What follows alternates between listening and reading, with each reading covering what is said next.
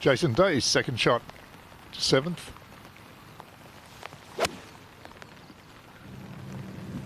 Couldn't let you take him, Doogie. Wonderful second shot there for Jason, 200 for his round, and that to get to within 2.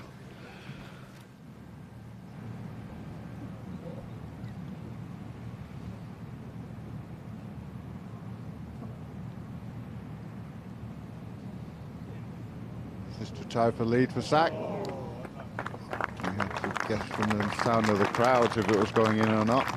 An umbrella in the way, but still a nice 3 for Sack Johnson on the 8th. Russell Knox has already putted from the kind of back left fringe and narrowly missed his birdie putt. Matsuyama will have a similar one coming up, but it's Tiger next to putt. He stalked this from every direction, walked all the way around it, just looking for any type of subtle slope. Overall, this is going to be a right to left. As it starts to turn, it will be going a little bit downhill. There's a fair amount of moisture on the greens from the rain. It abated while they were playing their seconds, but it started up again. But the greens are certainly, the rain is not soaking in because the ground is so hard, so it's just sitting on the surface. So you're going to have to deal with that. Normally when there's water on the green, the ball tends to break less. So you have to figure that in.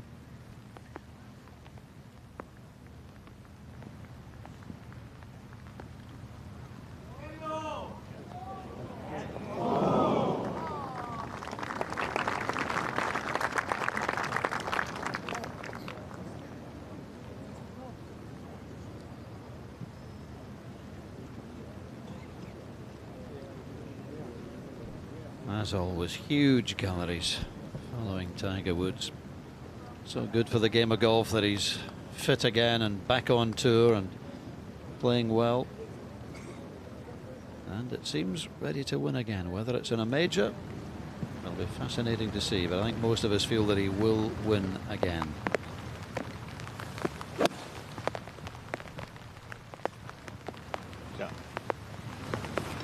Back to the far end of the golf course, Mark Leishman. Beautiful iron shot there. Tricky pin position this, just up against that bunker on the right. There's a big slope in this green up to the back right hand corner. You really, really want to be in the middle of the fairway to attack this flag. I mean, I don't see it getting all the way up, but I'm not ready to fight, you know. Good. Commit to it. 3 perfect tee shots for this group here at 10.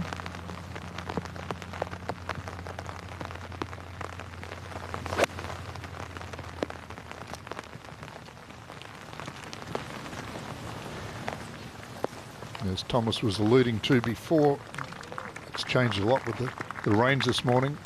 Matsuyama hit 3-wood into the burn in front of the green yesterday. There was that much roll.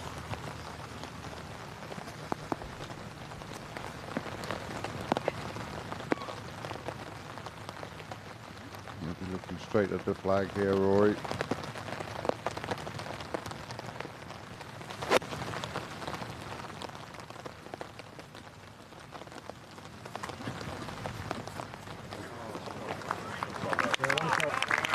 Beautiful tee shots, beautiful iron shots. And this group is playing very, very well today. Played well yesterday. They're just continuing doing the hard work today. They know there's a long way to go. Just keep doing the simple things. See if Jason can finish this off here at 7.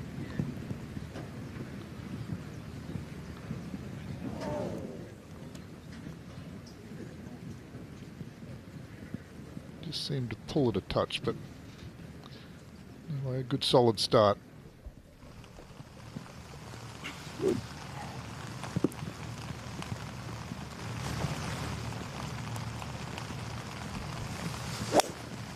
One bunker down the left, 2 down the right here. Might have overturned this a little bit, Sack. Question is, does it reach that bunker down the left? Oh, that's fine. No problems.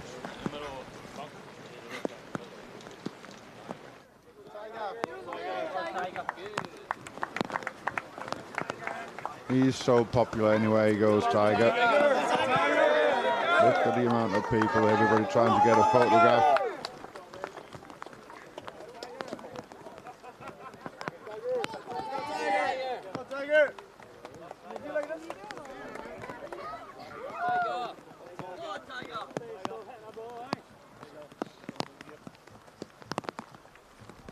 I think when he played in Florida earlier in the year, it was the biggest television ratings outside the majors when he was making his early year comeback. The interest is definitely there. Yeah, it's tough to play with him at times. I remember playing a few times when I played with him on Saturday when he won at Pebble Beach in 2000, and I had this 6-foot putt on the first, and he finished out, and it was like somebody lifted off the green and started moving it around because everybody moved, and I stood over this 6-foot putt. I don't think I hit it within a foot of the hole, but you know, it's just really, really at times difficult to play with him. You've got to be very much on your game, but when you're on, it's the greatest place in the world to be with the best players, and you're inside the ropes and watching them play and learn so much from them. But it can be a very intimidating place and a difficult place to be as well. Yeah, it's a bit like playing with Greg down in Australia in the 90s, 80s and 90s. It was like that. I mean, the crowds were always fantastic, all because of Greg.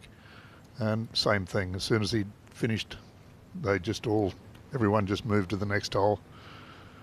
So it was quite difficult, but as you said, it was always fun to be there. Ollison for birdie at 10 to get within 1. Hit it.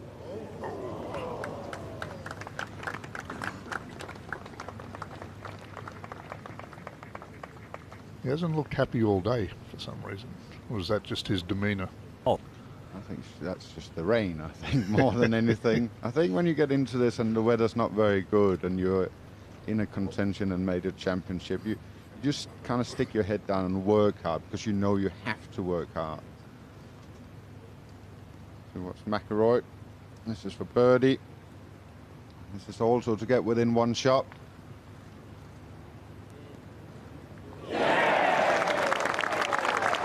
You can see the crowd getting bigger and bigger as he heads into this back 9. That's where everybody wants him. Certainly nice to see him right there. He had a struggle at the US Open. He's back at one of his big loves, the Open Championship, and he's right in contention right now in the 2nd round. This is where we all like seeing him.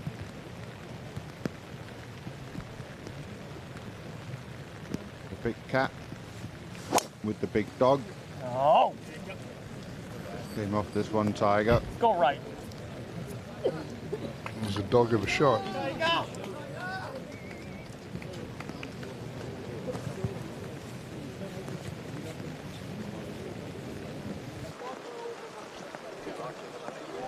It's going to take all Tiger's skill, that one.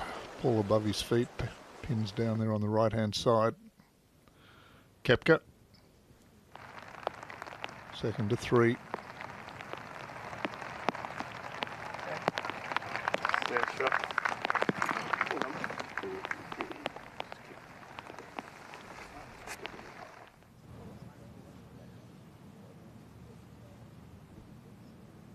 This is Molinari. Doesn't miss many greens, Francesco.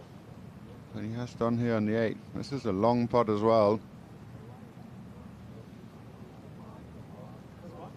He's got a wonderful pace at the moment, Francesco.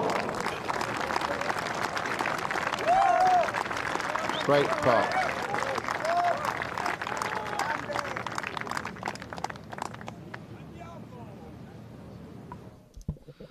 Well, Kevin Kisner not off for a couple more hours. And McIlroy is there behind. Zach Johnson also playing well today. Tommy Fleetwood. It's a good leaderboard.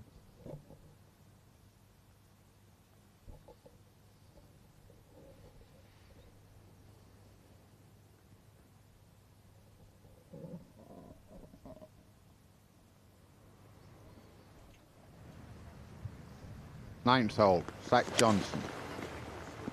It's going well today. You can see there's the 6-iron. Chasing it up there. This is a beautiful shot from Zach. Very well executed.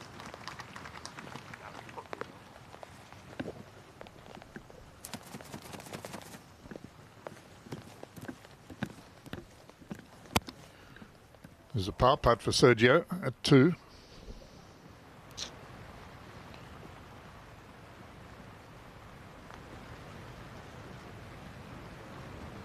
Drop to 5 over.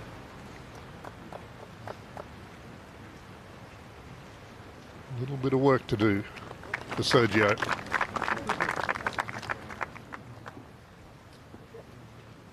Lost here in the playoff last time. We were at Carnoustie to Podrick.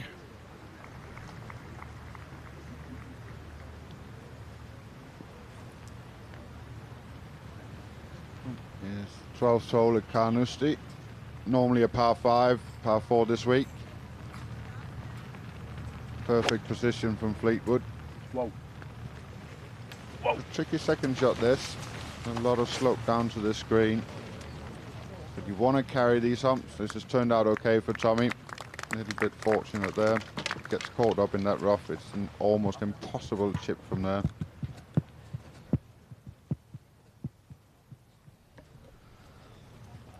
Well, Russell Knox has found one of the bunkers, so it'll just be a splash out. Tiger still 213 yards. Oh, looked like it just flew into another divot, or into a divot.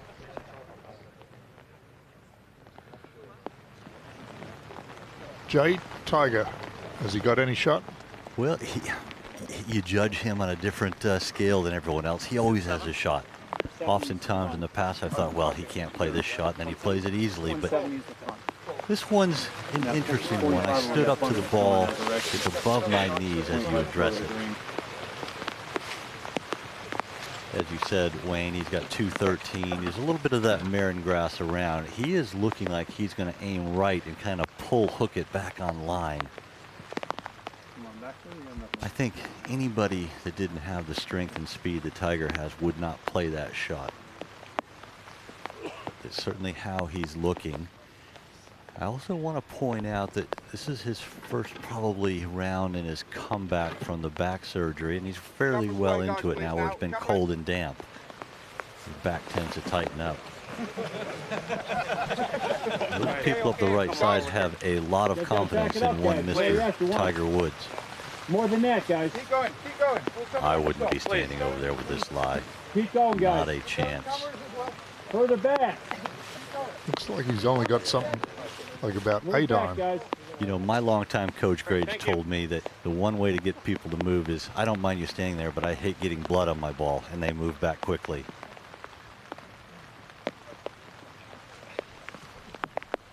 You can see it's well above his knee. It's about mid-thigh level for Tiger. This is going to be one you don't get much leg action, and this is all upper body strength. He's aiming a good 60 or 70 yards right of the green. He's going to pull hook this back on line.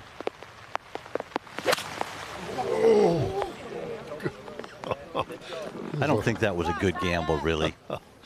There was a lot of dinner plate eyes there for a while as that ball was traveling towards the gallery. Well, you did tell them to get back. It's dangerous.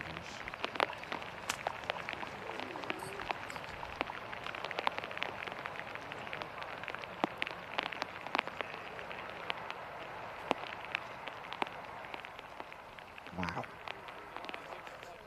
Well, this one looks a bit easier. This is McIlroy on 11.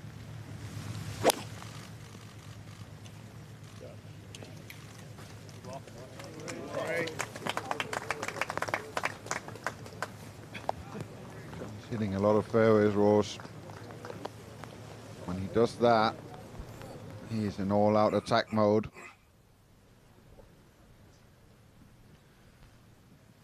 Koepka on the third. I think the most of World Golf was really delighted to see him come back and win that US Open after his long layoff with injury. He's a great athlete. He's a great asset to the game. He's a bit too strong on that one, though.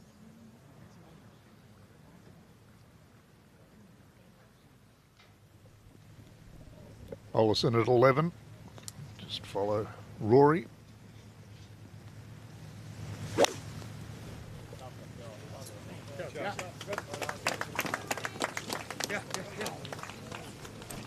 It's only 230 to the bunker there on the left. That leaves them about 135 to the front edge. If you look on your ticket, it'll tell you.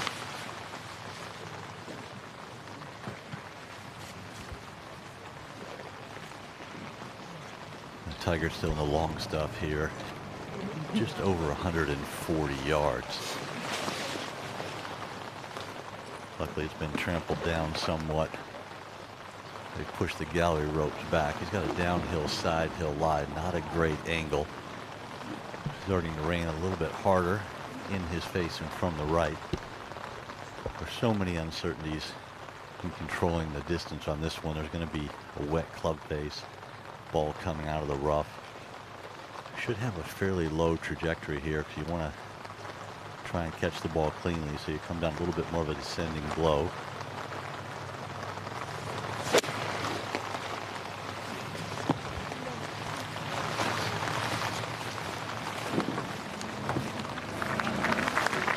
Good shot there. Into the heart of the green, just trying to minimize the damage. Looks like it's raining a lot out there.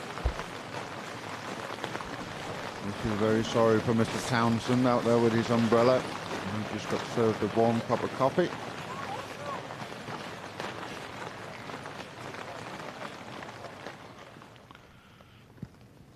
Zach Johnson, after a wonderful 6-iron in here at 9, is to join the lead.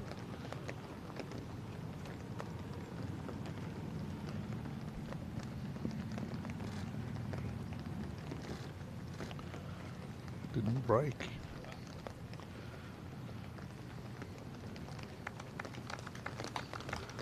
So outward half of 34 for Zach. Certainly knows what it takes to win one of these championships.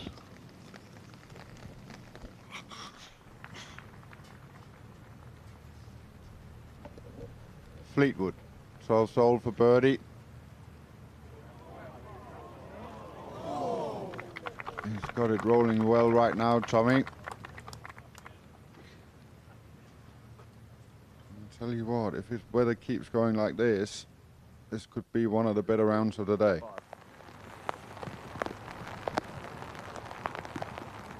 First to play out of just the first cut of rough. Leishman, flag is centre of the green, 18 on, just on top of a little tier.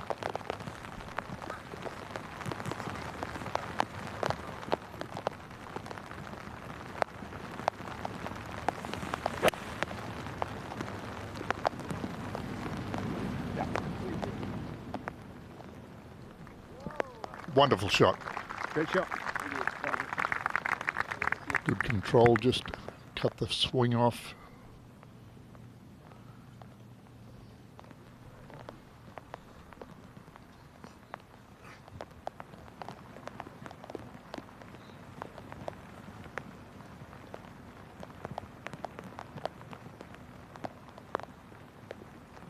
This is a good angle for Torbjorn.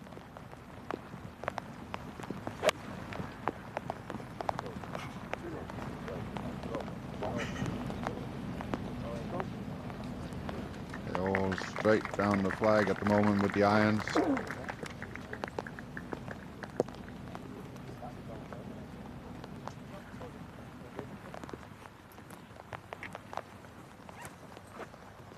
I always found that it's when you see your playing partners hitting good shot into a hole, I always found that for some reason it feels a little bit easier, swing a bit freely. I'd expect Rory to go quite close here.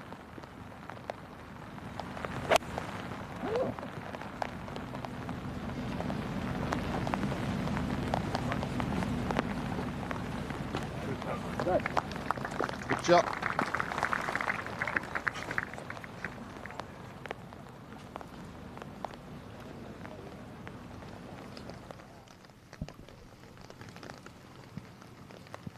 Steele's had a few problems down the 9th. Found the bunker off the tee. This is for bogey.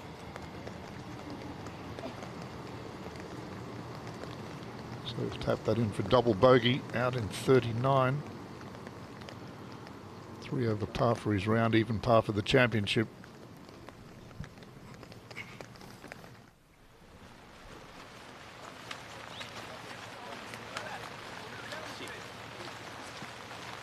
Back to the second green here, watching Tiger Woods.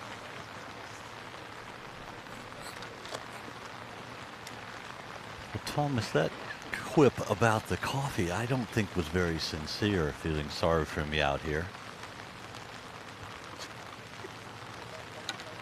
Oh, we're with you all the way out there, Jay. Yeah, from the controlled and coffee supplied comm box, no question. As Dennis Hutchins always says, the weather is never bad if you're properly clad, and I'm out here and ready to go. So is Tiger. This for par. This would be a huge par save. Uphill left to right. A pretty slow putt. Easy to come up a little short and right here. This would really get him going, because he struggled on the back 9 yesterday, starting at the 9th, right before the turn.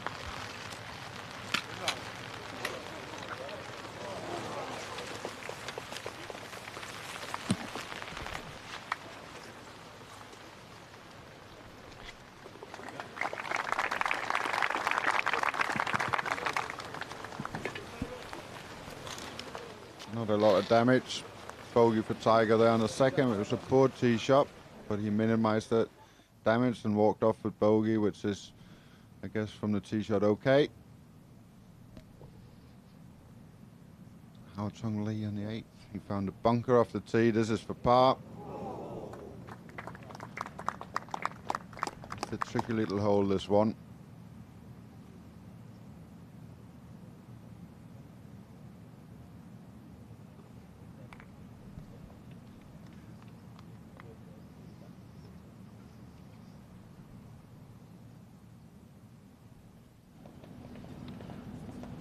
Rory, this to tie the lead. It was always outside, wasn't it? He's expecting it to turn.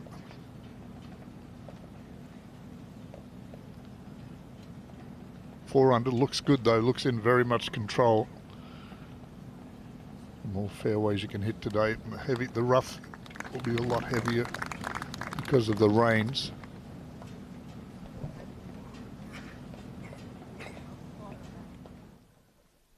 First look at the 13th hole here. Tommy Fleetwood.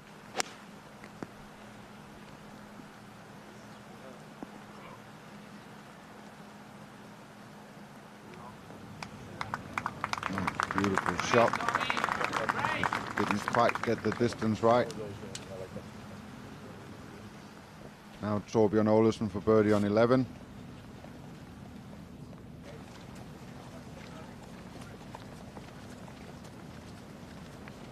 There's a lot of good iron shots being hit at the moment, but not that many putts going in.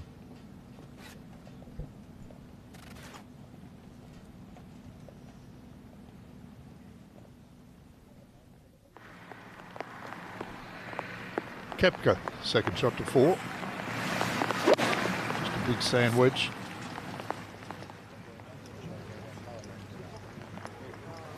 Spin. There we go. Good opportunity.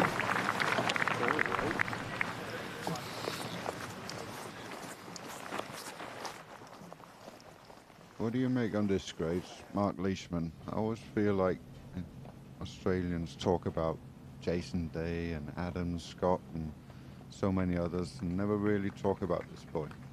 Yeah, I think he's proven himself. There's this for birdie at 11 and a bit of a shove. I think he's proven himself last year when he had a couple of wins and in big events, and that he really can play with the big guys. He loves the Masters. He's lost the Open in a playoff. So, yeah, I think if he was to win a major, then they'd they'd put him right up there with Scotty and Jason. But he's certainly a very, very good player. Here's one that has won a major championship. Oh my. And he's won it at St Andrews. So sure he's too keen on this one. I went low left for What's Zach. over there?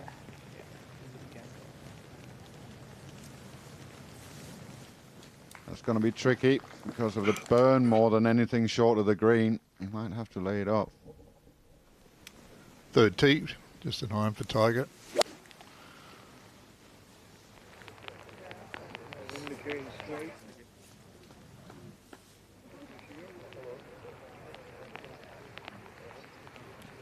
It's all you need. Just a wedge from there, second shot. Wonderful little short par 4, the third.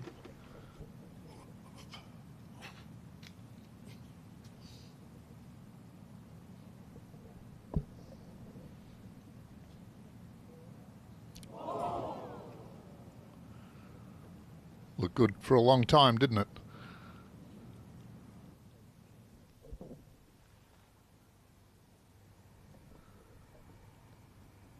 There we have Kisner still sitting dry inside the clubhouse, maintaining that one-shot lead over 5 players.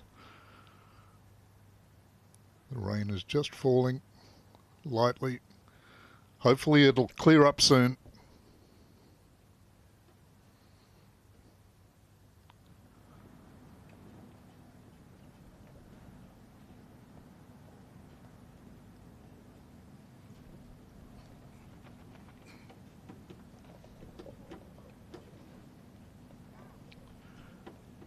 John Rahm at 2 under par. Looking forward to his round this afternoon. Ricky Fowler, great links player he is.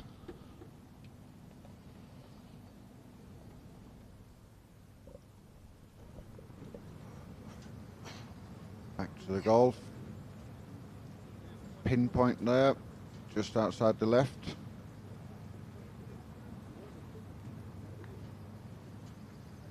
Started outside the left. Big break off that slope from the bunker.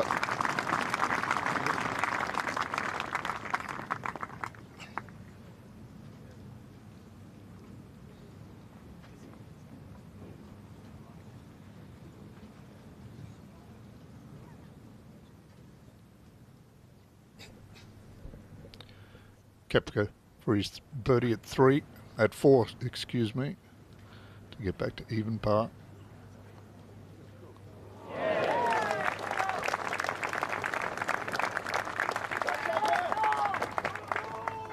Look out for him. He's capable of anything, Koepka. What a talent.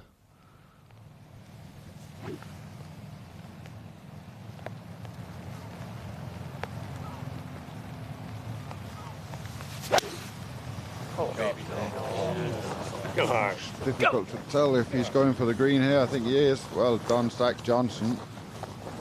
Great golf shot from there. Got a good lie and took advantage of it. Just an iron off the tee for Rory at 12. There's bunker down the right.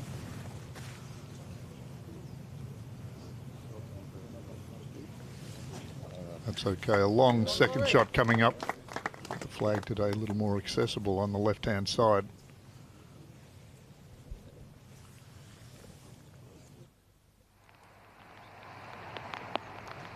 .155 for Russell. It's about 160, 161 to the back edge. You have to guard against going over.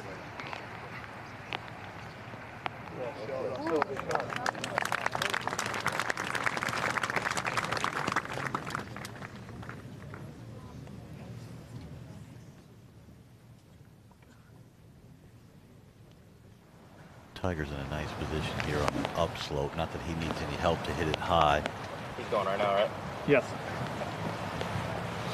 Not much breeze at the moment. What there is helping him from his left. Should be a pretty true distance here at 152. Right in between a 9-iron and a wedge. Wedge takes going over out of play. I don't think he can get too to the hole with the wedge in this cold conditions. Modern ball just doesn't fly that far when things are cold. Get up a little. Go a little.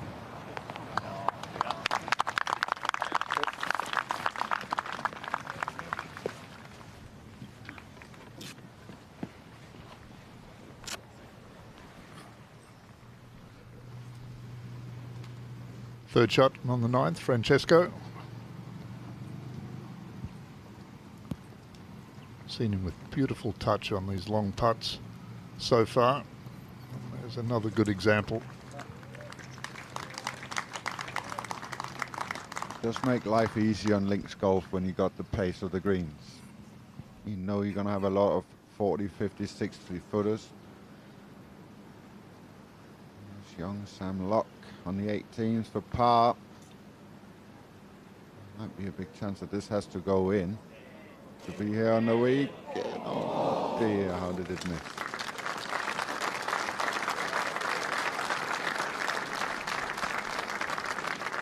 That's a great comeback. He was 4 over and birdied 13, 14, 15, but bogeyed 16 and 18. 3 over, you think hasn't got a chance, Thomas? Oh, it's certainly got a chance. There's no doubt about that. It's a bit tough out there today. Hopefully he'll make it to the weekend.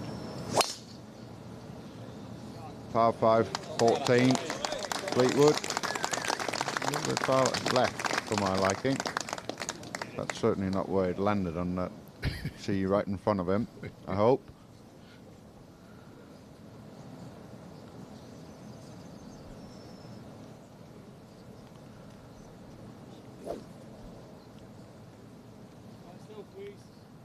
.14th, the easiest hole on the golf course. Just a very short par 5.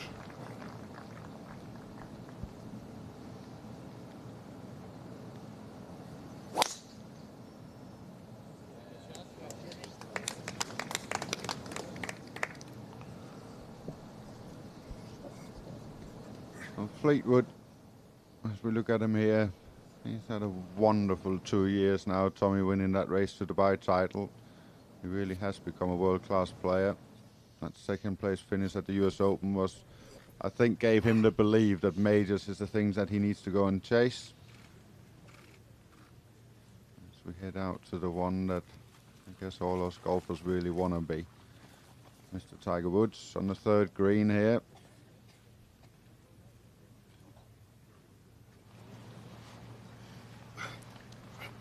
Thomas, this is a bit of a tricky putt here. The hole is actually cut on kind of a subtle little knoll or ridge. This putt that Tiger has looks very straight, but I'm cheating using the green book as you do. As it climbs up this slope to where the hole is located, it should have just a slight movement from right to left. Once you get beyond the hole, the green goes away from you, so you have to guard a little bit against giving it too much and sliding it down that slope away from the hole 3 or 4 feet. I can tell you, Jay, that we just watched Brooks Koepka maybe for shorter distance than this, and he putted 6, 7, 8 feet past the hole. He just got a little bit aggressive on it, so you are right. You've got to be careful with this putt. You don't want to be over-aggressive with it. Over the years, he's had such great pace. Of course, you can't hold the putts he's holed without having great touch. Putter change about a month ago. Drastic change from his old answer style putter.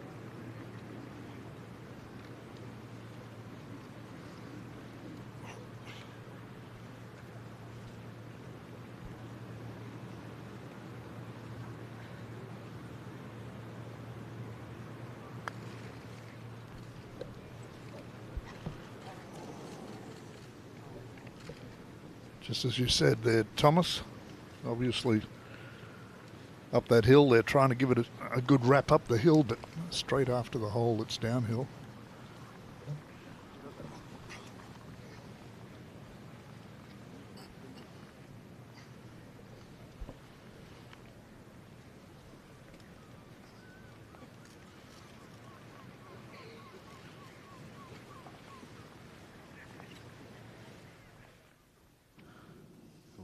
Over to the 5th hole.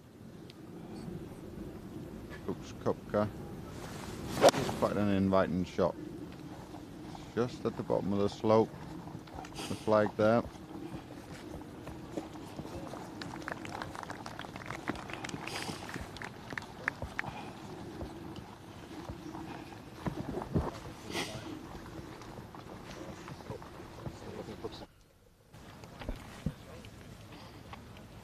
Zach Johnson, outside chance for a birdie, but he was quite happy with being on the putting surface after the tee shot. Was looking in all the way, just grabbed a little bit of water, I think, and then held up short. 243 left. You see the difference in round 1 where he was, and he made birdie. There hasn't been a birdie here at 12 today so far. And it's quite a tricky pin to get close to on that left-hand side. Because when you come in from this fairway, you pretty much got to get over this bunker that's about 20-25 yards short of the green.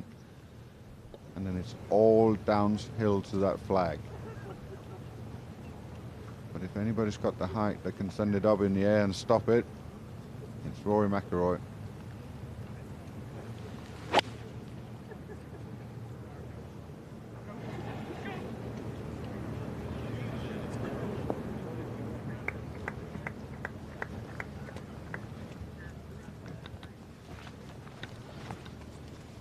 Amazing that it doesn't bound on from there, landing on the downslope, but just take a 4 on 12 and move on.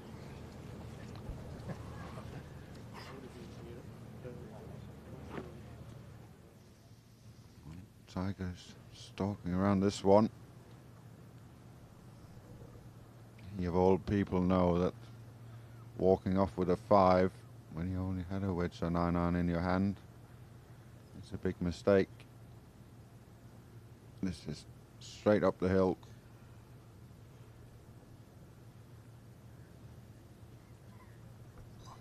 You've been quite firm with this one.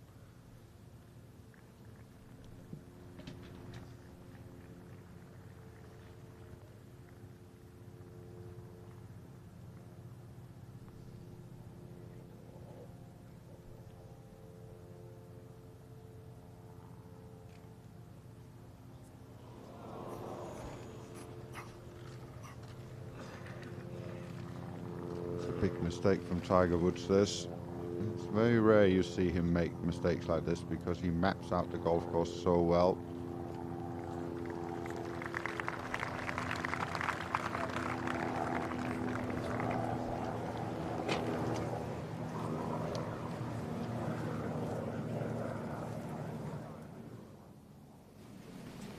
Ches Reavie on the par 3/8.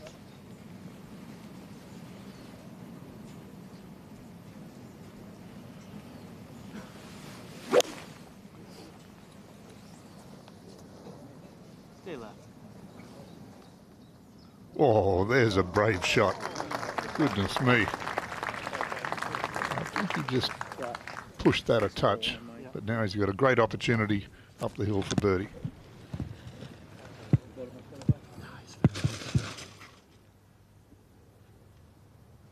Out to the McIlroy group. Oleson's third shot on the 12th. He found trouble off the tee.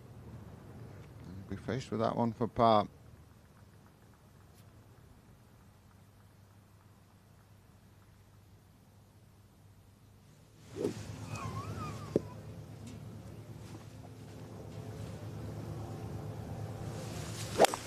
Just a hybrid for Zach. That's going to be right. That can make the bunker comfortably on the left, but should be under the one on the right, which it is.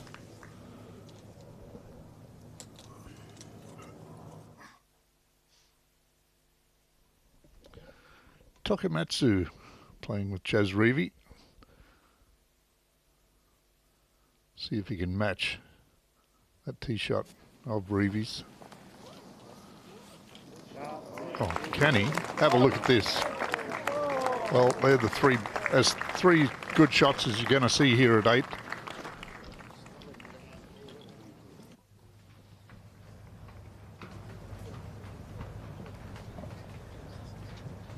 wonderful drive from Tommy Fleetwood. I thought it was fractionally down the left. I'm not so sure the second shot is as great. He's not liking it. Yeah, that's okay. That's on the green. We'll have that for eagle. Wasn't his best swing.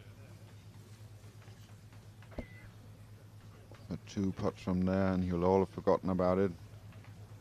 Birdies are not that easy to come by today.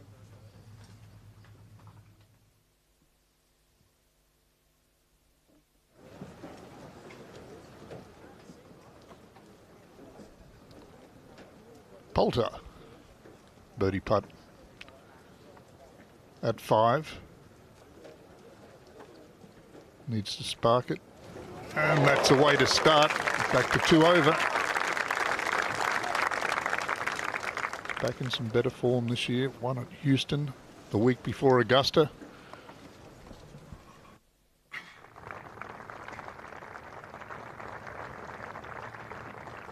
This is long and tricky for Rory. It's a big slope that comes off the front of that green down to the flag. It's not a putt you would have practiced in practice, I don't think.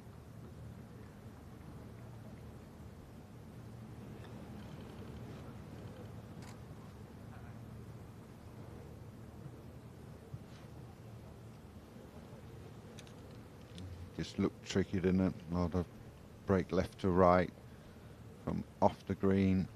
Difficult to judge it.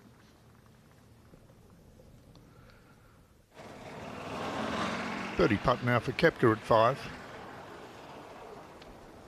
Can he follow him in? He could have. He'd have hit it.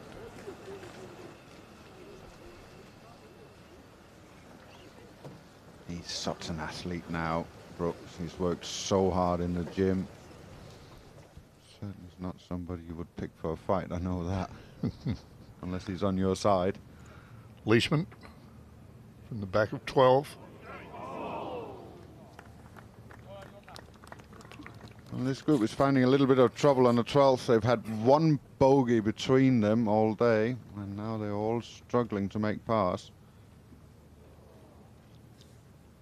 Mark Leishman's even taken a penalty drop on this hole, so it's all going a bit wrong for this 3-ball on the tough 12th hole.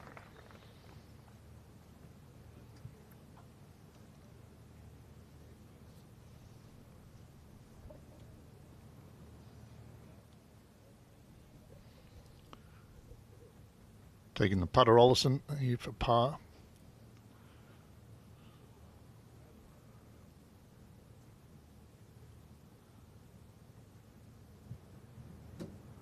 There you are, Thomas, tied for second. 129th, so well, this is the 147th, so it's a long time ago. We don't talk about the other one. No. No, it's not nice to be brought up, is it? I know exactly what you're talking about. Jez Reavie. I sat in that grandstand in 1989 as a kid and watched it all unfold, Wayne. Yeah. Lost to Gary Woodland at the Phoenix Open this year in the playoff, Reavie. So it's been a pretty good year for him. McIlroy for par. No, just leaked it a little bit. Well, the good thing for this group, as they are struggling on the 12th, is that they're heading into 13 and 14, which they played the 2 easiest holes on the golf course, so there's every opportunity to get it back. You just got to keep a straight head right now. Keep working. Tiger at 4, just driver over the right-hand bunker.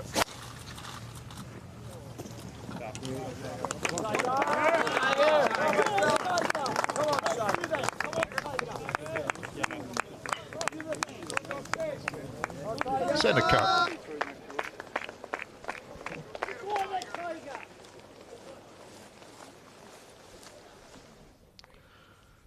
Scotty, second shot to 11. Even par.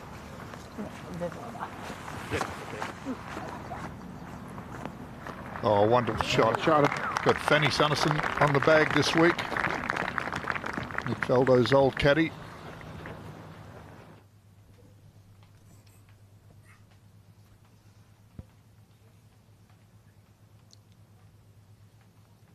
This is actually to tie the lead.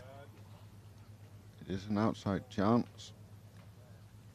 Good pace. Not quite the right line for Fleetwood. But I'm sure he'll tap that in to be one shot behind. Second shot with only about a 9-iron for Zach. Or get left. That's a unforced error there for Zach.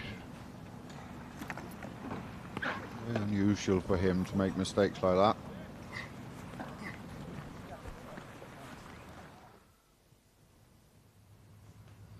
Fleetwood now to get within one.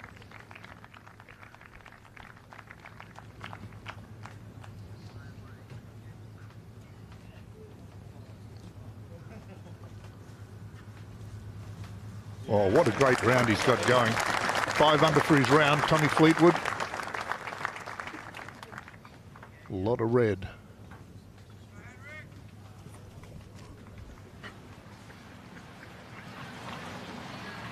It's not often a Tiger takes on the bunkers, but he did. He has the advantage of being middle of the fairway. Only a wedge in hand, 122. Great angle to a pin that's just begging to be attacked.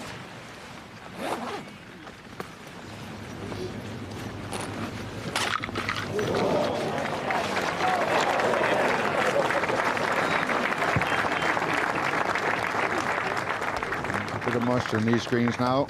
I'm starting to spin some of these wedges back. Does offer some a lot of opportunities to go be a bit more aggressive and going at the flags.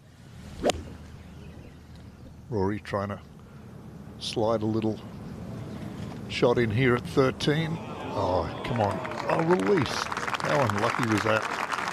Still good. It could have been a lot better. He's looking nicely in control of his game today.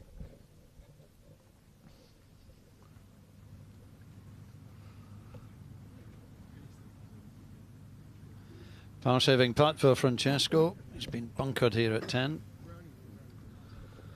You've boomed back into it, Doogie. Yeah, revitalised grades. Amazing what difference a cup of coffee and a little break makes. Been a fascinating day though, I have to say. Just love the fact that it's a different challenge being offered to the players today.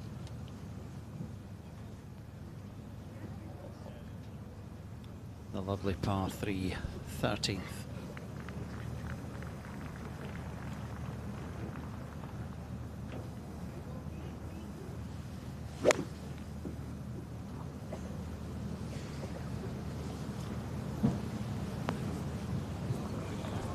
Yeah, another good tee shot.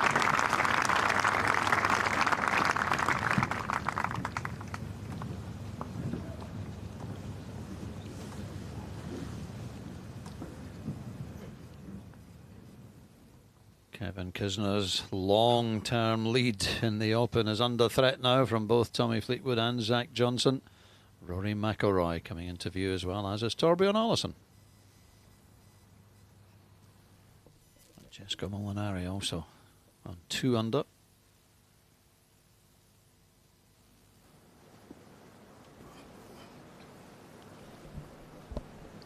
Not a difficult little shot here for Zach. Just flop it onto the downslope.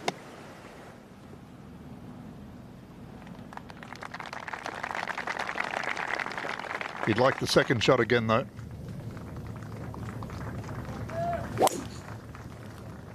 There we go.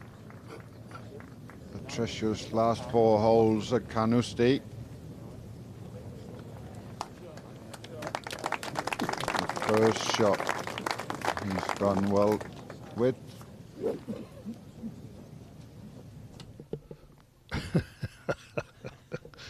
Trick shots from Padraig. Well, it could only happen to him, couldn't it? He's probably practiced this, actually. He or Mike Clayton.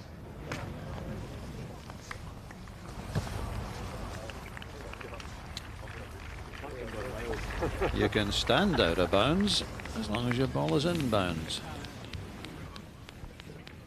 Pretty good shot.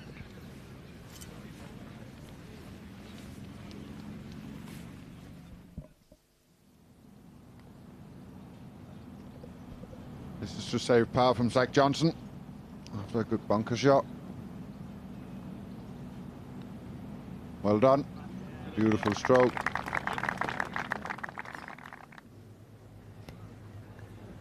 Very little break in this one. If anything, a little bit right to left. It's just gently downhill.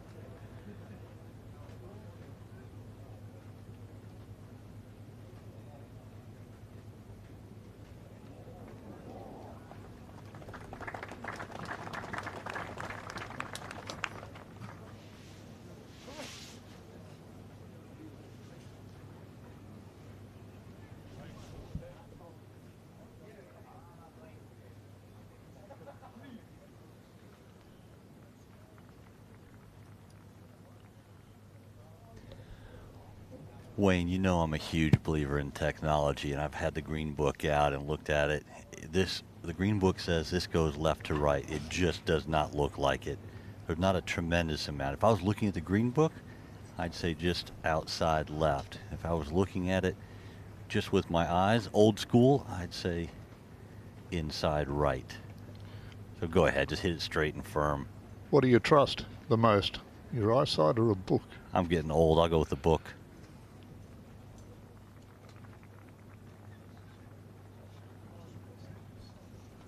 Well, you should trust your eyes because that was right edge or inside right. Birdie for Tiger. We'll warm the gallery's hands up.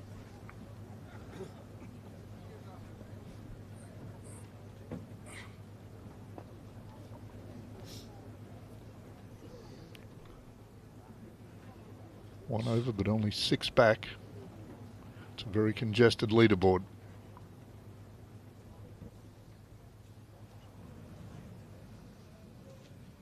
Just a reminder that the weather is meant to improve around lunchtime, early afternoon.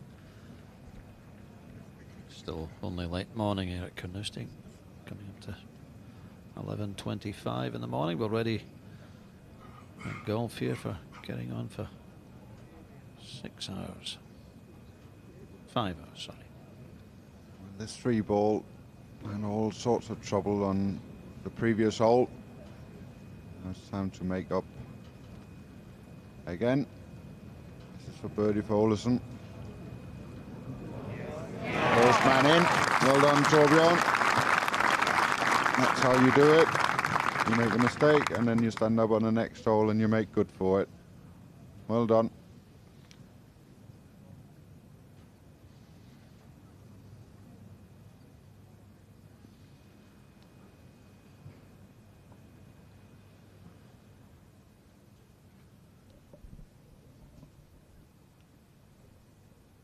A little bit longer than I thought this from Rory.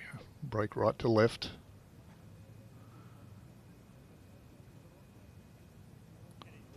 Well done. He too gets back the shot. He dropped at 12. Back to 4 under, 1 behind. Really looks solid today. Just the one loose second shot back at 12. It cost him 5. You can usually tell when Rory's in good shape. There's a bounce to his step, isn't there? Zach Johnson at 12. That's tough. 501 yard par 4. Thanks.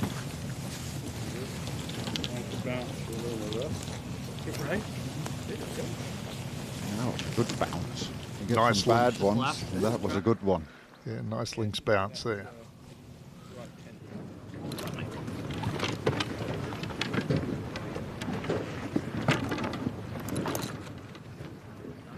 Great to see Tommy turning it on this morning.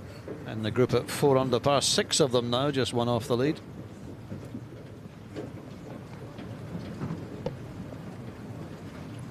Just about see the flag there on the TV tower left of 15. It's all the way back in the left-hand corner here. Be nice and aggressive. Landed in the middle of the green. Unlike yesterday where you had to land it about 20 yards short of the green and roll it down to a flag, you can fly it pretty much all the way up there today.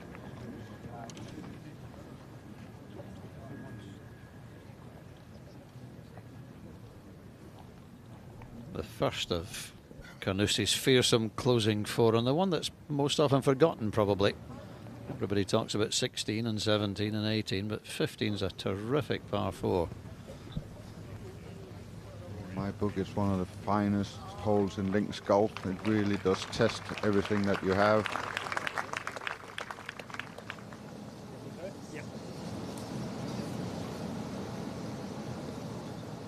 Looks like a 3-wood for McIlroy here on 14. Yeah, exactly. Easiest hole on the course today. We've had an eagle, we've had 7 birdies. Just the 1 bogey. Still early on, of course. Not that many players have gone through 14. Straight at the TV tower there, left of the leaderboard.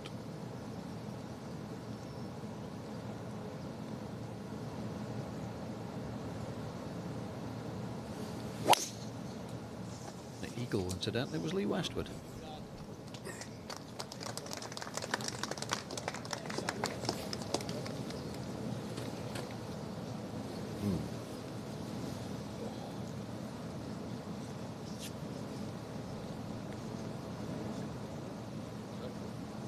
You won't be able to see where that is from the tee. Amidst all the other changes the players are having to address today in these wet conditions, different bunker technique required as well. Wet sand in the bunkers today, as opposed to the fluffy seaside sand we've had all week.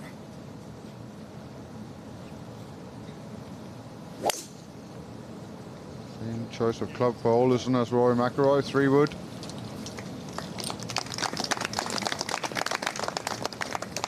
That's much better. That's in perfect position. And it is actually raining quite heavily now.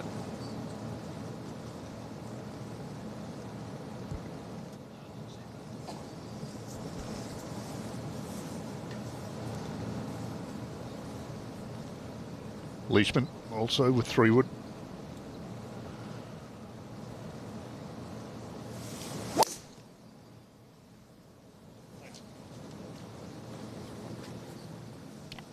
Not turning, but okay.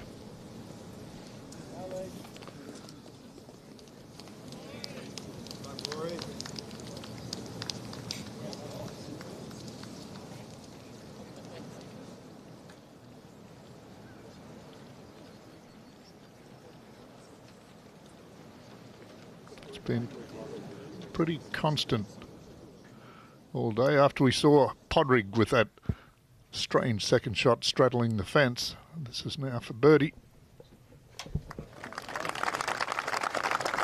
One of Podrick's more adventurous birdies. First of the round, back to 4 over.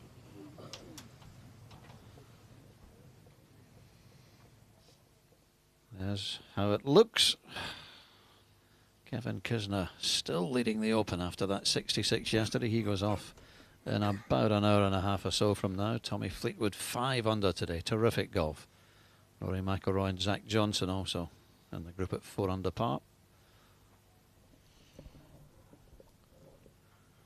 Ryan Moore, a couple overs are going in the wrong direction. Adam Scott and Hao Tong Lee inside the top 20.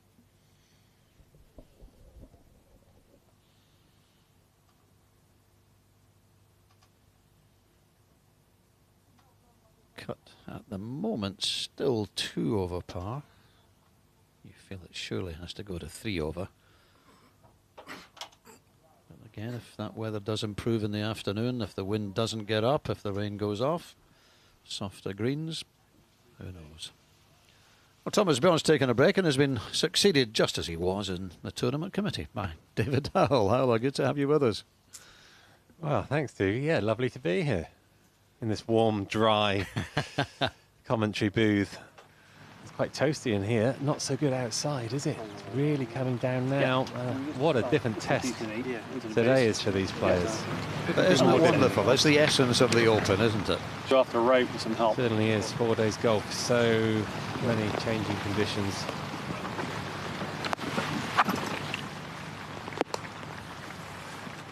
Perfect tee shot for Tiger. Laid well back, 183 wind behind. Wind is actually freshening in the last 20-25 minutes. There is a fairly decent rain coming down, but there's some brighter skies in the direction the weather's been coming from, so there's hope for us out here. Pretty friendly hole location at the base of the slope going up to the back tier. What wind there is behind him and from the right. So if he wants to play his stock little cut-up shot against the breeze, just aim it right at the hole. Ideally, you want to keep it short of the hole so you have an uphill putt. Push and win.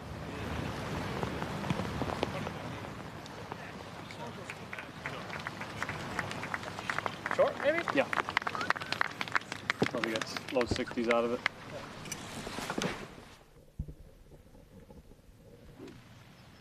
Zach Johnson, the 2015 champion.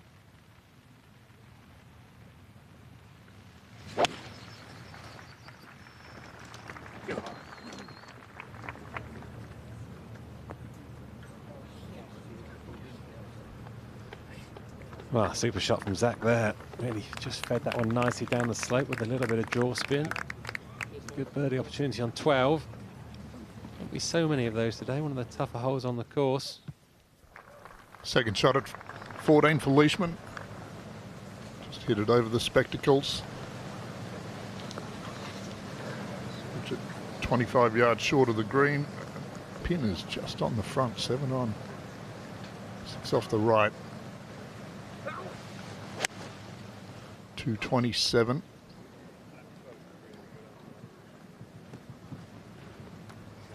Sit down.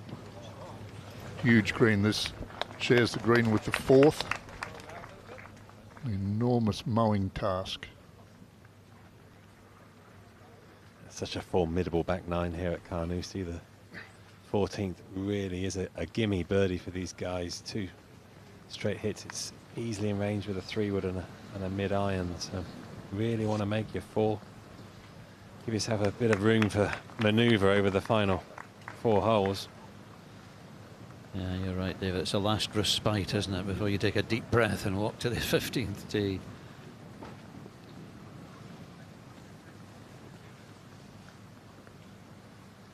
Torbjorn Olesen played really nicely this morning. Just that one bogey when all 3 of them got themselves in trouble at 12.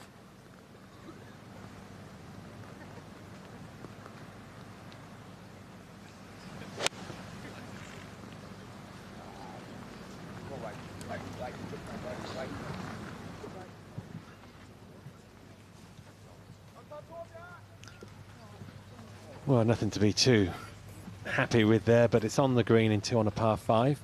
And you just never know. Sometimes you pop the long one in for the eagle.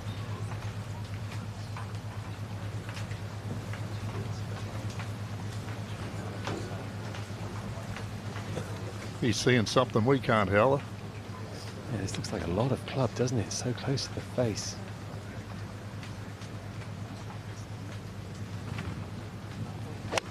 Wow. Oh.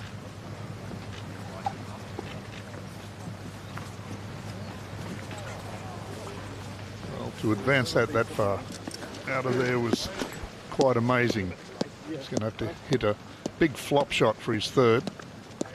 Yeah, it seemed like a lot of risk for fairly little reward there. He's got an awful angle now for his 3rd shot.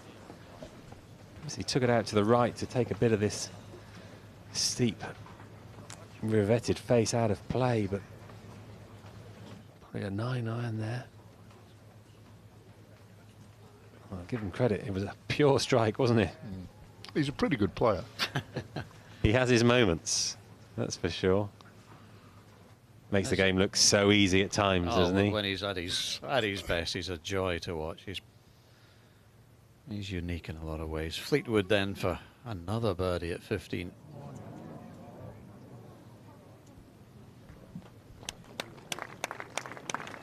Only one thing on Tommy's minds nowadays is to get that first major victory.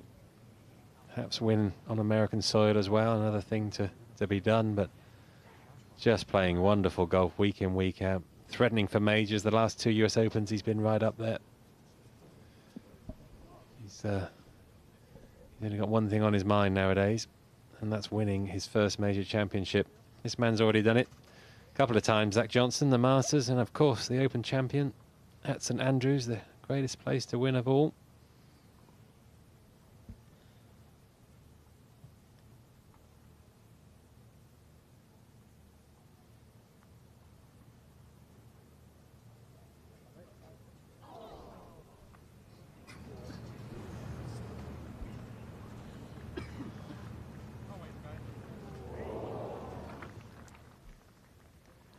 Slow uphill putt for Tiger, just a little bit of movement from right to left. He just started at the most, I'd say, a cup outside right.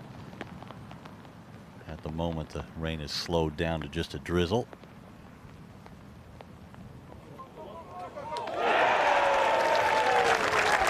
Back-to-back birdies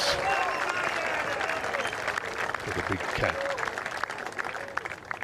How many times has he done it over the year? Just when you think he's beginning to slip out of contention a little bit, bang, bang, and he's back. Well, he's not hitting a flop shot. He's going to use the ground. Pretty good shot from Rory. Yeah, sensible play there.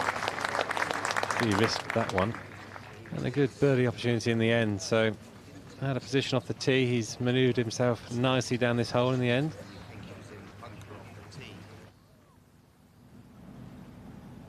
The part of the game which Francesco Molinari really has had in great order for the last couple of months. He's putted beautifully. Can he make birdie at 11?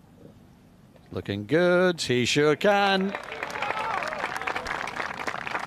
He's so long, so straight, so accurate with the irons. Once he gets the putter going, he's a hard man to beat. He's going to have a bad back pulling the ball out of the hole.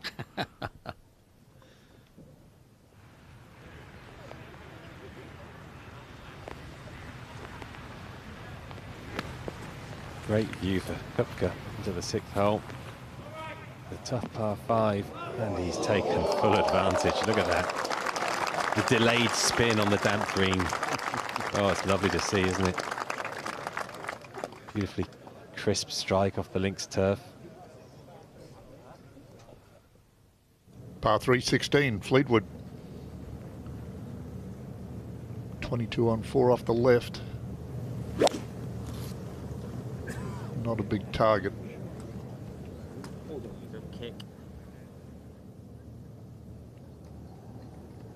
Nice friendly bounce. You'll take it. Anything on the dance floor here is good.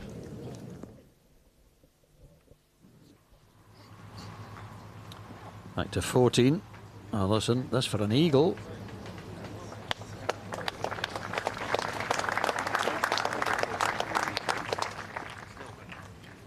Should be tap in birdie for the Dane to join the group at 4 under, just one off the lead. The great thing about Torbjorn, once he gets into contention, he really goes backward. He's a very aggressive player. He proved that in Italy, didn't he? 64 final round to hold off Molinari.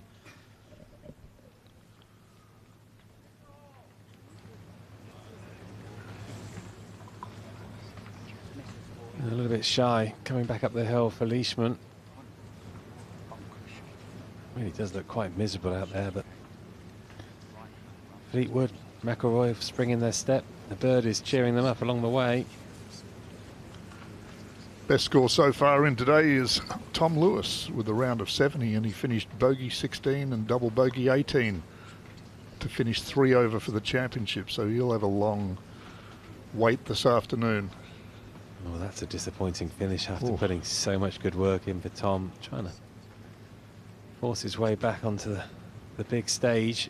Rory, well, he did find the birdie. It was worth the risk from the bunker. Tied for the lead. For the first time since just about this time yesterday, Kevin Kisner has company at the top of the leaderboard. word will quickly spread around the course. They'll see it going up on the scoreboards. Rory McIlroy tied for the lead in the Open, with a fiendish final 4 to come.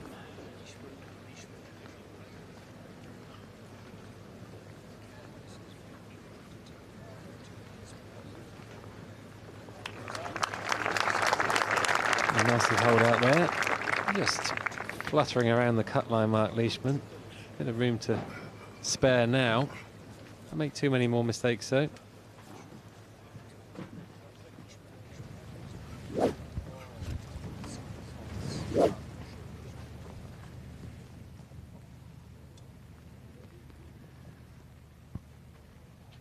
.270 over the second trap in the middle of the fairway. Just under 300 to the first trap through the fairway on the right. Going with the big stick here. This was the only hole where he hit it yesterday. He's already hit it a couple times today now in the first 6 holes. That's your bailout over there. It's no problem at all. Looks to have a decent lie.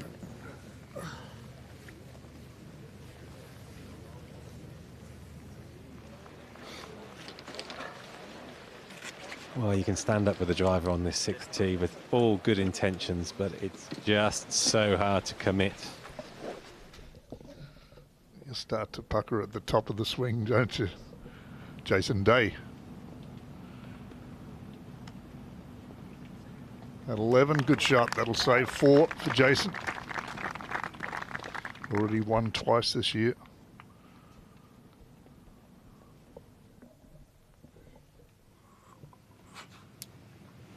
The 9th, putting from off the front of the green.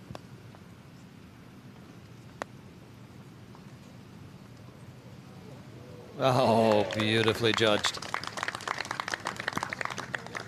And 33 for Carl Stanley, moves to 2 under.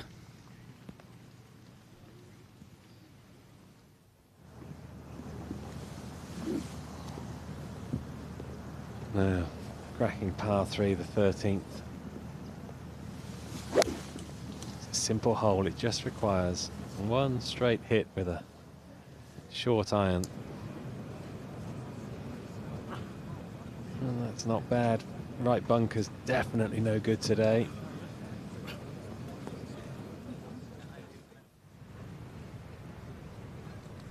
The 16th, Fleetwood.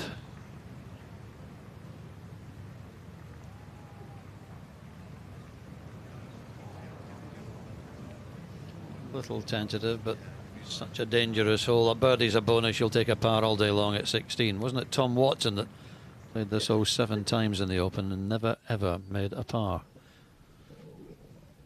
Never better than a bogey.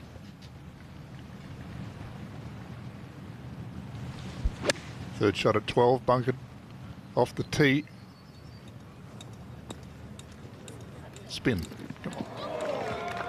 Nice way to save par. Now, Molinari's been a decent player for a long time, but so impressed at how he's managed to really make improvements at this stage of his career. You know, he's been out there 15 years or so now, and he's really got better in the last 2 years. Every credit to him.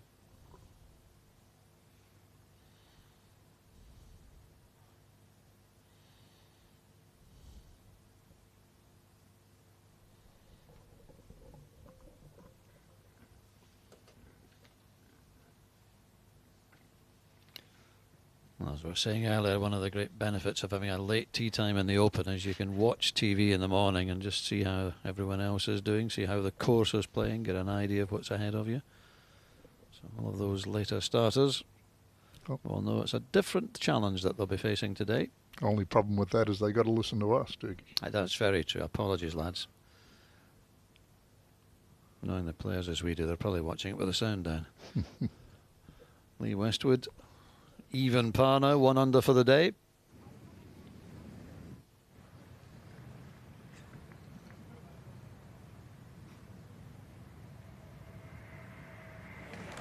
Have you gone to some sort of hybrid putting grip, Hal, or are you still standard? No, my putting grip hasn't changed in 20 years. Yeah, if I start changing that, then I have got problems. Yeah, I'll be in here more often, that's for sure.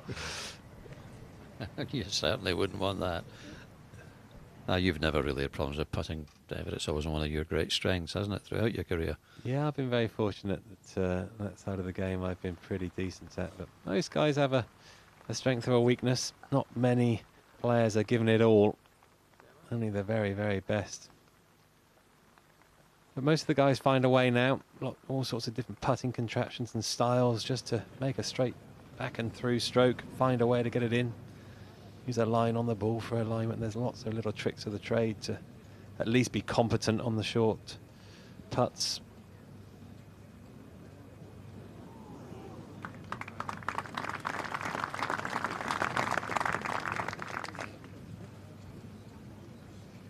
There's a man that hasn't struggled either. The same putter for so many years now. Seems strange to see Tiger with a different putter, doesn't it? Yeah. Yeah, I think all 14 of his majors were the same putter, weren't they? The stroke still looks the same though. Wonderful flow to Tiger's putting stroke still.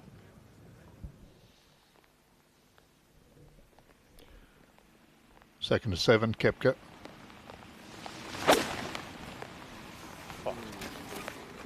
Just this wispy rough is a lot different to play out of today with the rain, a lot heavier.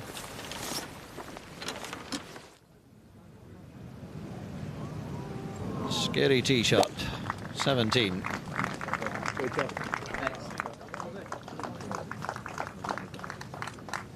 Yesterday's conditions, you could actually blast it right over the second turn of the Barry Burn. Not today. Make sure you're on the island. Oh, Jimmy was up early this morning. Maybe he was up late last night.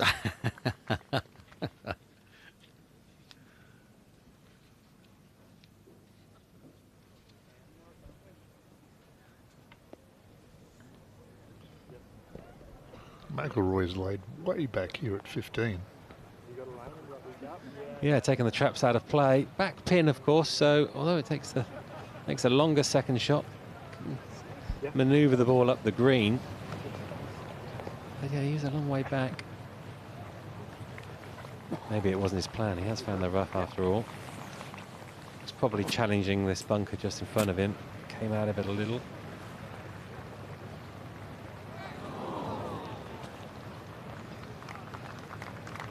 Wind helping. Off the right. Only about a 10-mile-an-hour wind.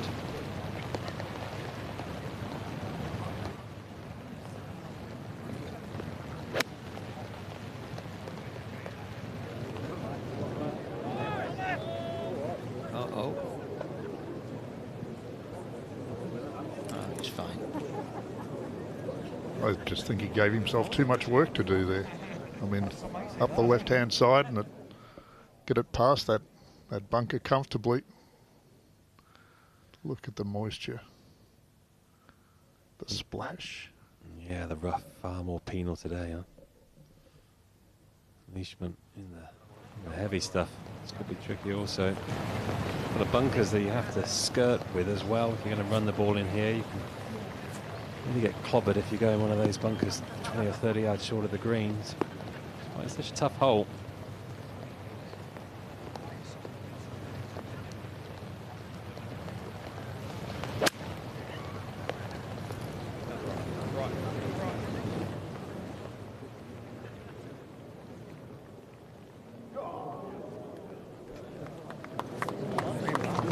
Well, he flirted with the bunker. Oh, that's a wonderful result. It didn't look like the ball came out at all for him. He will be delighted. Torbjorn's found the fairway though. This is where you want to be. There's only been one birdie here today. That was Sam Locke, the amateur.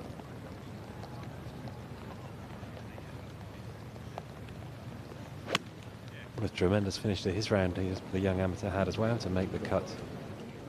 Superb effort.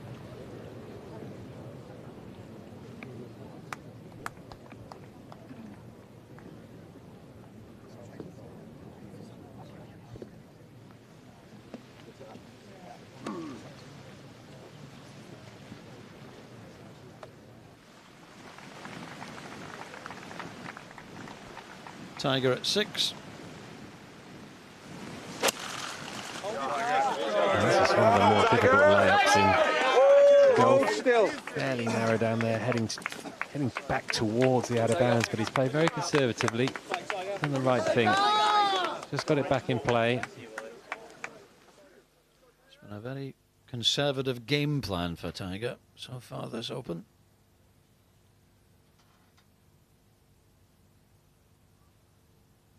Rolling a lot in that low stinger off the tee. Still doesn't look wholly comfortable with the driver in his hands, does he? Yesterday's conditions were superb for him. Didn't need to get the big stick out. Today, being forced a little bit to get the driver out of the bag. Johnson to stay at 4 under at 13.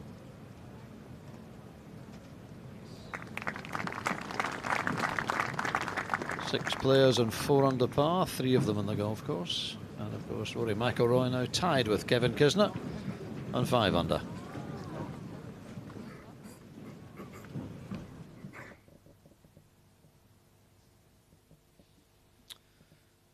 You've got to be made of stern stuff to be a golf fan in these conditions.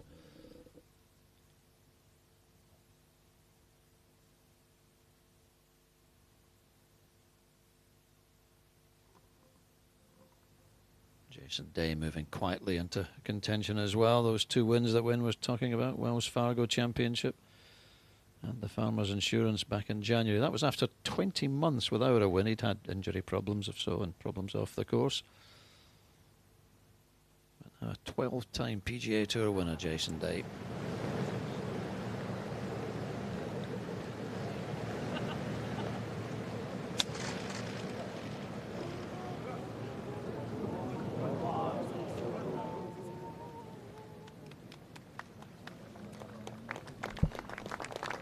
Work to do for our co-leader, McIlroy.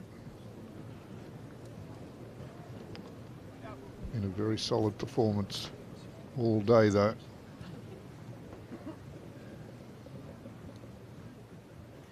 Well, the great thing is he knows he's in this tournament now, isn't he? Coming towards the end of his second round. He's in the lead, so a drop shot doesn't particularly hurt him. Tiger laid up to 185. Took the ditch to the right and the out of bounds to the left, out of play. Breeze in his face, about a 1 club breeze, hurting in from the left. There's a deep bunker just long left of where the hole's located. Look for him to hit this a little bit right, give himself the best opportunity for a birdie. And he's playing that out of a divot, so had to kind of punch it out of there a little bit. It was a sandy divot. Come on.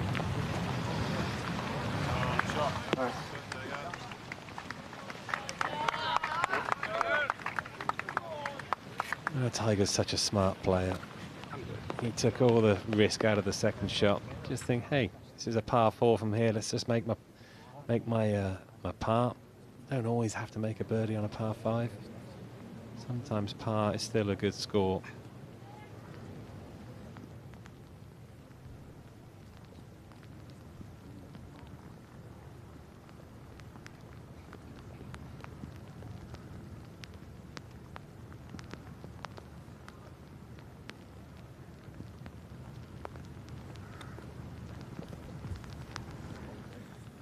Anywhere next to the hole would be good.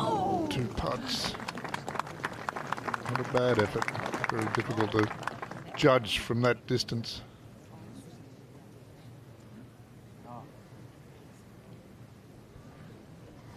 Well, yesterday's early starters will be licking their lips with these conditions, won't they? They had the best of it yesterday morning. It's just far from easy out there now.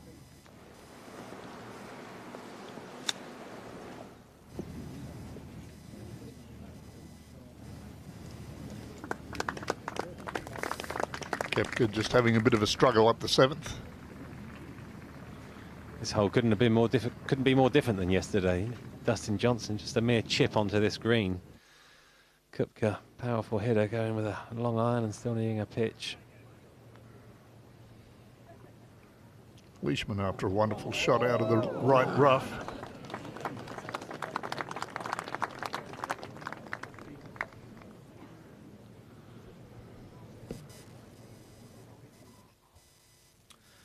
That into the 12th for Jason Day, this long par 4.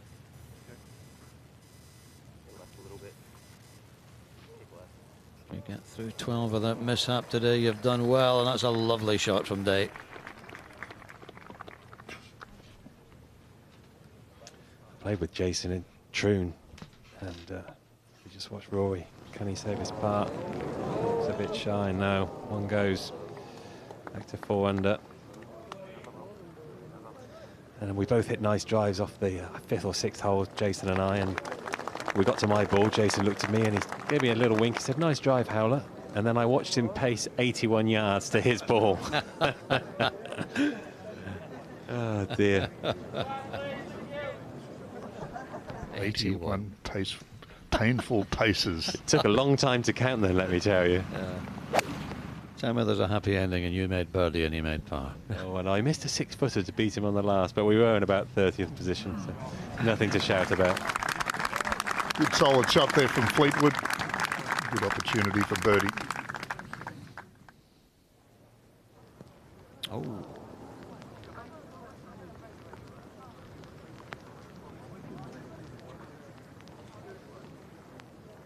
Oh, that's so frustrating, isn't it? From the middle of the fairway. A beautiful tee shot, prime position, giving shots away. Eric van Rooyen from South Africa. Played so well in Ireland a couple of weeks ago. Opened with a 67 yesterday, and it looks like he's continuing where he left off yesterday.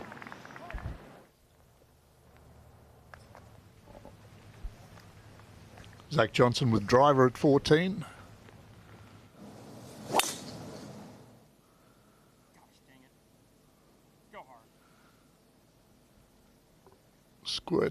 Skirts the first one, and very nice, lucky.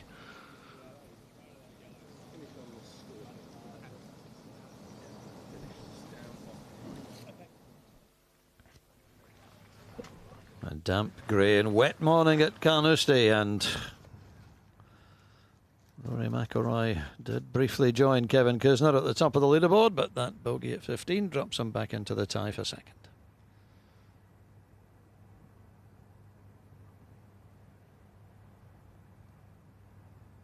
Been a good day today for McIlroy and Johnson, Olesen and Molinari and Jason Day, but particularly good day for Tommy Fleetwood. 5 under. 2 to go.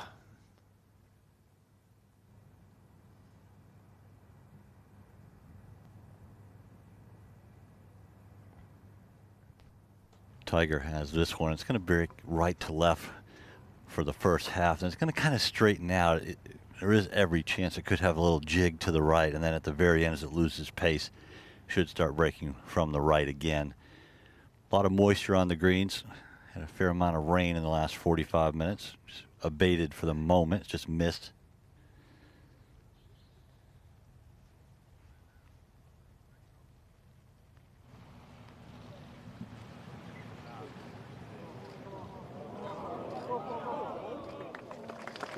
Heard you talking earlier, Wayne, about would you trust your eyes or the green book. Well, if you had Tiger's eyes, I think there's only one answer to that. Something he's done better than just about any player in the last 20 years, reading the greens. It's all very well being able to hit the putts where you want them. You've got to get the read right, and he's done it better than anyone, time and again.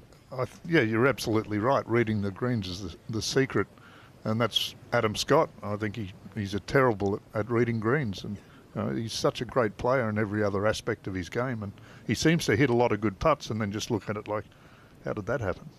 Yeah, it's funny. I played with Tong Chai Jaidi a few times lately, and he's given all responsibility to reading the putts to his caddy, Shane, who's doing a wonderful job of it, I might add. Tong Chai's holding them from everywhere. And you wonder whether, that might work for someone like Adam. Just tell me what to do, boss, and I'll do it. But it's getting the pace right when you get the caddy to read the putts, David, isn't it? Well, yeah, you need to know that you're going to hit it 18 inches past or dead weight for sure. Matsuyama with a great opportunity here. A little right to lefter after a really wild tee shot. Chance to steal one with a birdie 4. Oh,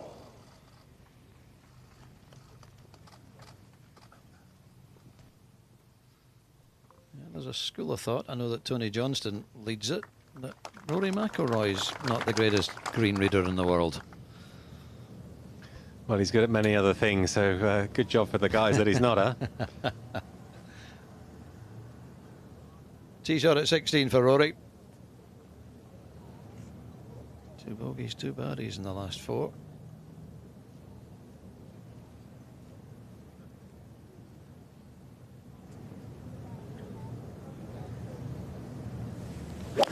.237 yards, pin 22 on, 4 off the left, and really nowhere to miss it. Rory trying to chase it on and up the ridge. That's okay.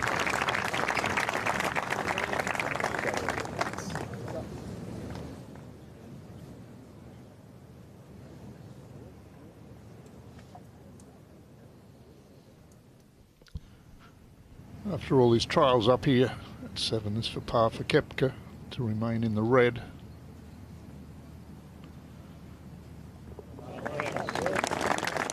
You don't win a US Open if you can't get the ball around. What a comeback from Brooks. A shocking front 941 yesterday. Back in 31, he's under par now. He did this exact same thing at the US Open just a few weeks ago.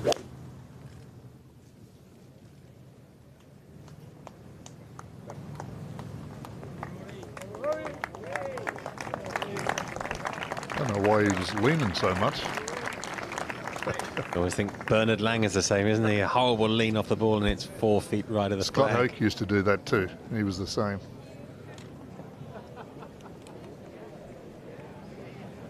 Just after midday here in Carnoustie. Wherever you're watching around the world, whatever time of the day or night it might be, I'm sure you're enjoying this second day of the Open. Frankie Molinari to save his par. Oh, and he's missed one. Second bogey of the round for the Italian. Slips back to 2 under. Playing with Justin Thomas and Brandon Gray, so have both had their problems.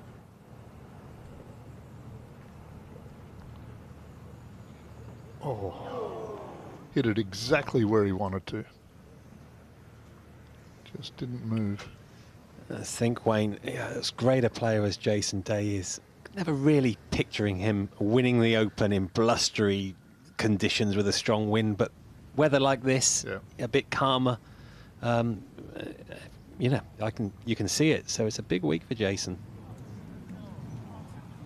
Yes, it's taking the opportunities when you get them and when the conditions are right that suit you.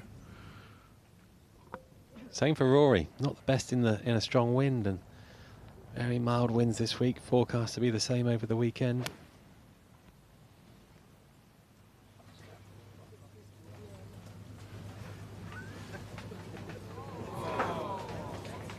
Whoa.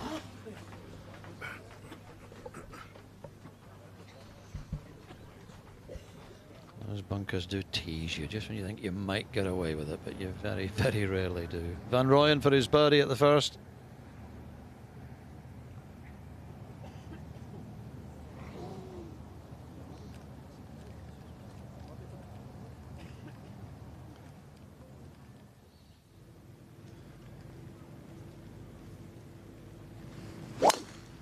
Slightly more intimidating drive today, the 18th. And this is another ripper from Tommy Fleetwood, right down the centre of the fairway. He's making the game look very easy at the moment, and of course we all know it isn't. Koepka at 8.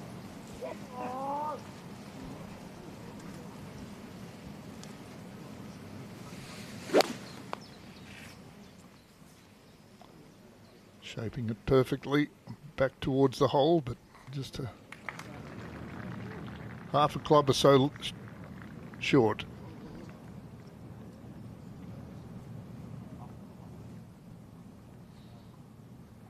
Yeah, aggressive play, not just going for the middle of the green, trying to search the pin out. On 16, Leishman. Oh, nicely done. Pumped it right into the bank. Good grab on the second bounce.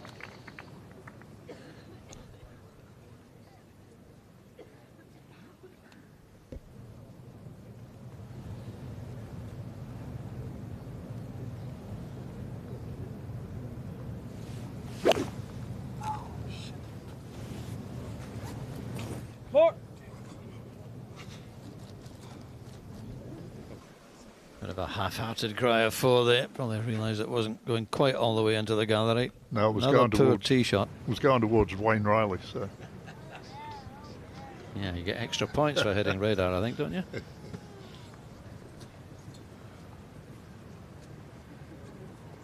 Rory likes to take a slightly open stance with these putts because he reckons he's right eye dominant and it's easier to see down the line.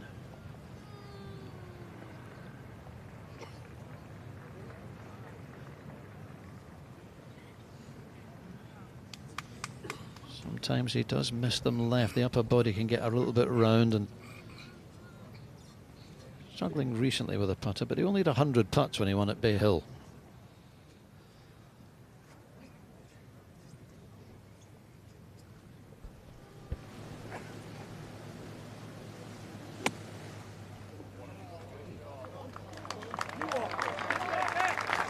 well played, Zach.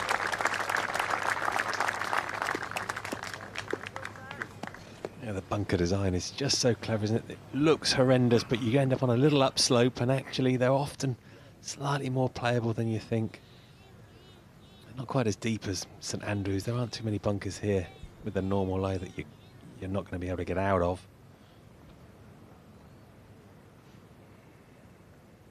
22-foot birdie putt for Olesen.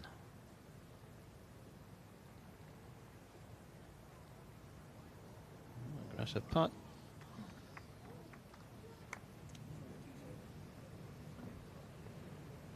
And for his par to stay at 2 under for the day, 3 under for the Open Championship.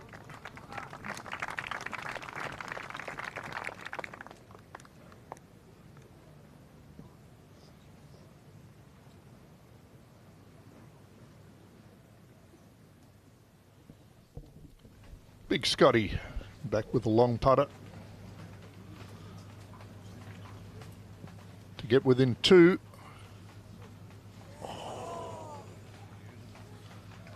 Good effort. Just took a bit of a bounce and bounce left there, close to the hole. 2 under par now for Scotty.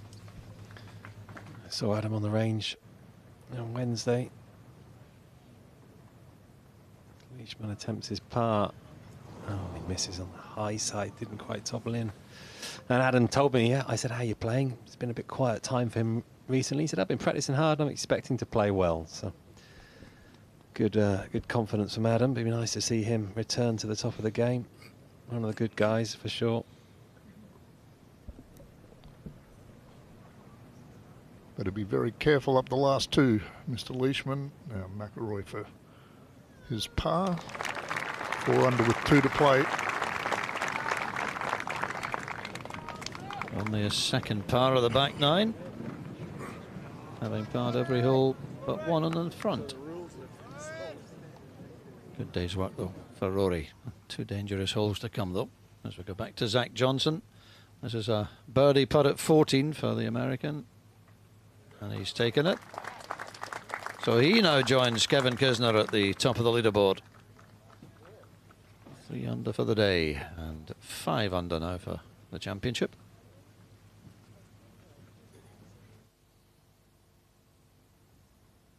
Johnson and Kisner 5 under par. 5 players at 4 under. Olesen and Brandon Stone yet to begin his second round on 3 under. There's Adam Scott inside the top 10. Ryan Moore, couple over today to slip back to just 1 under.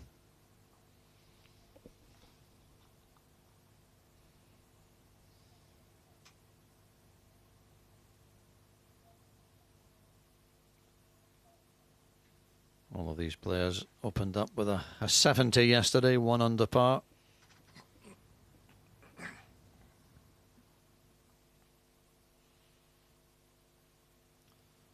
Heading out to the far end of the course, the 7th.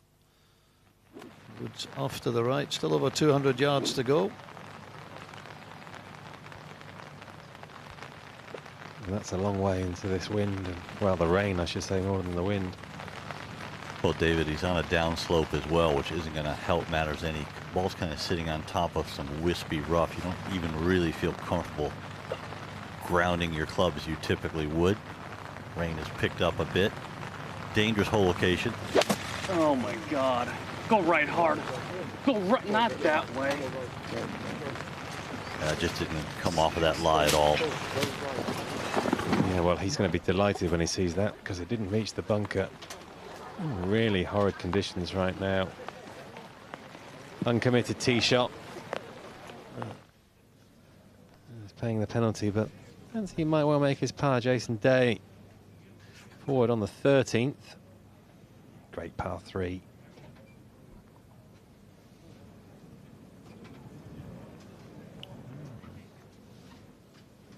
Didn't quite have the line there.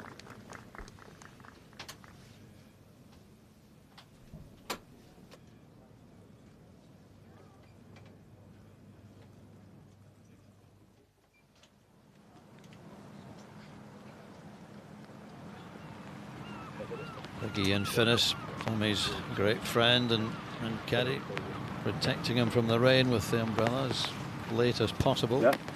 All right. Keeping player, grip and ball as dry as possible.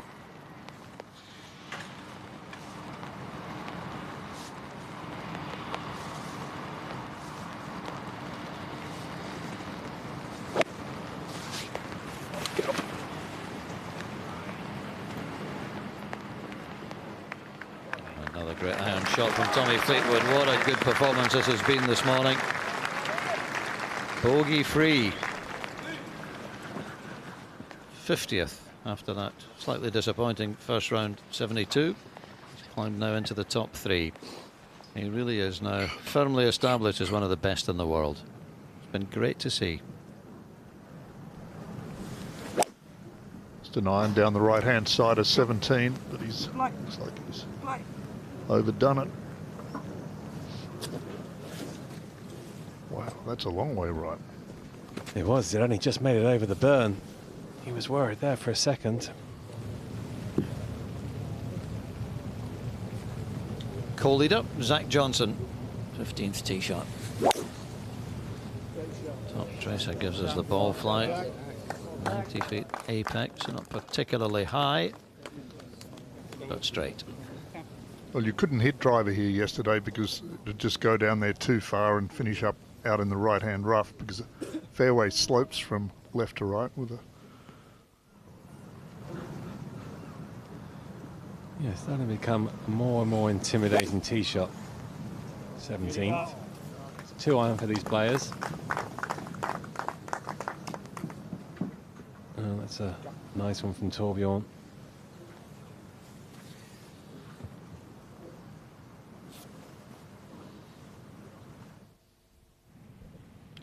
Birdie chance now here for Koepka, just come off the shoulder.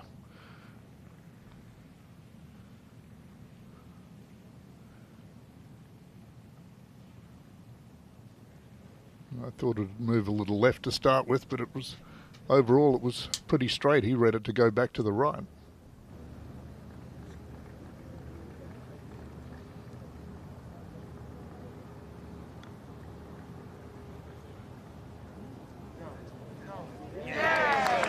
Oh, a wonderful start for Danny Willett. Really piecing his career back together again this year.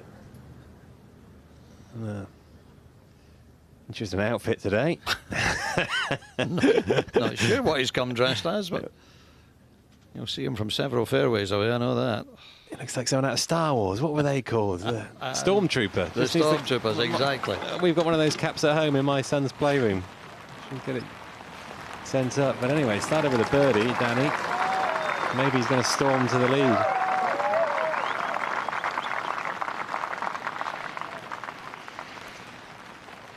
Tough little shot here for Tiger. He's got a nice line and upslope, but the green leading up to the hole, maybe the last 18 feet, is going away from him. If he flies it up there, it's going to hit a downslope and skid forward. Beautifully played. That was not an easy shot. That's Tiger at his best.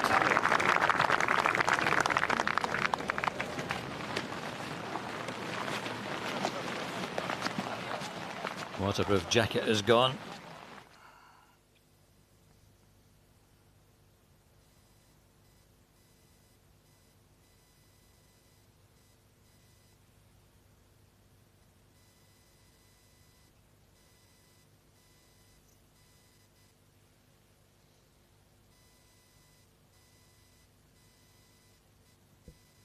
Lovely technique. Quiet hands, just a little bit of wrist break in there. Letting the grooves and the loft do its job. Super touch.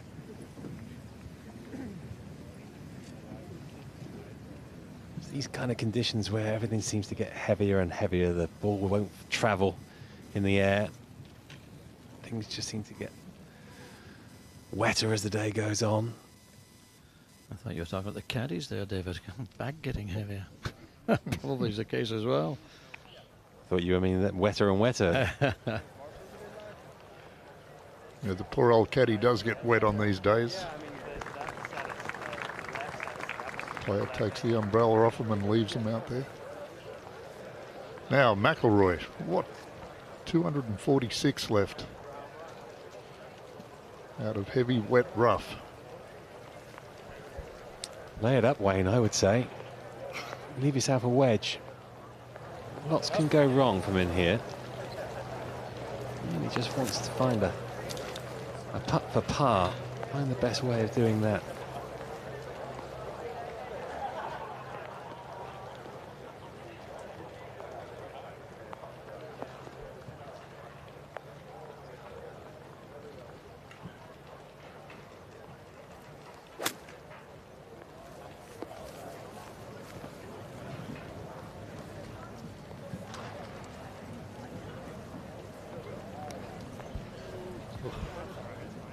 He's done well from there, but what's coming up is not very easy. Even if he takes a drop off the gallery crossing, it's a really tight lie, landing on a downslope.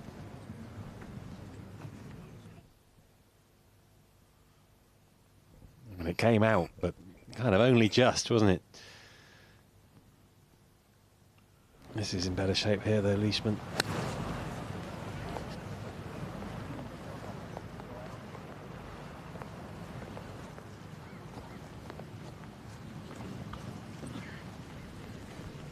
That's been bouncing up all week. Yeah, it's amazing, isn't it? Just 2 or 3 hours of this light rain, and it's so much softened the ground, but it's just taken all the speed out of it.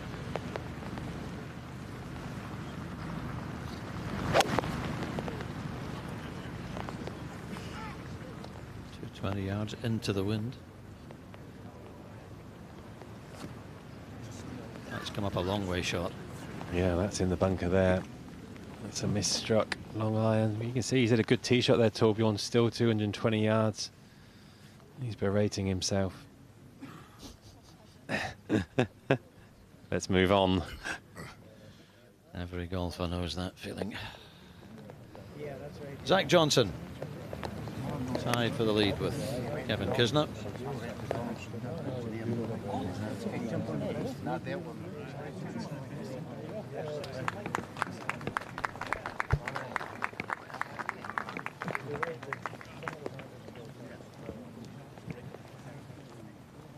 Come on, Tommy, let's finish in style. Let's birdie the last and get into a share of the lead. Listen to the applause if he does.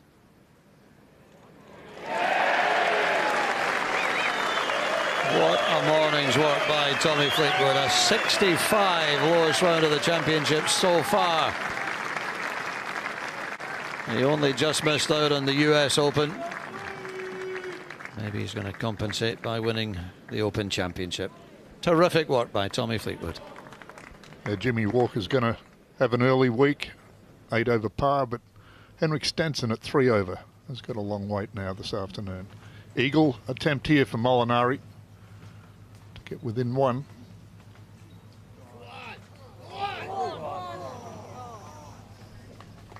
Nice safe 4.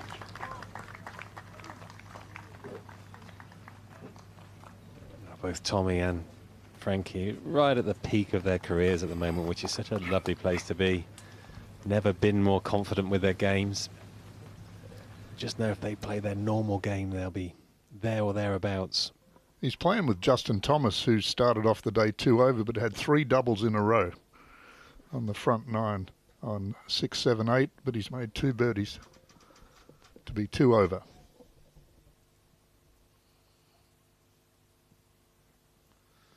Three men tied for the lead at 5 under par. Tommy Fleetwood in the clubhouse.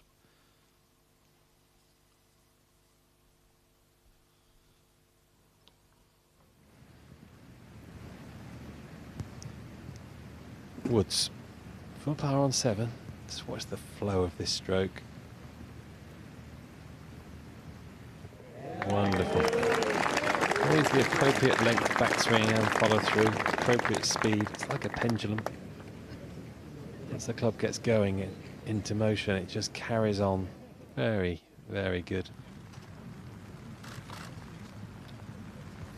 Just thinking, David. Tommy, of course, the course record holder here at Carnoustie. That's 63 in the Dunhill Links last October. I think today's 65 is a better round of golf than the 63 in the Dunhill.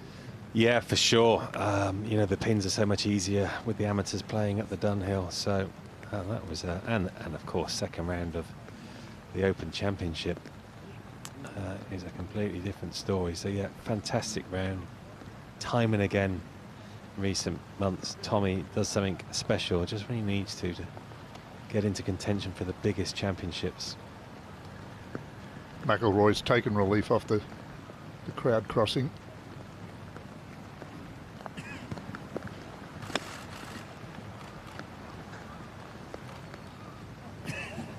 Oh, splendid shot.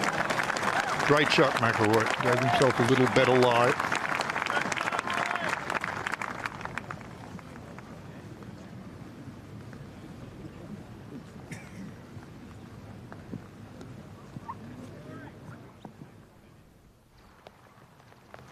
Smack down the middle of the 9th. 201. Very impressive to come back from 5 over par at one stage yesterday. It's a bit of a wide for him, but should have enough room to manoeuvre with there. Maybe save his par. Still a danger in this tournament, no doubt about that. Eric Van Rooyen, that's for a par at the second. Made par at the first. No, drops a shot at the second. Trouble off the tee.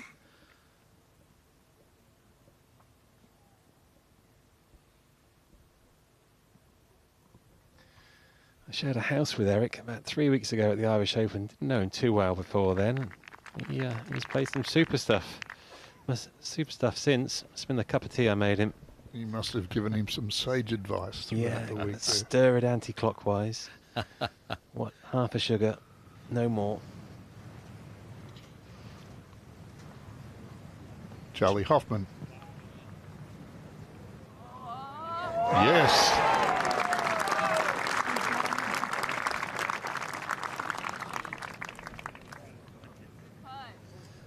Well, a rare birdie there at 16. Of all the pin positions, perhaps this is one where you might see a few twos.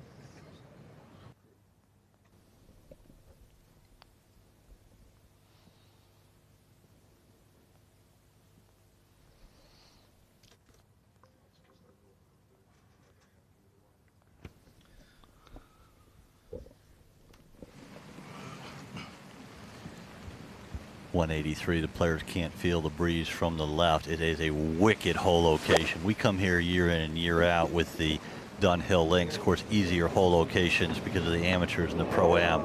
This is no amateur hole location. That was an amazing shot by Tiger. That hole tucked over the right bunker. Well, for 20 years now, he really has been just fabulous at shaping his shots into tucked away pin positions. Another one there as we see Torbjorn for par on the 17th. Bit of right to left.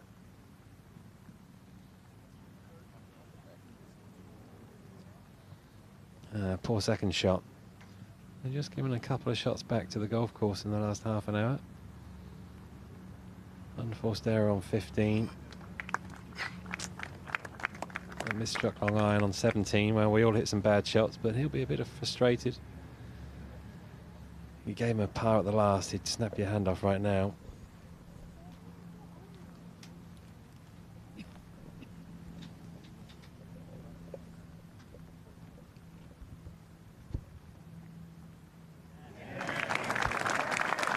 Wow, what a save from Rory.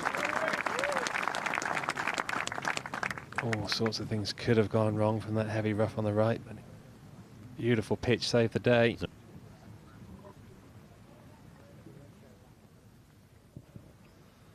Dustin Johnson playing with Charlie Hoffman and Alex Noren. Already seen Charlie in for his birdie. Oh, and DJ follows him in.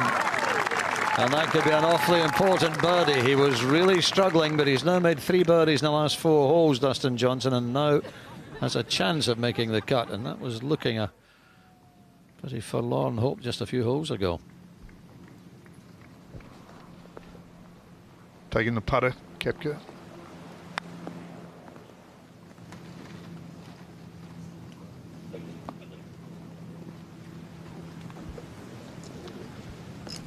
Really poor second shot there for Koepka. Missed the green way right.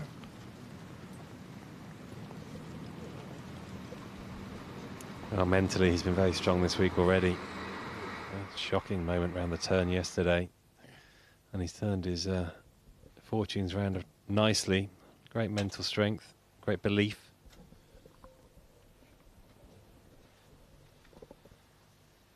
Tommy Fleetwood, the round of the day. Might be the round of the day at 8:30 tonight.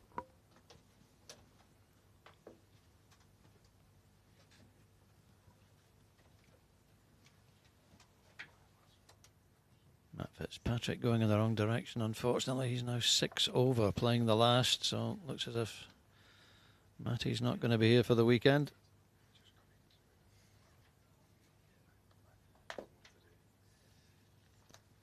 Been a tough morning. Matt Southgate off to a bad start.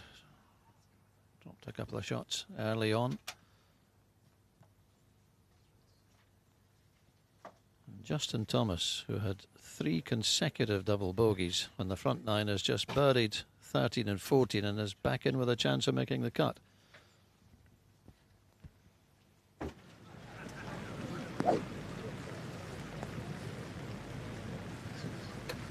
The final tee shot then for Rory McIlroy. And what has been a good morning's work for the former champion.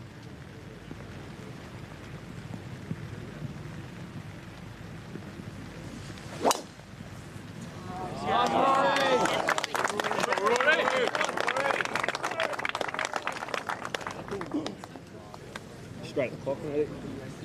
That's a clock, yeah.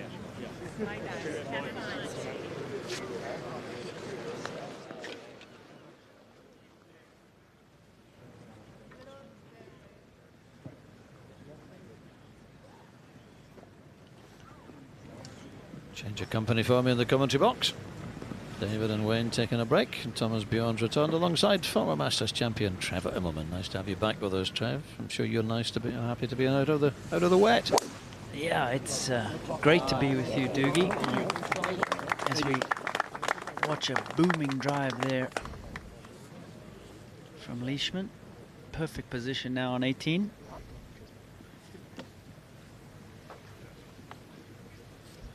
Yeah, it's certainly wet out there now. A couple of bogeys for Olesen in the last few holes. Facing probably the toughest golf hole, not just on this golf course, but on many golf courses. It's you need to get this drive away.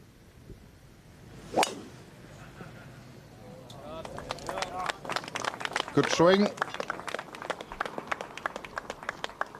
Perfect. Oh, is it? Is it? Oh, just.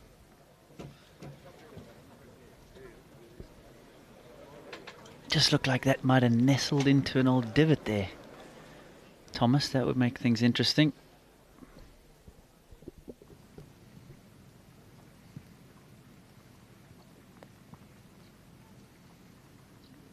Yeah, good putt from Brooks.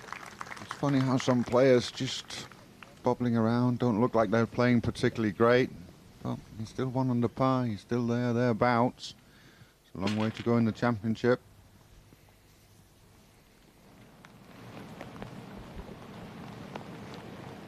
Tiger hit that amazing shot in there. When you take on the flagstick coming over the bunker, you're landing it on a downslope, and very few can land it on that downslope with enough height and spin to stop it. Now he has an uphill right to lefter for birdie. This is a very makeable birdie putt right here. It's going to have to start it well outside the right edge as it climbs up there. With, you can see the moisture on the green. Certainly it is playing into the putting at the moment. Rain starting to fall heavily again.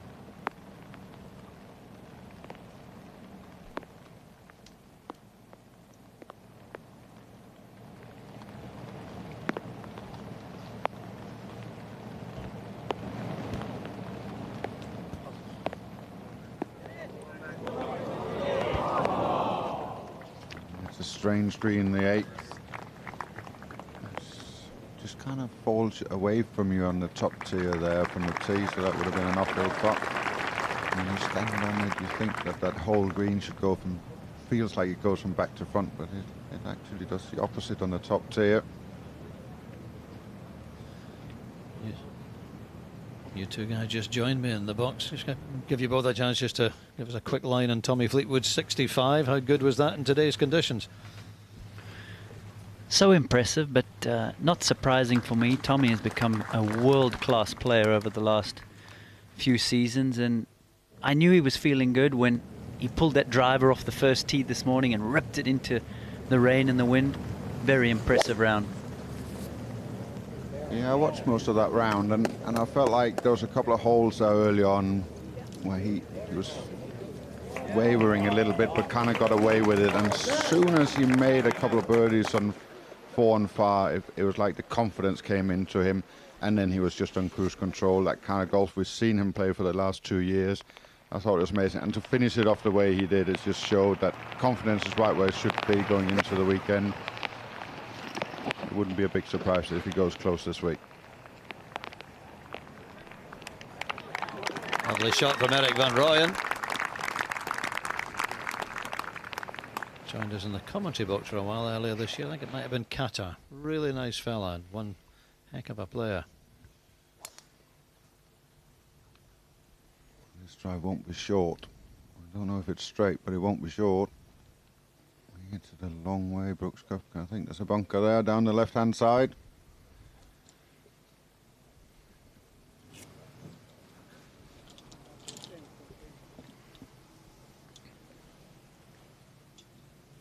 ...196 yards for Mark Leishman. Just out of that first cup. Pin's quite accessible from the left-hand side. We're looking straight at it. 55 front. You got it? Yeah, I do. Yeah. Just that flag left of the clock. Yeah.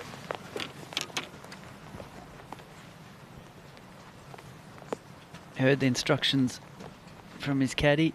The flag just left of the clock is the line.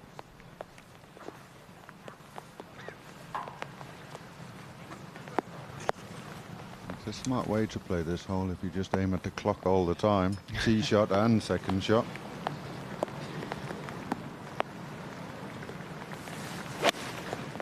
And this sets up well for him. He likes to play a fade, does Leishman.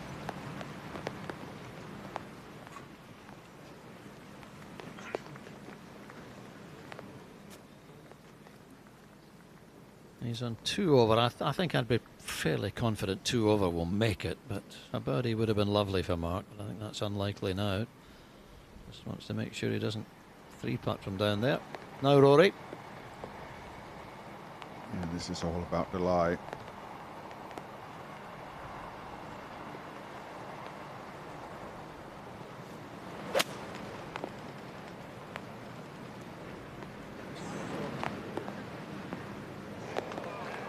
Beautiful golf shot, well controlled. We talked about yesterday in the rough how to keep the face open through the grass all the time. And that's what he managed to do there.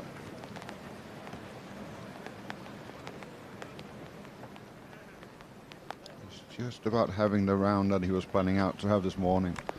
You're right, Trevor, this looks like it's in the divot. It's only a wedge though. And Torbjorn likes to play the draw, so this one will be working away from the flag. Great shot though, particularly out of the divot. So important to strike the ball first and get good clean contact.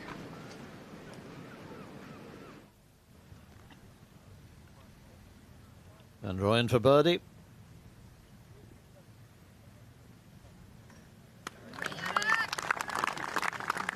Gets him back to even for the day.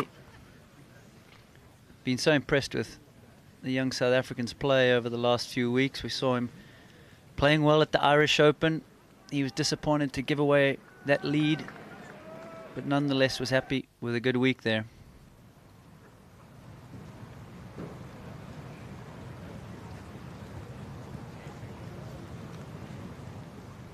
Zach Johnson there. He's impressed me today, Zach. He hasn't played his best, I don't think. He's hit a few wayward shots here and there, but he just goes about business and gets it done. He's sitting right at the top of the leaderboard. And you would be surprised if Zach, he loves this type of golf. His swing is perfectly made for links golf.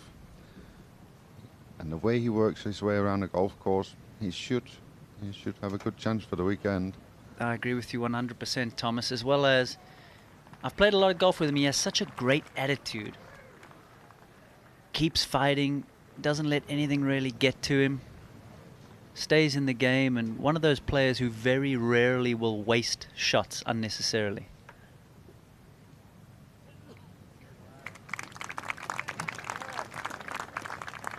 He's only dropped one shot today, and it was at the opening hole.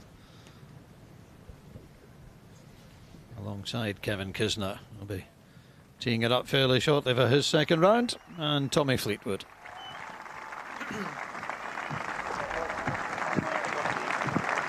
Rory acknowledges the applause and the welcome onto the 18th. I think everyone here at Carnoustie delighted to see Rory in contention for the Open. A long time since he got his hands on a major trophy.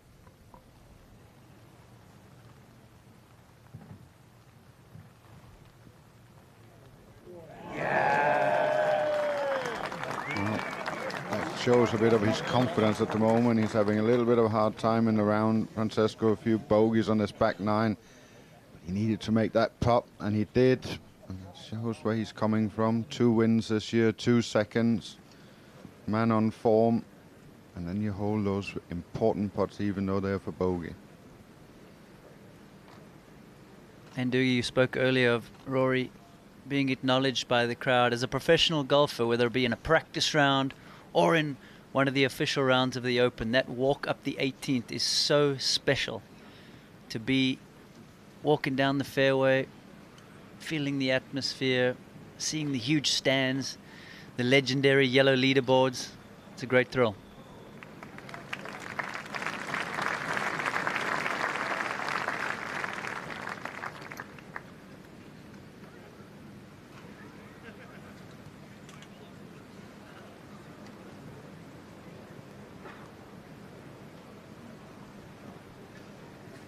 These 3 bowlers played really well today. They've been feeding off each other. A little bit of a wobble there on the 12th hole, but other than that, it's been pretty good. You're going to make bogeys in these conditions, but they've taken everything in their stride. For Rory and Torbjorn, it's now about finishing it off in style.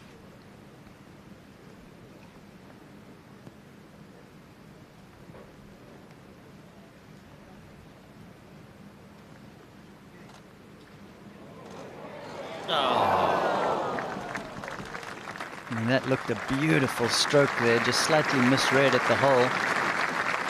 If he keeps stroking it like that, he'll be a tough man to beat come Sunday afternoon, Thomas. Absolutely. Rory gets a lot of criticism for certain parts of his game, and people will try and dissect everything he does. But the one thing you've got to look at with this guy is he's always fighting, he's always believing. And this season, he's won second most world ranking points of any player in the world, and that shows a little bit about the pressure and the demands we put on the player. He's a fantastic golfer. He goes and does really well in the majors and the big championships. We're just so demanding him to win golf tournaments, but he is thereabouts, and I think he putts a lot better than people give him credit for. Sometimes he misses some, but we all do. There's another beautiful putt. He is a guy that holds a lot of putts when he's in contention. He really, really can roll in those 15, 20, 25 foot putts hole after hole. It's a good start for Torbjorn. It's been 2 big days for him playing with Rory. This will do a lot of good for his confidence going into big championships, big weekend ahead, and the PGA Championship coming up as well. 269s for Rory, 270s for Torbjorn, and Mark Leishman this to stay at 2 over and probably to make the cut. Yeah, well done, Mark.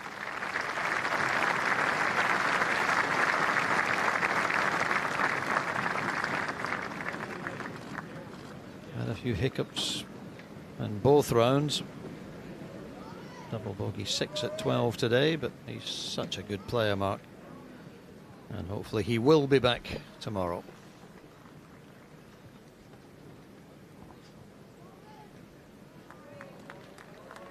Well, they'll be pretty pleased to get off the course. It's been a bit wet. It's not been that unpleasant. It's just been fairly constant rain, but not heavy rain. There's been no wind with it, so it's not conditions you choose to play in, but it's been okay, really.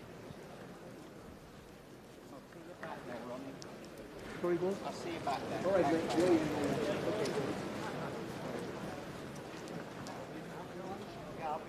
On the tee from the USA, Patrick Tantley.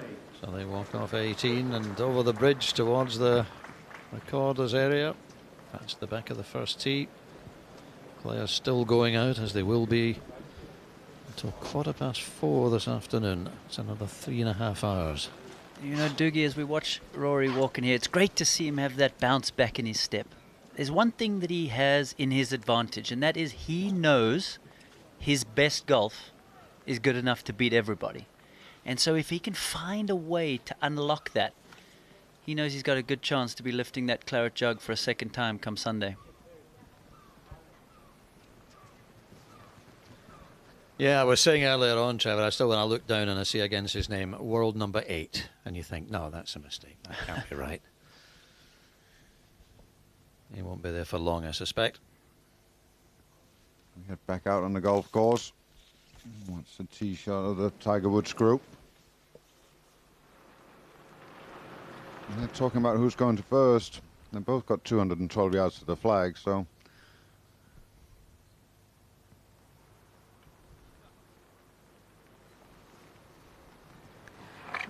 Tiger played a nice conservative play off the 9th with an iron, laid up to 212.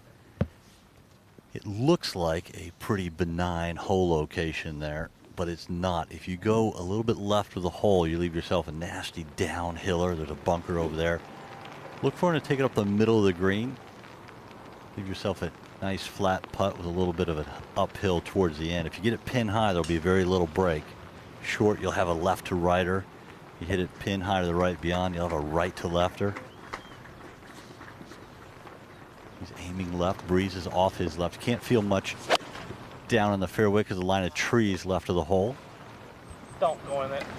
Don't.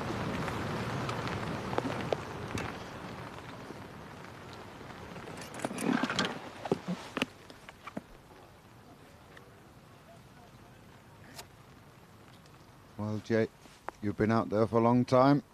How wet is it out there now?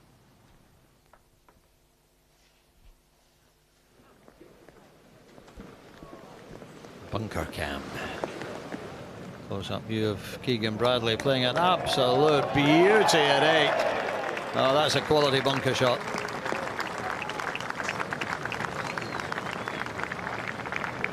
I was about to say, it doesn't look like a very good lie. That ball seemed to have nestled down there, but came out like it was on a tee. What a great shot from Keegan. He's going to need a few more if he wants to hang around for the weekend. Van Rooyen on 4.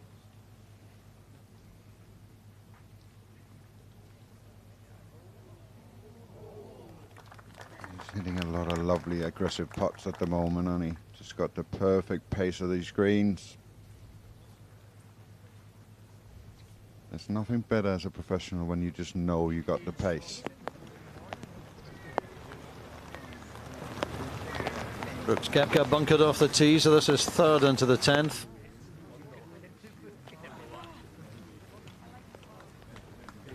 He's going to be struggling a little bit for his par.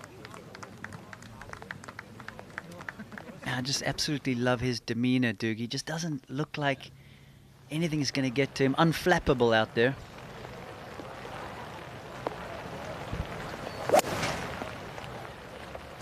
Softly. Softly. Softly. Perfect, yeah, I mean, what else is it? Room behind it. Huh? Nothing else. Just hangs on that for Zach Johnson. There's a little bit of a runoff area there left of the green, but it hangs on nicely. That was a tricky goal shot for him. Look at Danny Willett, open with a birdie, back on form. Oh, he's putting lovely this week, Danny. Just come up short.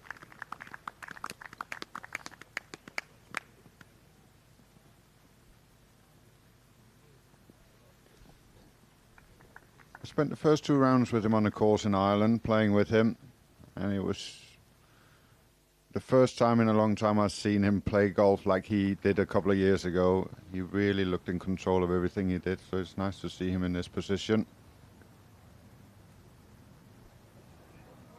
Oh, thank you very much.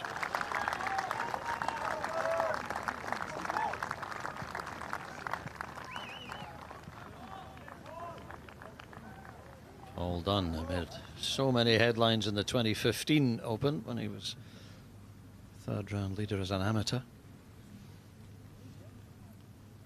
Now Koepka's look for par at the 10th. Coming back up the hill. Can he hit it hard enough? Looks good. Yes. And what a great save after making that mistake, finding the bunker off the tee. Rock solid. No bogeys after 10.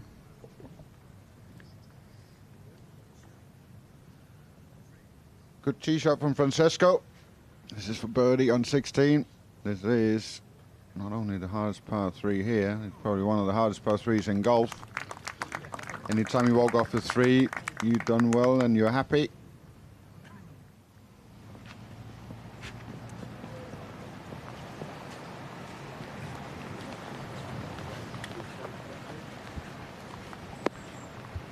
So Jay, you out there. It's been raining on you hard all morning. We're nice and warm in here. How bad is it? Oh, well, thanks for the nice and warm in here. It's not bad. I've dressed for it. I mean, I think everyone out here is prepared for it. Very tight lie here for Tiger. Ball back, hands forward. Just have to pinch it off this tight lie. Pretty easy shot. It's all flat up to the hole.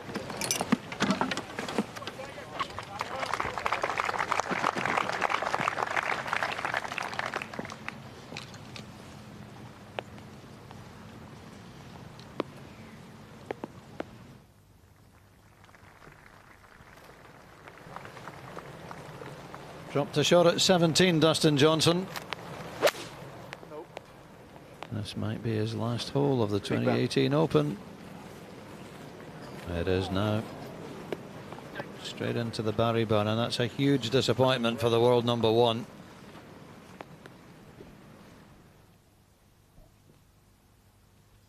Tommy Fleetwood, a superb 65. He's the course record holder here at Carnoustie. That was a 63 last October, but no real comparison between the two. That's a much better round of golf in much harder conditions. So he's tied for the lead at 5 under par. And Torbjorn Olesen also a very good second round, 70 for 2 under.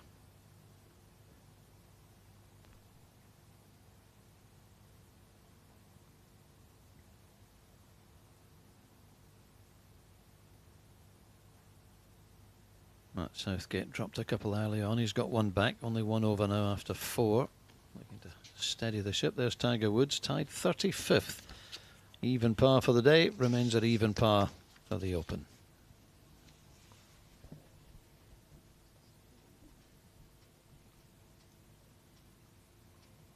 Here's one of our leaders. Let's say a massively outside chance, Birdie. She said earlier, Doogie, when somebody left it that short, it looks like an outside chance of a par now. Now, this is a surprise, going with the driver on the 11th. Koepka. 357 yards to the front edge. Surely he can't get there, Thomas. Gave it a go. He's in big trouble now, though. That's 2 holes in a row. He's found a pot bunker. How long will he continue with that aggressive strategy? Well, he used it a lot at Shinnecock as well. I know it's a different golf course, but he was very aggressive off the tee, I thought, at Shinnecock, and he was successful doing it. Well done, Zach Johnson. Keeps him tied for the lead. Nobody's really getting away so far.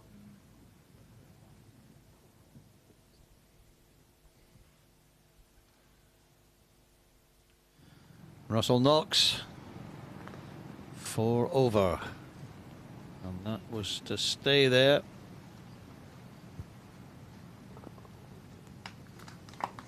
Yeah. Interesting. He gave a very interesting interview last night about playing with Tiger, which he'd never done before. And Tiger had always been his golfing hero. And it actually read like he was quite intimidated and quite uncomfortable. And that's not really the mindset you want as a pro golfer, is it? I mean, yeah, it's great to play with Tiger, but you can't think too much about it, can you? He wouldn't be the first, Doogie.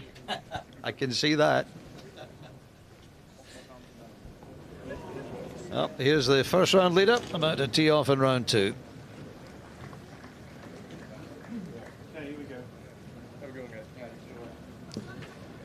This is game number 34. On the tee from Belgium, Thomas Pieters.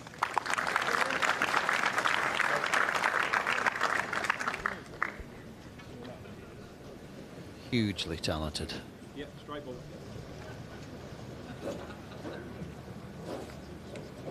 Staged his own tournament, he and the family. The Belgian knockout at Antwerp a couple of months ago.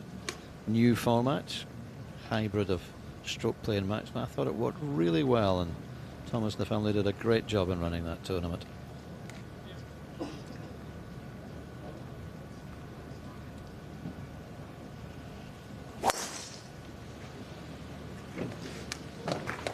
For the second day in a row, driver off the first tee. Yesterday, drove it right onto the green. No chance of that today in these conditions, but a great shot. On the tee from the USA, Kevin Kistner. Well, everyone dreams of seeing the name at the top of the Open leaderboard. Kevin's had that thrill for just about 24 hours, actually. No one has overtaken him. He's been joined on a couple of occasions. He's joined now by Zach Johnson and Tommy Fleetwood.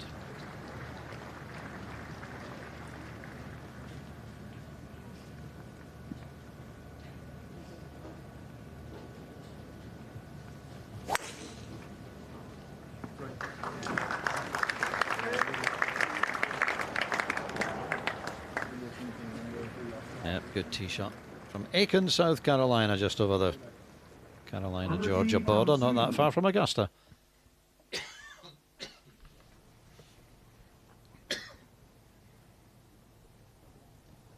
Fourth shot for day here at 15. Little bump and run up the hill.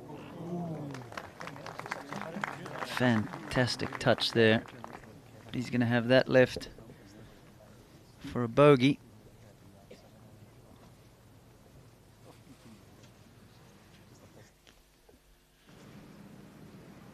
World #1's Open Championship is coming to an end. This is for bogey on the last. It's just not been the week for Dustin. But you can guarantee that he will be back with a vengeance at some stage. If it's in a couple of weeks in Akron or if it's at the PGA Championship. You can't keep great players down for a long time. This is not what he came for. And he'll be so disappointed with that finish, having set up the chance to make the cut with 3 birdies and 4 holes. To finish bogey, double bogey is hugely disappointing for Dustin, as we've got a Danny Willett at 4.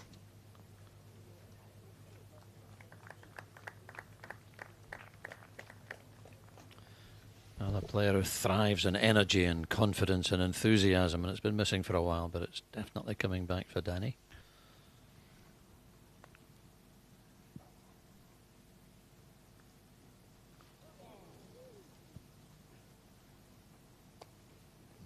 Not going smoothly today for Tiger. Not quite holding the putts. Heading into a tough back 9 in these conditions.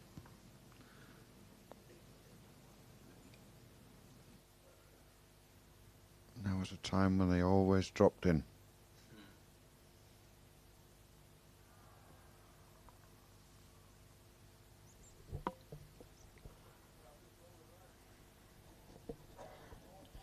First Open Championship for this man. Look list.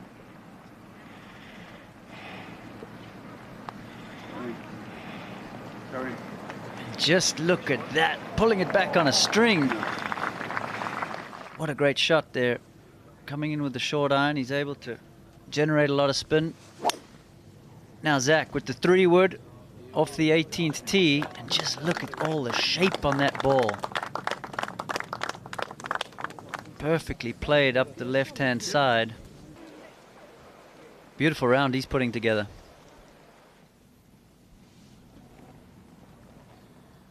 We saw Brooks Koepka finding the bunker off the tee out to here, so this is his 3rd.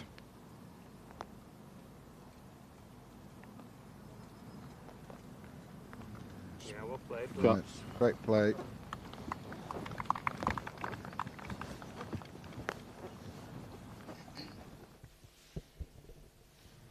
Tiger now 1 over. Into the back 9. Damn it! He lost it right here yesterday. Again today.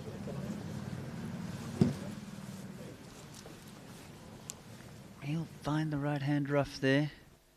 Hopefully draws a good lie. Going with the driver. Nice wide extension on the backswing. You see that left side being pulled behind the ball. As he completes, this is where he's been swinging a little better, able to keep his height a little more. That's going to give his arms a bit more room on the way down. All in all, even though he's grimacing there, a good-looking swing, just a little bit late with that face. Hanging it out to the right, probably because he knew he could reach that bunker down the left.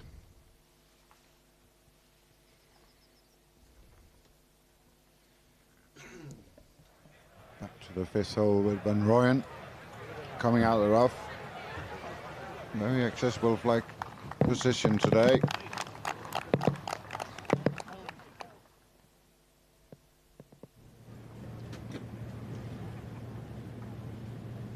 This is Sean Norris at the 3rd.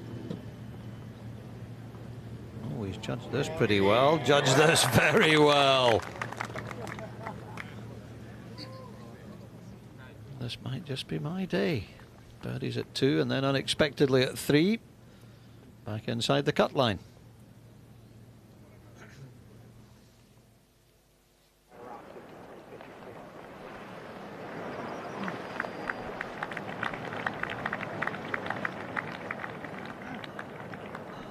Well, it was a great day for Kevin yesterday. See how we get off to a start today. Good tee shot. See all of this flag. Well, on the luck side, we're off to a good start. It wasn't the best of golf shots, but it's turned out okay.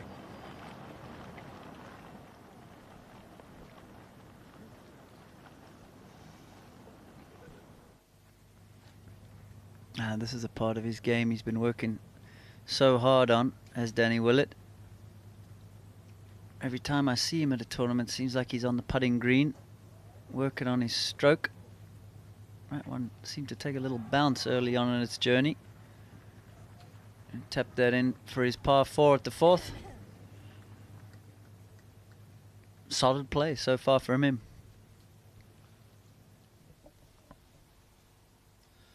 Tommy Fleetwood in with the best of the week, 65, tied for the lead with Zach Johnson, playing the last, and Kevin Kisner. Rory McIlroy in the group at 4 under par, second successive 69 for Rory. Very different weather conditions, although it does seem to be drying up a little. In the afternoon, players might find themselves with a drier afternoon, but maybe a little more wind. Brooks Koepka now 1 under through 10 holes.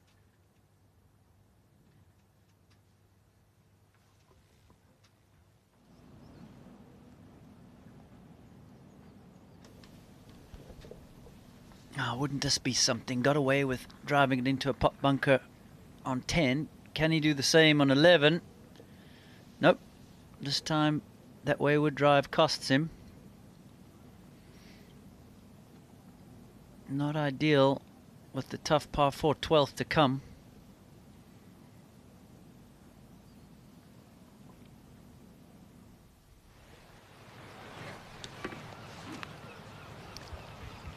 Tiger's ball's on a slight downslope with a kind of a thick tuft of grass about 8 or 9 inches behind the ball. Yeah, you got it.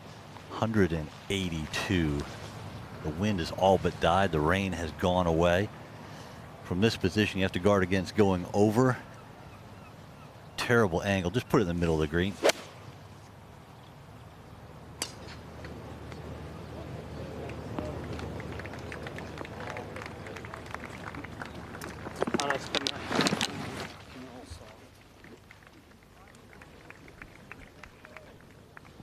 Beginning to look just a little bit frustrated, Tiger. Ahead to 18, and Zach Johnson, co-leader. Birdie to take the lead on his own.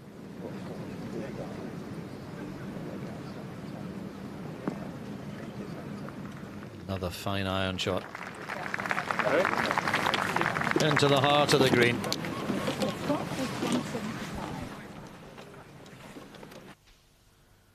And we saw Eric Van Rooyen coming out of the rough to here. Take advantage of it. Just not a left to right break there. Just didn't quite hit it hard enough. But still going along nicely.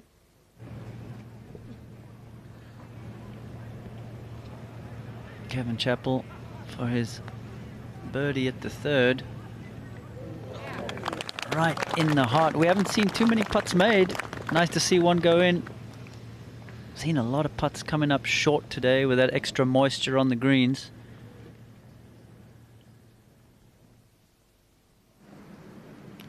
Tricky here for Adam.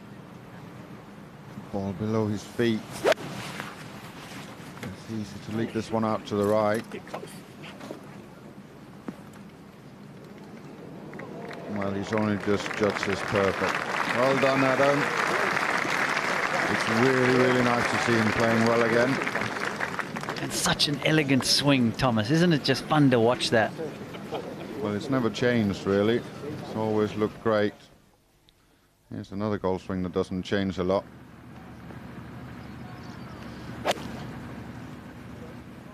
Just looks stronger now, Francesco, I think, when he goes through the ball. It used to be a little bit softer through his swing through. Now it's quick and firm.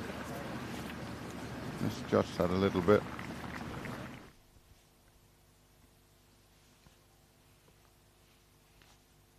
Fleetwood, McIlroy and Olesen, all excellent second rounds. Subpar rounds to get into the top 10.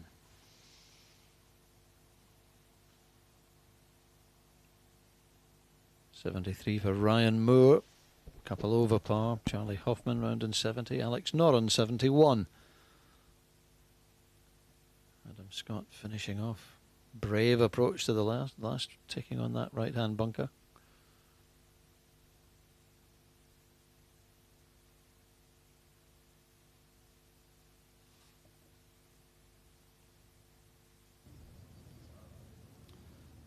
Picture becoming a little brighter as the rain blows away, or moves away. There's not much wind to blow it.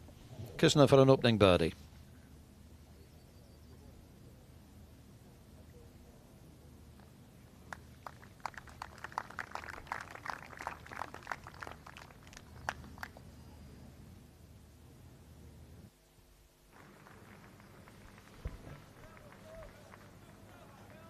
Zach Johnson coming up the hill here at 18 for birdie. He finds a way to slip this in. He'll take the lead outright on his own. He's giving it a good run. Oh boy, right in the heart, and what a finish.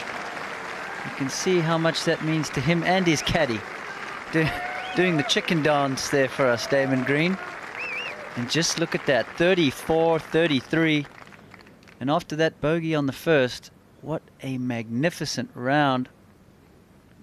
67, and he takes the lead.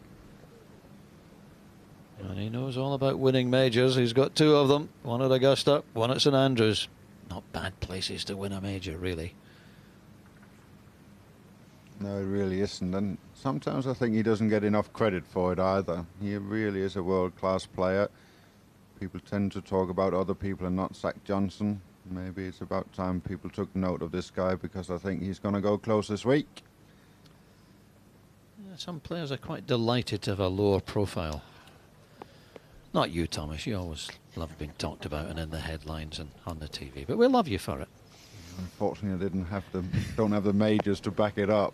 But I agree with Thomas 100%. I think Zach Johnson is a future Hall of Famer. Fantastic career. Such a great grinder. Good to see him playing well here at the Open again. As Tiger's been lining this one up, the rain started to fall again. Wind is picked up. This is an uphill right to left, or mainly influenced by the slope coming off of that right bunker. It's kind of a shoulder that's going to influence his breaking from right to left. Very slow putt. And at the tail end of this putt, it levels out.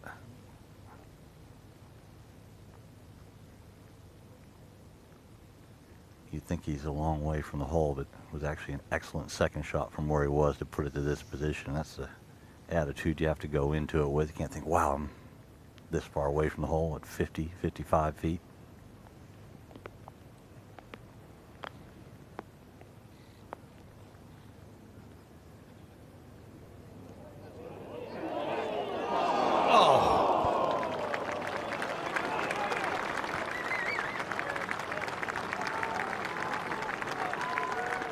Just a little flash of the Tiger smile there. He thought that was in. I think we all did. Great attempt.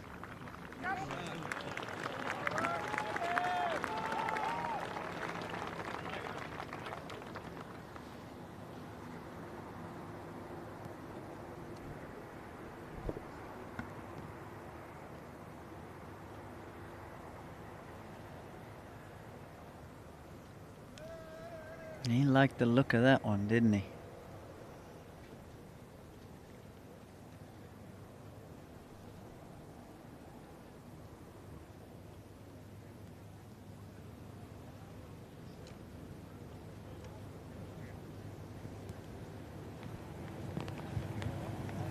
This line doesn't look too good for Francesco, and it's just out now. It's going to be difficult. It's plugged. And this next one's not going to get much easier either.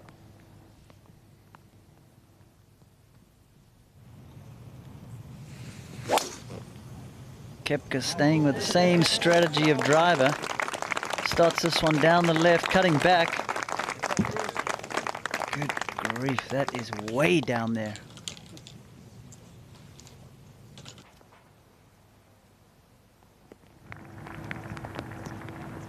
And the tough part about having a plugged line, wet sand, is you just can't quite get under the ball enough to get it up and over the lip.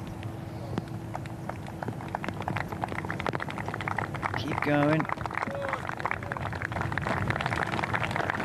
He's going to have that putt for bogey here.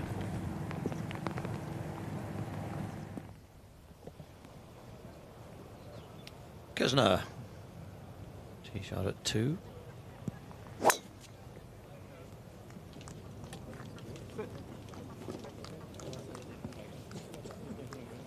Drifting a little right.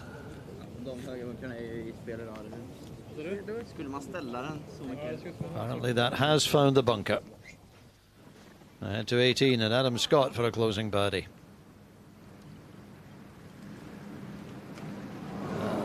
Gone back to the broom handle after putting pretty well with a short putter.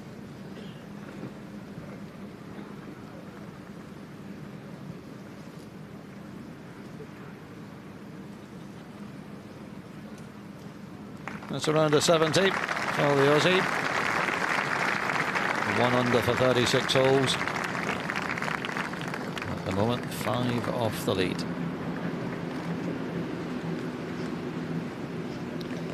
Zach Johnson, top of the leaderboard. He's never actually led a major after 36 holes, not even the 2 that he won. So new experience for Zach. Whether he's still there at the end of the day, we wait to see.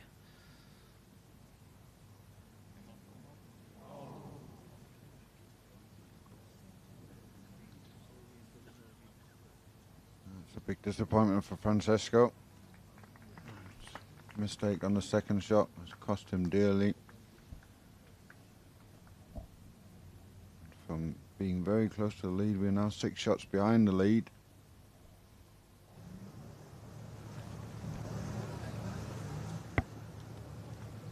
Just going with the iron here. Slight breeze in his face. The first bunker up the left side is certainly in play. 225. First one up the right is 246.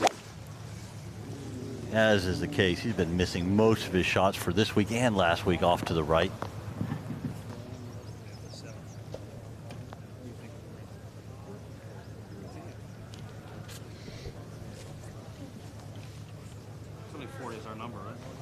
Tiger has the iron out. This is not a hole you really want to mess with. Hole located just up on the top shelf over the step right in the middle of the green. 8 from the right bunker, 8 from the left bunker. I think you have to take on that first bunker up the left, but you want to lay up short of the 2 on the right and 1 on the left. Ideally, just keep it short of 245, and you'll take all those second group of bunkers out of play. Good ball. Oh no.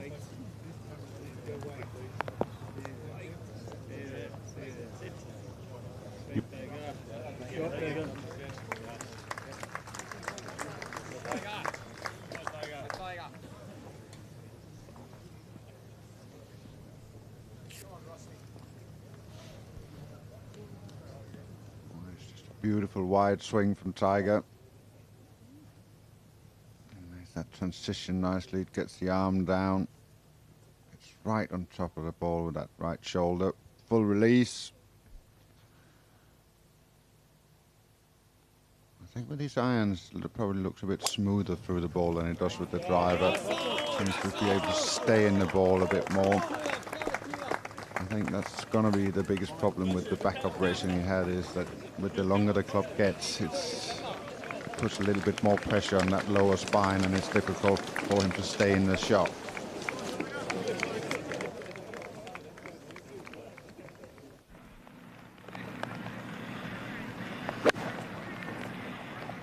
Second shot into the 4th hole for Kevin Chappell. And this green seems to be the most receptive we've seen on the golf course right now. Most of the players spinning the ball back.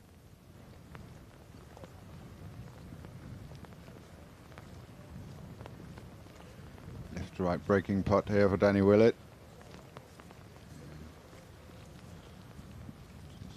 Good putt, just didn't quite get it started high enough. Just looking at some of the scores the players will be seeing as the afternoon goes on who are struggling. Bubba Watson 6 over par, Ian Poulter 7 over. Sergio Garcia's got it back to just 3 over, which might be the cut mark. Bryson DeChambeau's 5 over. Jason Dovner 4 over. Well done, Danny.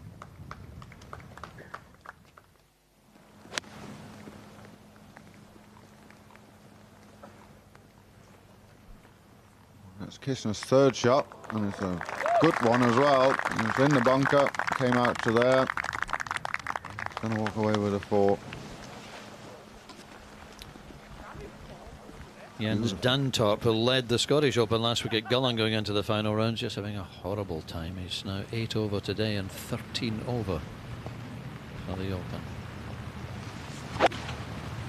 Second shot into 12 for the US Open champion. Likes to fade the ball, but he's kept that one out to the left there, and that looks a terrible lie. nestle down into that fescue grass. A few holes in a row now he's been struggling to make par. He's going to want to clean that up. This is Chappell for birdie on the 4th. Doogie and I was talking about earlier, we think we're too old to wear that hat. What about you, Trevor? I think I could pull that off, Thomas. I knew you were going to say that. Delighted to have young Trevor Immelman in the box with us.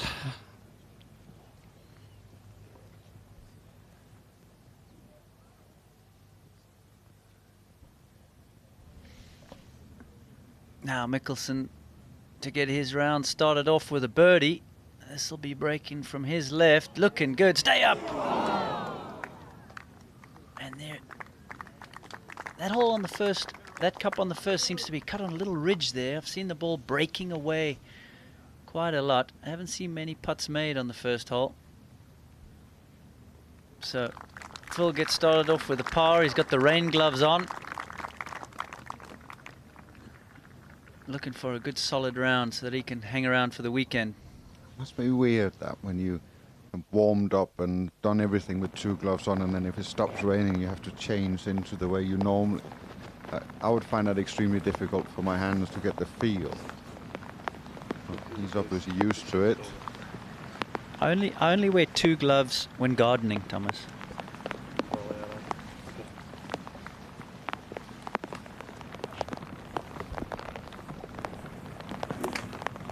Oh, I thought the rain had, or the worst of it had passed us by and moved on, but as you can hear and probably see, we've still got some wet weather at Carnoustie. Some of us can feel it, Doogie. Some Or of us well, I can can't. hear it hitting my brolly. A poor tee shot for Matsuyama, just trying to dig it out of the rough over here on the right. About 170 or so from over there into the wind. Wind died for a few minutes. When the rain came back, the wind came back.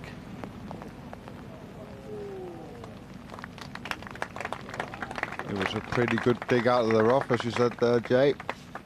Beautiful shot. That was an excellent shot, Thomas. Great distance control. Tiger has 157. The holes cut only 3 up on the top tier. To have the best putt, not often you want to hit it past the hole, but you're better off to hit it past the hole than have to deal with a step going up to where the hole's located. This 157 is going to play close to 170 with the temperature and wind.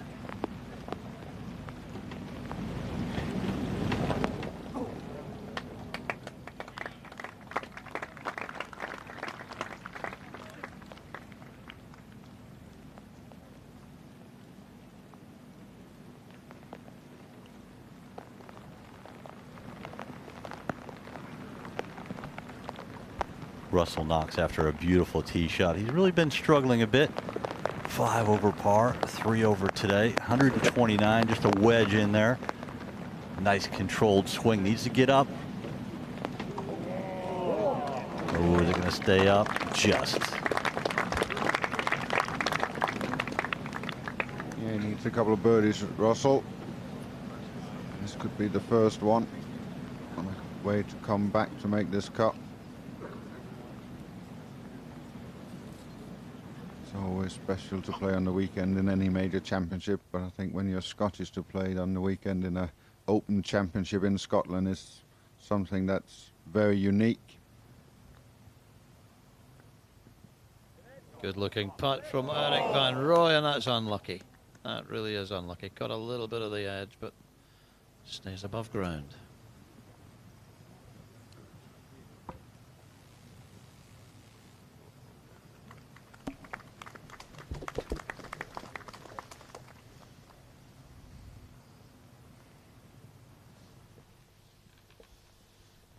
Molinari, second shot into 18. Just love the planes on his golf swing. Straight up and down, lost the grip. Right hand slid off, but this is looking mighty fine, right on line. Hopefully he can bounce back, knock that putt in for a birdie after the tough stretch he's had. I don't know about you, Trevor, but when my hand come off the club, there's normally followed by a 4 somewhere.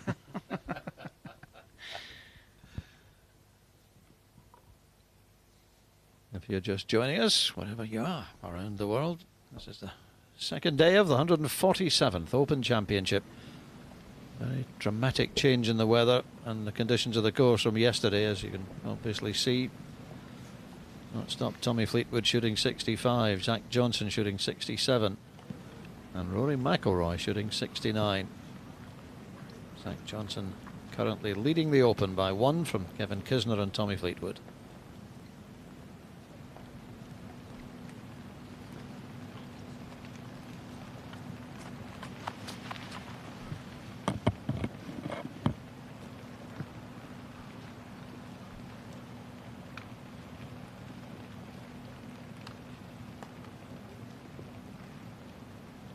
All pars for Hideki Matsuyama today, except the one birdie at 5.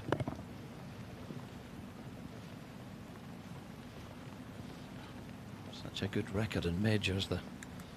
The young Japanese, he's only 26. 7 top 10s. Pretty impressive.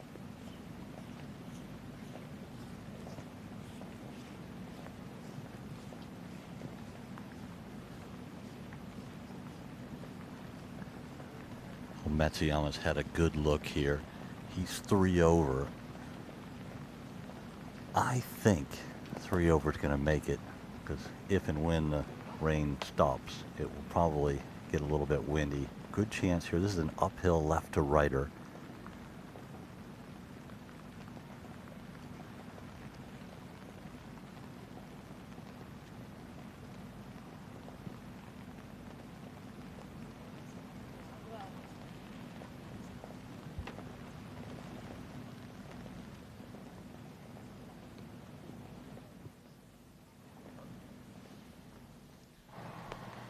Having a look at Justin Thomas here, second shot into 18. He had a horrible run of holes on the front 9 where he makes 3 double bogeys in a row.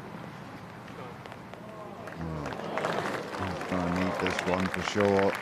Should be here on the weekend. 3 over par, and with Jay Townsend on that, I think that's going to be the mark.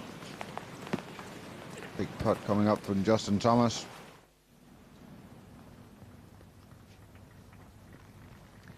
Tiger just using his feet as well as his eyes to get a feel for the slope, taking a step back. One of my contemporaries in 1985 we were playing in South Africa, the Wanderers, a hilly course, and he kind of straddled the line on about a 12-footer. And I said, "What are you doing walking off the green?" He said, "I was feeling the break with my feet." I said, "Wow, that's good." Robert Lee, who now works for Sky TV, taught me that. Used it my whole career. Your feet, oftentimes when you can't see something, feel it. This is going to break left to right, no question about that. Fairly level.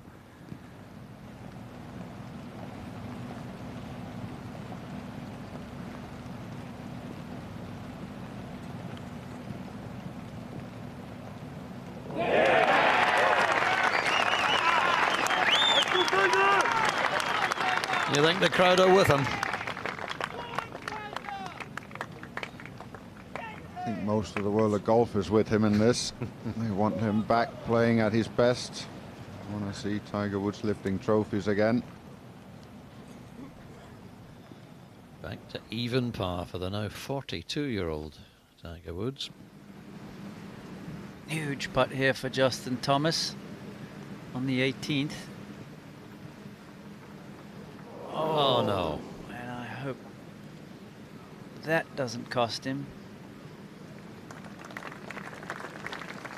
You can see with the look on his face, he has a feeling that that putt was to make the cut. Hasn't got a good Open record. This is his 3rd Open.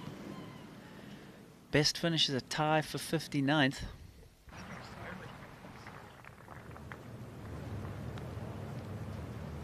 Well, that club went through there nicely. Well done, Brooks Koepka. Looked very tricky from the way it was sitting, but he read the lie well and executed it well.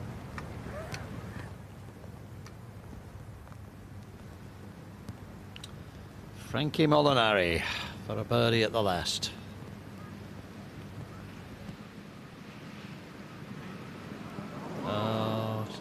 Disappointing finish to the round for Francesco.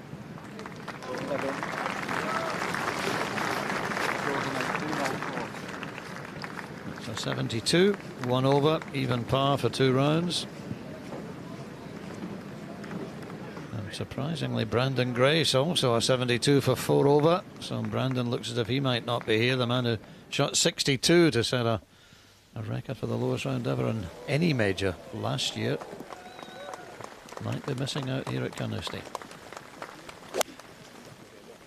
Kisner at the third, just a positional shot from the tee, trying to steer clear of the bunkers. He's done that well.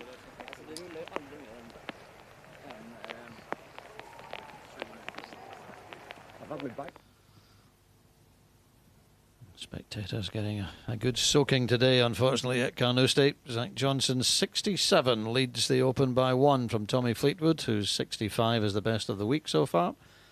Kevin Kisner underway, the overnight leader. Rory McIlroy moving into the top 10 with a 69. It's not any easier, it's just different. It's the Open.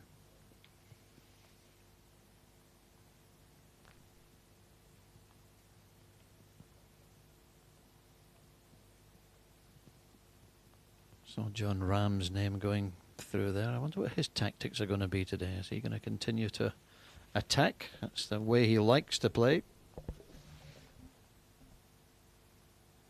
As Molinari going along so well earlier, but slips down to just outside the top 30 after that 1 over par 72. Tiger Woods and Brooks Koepka also on that mark, but still got some golf to play.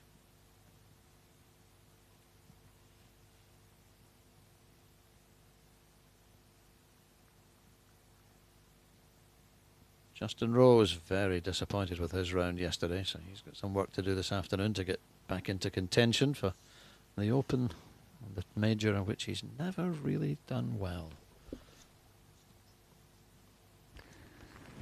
501 today. There's 2 bunkers up the right center of the fairway. The first one on the right is just over 280. The second one is just over 285. From that point on, everything gets pinched in. Tiger just going with the iron, taking those bunkers out of play. Anything up the right side will be a much better angle into that left hole location, but he's going to have to deal with that front bunker.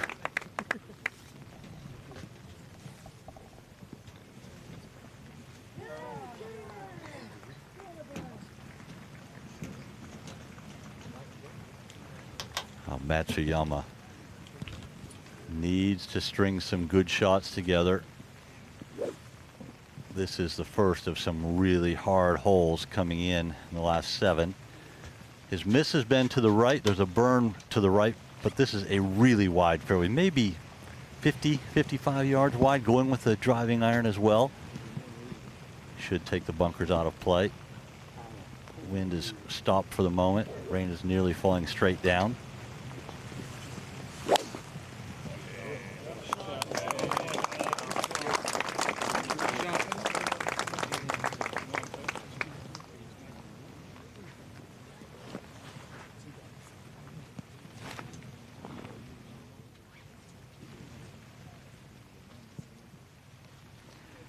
Russell Knox, typically a very straight hitter, going with a little bit longer club. Doesn't have the length that the other players have. He's got 3 wood in hand.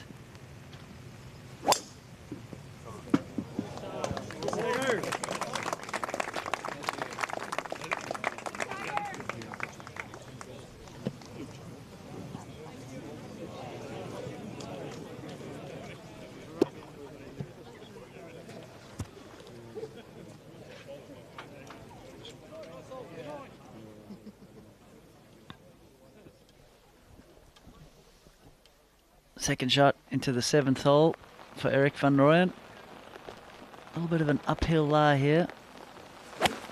Should be able to launch this way up into the air.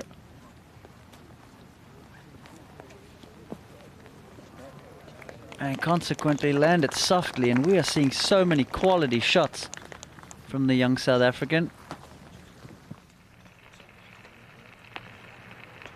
Look here, Thomas Pieters. This is his second shot to the 3rd hole. We've got this quite tricky pin position today, sitting right on a crest. Well, the guys come up short here. They don't really want to go past it. Well, beautiful shot from Peters. Just rolls away from the hole there a little bit, but you're a nice uphill putt.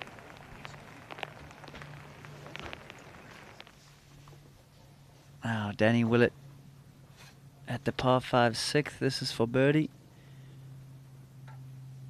Down the hill and now climbing back up the other side. Needs to take a seat. He's left himself a little work for his par 5.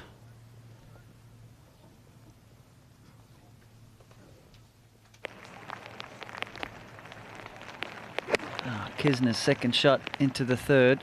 Perfect angle, staring right down the flagstick. And judging the bounce and skip perfectly.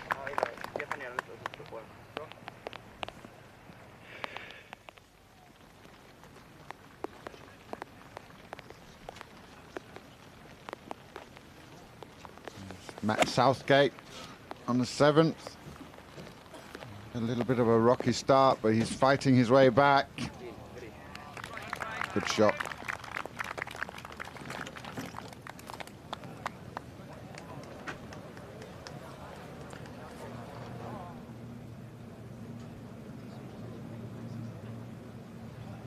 This is Brooks Koepka for birdie on 13. Wonderful little par 3 this. Brooks. I don't know. Doesn't seem like he's doing much, and then he's still, you know, hanging around. And you know, with this guy, that all of a sudden he's just gonna come alive, and then he could very easily be there come Sunday. You know, it's just that type of play. It doesn't look as much as going his way, but not much wrong is happening either. But time will tell.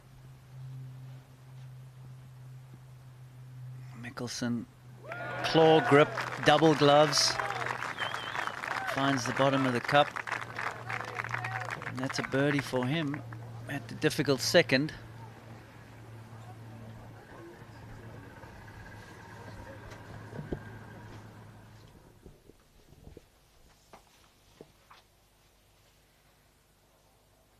It is the Open Championship. They all come out in big numbers no matter what the weather is like. And they love watching golf in this part of the world. And then you got people coming from everywhere to watch this great championship. Take interest in all the history. That's a reason it's called the Open Championship. It is simply just the best golf tournament in the world.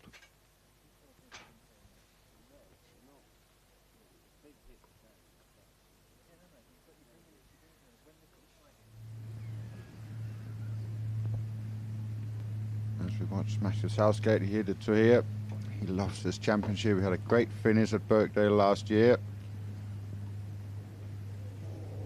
Good putt.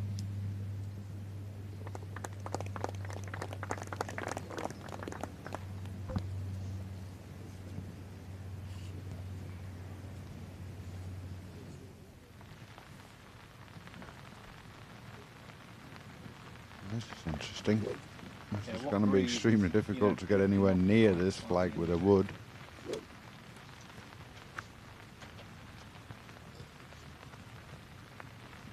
Russell has 259. Not like yesterday where 259 you could get there with a hybrid club for someone that hits at his distance. It's a big 259 with the cold conditions, rain coming down, breeze hurting from his right. Good news is you can run it up the middle of the green between the two bunkers. Just kind of drying things off, not in any hurry.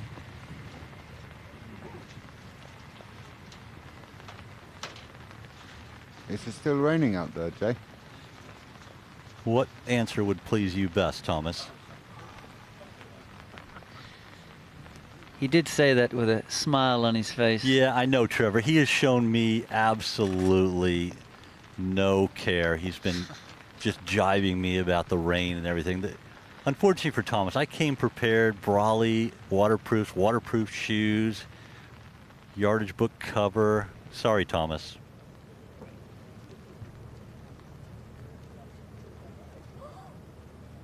Back up at the 12th green, Bryson DeChambeau, who's been fighting an injury here, had to withdraw last week from the John Deere Classic. Said he dislocated his shoulder. Has this putt for birdie, which would be some score the way this hole is playing today.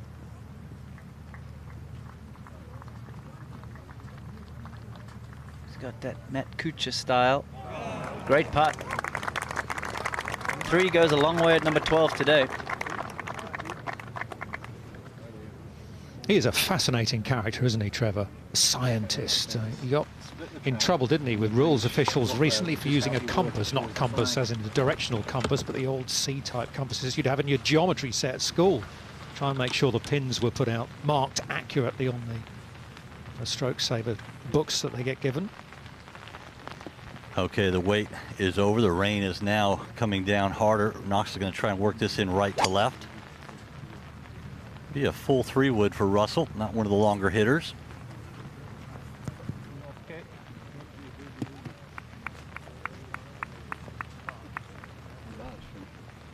was very unfortunate there with the 3-wood yesterday. That would have careered through the green. It's got a very soft bounce with all the rain that's come down this morning. Unlucky.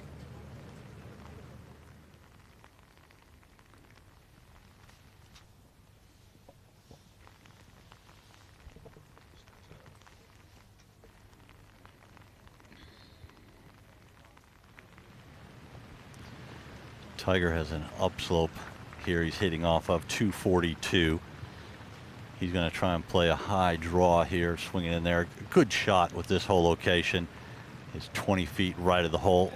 Pretty flat portion of the green.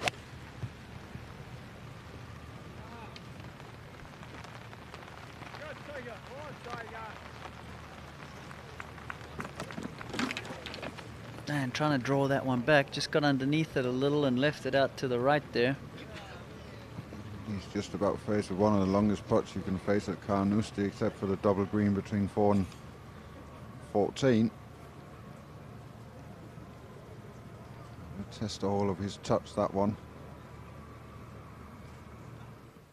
And this is what happens when you're trying to play the draw. You're trying to lay that shaft down on a flatter plane coming down so that you can get your path from in to out.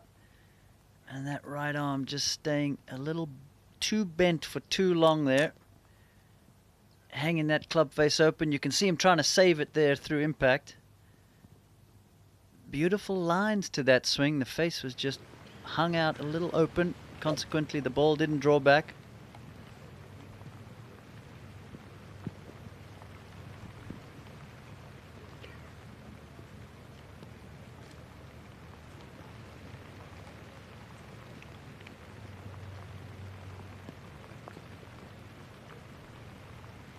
Now Matsuyama here, second shot into 12. Look how far right he's aiming, Thomas.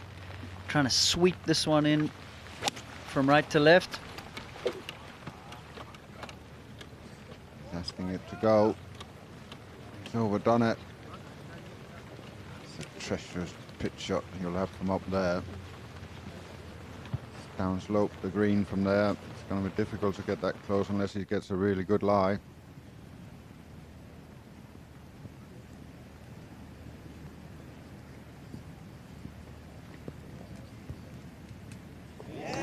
And isn't this young man playing well? Another birdie on the 7th for Eric van Rooyen. Now just one behind the lead, held by Zach Johnson. Here's one that's got a putt to tie for the lead. Kevin Kisner. He hasn't really hit that one.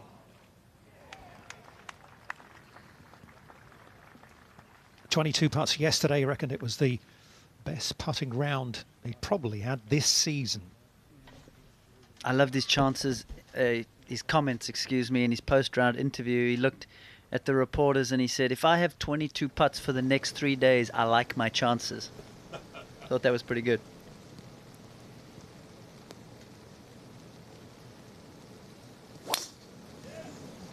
Full whack here from Brooks Koepka with the driver.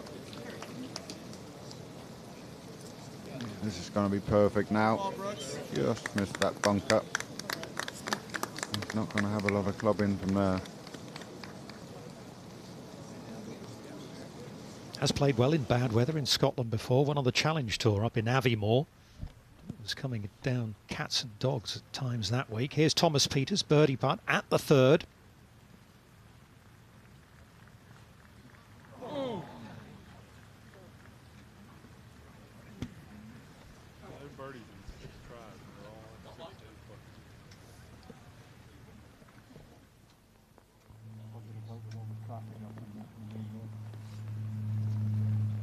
Now, Chappell for birdie on the 5th.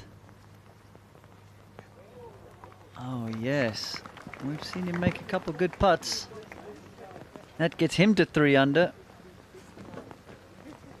Off to a beautiful start here on this wet Friday at the Open. Par 3 8th. Eric Van Rooyen just one off the lead. Down. Down. Down.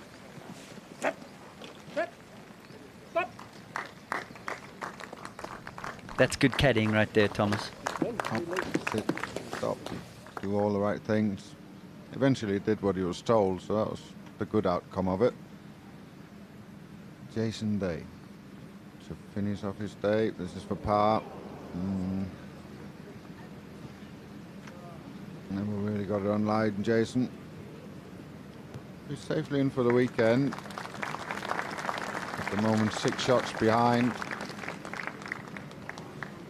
He will know that he'll need a low round tomorrow to get himself right into the championship.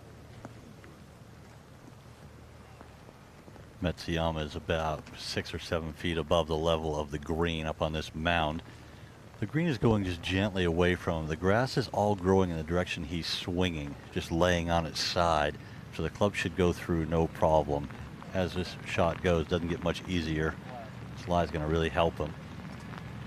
Just lob it on the front part of the green. It should roll right to the hole. Oh, he's hit that too hard. Clearly flew it way too far.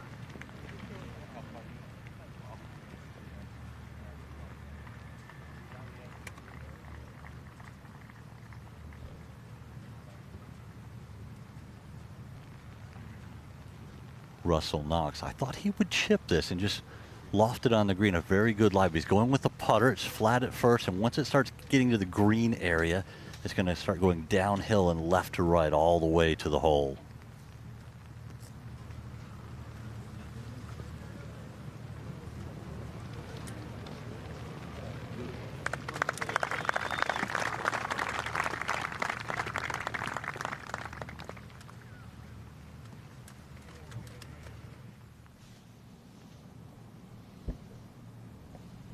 Over to the 8th, and Van Rooyen to join Zach Johnson at 6 under.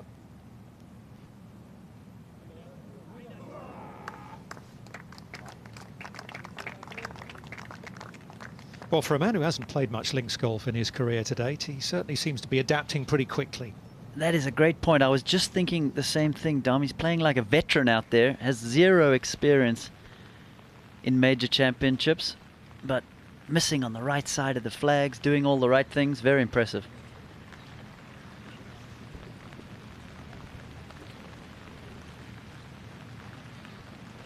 As Thomas said, Tiger probably could not get a longer putt. The only place he could get a longer putt would be the double green at 4 and 14.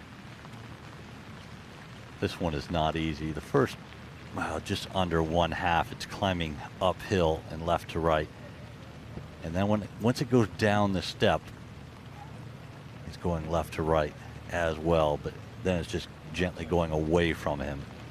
Right just before the midpoint is where he goes down that step. It is a pretty steady, heavy rain at the moment. Can't say it's rained any harder than this all day. Anything with all the water and moisture on the green within 5 or 6 feet of the hole is an excellent effort. He's easily 90 feet from the hole. Jay, are you surprised he hasn't put the rain jacket on yet? I am. He's walking around stalking things without an umbrella or anything. I'm very surprised. I was thinking that when he was up by the hole. That grin that Thomas had, was that kind of that evil Grinch grin? It was, yeah. He has it on his face right now, too. Yeah, he's good that way.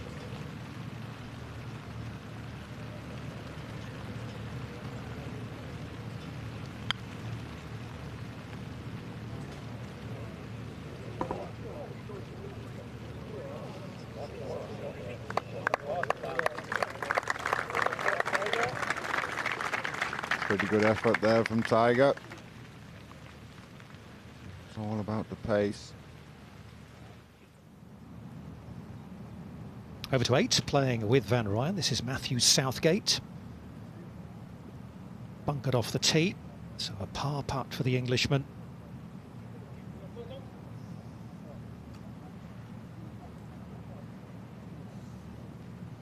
Will be desperate to make the weekend here, of course, where he's a country member. Quickly to Kistner, his second out of the rough at the 4th. Good angle here with the left hole location, but coming out of the rough, bit of a guessing game. But played very well there. Great judge of distance and bounce.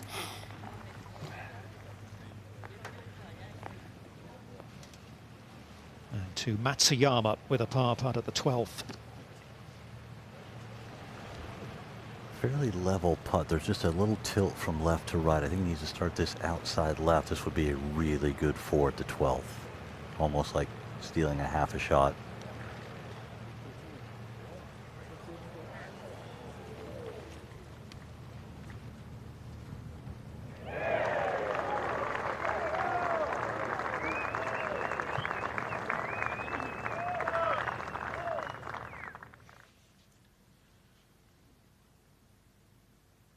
Phil Mickelson for birdie.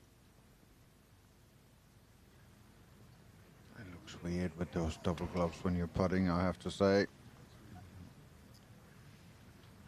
He believes in it. Do they actually keep your hands absolutely dry?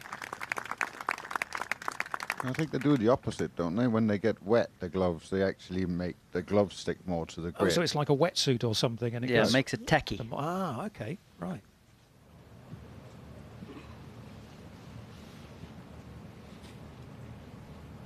Now this will be some 2-putt if Tiger can make this.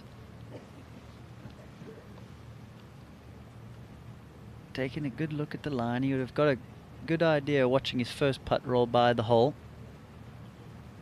Shouldn't be too much in it. Might sneak a little to his left.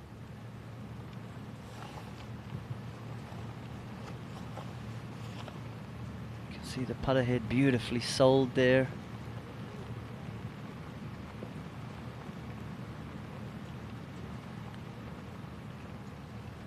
And that's a great 2-putt.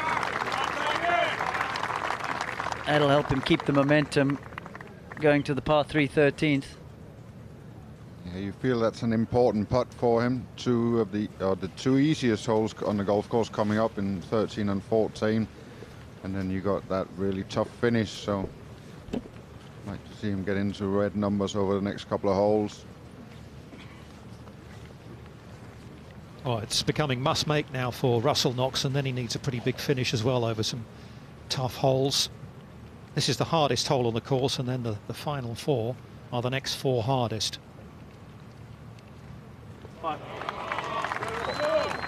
So he's got his work cut out, but he's played some excellent golf over the last few weeks, starting at the US Open. Yeah, the only thing with Russell, you think it might be in one tournament too many. He was trying to ride the crest of a wave, playing so well.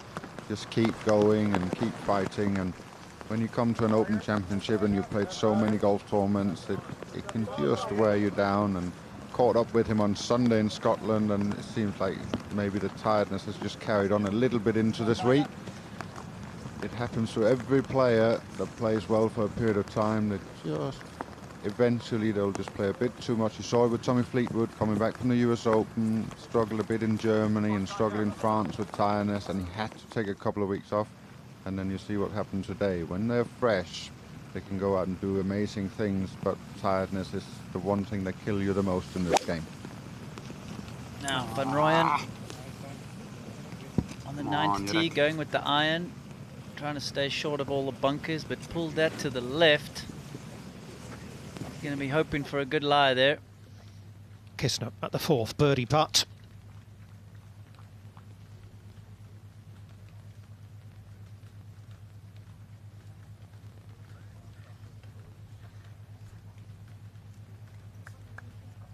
He's not a guy who's going to overpower a golf course, is he? But he is, again, I suppose a little bit like Zach Johnson. He's a good putter and he's a great strategist. He knows how to plot his way around.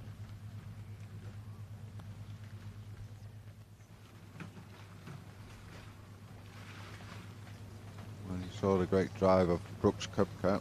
This is where he hit his second shot too. This is for eagle. You're always amazed that that front of that green doesn't break more. Like the whole green runs away from you, so that when you stand over that putt, it should break right to left. Never does. Looking down over the 13th hole, this par 3. 174 yards today.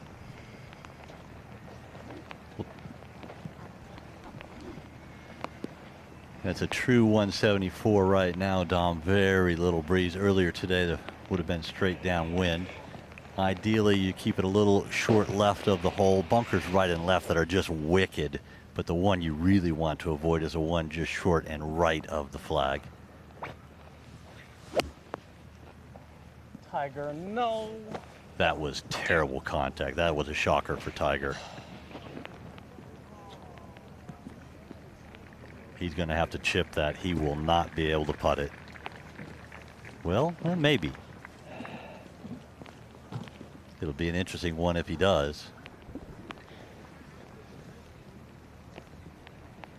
I saw Jordan Spieth yesterday, didn't we, putting round the bunker at 8. It will be the same one, Dom. The same, just tickle the edge of the bunker. It'll go left to right, and then it'll go up the slope. I happen to be standing right about on that line, so I have a good look at it. It's like, just chip up 3 feet and make it. And he's moving through the ball all right, is he, Tiger? Because he's got this tape, hasn't he, on the back of his neck, the kinesiology therapeutic tape or something. Well, he slept badly on Wednesday night before the first round, and that caused a stiff neck as Nunks hits this one. A nice low shot. Should take a nice big bounce.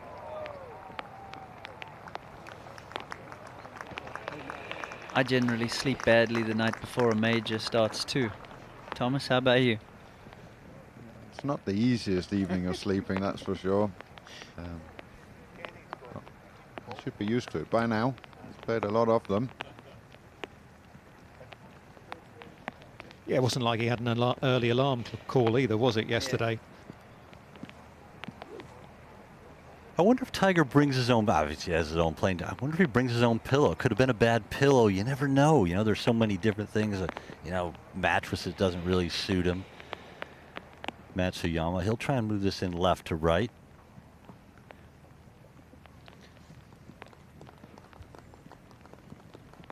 People forget how many different things can affect a player's fitness. You got a club twirl there. He likes to look at this one.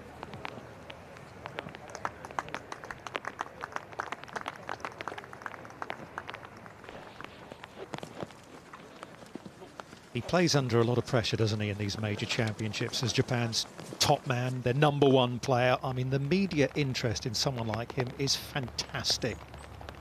Yeah, you got to only walk around in the golf course in the practice rounds. You know, you can see where Tiger Woods is, you can see where Rory McIlroy is, and you can see where all the Japanese players are.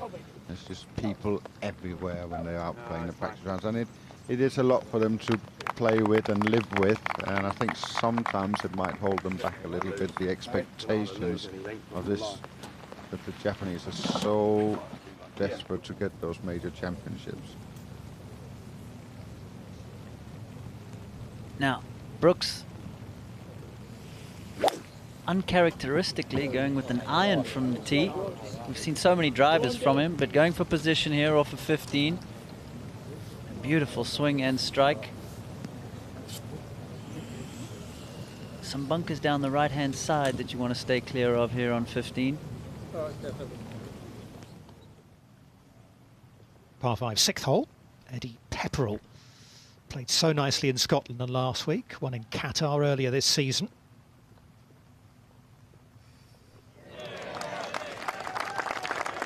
Well done, Eddie. One of my old caddies on the bag, Michael Dorner. Mind you, they're pretty much all of them are my old caddies, I think. Mick caddied for me too, Thomas. He's made the rounds, obviously. Yes, he's been with a lot of good players through the years. He had a really good run with Costantino Rocca in the late 90s and then moved to Westwood. He's done a lot of good stuff from Eddie Pepperell's game as well. Yeah, Eddie credited him to a great extent, didn't he, after the win in Qatar. He said it was important to have someone like that on his mind coming down the stretch. One or two shots that Eddie was thinking about something and Mick just was able to have a little word and make some other suggestions which were taken on board.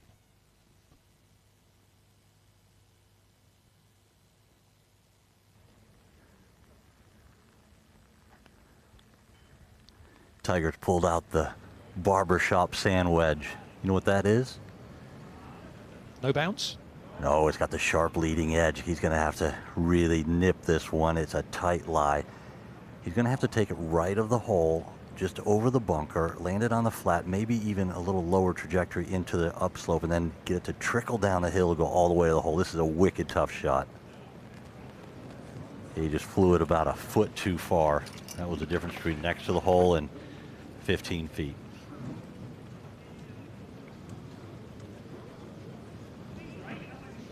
He was a little clipped in his television interview yesterday. I think he felt that he could easily have been 2 or 3 shots better off than he was, and he was disappointed in that. To Van Rooyen, just shy of this 9th green.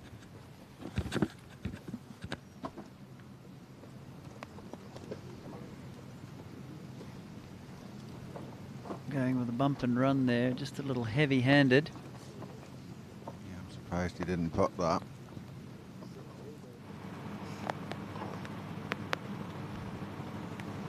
This is Michael Kim from the United States.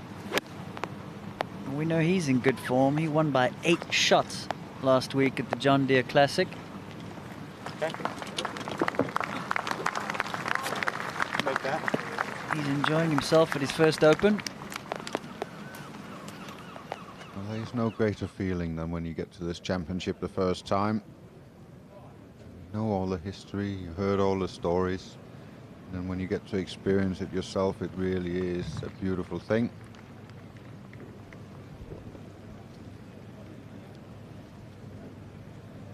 So a birdie putt here at the 13th for Matsuyama.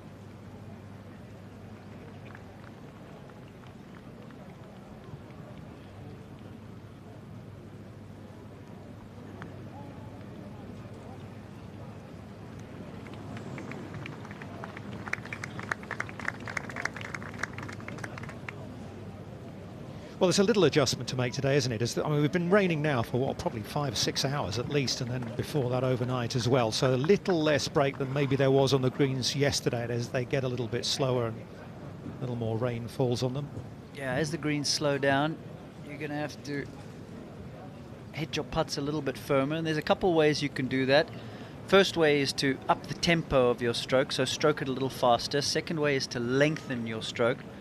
But you have to find a way to get a little bit more energy into the ball, play them a little straighter, be more positive.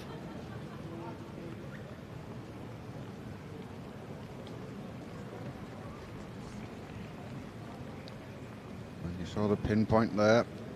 This is going to break a little bit left to right.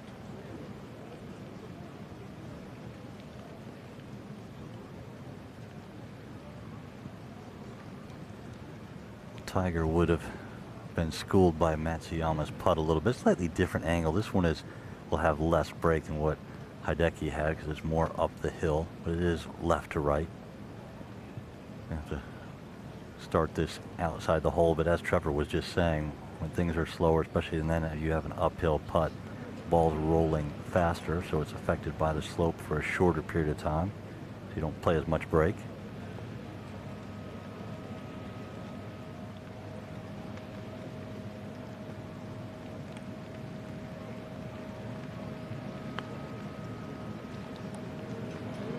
Oh, what a save from Tiger Woods. That's 2 holes in a row. Yeah, beautiful from Tiger. Jose Maria Lozada once said to me, when you get yourself into a really difficult position, you're better off having 10 to 12 feet for par than trying to do something silly and then you walk away with double bogey. This was a great example of a master at work. Just take your medicine and then give yourself a chance. What a beautiful stroke, throwing that outside the left, and you can see how much that means to him. He knows he's got a par 5 to come. If he gets a good drive away, he can reach that in 2. Trying to get some momentum going before that tough finish. See if Russell Knox can make birdie, start clawing his way towards the cut line. Still +2 as it stands.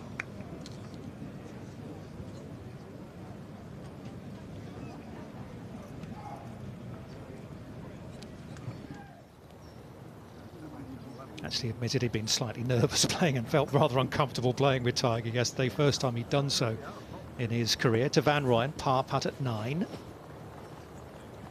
I have to say I find that amazing that he hasn't played with him. He's still been around for a good few years now, Russell. I suppose Tiger hasn't played that much, has he, over the last few years, maybe where Russell has been playing more so on the PGA Tour. Second hole in a row that Kisner's coming out of the right rough. This is his second into 5. He says it's got a flyer. This is going to be perfect. Absolutely perfect, and he'll have feed no back. idea. That from should where he feed is. back off that slope, getting better and better. You're exactly right, Thomas. He's going to love the look of that when he walks over the hill.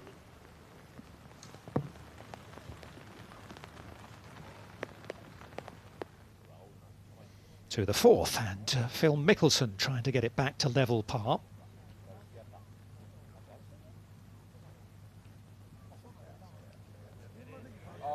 Beautiful. Wow, that went into some pace, didn't it, as well? I'm going to have to go and get some of those gloves, Thomas. You'll have to look a long time to find them, Trevor. There won't be anyone on your manufacturer's truck, I don't think.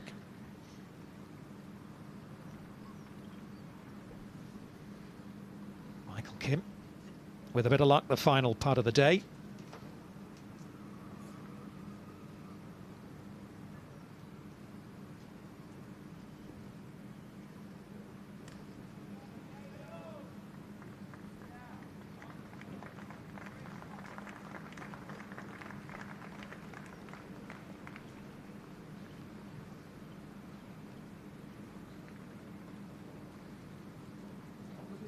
Something bothering him there.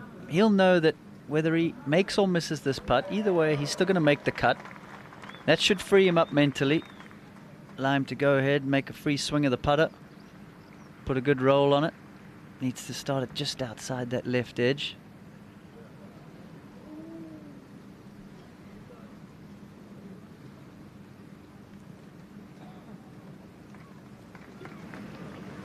So drop shot at the last. Still, good day's work, and a nice homeward 9, 1 under, coming back, and Kim in good position. Never easy after such a dominant week like last week. You know, your expectations are so high when you go out and play, so he's done well. Woods with an iron of 14. Those first 2 bunkers down the left, you see there, 250 to reach.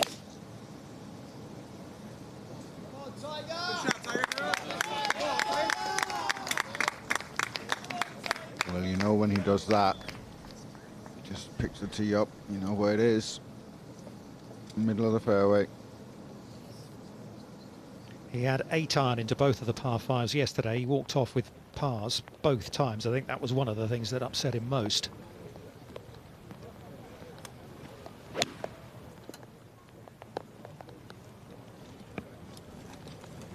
Koepka into 15. Loves to play the fade.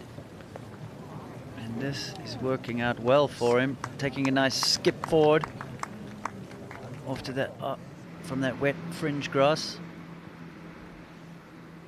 Rolled around, came down off the bank. Can Kistner convert? Of course he can.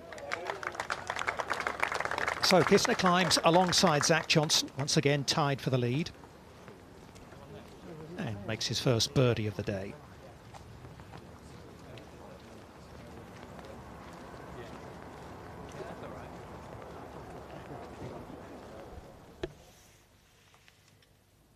It's a US 1-2 at the moment, Johnson and Kistner.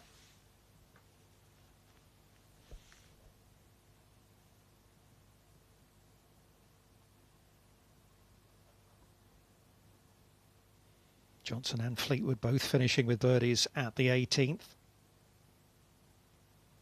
Rory will be pleased with his day's work, 69 for him. And, well, we'll get players teeing off for another, well, just over 2 hours. Just after 4:15 this afternoon is the last tee time. So they're going to be finishing up at, what, sort of, well, not far short of 9 o'clock, you would think. Well, those players may end up getting a pretty good break. If it does manage to clear up and stop raining, they'll have nice receptive conditions. Yeah, and those are out early yesterday. Probably got the kindest of the conditions yesterday as well, because it picked up, didn't it? Definitely the breeze in the afternoon. Mind you, we've seen some Open Championships, haven't we, where if you got on the wrong side of the draw, you just stood no chance in the championship. That was it, you were gone. Yeah, there have been some big changes in weather. It happens quickly up here. And when it does come in, the bad weather, it really is tough to deal with. Both playing-wise, but also mentally. As we keep looking down that leaderboard, there's a lot of people here that juggling to try and get in for the weekend. +3 was about 72nd a while ago, and now it's 76th. So it's going in that direction. But as you said, everything can change. And you wouldn't like to be the one that says it's going to be +2 or +3. It could even be +4 at some stage. Let's see if Koepka can convert at the 15th.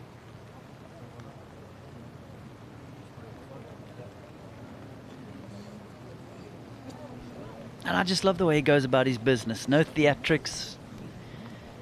Hits the shot, walks after it. Not too much emotion shown or energy wasted. Just seems to have so much self-belief and confidence in what he's doing with his game. Well, he's lucky, isn't he? He's like Dustin Johnson and one or two others. They just have that raw power. They are big men. Some of the shots he had hit out of the rough at Shinnecock. I mean, I think some players wouldn't have got it out. And he just stood up there and, you know, seemed to almost hit it like there was no rough at all. Amazing. Great short game. There's a lot of work behind it. You know, he works very hard, especially in the gym. I remember when he came over to Europe in the beginning, he was actually not that big a guy. He was a bit more dangly than anything, and now he's a big, strong athlete. He works extremely hard in the gym. It's a big part of his whole process. That's probably, he puts more effort into that than he probably does to hitting golf balls and working on his golf game. Tiger has 236 after laying up off the tee. The other two players took the bunkers on, much shorter shots. Once you get over the spectacles, it's a straight shot downhill to the green. The pin's right in the front part of the green. Spectacles are about 35 short you have to carry, land that down slope. You can't fly anywhere on the green, otherwise you're going to be a good 20 yards beyond the pin.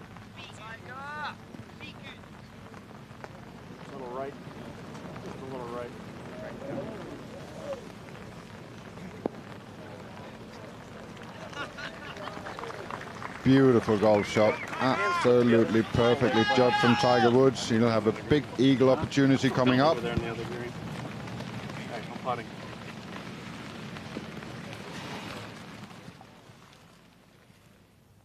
Just a beautiful golf swing here. Extension of the right arm through the ball. Good release. These cameras are magnificent, aren't they?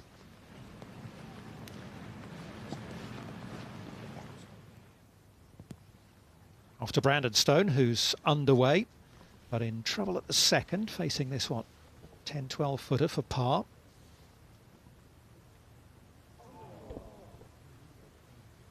Did you see the bounce he got off the grandstand at 18 yesterday? Pulled his drive into the rough and hooked his second shot, got tangled up, the club face turned over, hit the grandstand, came back, which is out of bounds, came back, landed on the green, hold the putt for a 3. Some guys have all the luck, Dom. It's amazing. Now, Kisner going with the driver off the 6th. Looks like he's aiming down the right side. Sure is. That'll be in the rough. You need a good bounce and break for the lie here.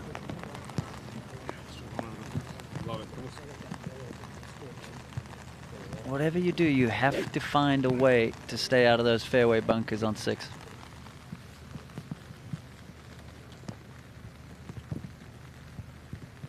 Peters with driver. If he can carry these bunkers down the middle. Just gonna give it an old whack here, Thomas.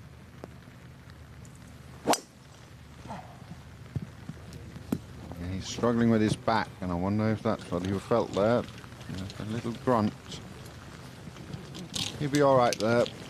He's been playing with that for a couple of weeks, hasn't he? Yeah, he's struggling a bit. You can see he's just feeling it as he's coming down, I think, more than anything. 180 to go for Matsuyama playing with Tiger at the 14th, par 5. His swing just looks a little different to me right now, Dom. That pause at the top doesn't seem to be as long as what it normally does. I'll have to keep an eye on that on the last few holes here. Here's Kevin Chappell.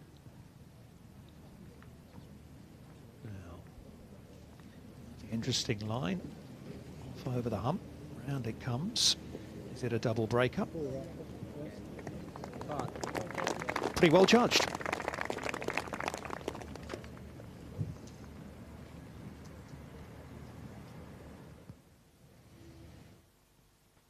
And to the par 3, 16th, 237 yards today, and Koepka.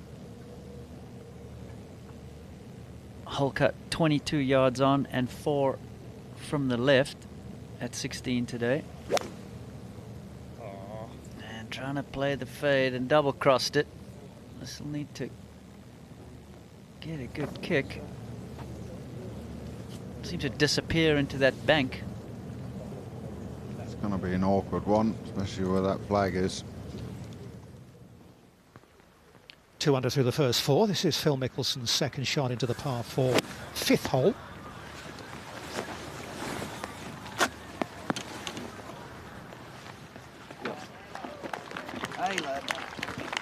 Very nice, Phil. Well, whoever said it was going to clear up early afternoon weren't right, were they?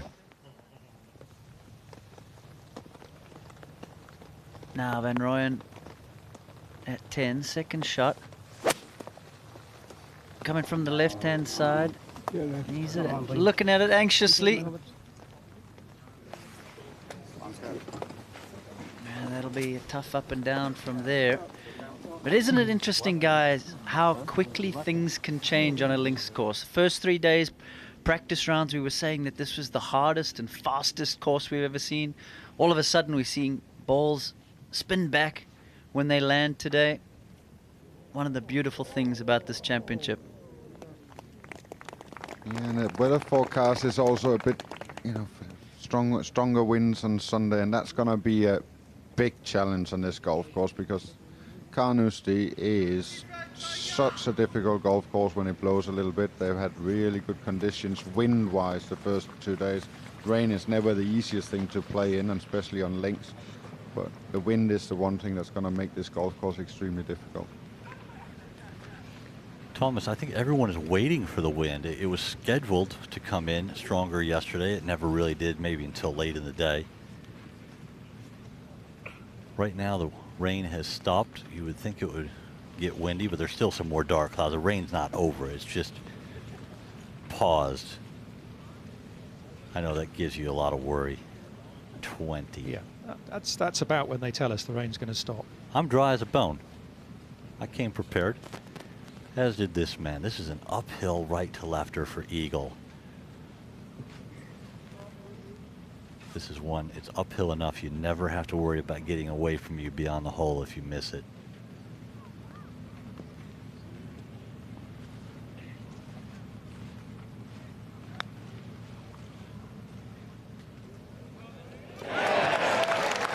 Big move from Matsuyama. Well, that puts him to 2 over, which is inside the cut line. Tiger will have been looking closely from the other side of the hole.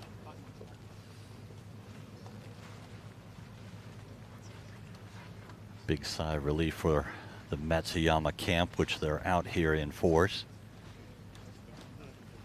Huge crowds following this group all the way around. Even with the inclement weather, they've been out oftentimes 5, 6 deep, standing up on the mounds to get a view over the people in front of them. It's a great viewing golf course. Are you signing any autographs out there, Jay? I stay away from the gallery. They keep telling me to put my umbrella down or kneel down. I'm too old and I don't want to get wet. This one for Tiger is a very odd putt. It looks like it wants to go right to left, but when you look at the green book, it says it's going to go left to right, and I've had a view from a couple of different sides. I actually think, I've talked to a couple of different people out here, everyone sees the same thing. I do feel like it's almost straight, but wants to fall left to right at the very end.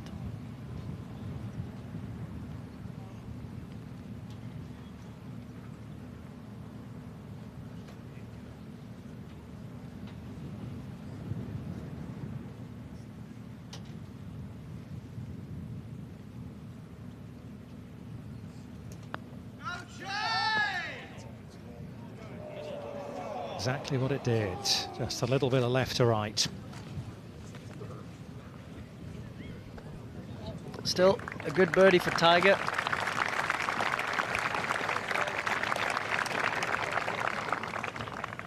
That gets him into red figures. Only 5 back. First time he's taken advantage of the par 5 so far this week at Carnoustie. Here's Mickelson, already 2 under.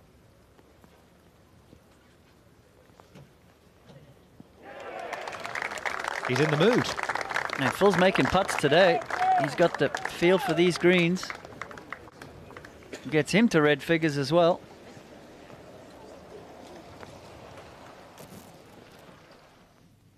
Over to 10, Van Rooyen. It's tricky, this. Goes away from him. He's got to stop as well. It's a difficult bunker shot. You don't want to leave it in the bunker, but then you also got the green falling away from you behind the flag. There's another tough bunker shot. A long one for Brooks Koepka. Pin position is tricky for him as well. It's always going to be difficult to get it there from the lie. Trust me, the next one is not easy either. It's a course that sort of prods and pokes at you, isn't it? All the time. There's no let up, really. Brandon Stone, his second to the third.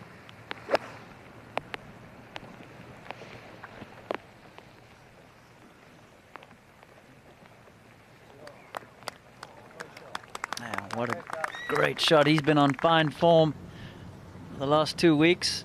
Now Koepka coming up the hill here.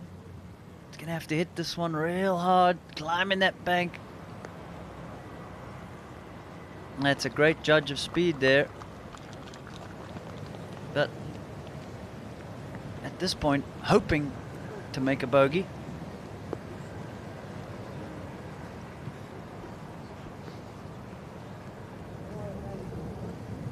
15T Matsuyama out with an iron here.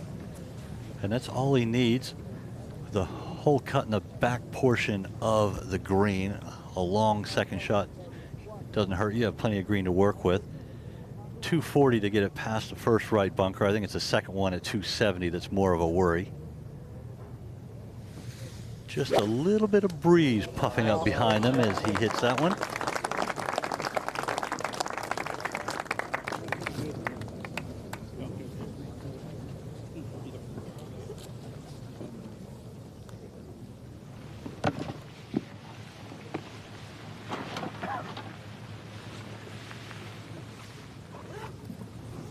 Tiger is just going to work his way around these final few holes. They're very penalizing if you start hitting errant shots. He's so accurate with this little stinger shot. This fairway does have some camber up there left to right. Once you get to the 280 range, he will likely fly it much shorter than that. Left center is a perfect place to aim it, keeping away from those right bunkers, and let it work its way to the right side of the fairway. Let's go, Tiger! Fantastic swing there from Tiger. That looked old school. Planes were perfect. Right shoulder stayed high. Very little divot.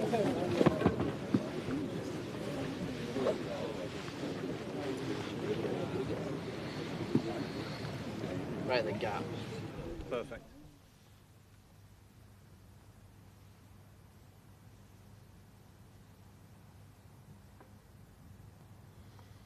Well, that suggests it's fairly decent idea to find the fairway, doesn't it?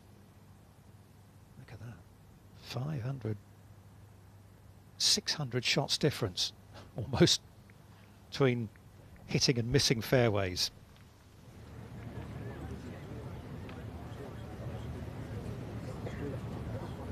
Kisner here at the 6th.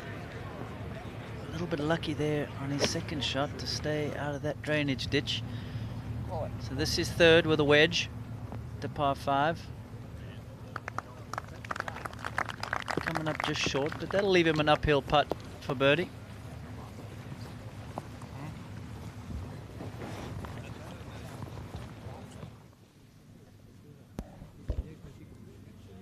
This is Eric Van Rooyen.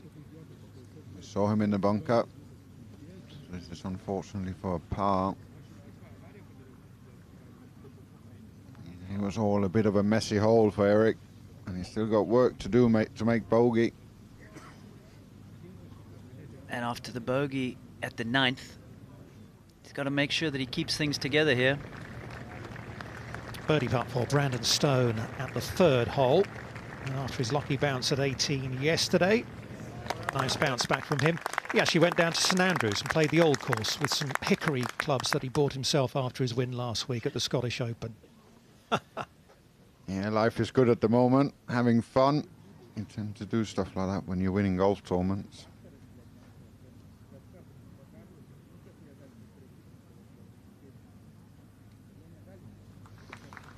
Now 2 drop shots around the turn for Eric Van Rooyen. He is 1 over par today, but still very much in there.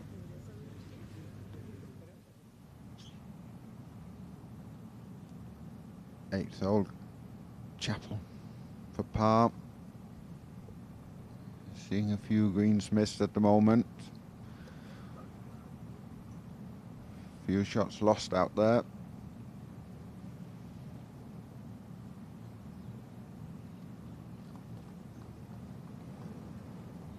Well, the interesting thing about the next few days is that, well, a couple of days, is that wind's going to change direction a little bit as well. And that's certainly going to factor into things.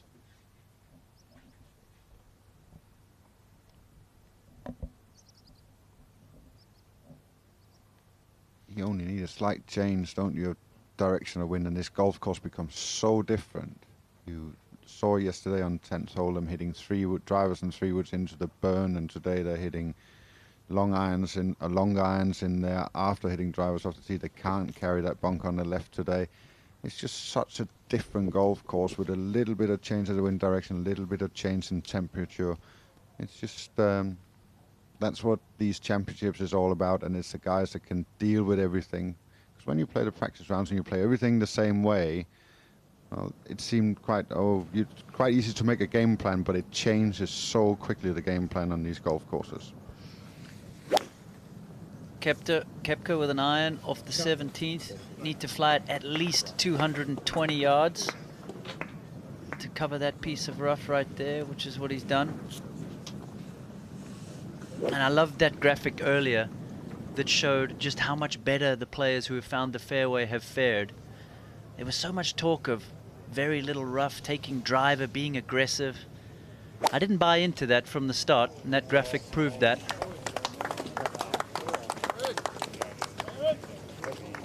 I think there's one thing about playing links golf. I think sometimes as a player you've got to understand you can't beat the history of it. And that's kind of, you know, you've got to remember that this is the way it's always been played. You play these golf courses in a certain way, and if you can stick to that plan and stick to that model, I think you can be successful. You look at the scoring this week. Some of these guys would have thought that they could shoot 15, 16, 18, 20 under par if the weather conditions stayed as they were in practice. It very rarely happens at this championship. All pars to start the day for Webb Simpson, this year's Players' Champion. I'll tell you what surprised me, Thomas, is I was looking back at some past Opens here. In 1931, when Tommy Armour won, the course measured 6,900 yards. Can you imagine, in 1931, almost 7,000 yards?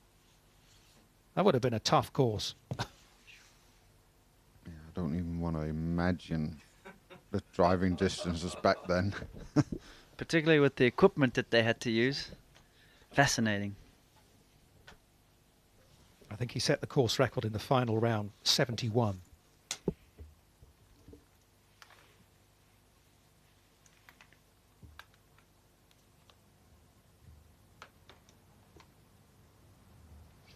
This is Tiger's group. And here they are. And it is going to be the former world #1, first away.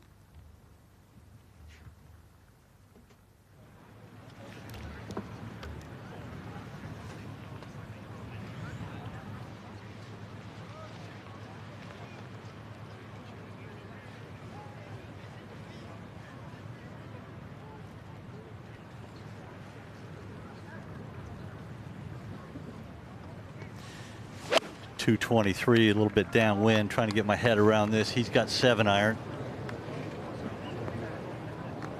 Okay, it hit the downslope, but he got it there pin high. 7-iron, come on.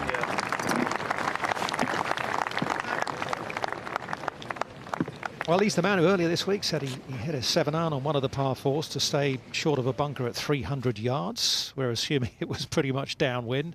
And of course, the fairways were much more fiery than they are today. Here's Thomas Pieters, outside chance of a birdie at the 6th hole.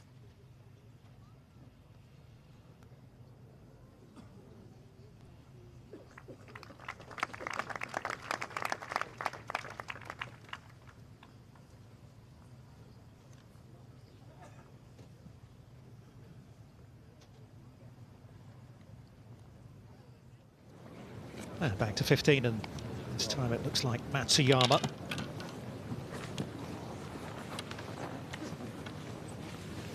Matsuyama has a great angle in here. It's one of those extra tall flags, like at the first, but players cannot see the putting surface, but they can see most of the flagstick here. It's not that bad. 197 for Matsuyama, and this is likely an 8-iron, especially if you take a little air out of it, hit it in there a little low, get that one big bounce. Front of this green does go away from the players. There's a decent wind behind them as well, maybe almost a 1-club wind.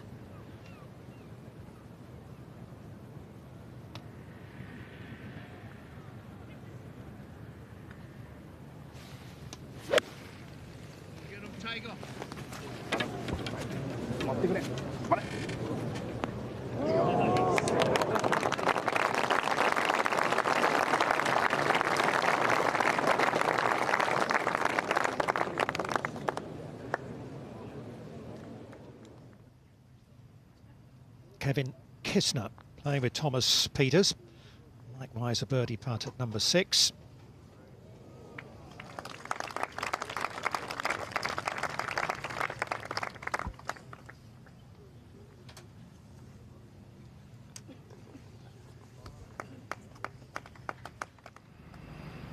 And a 17, and from the fairway, second shot here for Brooks Koepka.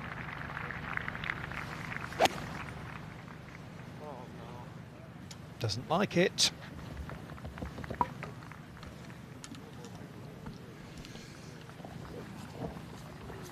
Lucky break. Double change in the commentary box. We've got Mark James and Warren Humphreys alongside myself, Dominic Hollier. Jay Townsend still out there. And, well, quite dry now, isn't it? Stop raining, guys?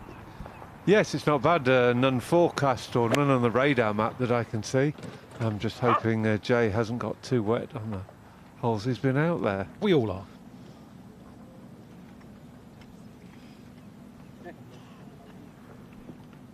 He assures us he is staying dry. As dry as his wit.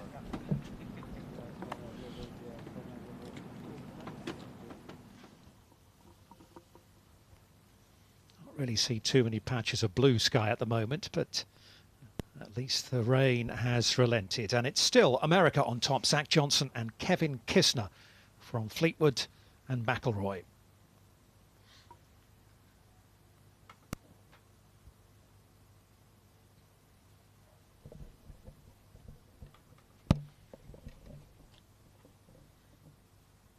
Xander Lombard's got a long wait. He's not off until 5 to 4 this afternoon. Johnny Vegas, who had all sorts of problems getting here with a visa issue and had to fly overnight, get helicoptered up here, no clubs, had to get his club manufacturer to make some up for him, pick them up yesterday when he arrived.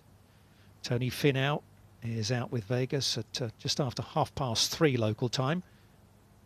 So just about an hour to go for those guys. Might be a blessing in disguise, I think, Dom, going out late today as conditions improve.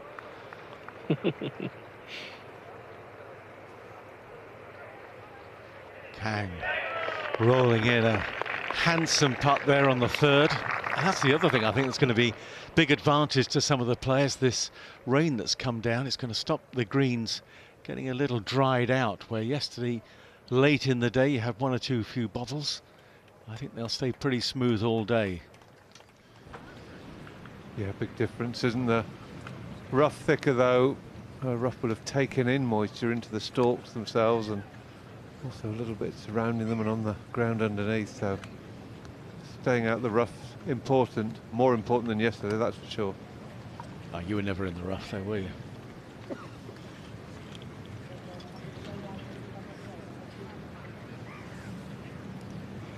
Tiger has stalked this one from all sides. And Mark, I just want to say I really appreciate you being worried about my well-being out here in the inclement weather.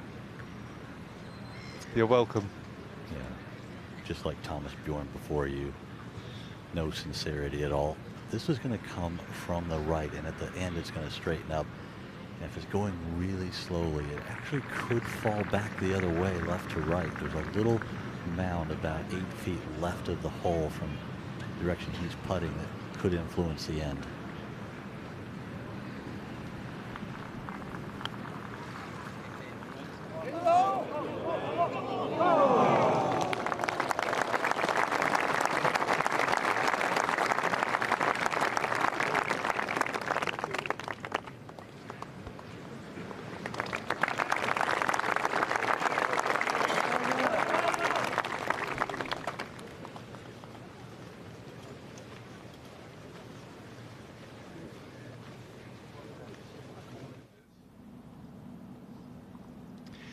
Well, South African, Van Rooyen.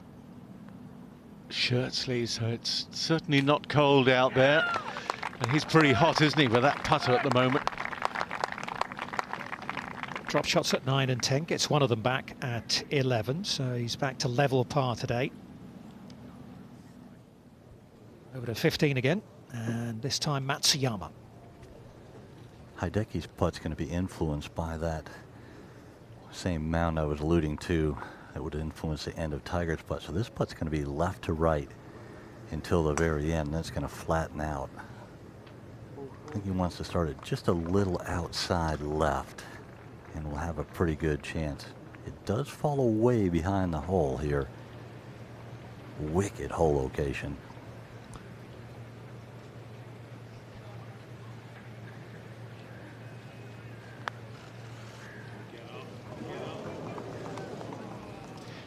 Was a complete misstrike. Never got it out of the middle of the putter face at all. Hit it sort of halfway up. Poor strike.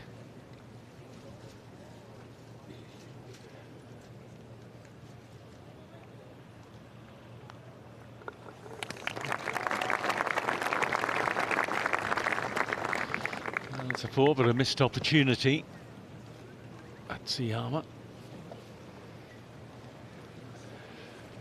Still got the last 3 holes to play, always in the players' minds when they play Carnoustie.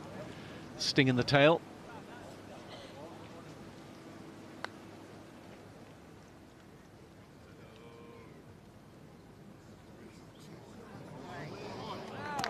Nothing wrong with the imagination there for Koepka on 17. Beautifully rolling it down the slope, should secure the 4. 7th tee for Kisner. Solid swing, there's not too much to go wrong there. He showed us what he can do in the USPGA last year.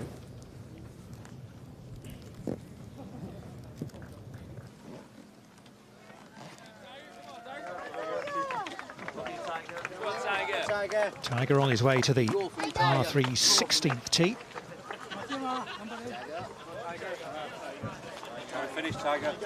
Same as it ever was.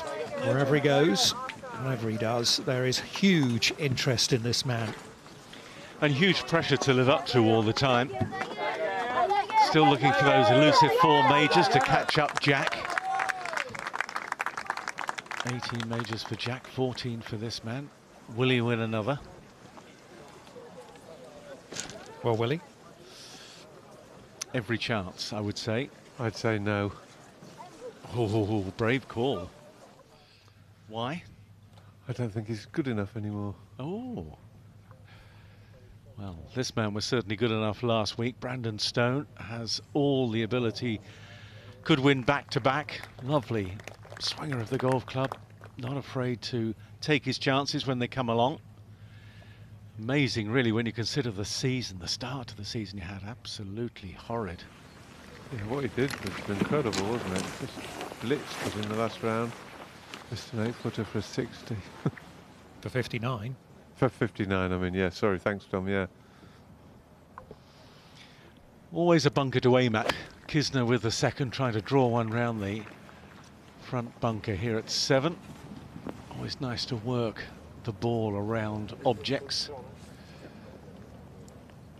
You like mini golf then? There's sort of, you know, little windmills and... Oh yeah, love that. Never any good at those sorts of things. Like it on the proper dance floor.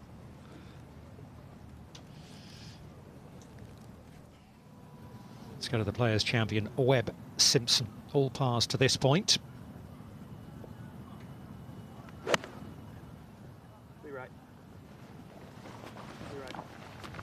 A very early B right, wasn't it?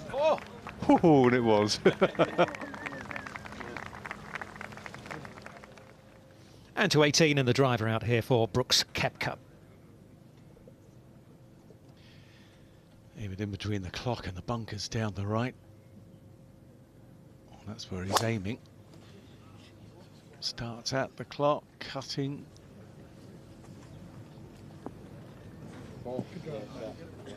Just about there. Really good now.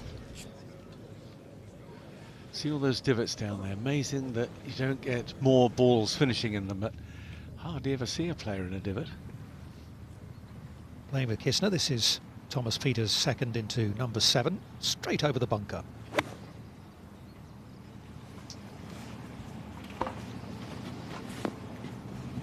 One thing in the game is to pull across the line. When you play those wedge shots, everything goes left of the target. I can never really understand it because that's the shot that it brings into the equation all the time. Yeah, pulls. I was trying that the other day for the first time. It didn't go very well. How not very well? Very, very not very well. Well, it's like a cricketer playing across the line. Why would you do it? They always teach cricketers to play up the line that you're being bowled. Why would it be different in any other sport? why would you suddenly go across the line to try and hit something straight? A lot of the guys do it on chips as well, don't they? Look at Alex Noren, amazing. And Spieth sometimes hits a cutty chip to hold it onto slopes. And I can sort of see the merits, but yeah, I was trying to do it from 120 yards and it was had quite a big spread of balls on the practice ground at Ilkley. I think there are lots of new fads in the game. There's always players looking for an edge, and sometimes someone has a fad, they play well one week and everyone copies it and thinks, oh, that's the way to do it. Actually, sometimes it's completely the opposite thing. Well, the wind is freshening. The skies have brightened up, but off in the distance there are still some really dark clouds. I don't think we're out of rain yet. Wicked hole location. It's only 4 on top of the shelf. You have to land it on the bottom and hope it bounces up with the softer conditions. 237. I think you want to pitch it about 220, maybe 225 with a low trajectory.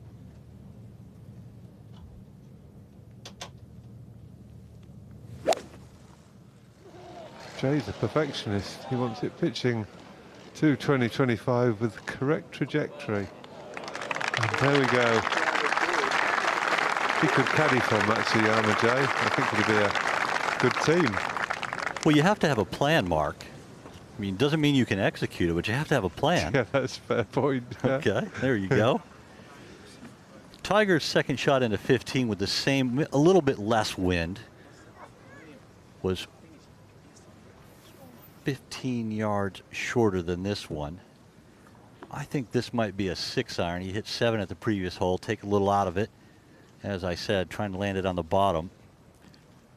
If you're going to split hairs, Matsuyama flew it a little bit too far. He got lucky, hit it into the bank and killed the momentum.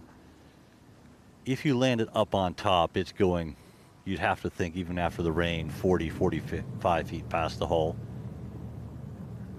Grandstand behind Tiger's blocking the wind, but it is getting stronger.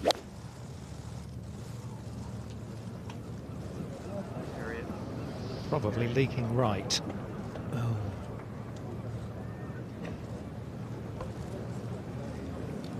One over par for the par threes yesterday, put him in 74th ranking for the short holes. Even par today, but finds the right-hand bunker. Sung Kang playing the 4th hole from the 5th fairway.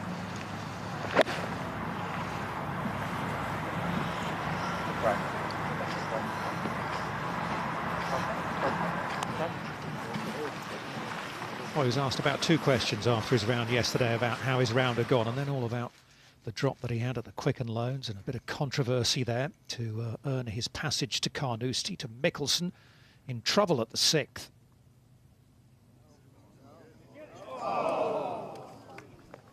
Started off very well in the round, didn't he? Was wearing 2 gloves, holing putts. Now the gloves have been discarded. How did that not go in, though?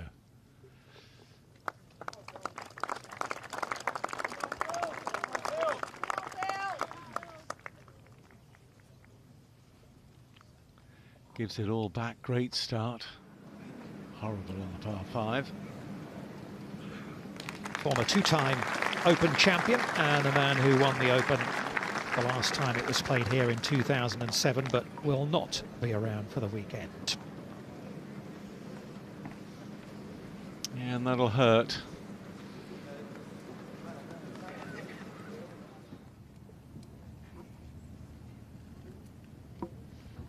Two good shots to get onto the dance floor on 7 for Kisner. Oh, look at this. Look at that. Well, you don't hold too many of those in the course of a championship. It's not thrilled him too much. Might be dancing, jumping up and down through the windmill.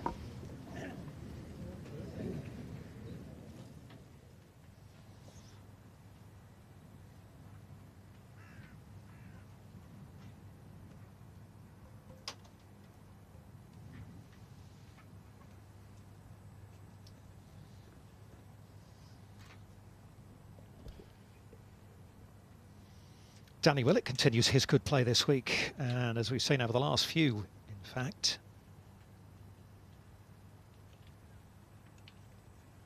Carl Stanley shot in the 60s.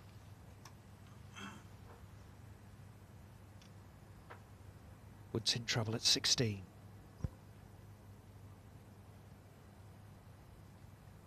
Kevin Na underway, parred the first. Recent winner on the PGA Tour, he won at the Greenbrier.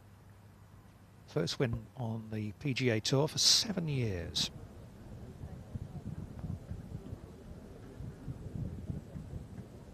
And this is Danny Willett.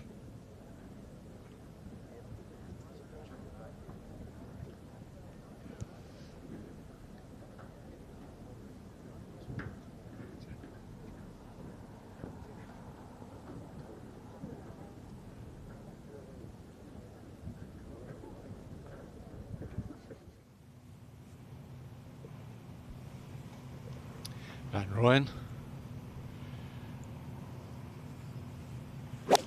aiming at the two bunkers down the right here on the 12th.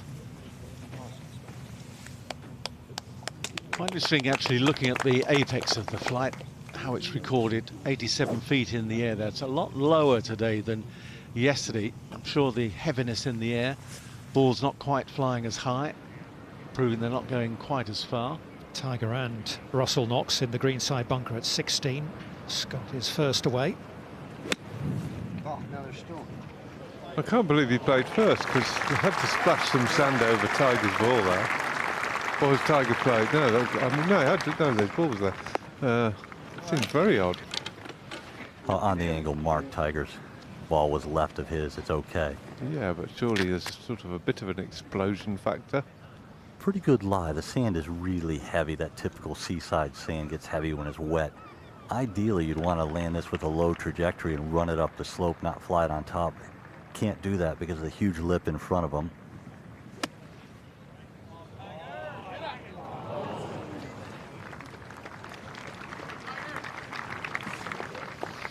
A lot of effort didn't seem to go very far. Went a bit deep.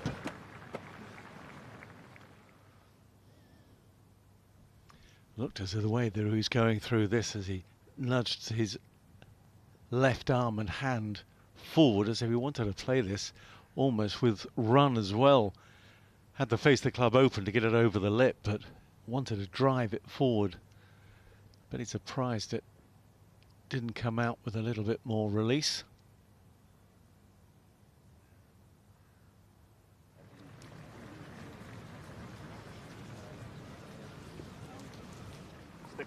Forward to Brooks Koepka, enormous and straight drive at 18. Pin on the right today. 26 on.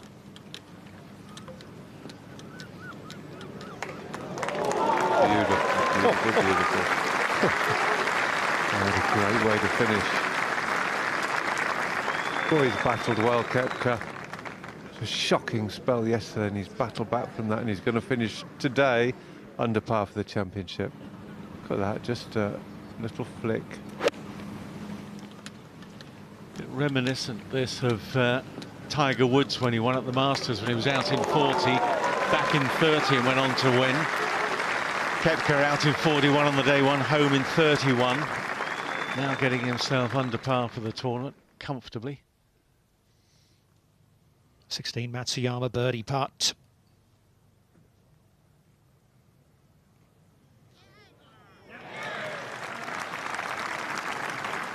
So he gives himself a little wriggle room over the last couple of holes as he goes to +1.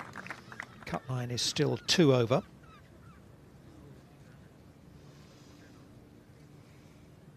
Little drift towards the +3s just over the last 15 minutes or so, and I think it's going to be like that throughout the day. Yeah, the last quarter to a fifth of the field will be slightly lesser quality in theory, I should add, than some of the marquee groups that are earlier in the day, so the scoring likely to go higher a bit more later in the day. I would imagine +3 would get in no bother at all. +4, very doubtful. Tiger holed a great par putt at the previous par 3 in the back 9, the 13th. Similar distance. This is a much easier putt. This one coming from the right. You have to start it just outside the right edge. Up and down, it's a fairly level putt. It's just a side hill one. There'll be a fist pump here if he makes it. Pinpoint agrees with you, Jay. It looked, it showed right to left. It didn't say how much, but showed right to left. Looked gentle.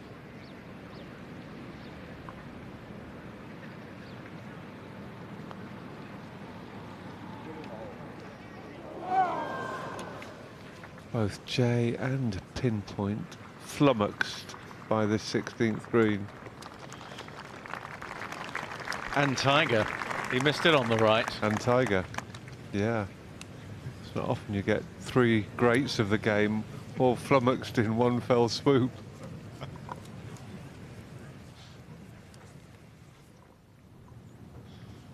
Eric Van Rooyen took iron off the tee at 12. Toughest hole on the golf course today. Still quite a long way to go. But he's playing from the fairway, and we saw earlier on how important it is to do that. Took that nice and shallow, didn't he, off the turf. Just grazed the grass. So get a good flight. Didn't think about attacking the flag. I think he was just playing down the throat of the green. Good shot. To the 8th and Kistner.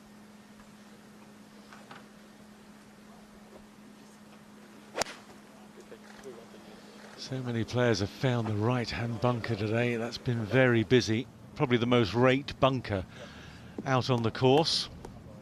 Yeah, that has been raked, but you get, that'd be perfect for so few runner beans or something now, wouldn't it? Perhaps a bit sandy, the soil, but...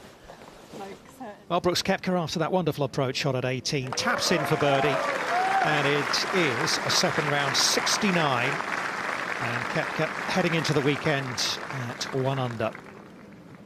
Looking for his second major championship win of the season.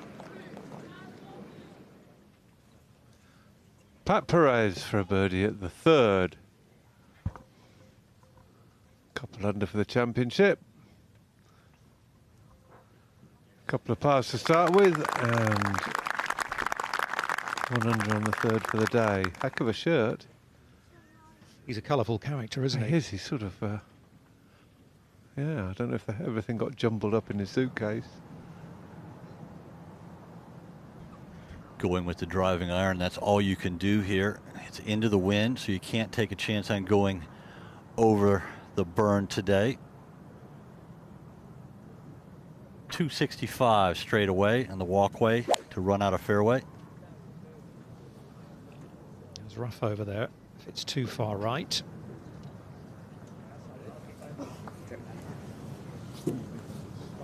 It's a good bad one.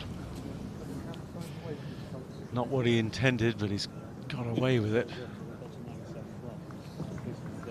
Such an intimidating tee shot. I mean, I've played this hole when you worried about getting it over the burn to start the fairway, and then other times you hit a 4-iron downwind to have it not run through. 3 wood, 4 knocks here.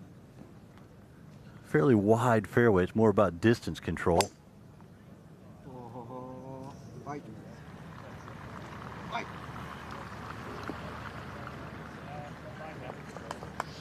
Well, I think that might have been in the water yesterday. I think just that little bit of rain they've had today, softening the fairways a fraction, helped him out. Now it's very good. Does it seem a lot more predictable today, Jay? Oh, certainly. You can actually see yesterday the brown, shiny fairways are just trying to turn a little greenish. I think tomorrow, after this water soaked in a bit, a lot of these brown spots will be much greener, but still fiery. We're going to see the patented Tiger stinger here, the low one into the wind. Wind is kicking up. It very well could be a factor this afternoon. It's over a 1 club wind, strongest we've seen all day. A massive twirl of the club and the follow through in true Tiger fashion after a good one.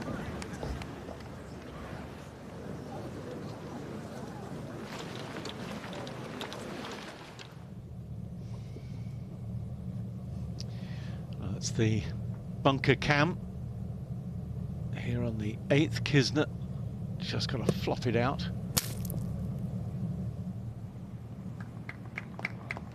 A lot of players have struggled trying to get that one close today from the right-hand bunker. first few players early on, I think, were okay. And Sounded like it hit the pin. Yeah, I didn't know whether that was some just sand hitting the pin or sand hitting the camera. Jordan Spieth is on his way to the first tee, the man who is the reigning Open champion. Certainly raining today.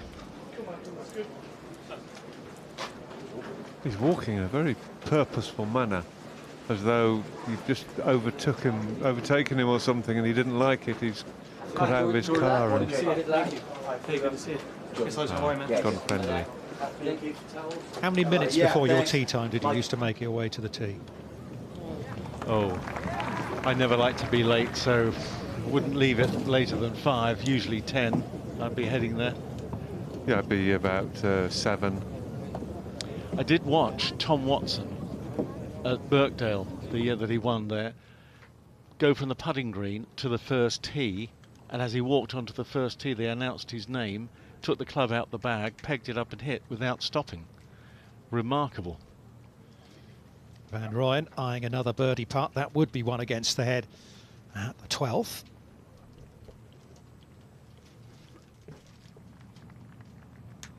Kevin Kistner with a par putt at number 8.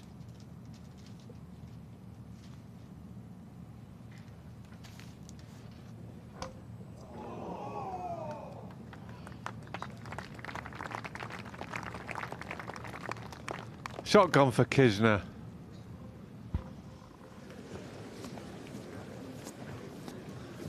He slips back to 6 under. Wandering back to the first tee because Jordan Spieth, having recently arrived, is about to get underway. In the company of Justin Rose and Kiradech Apibarnrat.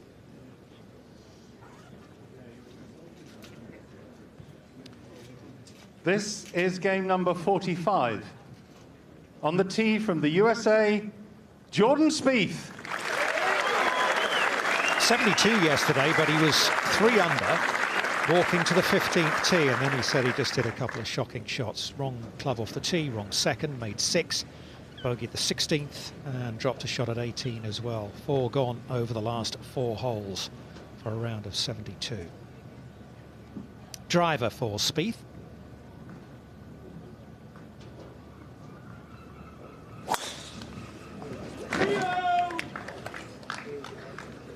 Not a club that's been necessarily that kind to him over recent months.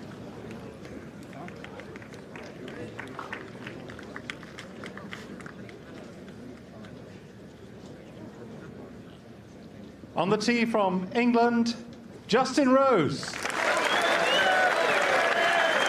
Nice birdie at the last yesterday for Justin.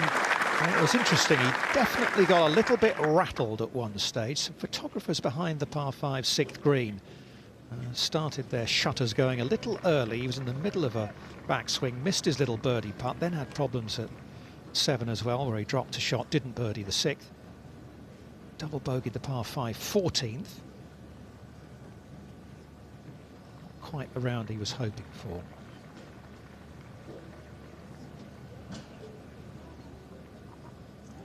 Is that 2-iron or a 4-iron? I think it's a 2-iron. Bit of a difference there. Spieth with driver, Rose with just a 2-iron. And he's in to win too. This pretty much the same direction as 17, slightly more angled left. On the tee from Thailand, Kiradech Apibarnrat. Who took driver quite a bit yesterday, certainly the early stages of his round, and then had to slightly change his strategy. He's out with the driving iron. He wants to get rid of that tagline, doesn't he? Having never made a cut here. Far too good a player not to be here at the weekend.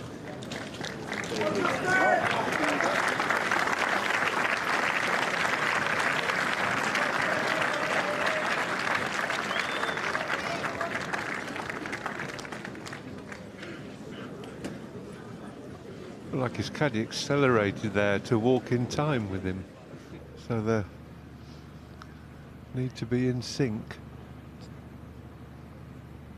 Ideal position here for Woods, going for the big cut. Pretty sure that was a 4-iron, unless my eyes deceive me. And he's got it on the green, left edge, ideal. No problems there. Hard to finish over the closing 3 holes with 3 straight pars. Good delivery of the club into the ball.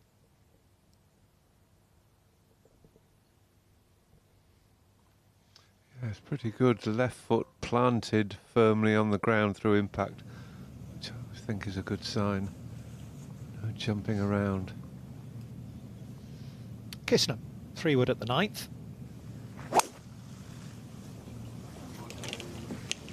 Oh, that's a little bit like the hole it's called the railway. That was like going down tracks, that, wasn't it?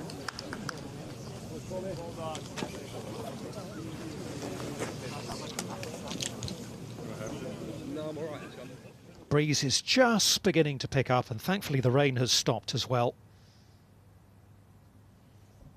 And Jordan Spieth, the defending champion, is underway. Pursuing the men at the top, his fellow American Zach Johnson in the clubhouse after a round of 67, and Kevin Kistner as well.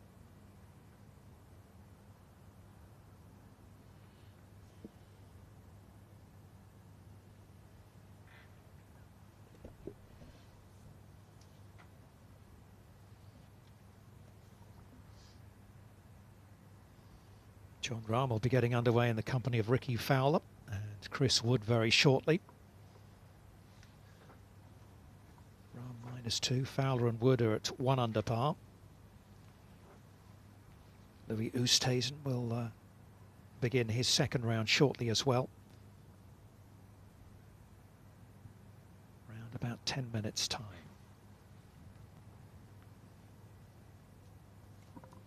Tiger doesn't seem to have been particularly happy out there today, does he?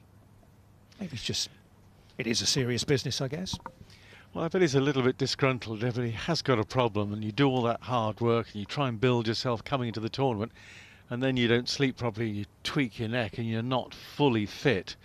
And it's been the thing that's hampered his career, hasn't it, over the last few years? He had the back operation, and now it just could be a muscular twinge that is going to affect his comeback. And you have to say that it would be a perfect opportunity for him to win around this course with the conditions we had at the start of the week.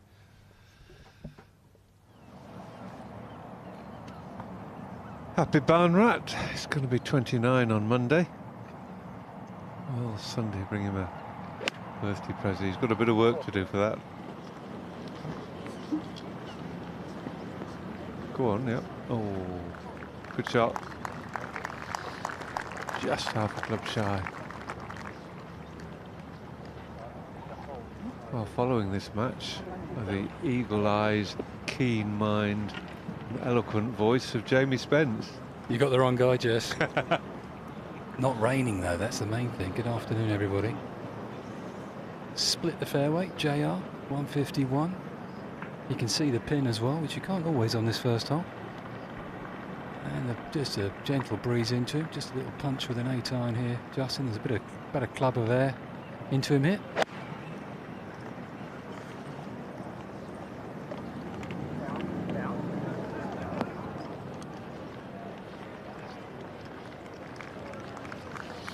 He was urging it to get down, knew it was always a little bit long, maybe the wind died. Just see that reaction on his hand. Yeah, it was just between clubs there, Warren. I think maybe a big 9 might have got there for him, but he's okay. 30 feet. Aggressive play from Spieth off the tee. Took that bunker out of play. He's got 110. Can't see the pin. Good news is you can see our camera tower with the big number 1 on it, and that's exactly where the flag is. So that's his line. Good lie. 110. And it seems the wind's just dropped momentarily here, but he's been very lucky with this lie. Perfect really for a sand iron, should release when it hits the green.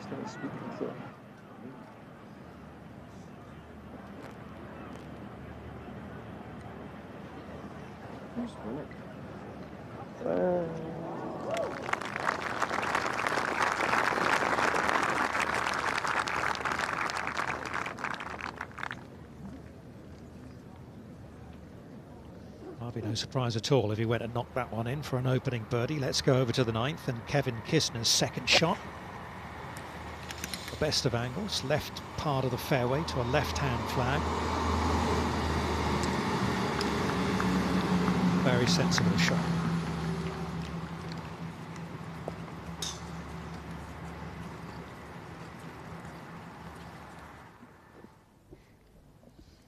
Matsuyama and Knox have both missed their long-range birdie putts. Tiger now downhill with just a slight bit of right to left here. Played a wonderful second shot off the side hill line to this position. Huge gallery around the 17th. They will roar if this one goes in.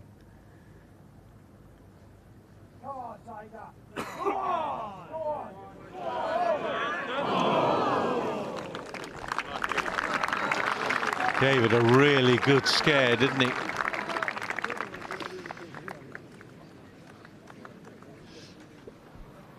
Let's hop over the burn to Sergio Garcia, 2nd to 18, coming out of the thick stuff, Mark. This looks dangerous, but he thinks he may need a birdie, so he's got to go for it. And that's surely got burn written all over it. Yeah. No!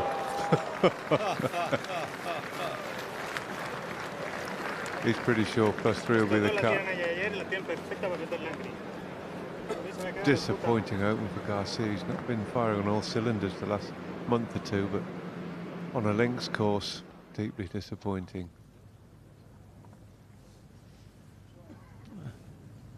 There's a little bit on this, isn't there, for Tiger, the comeback par putt. Yeah, just having a look at his stats too. He's had 6 top 5s in major championships. I was comparing that a little while ago with Jack Nicklaus, who from 66 to 80 had 15 consecutive top 5s. Amazing performance from Nicklaus. This man, a major winner, never looked like missing these putts in the past. Doesn't now.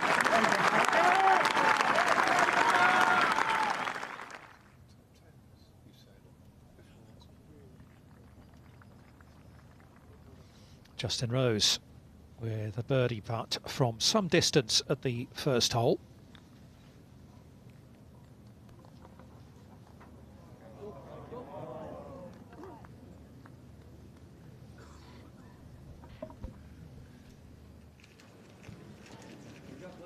This is game number 46. On the tee from Spain, Jon Rahm.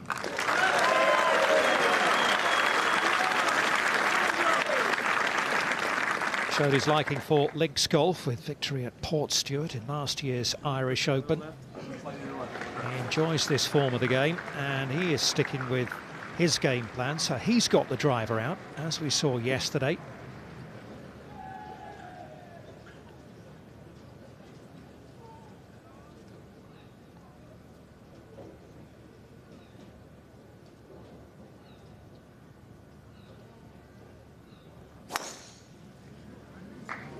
Pulled it into the left rough here yesterday. Made 4.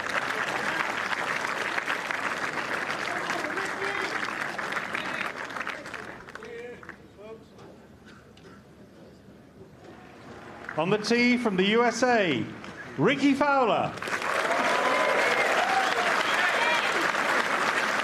He made a lovely birdie at the 18th, but never really quite got it going yesterday, Ricky.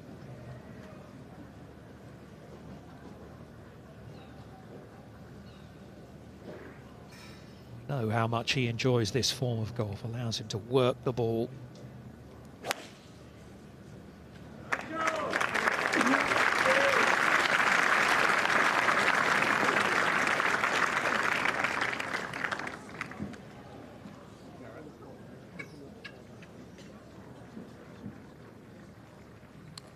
On the tee from England, Chris Wood.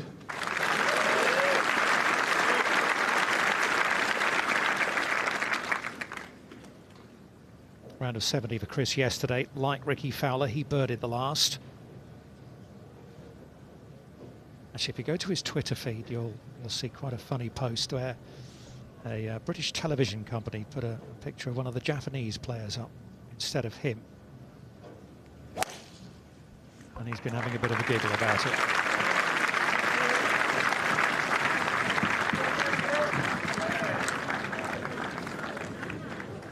He started to play pretty well lately, Chris Wood. Bid for another Ryder Cup. Yeah, he certainly had a chance, didn't he, at Le Golf National in the French Open. A couple of late bogeys proved costly there as Alex Noren won in the end. Here's Jordan Spieth.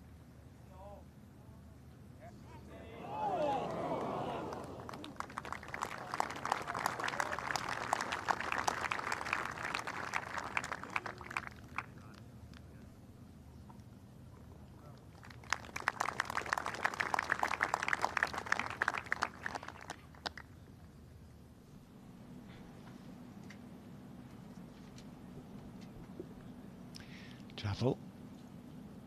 Really good second to give himself this birdie opportunity on 11. He doesn't miss those.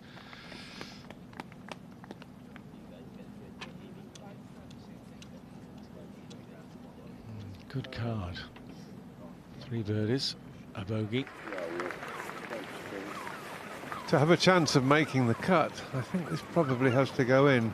4 over, not getting it any nearer the cut mark now. And that won't go in. What a good shot.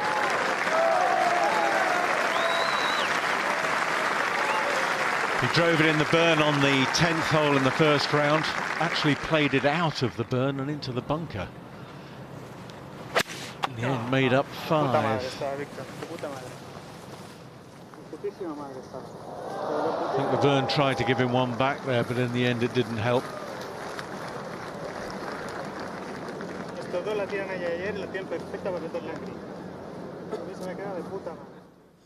guessing he's got a Spanish caddy.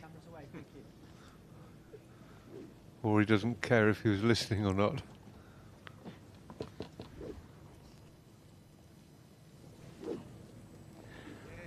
A bunch of rehearsal swings here for Tiger. He's got the iron that's all he needs downwind. 325 to that bunker up the right that cuts into the fairway. Wants to keep it short of that. Just doesn't want to do any damage here in the final hole. Extremely difficult hole. Measuring 496 today.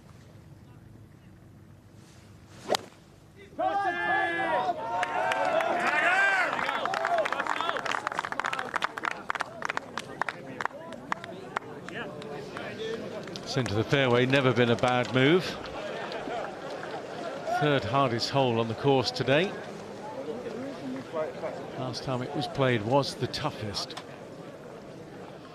Conditions really quite different to when Harrington won. Kissner to go clear at the top again. Oh, it's got another one. Oh, it's been a fairly decent putting display so far over the first round and a half from Kevin Kissner, 34 years young.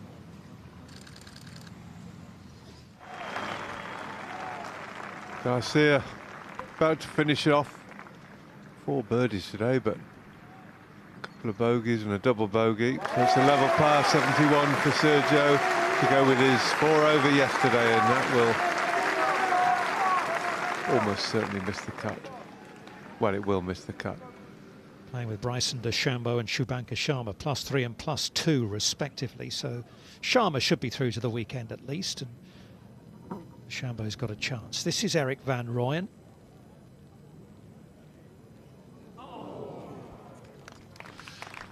Hard to read that. A lot of late turn in the putt there.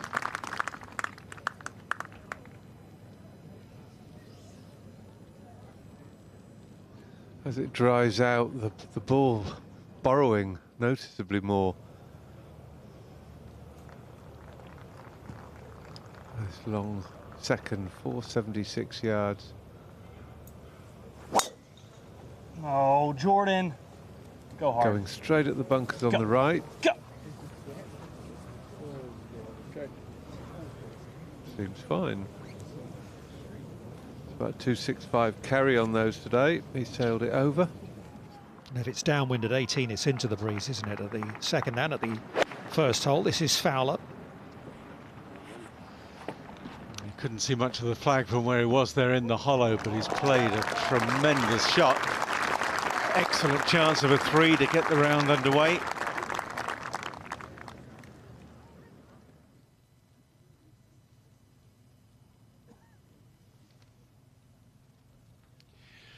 Slow putt as it comes up the ridge there for Stone.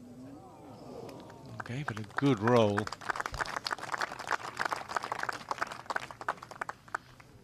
Father, a golf professional. He'll be delighted with his finish last week as we go back to the first.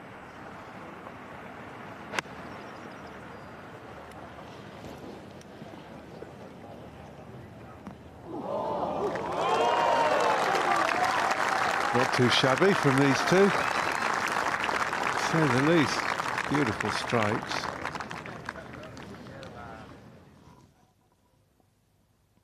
So they're just getting underway. Tiger is coming towards the end of his round with Russell Knox and Matsuyama. Tiger has 219. He's right at the base of a mound that will make him throw this higher up in the air as far as launch angle than he'd like. Wind helping him from the right. If he takes it right at the hole, lands it where he needs to hit it the right distance, he's going to get a big bounce off the shoulder of that right bunker.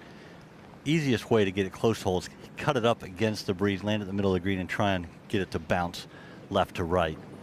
Very difficult hole location to get close to, even from the middle of the fairway. Yeah, anywhere between the out of bounds and the pin is not too bad. Oh, that was right at it. What a shot from Woods. Oh, majestic. Towering long iron. Oh, he gave another twirl on the way back to the caddy. He twirled the club again. It's a 2-twirl effort. Now, your comment that you said a little while ago when he was playing 16, would he win a major game? You said no, he's not quite good enough. Standing by that. Really? After 2 shots like that? I wouldn't rate someone's game on 2 shots. Woof. You're a tough man, James. Ruthless is the word, Warren. Ruthless. Well, I'm trying to toughen up. Well, it'll be hard to see a better shot than that from that sort of distance today in the Open Championship. That's the old Tiger Woods there. That's where it is. More ways than one, it's the old Tiger Woods. He's 42. First time we've seen a smile for a while. He enjoyed that one, and why wouldn't you? Imperious. Yeah, the old Tiger Woods would hold it for 3. Have a bit of a fist pump to finish the round. I'd love to be under par for the tournament after 2 rounds. Tied 27th at the moment. Van Ryan at the par 5 14th, like so many other players, just taking an iron off the tee. Ooh.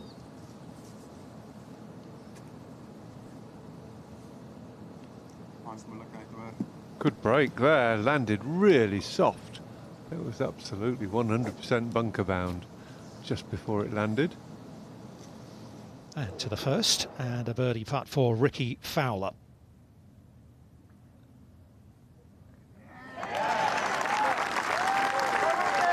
This could be a really good group to watch today. Pull each other along.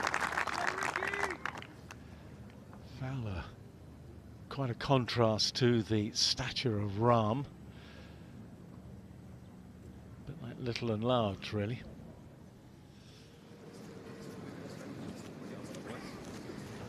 Well, he got away with his tee shot a bit here. Jordan Spieth, he's got quite a nice lie, but the flag's way back in the right-hand side. This very long green, 56 yards long, but it's not a bad lie. It's got that wispy rough, which Mark James will tell us the name off in a minute, being a keen botanist that he is. Maybe he won't. No, maybe he won't. Yeah, Okay. Tony Johnson knows what that grass is called. Marram grass. That's Marram it, grass, yeah. that's it. Anyway, needs a little cut here. And looks a beauty.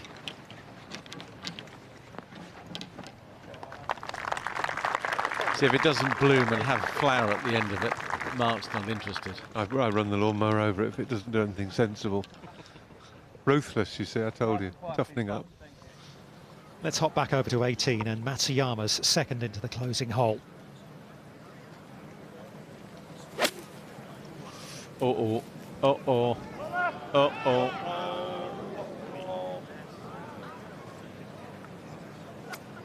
That's out of bounds, and now he's got a real problem.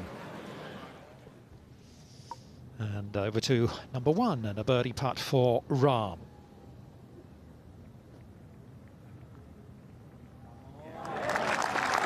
Good putt. Had a bit of borrow on that. Right lip to left lip putt. A well hold. Good start for him. Yeah. Matsuyama hit his next ball on the left front fringe. He's got to get down in 2 to make the cut. Russell Knox needs a 3 to make the cut. This from 177.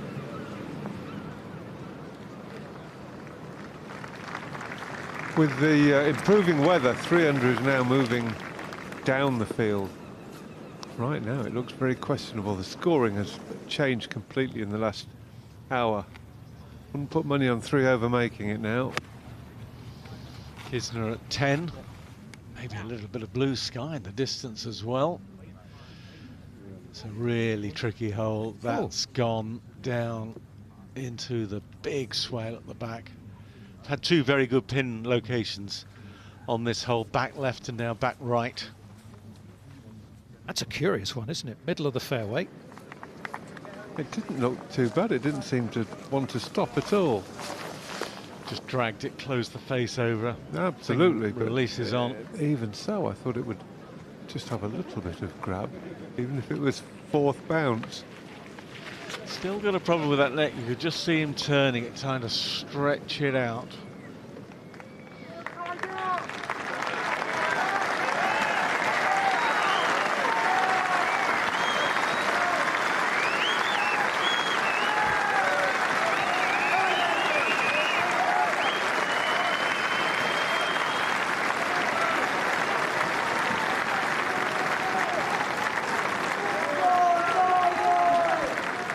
He'd like that sort of applause on Sunday, but maybe to be a bit louder.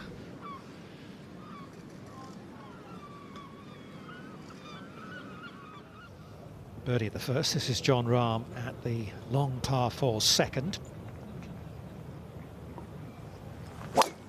He'll fly over those bunkers he's hit it at quite easily if Spieth made it. Pick left. And that's not too bad at all there. He'll be delighted with that. Wobbly there. Veteran caddy who caddies for Chris Wood. We skip over to Pat Perez. Just going to finish the round before getting a haircut.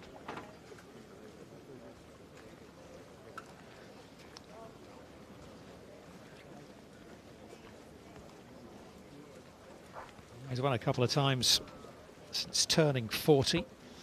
The Mayakoba Classic and then finishing ahead of Keegan Bradley at the CIMB Classic, played down in Malaysia. Van Rooyen trying to fashion a very long iron into this par 5 14th. Blind. Just a question of getting it just over the spectacles and letting it drift down onto the green. Pin at the front today. And that's just offline and going to be bunkered.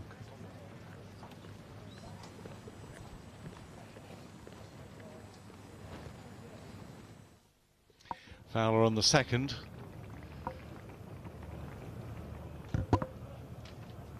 Big high tee. Is he trying to draw this one as well? Has he got the power to get over it? Yes, he has, but he may well tangle with that marron grass. Just short of the bunker there, that's 323, so that's about 300 yards for Fowler. Yeah, it did look to go into the thicker stuff. Let's go over to 18. Matsuyama's had his problems and they have come at exactly the wrong time for the Japanese star.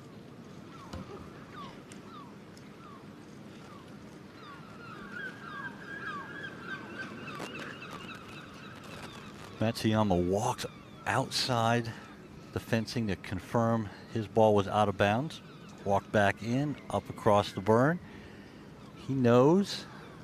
Well, actually, it's not like a regular European Tour event. They don't post the current cut line here at the Open. So there's a little bit of guesswork, but you have to figure that 3 over is going to make it. I think it's different. Sorry, Jay. I think it's changing. 3 over's gone from 73rd about an hour and a half, 2 hours ago to 78th. Oh, it's moving the wrong direction. Exactly. It's going down the field quite markedly. Well, he better hold this one then. Yeah, he better. More realistically, he needs a 2-putt for 3 over and hope it makes it. Is it too late for you to rush onto the green? And I don't think that would be a good idea. I don't want to be on YouTube. Shouting, go for it. Oh, heavens.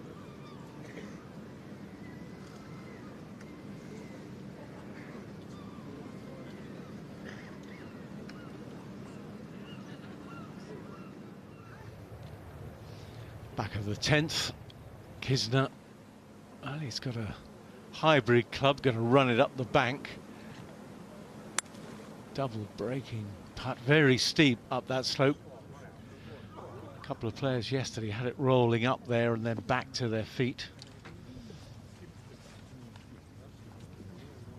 For those who haven't used that shot, why would you use that instead of a putter? I can't answer that. I've no idea because I can't do that shot he did. Warren, any idea? The only thing is, I think it comes off faster. It's a little bit quicker off the blade, but why not putt it? Especially those fringes, they're as good as the green round here. Russell Knox needs this one, Jay. He certainly does, and that's just to have a chance. This is uphill left to right. Matsuyama didn't teach him much with that effort. And he certainly didn't learn much. Well, he held a couple of big 40-footers, didn't he? When he did win the Irish.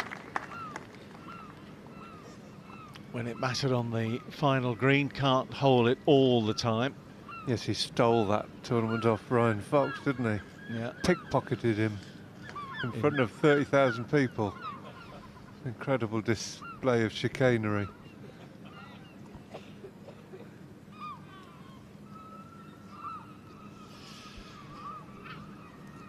Tiger is stalking this one. This for an under par round, and this will be one heck of a 70. He hasn't been at his best. He's hit some wonderful shots, and then he's hit some very poor shots. Holds some nice putts, and this is certainly a holeable putt. It's uphill, just has a slight bit of movement from the left. Once again, as he has oftentimes today, he kind of got in the midway point of holeable putts, as he is again right now. This is his second time stands there, kind of feels the break with his feet. Stands over it. Jay, it's no wonder they've taken 5 hours, 10 minutes. Well, in all fairness, the group in front was on the clock the last 3.5 holes. Oh, okay. They were held up until the group in front really got a run from the 17th fairway. Well, there was a time when the ball wouldn't dare not go in the hole for Tiger.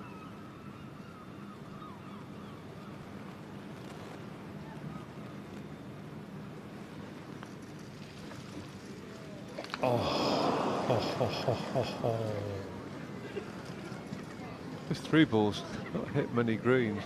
Knox has only hit 16 out of 36 greens. Matsuyama 22 and Tiger 23 according to the official stats. There's some fairly miserable ball striking going on. Now it's a missed opportunity. That's a shame for Tiger. Second consecutive round of 71. And 7 shots behind Kevin Kisner as it stands, heading into the weekend. Oddly enough, I thought he struck the ball well off the club, but just didn't hit enough greens.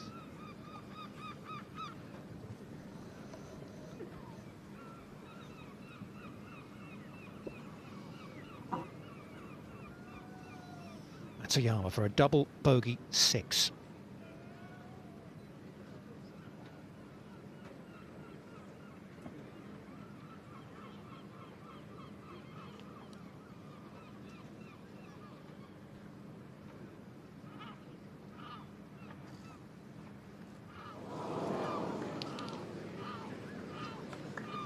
I have the feeling is going to be sayonara. 7, triple bogey, having fought his way back so well with the eagle at 14 and the birdie at 16. And it's a 71 for Matsuyama. Almost certainly heading for home.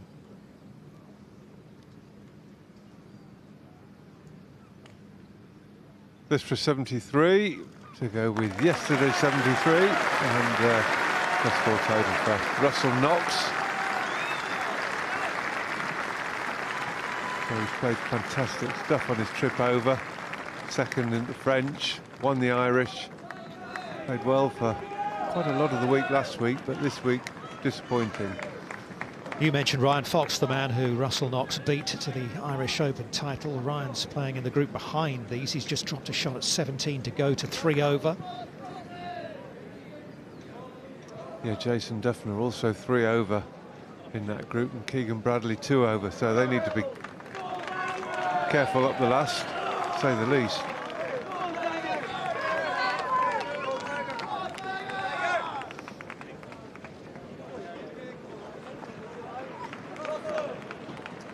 But he's made the cut, he's through to the weekend, Tiger. May well be off to put a heat patch on the neck and maybe get some physiotherapy. It looked to be troubling him just a little bit out there at times. And let's see what he can do over the weekend. Kisner. No, there's never that much. So he lets one go at 10, a little unlucky, but not a great chip.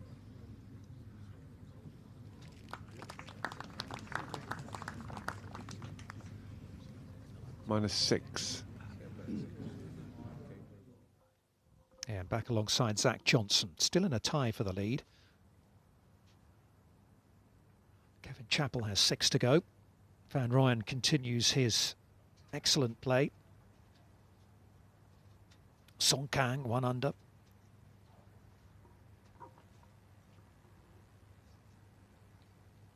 And Brandon Stone. Final round 60 to win last week at the Scottish Open. And finds himself at the top of the leaderboard again.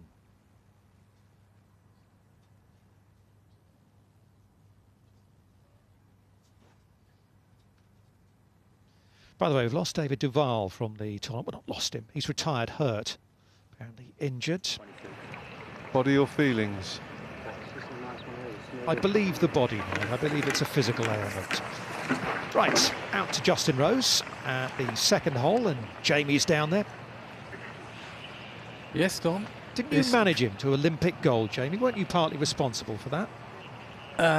Well, very kind of you to say so. I didn't hit any shots, but I did make sure his coffee was hot, Tom.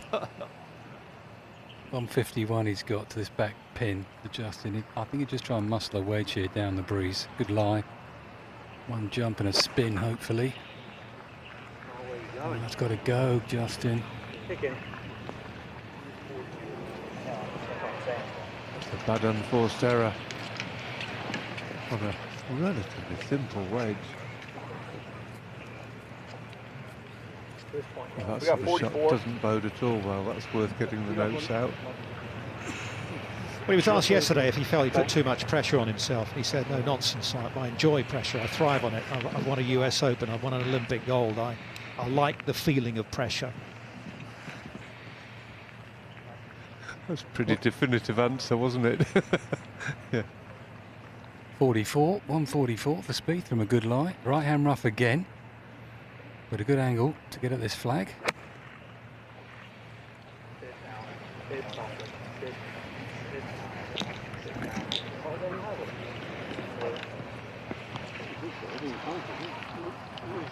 Far away from where Rory McIlroy was earlier on this hole. Rory putted up the bank, made his part, but a mistake from Spieth. Jon Rahm out of position at the second. His third shot.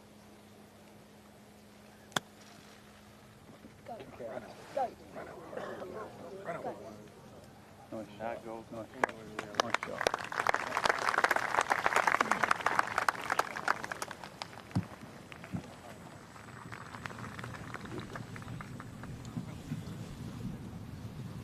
Perfect tee shot at 11 for Kevin Kisner. It's really hard not to say Kevin Costner. Just always there in the brain.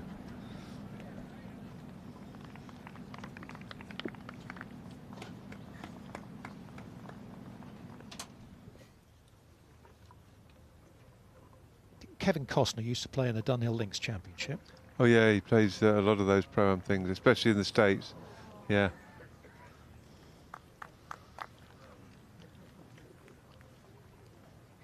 Birdie par start for Ricky Fowler.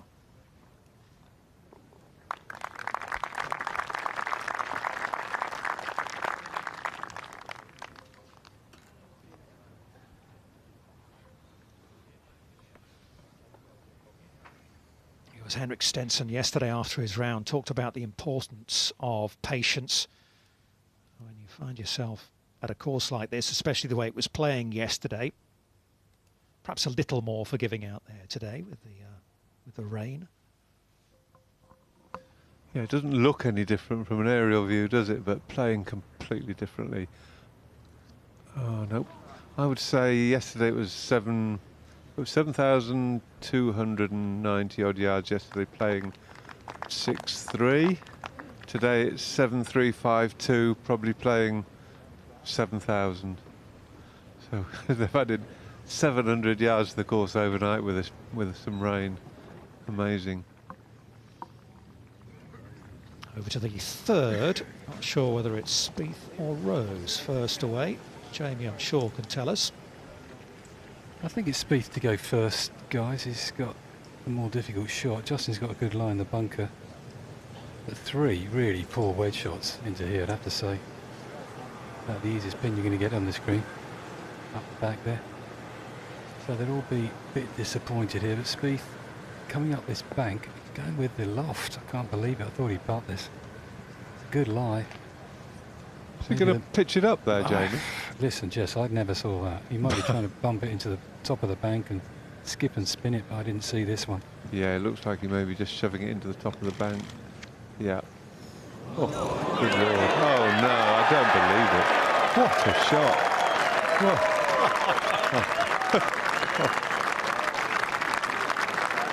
That's not in the textbooks, and no one can teach you. That's just pure genius. What he's got up his sleeve, this boy, is unbelievable. It's like a box of tricks. Yeah, certain players have this gift, don't they? And he is one of them. Oh my. They tell me he actually went to Hogwarts. That's where he learnt the magic. Thanks, guys. Brilliance. Nice and quiet with the cameras, please. Thank you. Well, there you go. You learn something all the time out here, don't you, with these boys? That was something else. Heavy sand for Justin. Pretty straightforward flop shot, actually. Just plenty of sand. Just flop it out, release up to the pin. But he's got to be pretty firm with this. Yeah, played it well. Stop. Well, this is a great exhibition to us muggles.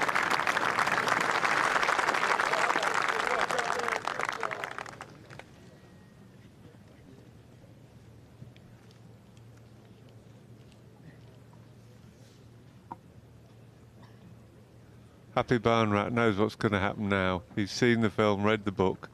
One of them makes 3-1-4 and he 3-putts. That's what's going through his head. I'm serious. It's just horrible. Absolute truth. Thomas Peters at 11 with a birdie putt. Can he get to 2 under? Thomas, well done. This boy is so talented. Difficult to see where he's going wrong this year. I've watched him hit balls. It's so close. I agree, Jess. I just can't see why he's not getting better results.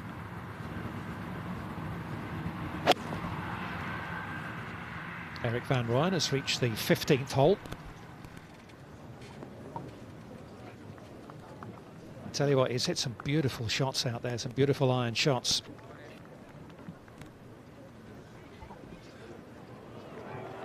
Only in his rookie season on the European Tour, he's come close to winning on a couple of occasions. First early season in South Africa and then a couple of weeks ago in Ireland. Here's Fowler at the third.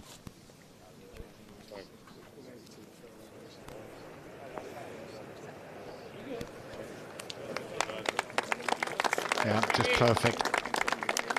There was absolutely no green on that fairway yesterday. It's unbelievable how quickly a little bit of rain has greened things up. It's incredible. My lawn wasn't that quick the last couple of weeks. What they put on it here. Kisner for birdie, 2 good shots up 11. Oh, he's holed some yardage today too. Oh, that's not another one. It's more like it.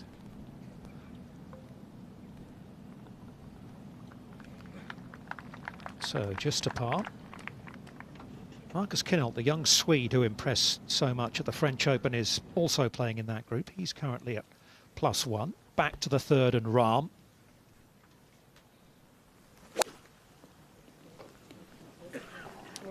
He'll be looking for pretty much the same thing. Just get it in the fairway. He's gone a slightly different angle down the left wing.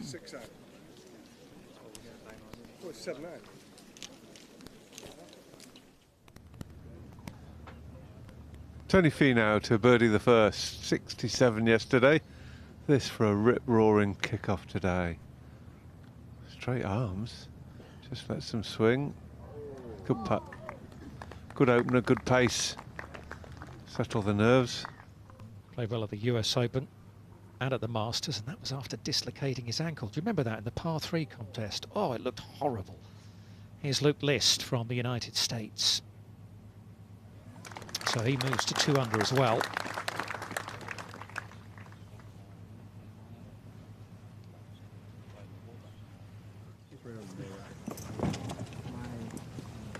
We'll head to the 4th tee, and this is Jordan Spieth.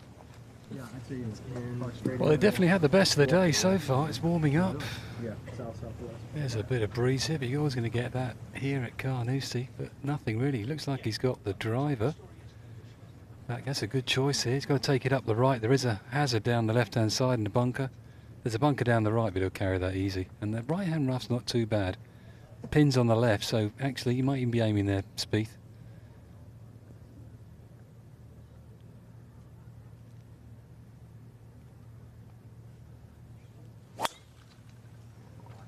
That was a really good swing by Jordan there. That was, just looked so smooth.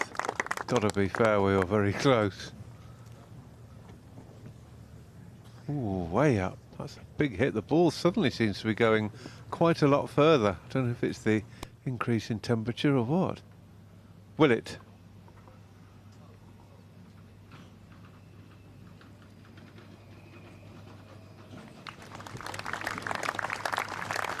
Yeah, nicely done.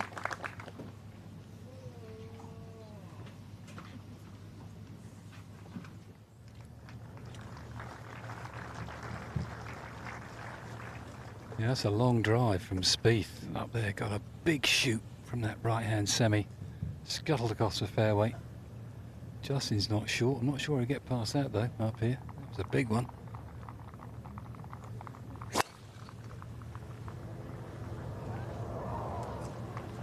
Looking anxiously. Oh, that bunker. Oh, horrible. Pretty close to the lip as well, but on the upslope. Here's Fowler into the 3rd.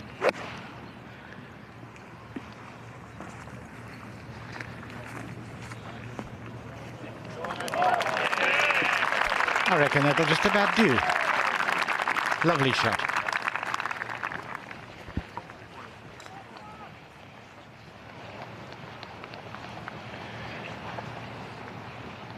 +3, suddenly hurtling up the field again, now up to 72nd.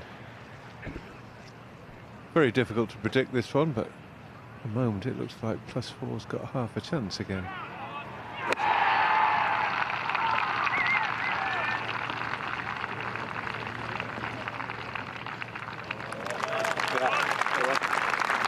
Lovely. And that's going to give Ricky Fowler the perfect read. Unless he misses it by a foot. Yes, exactly. Oh, ye of little faith. as if. Let's go to the tough 12th, and here's Kevin Kistner. Looks like a 3-wood. 2 bunkers down the right-hand side. He's drawing it off them.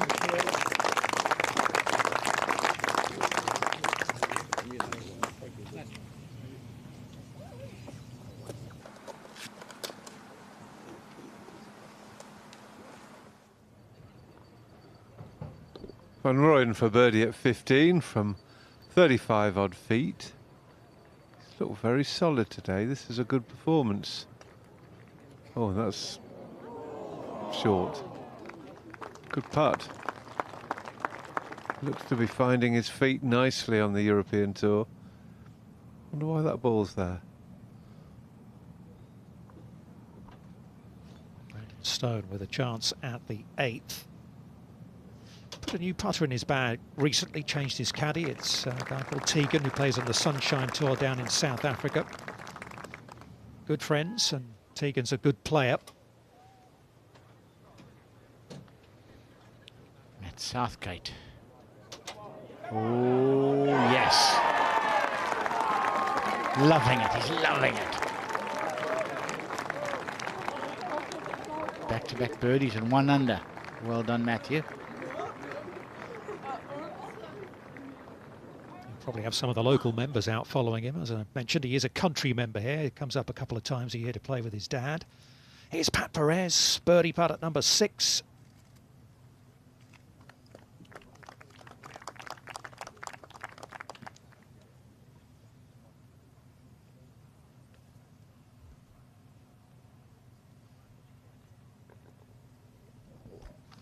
Can't miss him, can you?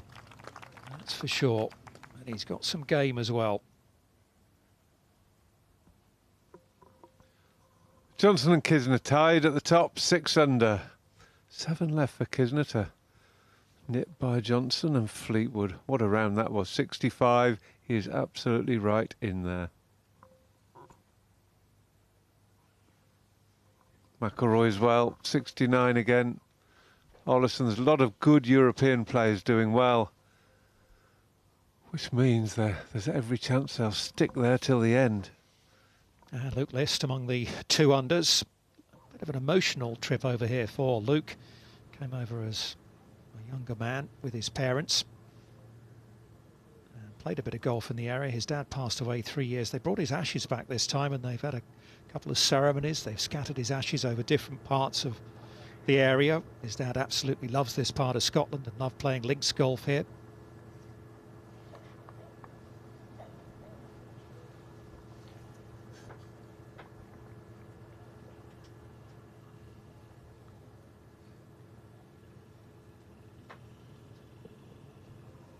How many different places?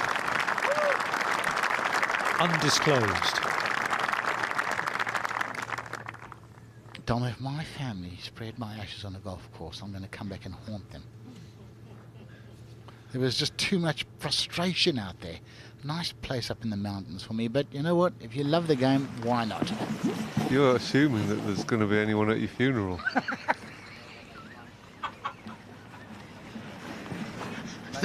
Yes, that's brutal. Shall we get back to the golf? That is brutal.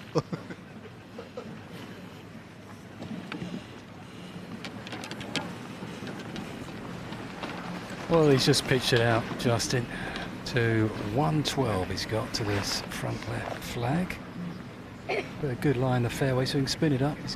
He's got to start freewheeling, Justin, and just take the flags on, I think. Maybe he overthinks it when he comes to an open. Look at the flag and hit it, Justin. You're good enough. Come on, we're right behind you here. Let's stiff it. Go. Go. Oh my goodness, that's an absolute shocker. Justin is just not firing on all cylinders this week. I mean, he's a man who's had 17 top 10s in his last 20 odd events or something crazy. It's just, he's just not there. Fowler for birdie. Well done. Yeah, you do have that sense, don't you, that he and Rahm could easily just pull each other along out there today.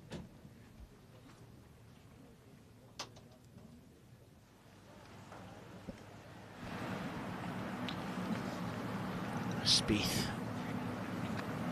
Perfect lie.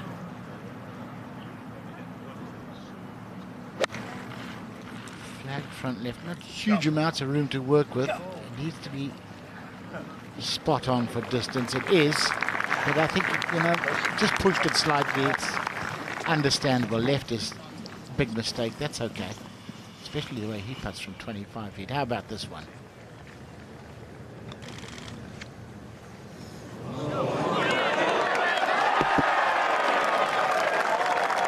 It's a bit like Tiger, isn't he? He just does special things. Yes, absolutely right. Pulls things, like Seve as well, pulls things out from nowhere that you think, well, how can you be that good at that time? And like his finish at the Open last year, from the chip to 13 in, was just ridiculous. 5 under the last 5 holes. All the shenanigans at the 13th, and then stiffs it at 14, makes the eagle at 15, and on we go to beat Matt Kuchar to the title.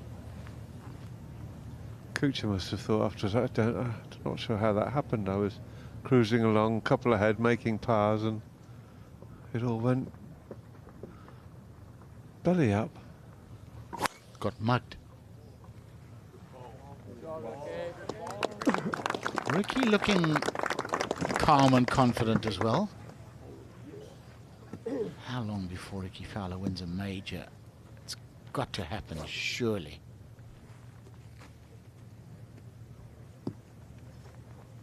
This hole could have been built for Jon Rahm. Slight left to right dogleg. Pin on the left. He will not miss this left, or, well, that's just not an option with his swing.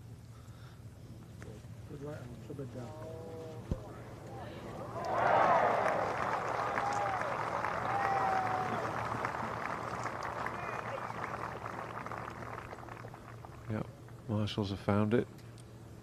I've had an easy job this week, all the wispy stuff. Justin gonna land this in the fringe. Let it trundle up, and good touch.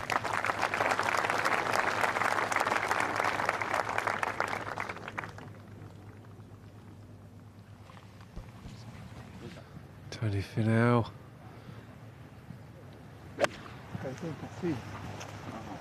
Oh, his arms look enormously long. I wonder if that's where the power comes from. He's not related to you, is he, Tony? 'Cause your arms are abnormally long, aren't they? Oh, if only my arms had been where my legs are, I'd be about 8 inches taller.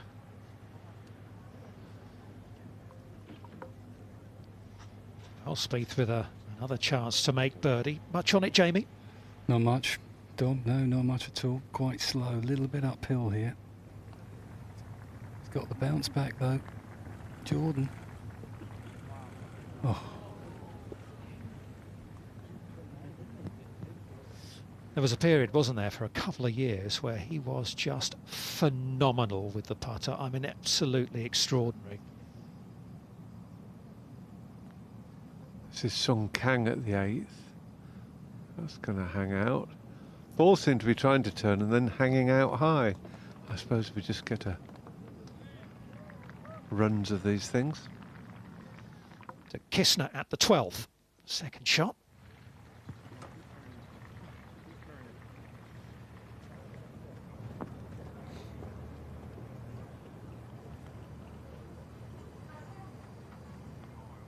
Just 2 birdies on this hole all day.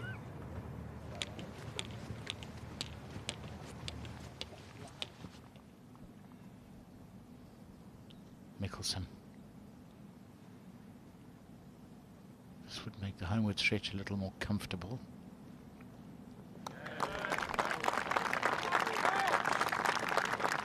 That ugly double bogey at the 6th, dropped a shot at the 8th as well, so starting to turn things around. Here's Matthew Southgate at the par 3, 16th. Looks online, trying to pitch it on the bottom plateau, just let it skip up. That's perfect. That's perfect. Oh, what a shot from Matt Southgate. Absolutely pure as they come. Boy, he can hit some good shots.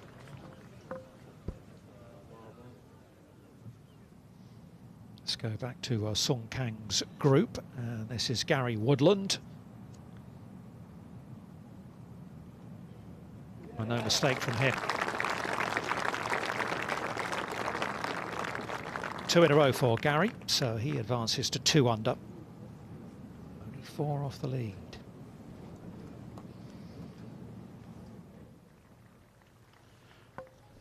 Danny Willett. Birdie chance. At 15. Oh. Oh, Danny. Absolute beauty. I mean, there's not one of these last 4 holes would you not take a par on every one of them. Only been 5 birdies on 15 all day. How about that? Nice stuff, Mr. Willett. Still no one really getting away from the pack. Johnson in at 6 under. It's a good leaderboard, Dom, isn't it? It's just lots up there. Lots of nationalities. Lots of good players. Slightly awkward for Chris Wood. He hasn't got any socks on. He always wears these little sort of... He has got socks on, but they're the ones that, you know, don't come above his ankles. Don't they slide down your feet and into your shoes? I think they've got newer technology than the stuff we wore, Jess, even in socks. I know exactly what you mean. They used to end up under the sole of your foot. I never wore that sort of thing. Sounds like ladies' socks. Don't know the stuff you've been wearing, Ovies. Of a Saturday night in South Africa. With a little pom-pom on the back. Good looking shot from Eric van Rooyen. Up the tier, will it stay? Hold. It wouldn't have done yesterday, but I think it will today. Well, yesterday, Dom, that tee shot might have bounced through the back. Might have been up by the TV tower. It was unbelievable. Jordan, 5th tee. Tough fairway to hit this one. Lots of humps and bumps down there. A couple of bunkers as well for Spieth to navigate. One right, one left. But he likes it. So he should. Not far from that bunker though. It's okay. It's okay. In fact, it's very good. Quickly to Ricky Fowler behind at the 4th hole.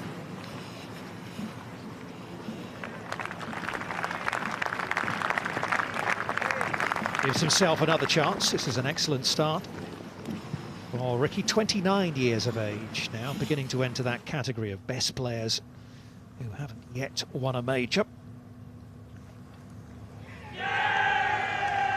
Just had a good chat with Kate Rose, Justin's wife. She said, don't worry, he always plays better when there's a slow start.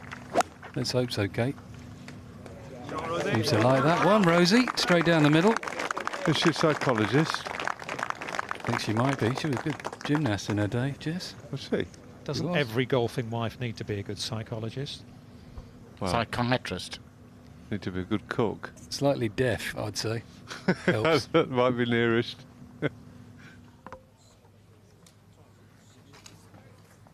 Kevin Chappell. The 14th hole.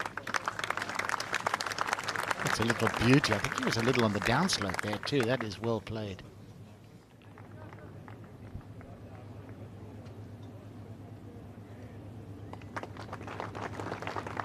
Proper pot bunker.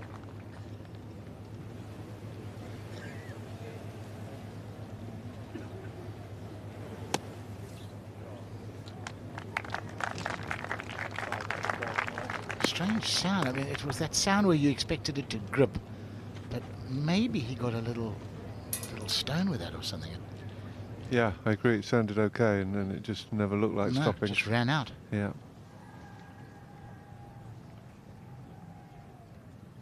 Van Rooyen clung onto the top of the slope. It's a good positive try.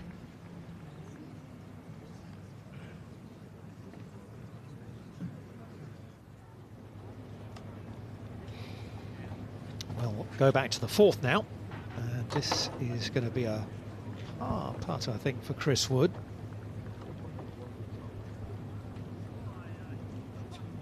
Dropped a shot at the second, parred the first and the third.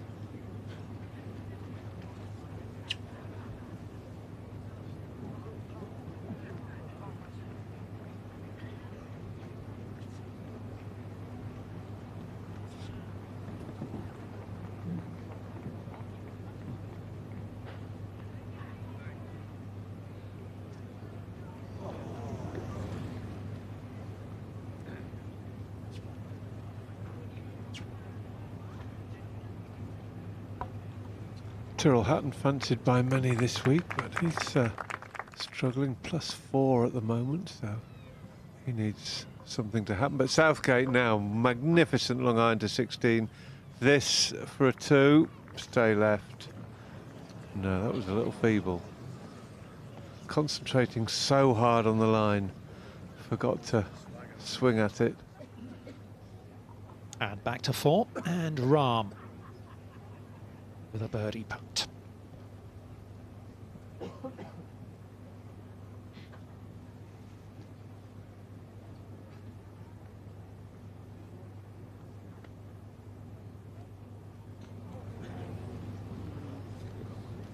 Wow, that was ambitious.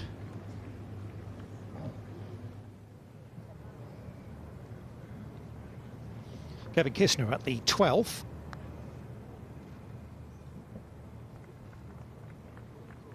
Surely not. Oh. Well, when he misses, he doesn't miss by much.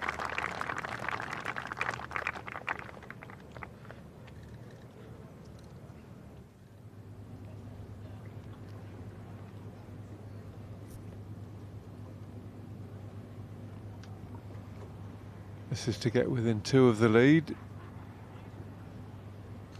Very free-flowing putting stroke, quite wristy. Looks as though there's nothing much to go wrong. Oh, beautifully done. Lovely 3. Great start for Fowler. 3 birdies in the first 4.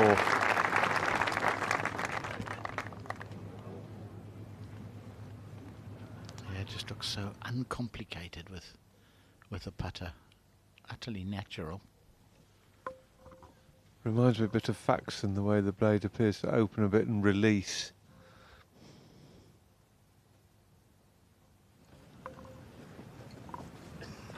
.166 with an 8-iron. Jocelyn just holding it off. She gets some spin from this lie. Fairways are beautiful this afternoon. Bit of giving them. Gotta go.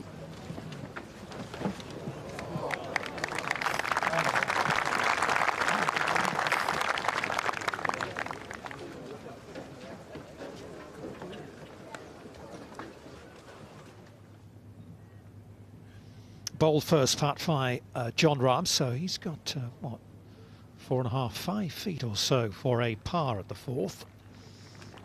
No problem.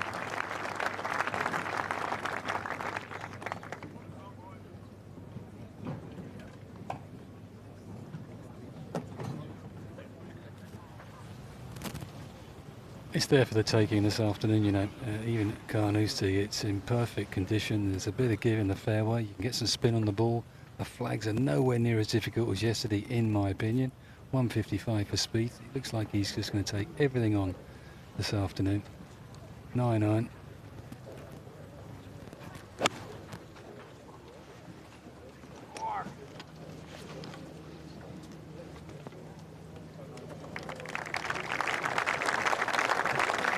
Clubbing is pretty good right now across the players out there.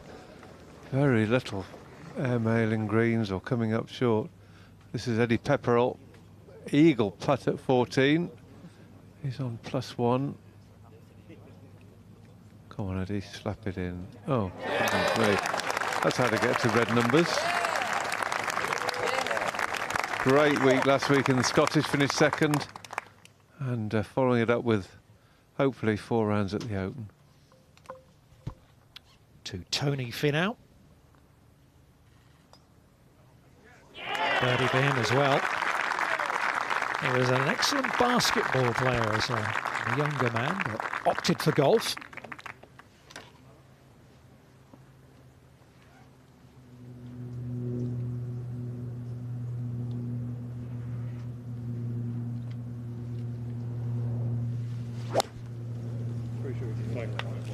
Short racket. Yeah, you don't want to risk it, I know. Yeah. I don't want to risk it either. That should not. That one should not get to that right bumper. So. Giving John Rahm a club that will not get to the right bunker.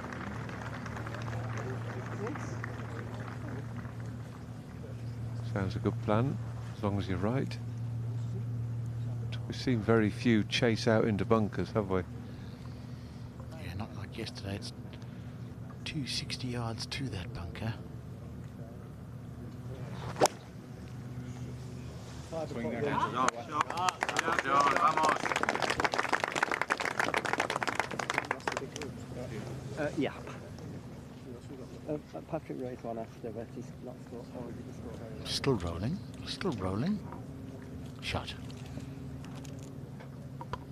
Pin at the bottom of the big slope today on the 5th, so a lot easier than yesterday's. Kidner, he's related to Kisner, but has reached the 13th, 174 today. Friendly pin position, aim for the middle of the green, leaves you an uphill right to left putt. That'll be slightly down, slightly left to right. Looking at his stats though, nothing particularly impressive apart from strokes gained in putting, which he's 17th at the moment on the PGA Tour for the season, so it is very definitely the strength of his game. 17th with what? With plus .554. Oh, that is pretty good, yep. Do you know what it means? I assume he's half a putt around better than the field average. Average, yeah. Or is that a half a putt? No, it can't be per. Oh, hell, we'll think about it, I think. Might be the best bet.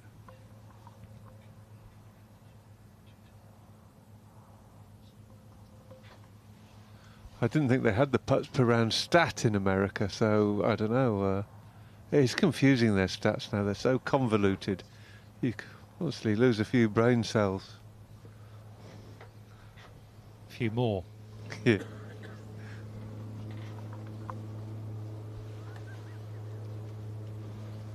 Straight up the hill here for Rosie. I don't see much in this from about 20 feet. Can he get it there? Well, he can, but he's not happy.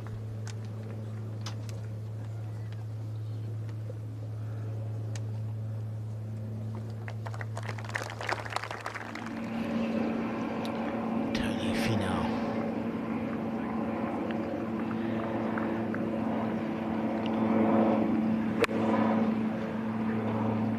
Just a little gap wedge into 3. He'll be able to get some spin on this.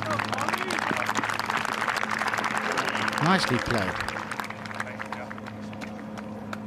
He might not agree by the look of it, but to Spieth at the 5th. Big swing at the end, this one for Spieth. About a foot outside the hole.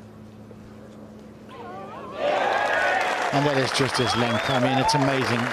Last year, his statistics for putts between 20 and 25 feet, he was holing a quarter of them. 1 in every 4 from 20 to 25 feet. That is utterly absurd. That is ridiculous, isn't it? Yeah, incredible. That was a big swinger in a perfect place. It rolled so beautifully too. Hugged the ground, didn't it? Like it never wanted to let go. Beautiful. Matt Southgate, 2 to go. Good tee shot at 17. On the island. The island that the hole is named after. Between the 2 burns.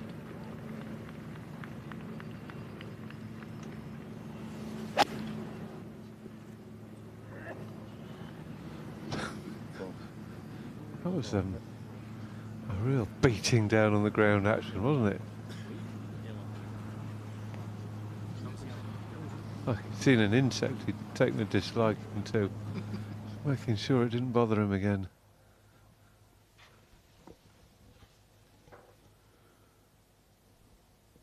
So all in the fairway, and it's going to be Chris Wood first away, just under 190 yards for the Englishman.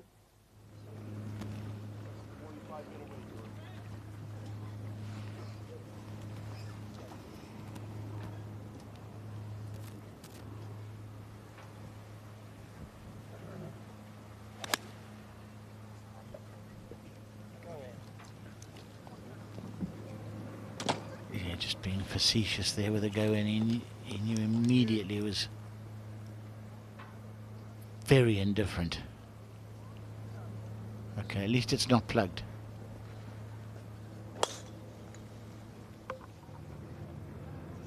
Belgium's Thomas Peters looking to get it to 2 under at the 13th. Playing with Kistner.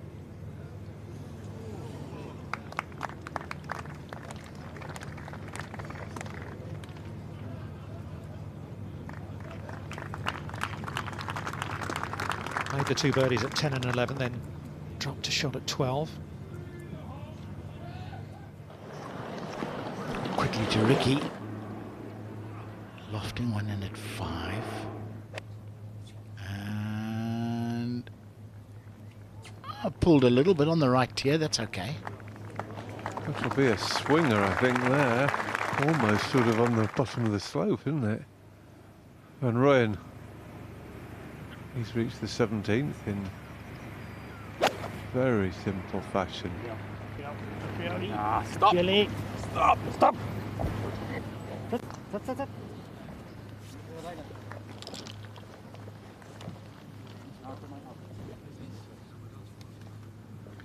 Yeah, I think probably trying to hit that little slidey fade and double-crossed himself, but it's on the green. Yeah, you can't be too choosy, Eric, sometimes. Ram.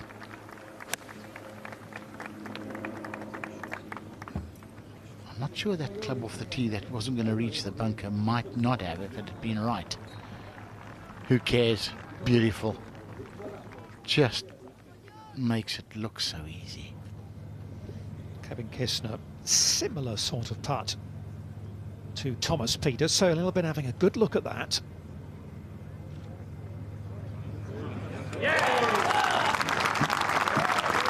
Another one just poured into the middle of the cup for Kistner. Oh goodness. That was beautiful.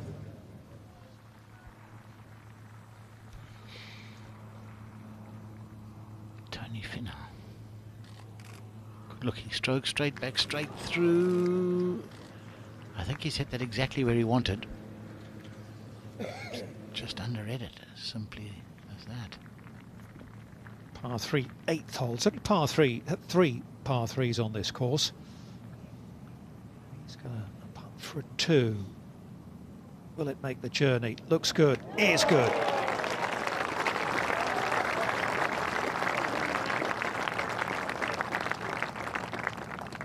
This 3-ball doing well today. Perez 2 under, Suri 2 under, Kutsia 1 under.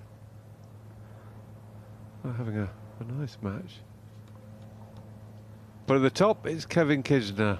Now 2 under today to go with his 66 yesterday, 7 under. Zach Johnson, I'd say in close pursuit, but since he's finished, he's not really pursuing. And Luke List, probably a name a lot of people haven't heard of. He's enjoying a good trip, played nicely last week, and following it up in fine style at the Open.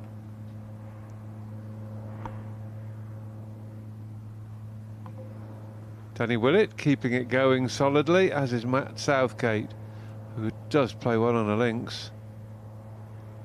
Kyle Stanley, man who lost a playoff in the Memorial earlier this year.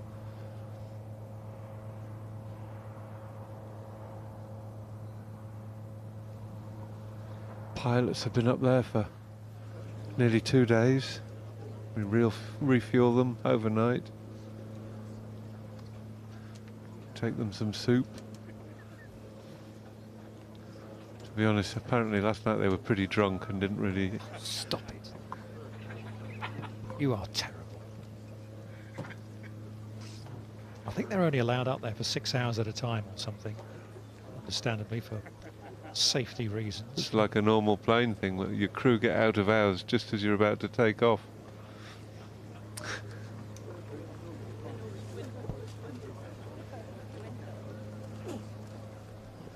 Well, Ricky's ball has come back a little further than we first anticipated, so it's got away from the base of the slope because that would have been a big swinger.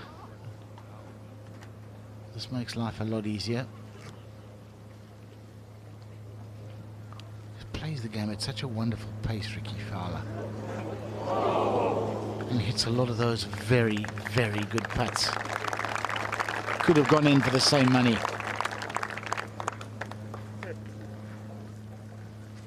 Good start though, isn't it, Tony? 3 under through 5. Yeah, terrific. I mean, that's, you know, that's what he would have been thinking about overnight. If I can just get out there and get a couple under after 5 or 6 holes and then grind away. Ideal. What a great feeling as well to sit there all morning, to see the rain coming down and the misery and a bit of breeze out there, and then to see the conditions getting better and better and better as you're about to go to the tee. Yeah, you do. You sit there and you think, well, I shouldn't be gloating, but I am.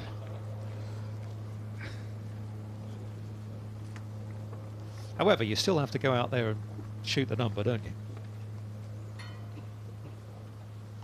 Rahm 1 under after 4, this to be 2 under after 5, so this would make it a good start for him as well. With par 5, 6th coming up. But to be honest, there's not too many really difficult holes in this lack of wind and the sun trying to come out. You can see sort of semi-shadows. Oh, blasted it through the break.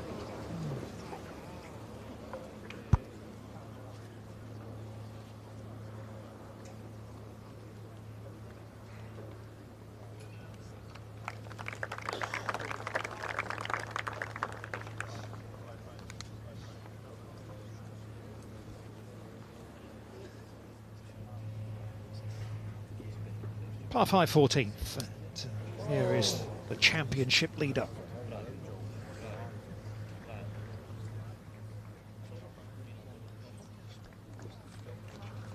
It's the ideal shape for 14.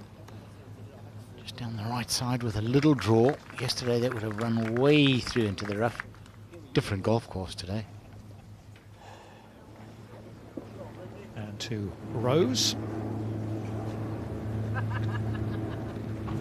It's the 3 wood from 268. Ah, so close. And he's pulled it just a touch. Sit down. Sit. Sit.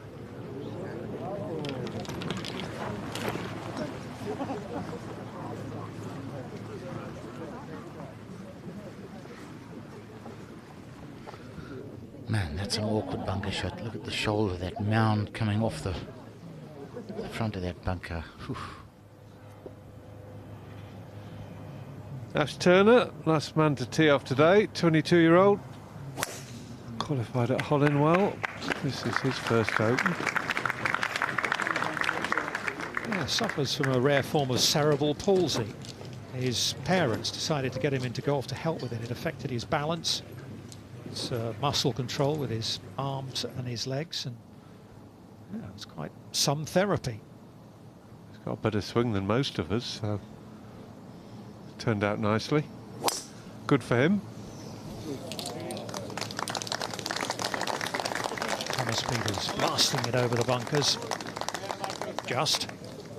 He didn't even look slightly concerned when he bent down to pick up his peg. Well, maybe he could see it. He is pretty tall. I would have been sweating, Jess. It doesn't take much, Ovies. Now, Jordan Spieth's in some trouble here. What's the story, Jamie? Yeah, he was in the bunker, Dom. Did well to get to here. 220's got left. 183 the front. Doesn't want to risk that back bunker. That's a tough shot from there. So just wants to keep it touched right at the flag here. 4 iron. Oh, no. Oh. That's way right.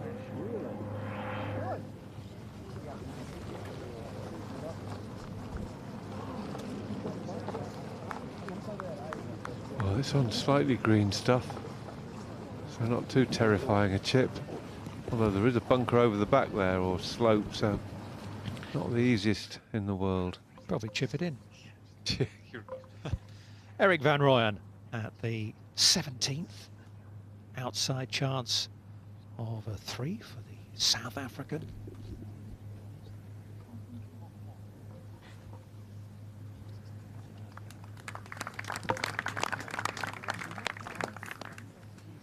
It's okay for Eric. Sandy Lyle's last year of exemption, Dom. 60 years young now. If you win the Open, as he did in 1985, you can play in the Championship till you're 60. Hit the first tee shot. It was supposed to be Paul Lawrie this week, actually, as the man who won here in 1999, but Paul had to withdraw earlier this month. And a lovely, lovely reception for Sandy, who says he hasn't given up on qualifying for next year's Open at Portrush. And he's playing next week. And of course, if he wins next week at the Senior Open down at St Andrews, then he would qualify. I think there's the lump in the throat there, Dom. Great reception. And well deserved. It looks like he went into the, what do they call it, where they sell all the merchandising tent, and bought one of the Open hats. He's got a Open Championship hat on. Everyone's got Ting or TaylorMade or something. But Wouldn't be surprised. He's so down to earth. I think I'll just wear this to celebrate my last Open. I wonder if he went in and they said, how much is it? They said, oh, £15. He said, what?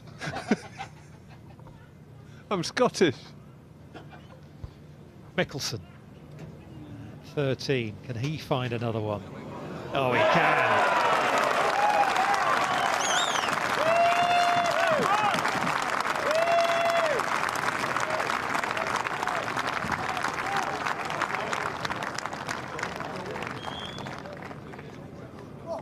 A little bit of everything today on the card for Mickelson. 5 birdies, 1 double, a drop shot at the 8th, 1 or 2 pars, and he lies at level par for the championship. Tony Finau. Keep trying to check how long his arms are now. We've started, because if that is a reason for hitting the ball a long way. We'll get him to stand back to back when he's finished with Ovies. Yes, that'll soon sort it out. I did stand back to back once with Robert Carlson, and I had him by 2 inches. And he's what, 6'5", 6'6"? 6'5", yeah. It's outrageous.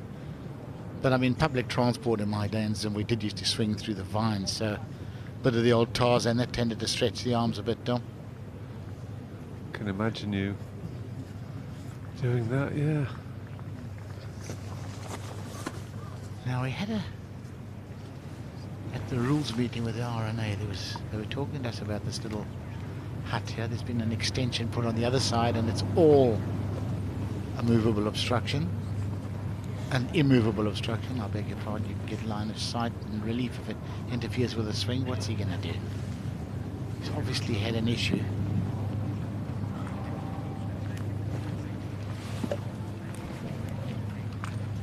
It was by the advertising boards on the 7th tee, so right underneath him he was, so this is his nearest point of relief. He wasn't actually, that wasn't the issue, Tony, it was the boards on the next tee. Excellent, thank you. So, yeah, he was unlucky actually, his second shot. Kiradek, he had a big bank in front of him, he's going with the 3-wood, and he just hit the top of the bank and ended up here. He's got a very difficult pitch coming up. Justin Rose's bunker shot, wait till you see this one, Tony, you'll love it. Spieth's got quite an easy pitch shot, but that was almost out of the hosel for Spieth back there. Strange shot, Jordan. A lot of green to work with for Happy Palmer, but the flag's right in the back left corner. That'll need to spin.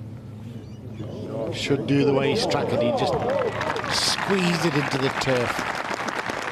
Beautifully played. Plays like a European, doesn't it? Mind you, a lot of the Eastern people do. They chop the chips around, and man, Spieth can do it as well, can't he, Jamie? Yeah, he can. Same sort of shot, just hitting up a gully actually. Expect this to go close. On you go.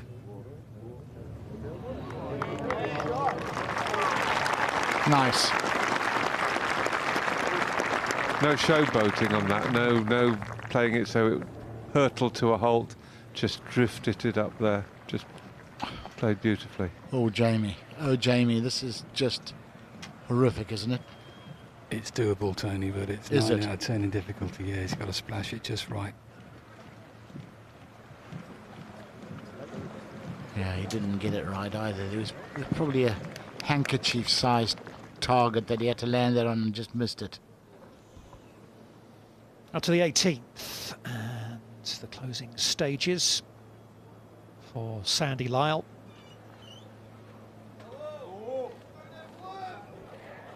Go on, Sandy. Go on. Oh. Just couldn't be better. Yeah, if that is it, what a lovely way to finish up at the Open.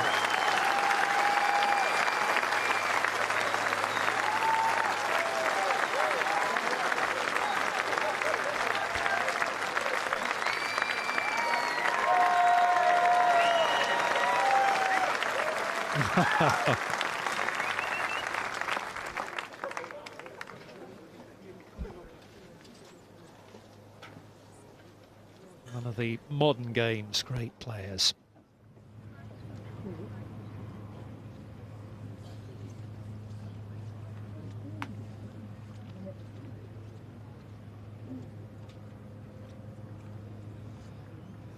Well, he needs something to happen, Justin Rose, just to lift his confidence more than anything. You just can't go in this back bunker really with this pin here. So, and especially with the water this morning, it's just made the sand pretty heavy. You can't get any spin on the shot, as we just saw there. So he's got this, what, 8-9 footer now for his birdie. He's not asking Fuchs to have a look. That's a good thing. Fuchs caddy for me. Couldn't read the beano. Just outside the left here for JR. Come on, Justin, knock it in.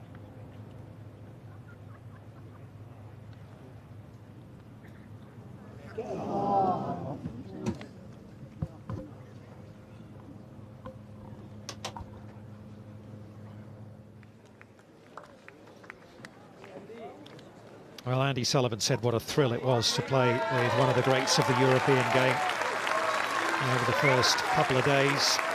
Andy +5, Martin Keimer at 4 over par, and Sandy Lyle may well be saying farewell to the Open.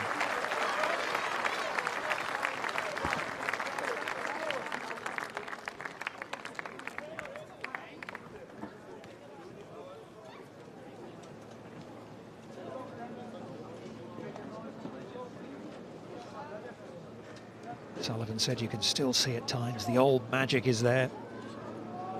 The man who was renowned as one of the world's top ball strikers in his heyday.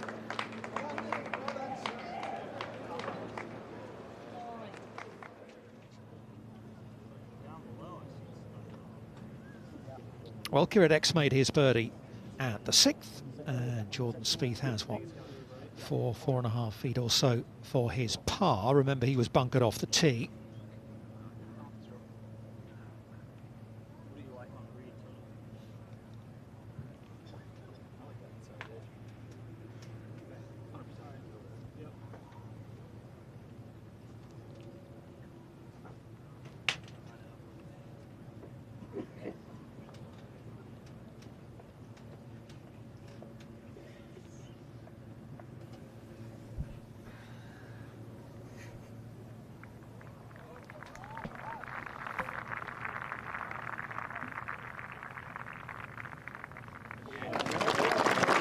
Nice, smooth as silk. I think we all know that if there's been a problem, it's been the sort of 2 to 3 footers where he gets a little tense and gets his man in to read putts and gets the green reading book out. Looks at the hole when he putts, but that was perfect. Yes, now.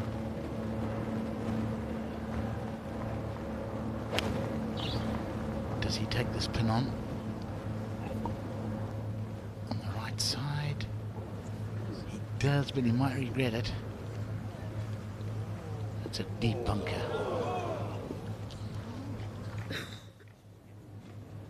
To Tony Finau.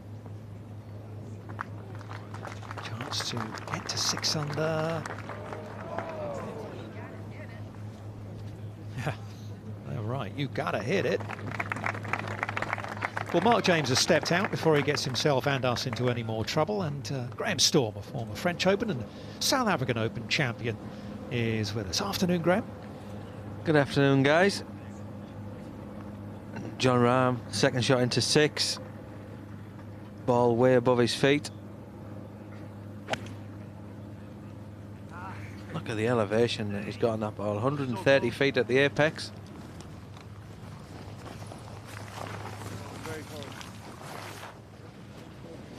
Maybe wrong club.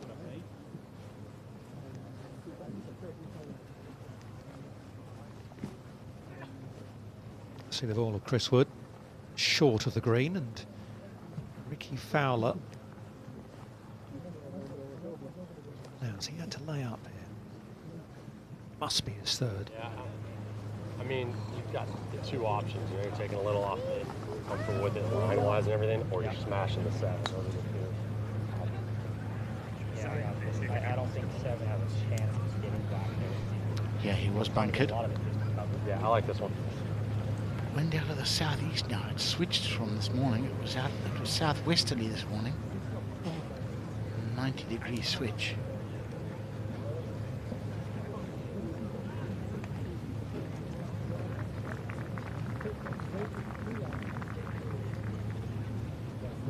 Takes a lot of courage to attack this flag, because you know anything long and left is a big problem.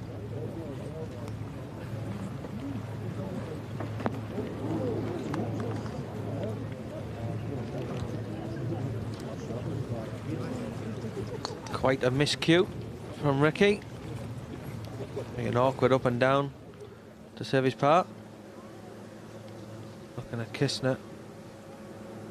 Quite a nice bunker shot, slightly on the upslope. Steep face, but should be no problems. Quite interesting there. You could see him getting extra flex in his knees to get the club coming in a little shallower. See a lot of flex there. Gets the club coming in a little shallower than he would normally. And gets over that revetted face comfortably. Quite nicely played.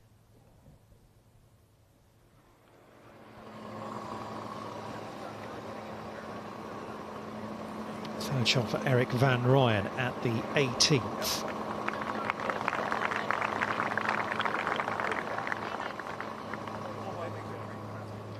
And dropped his only shot of the round yesterday here at 18.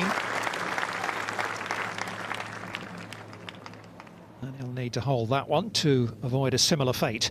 Here is Jordan Spieth at the 7th. Only 406 yards today, but he's got the driver.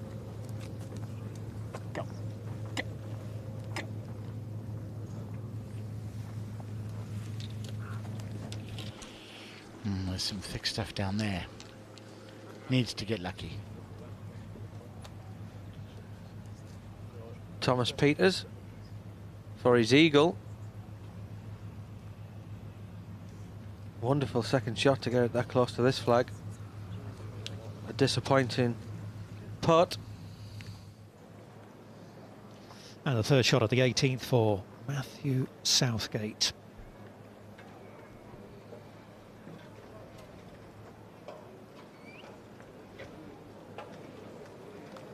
Very good indeed.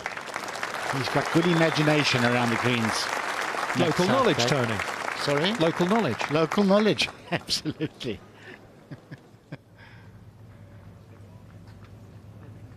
Another birdie putt for Kistner. Oh man, I mean, that is just so dead centre and just the perfect speed. Too clear at the top.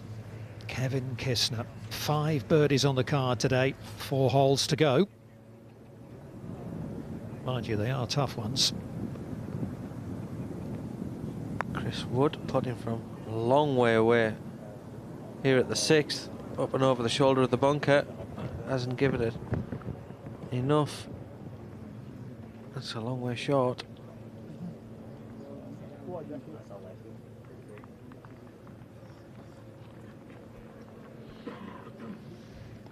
He's still looking for his first birdie today, is Chris. Drop shots at the second and at the fourth.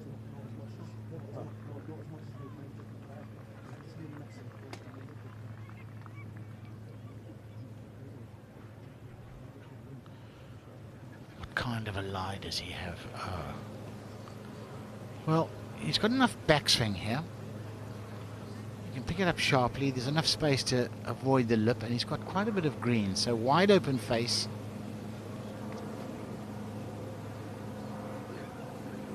Has he got enough space?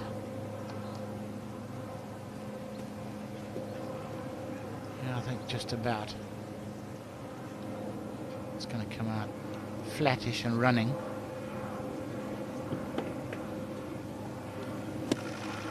But it's not the deepest bunker. Actually played it too well, Tony. Yeah, I agree. I think he'd be disappointed with that.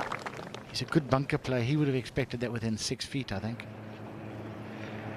Well, just getting his second round underway. This is Xander Lombard, his second to the third hole. Oh, he's a beauty. Par the first and second, and he's got a great chance of opening his account there and moving to 5 under. Yeah, got his dad here this week, Xander. I think probably a nice stabilising influence, because he's had a really bad time of it for the last 6 months or so. Started showing a bit of form of late, but I think having his dad here will be a big help. Never hurts to have the old man there to put the arm around you, tell you you're capable.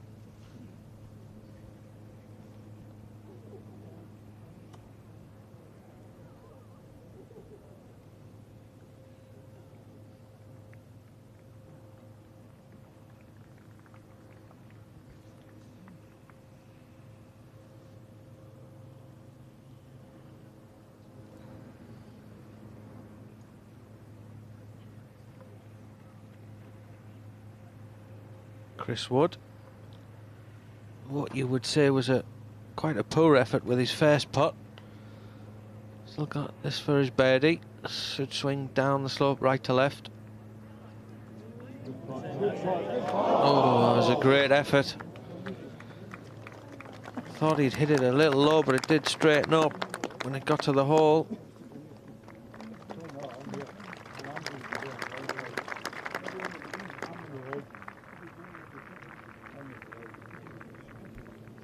Stay patient, Chris. It can still happen.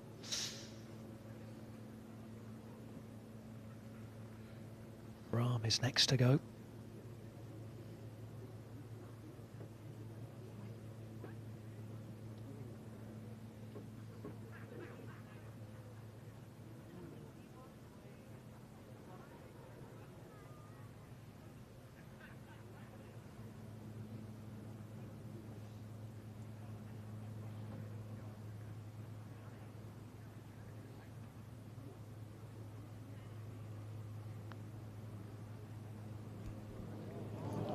He's going to be furious. Off that drive, going in with an iron, that is a par 4 for him. Up to the 18th, and Eric van Rooyen. Oopsie daisy. Let's hope it didn't knock his marker.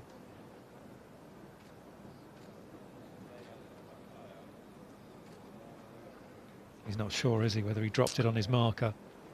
Yeah, didn't look like it had moved his marker. I thought it just missed, but anyway, we'll come back there. First of all to Ricky Fowler.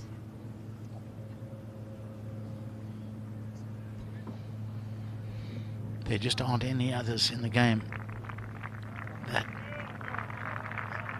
there are many that putt as well as Ricky Fowler from this range, but I can't think of any that putt better than he does.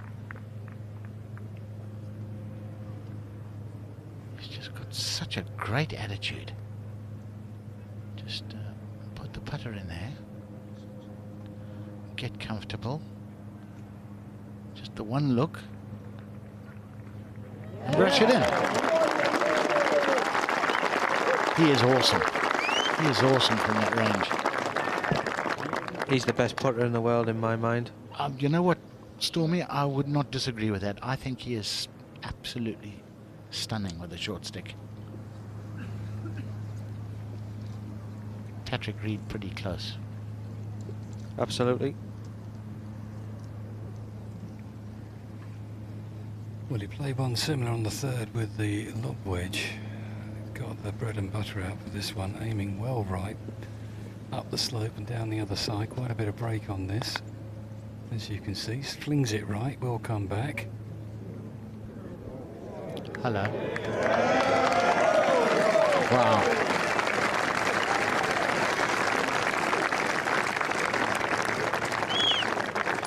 Long range putting, they're not too many better than him. You're dead right. That was super effort from Jordan Spieth.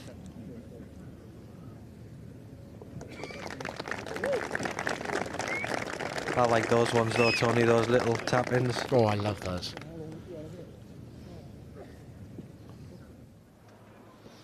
Up to 18. We're still not quite sure about Eric Van Rooyen, what the situation is there. We'll find out, but this is Matthew Southgate. There you go. He's got some support. The country member at Carnoustie is safely through to the weekend after a 1-over par 72 on Friday. Puff of the cheeks, hard work.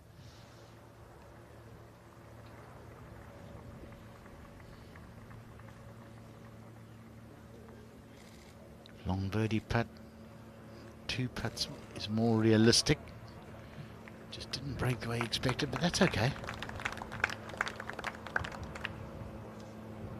It's a good solid start.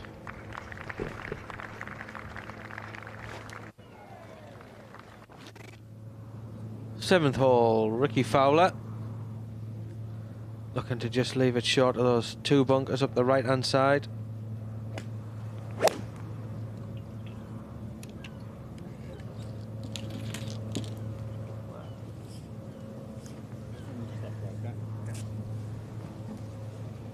Ball definitely isn't bouncing on as far as it was yesterday, so the rain has taken the sting out of the fairways.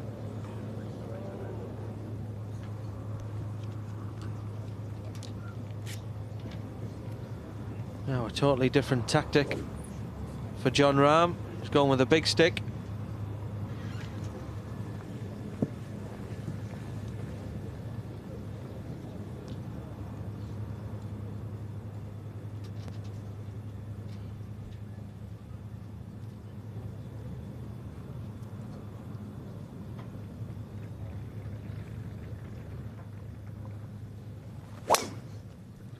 Wow, that's gone way down the left. That's out. Oh, out of bounds. Surely. Now that's a horror show. Yeah. Out of bounds. Reload. What a mistake. Dear oh dear. Right, let's go up to 18. Eric Van Rooyen. Par putt.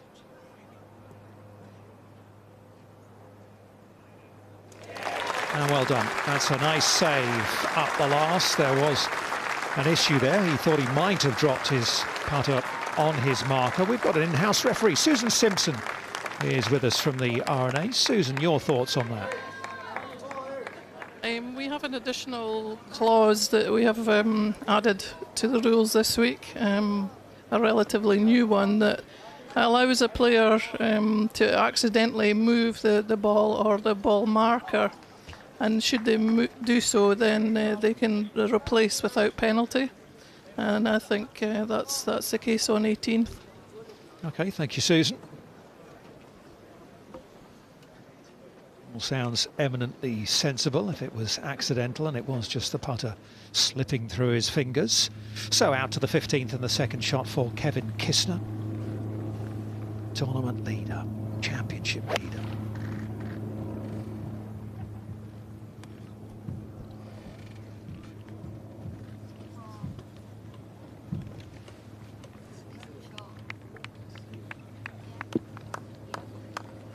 I haven't seen much of Kevin Kisner, but I'm really impressed the way that he's playing this course this week so far. Here's Phil. Another chance.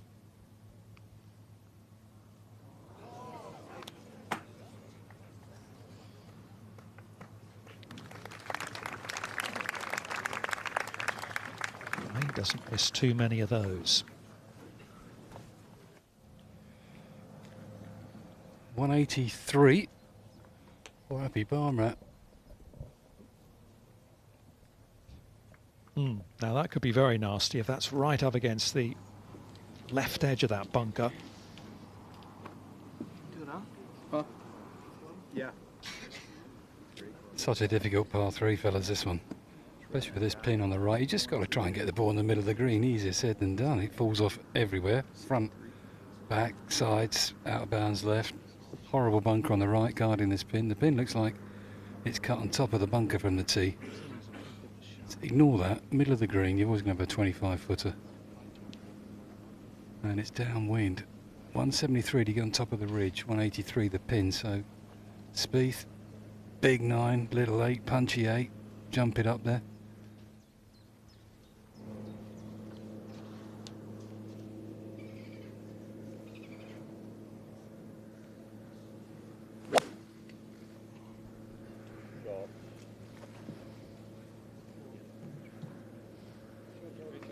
Yeah, exactly as Jamie Spence ordered. It's unbelievable how many people went into those right-hand bunkers this morning.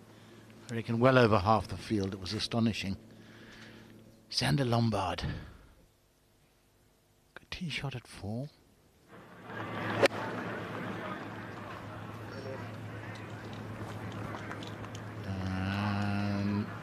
Yeah, loads of fizz.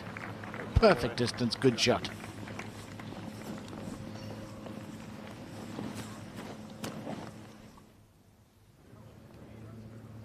This is the 7th hole. Remember, Jon Rahm's got his problems. He's driven it out of bounds. Chris Wood bunkered off the tee. He's had to chip out to this point, so he's playing his 3rd. Fowler in pretty good shape down the right-hand side. Chris Wood has knocked it out of the bunker to this position. This is his 3rd shot.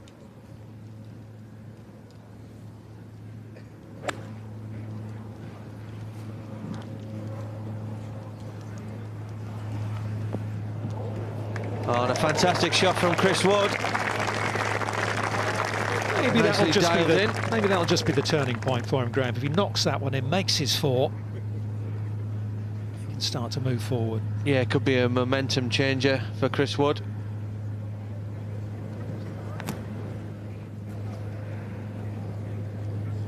Ricky in just ideal position.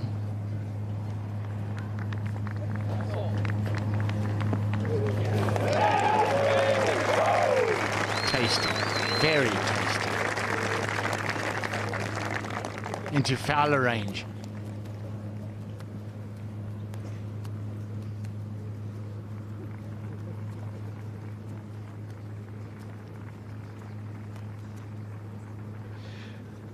Stormy, I'm glad you said that about Ricky Fowler's putting, because there's not a huge amount talked about with Ricky Fowler's putting. You hear about a lot of the other guys, but I've always thought Ricky was just dynamite with a short stick. I think he's absolutely fantastic, Tony. Him and Brand Snedeker are the two for me that they get the ball to pop and get some speed in the ball so it stays on line for longer. 4th shot for Rahm. Having driven it out of bounds. Damage limitation. Oh no. I think we could see some steam coming out of Jon Rahm's ears very shortly.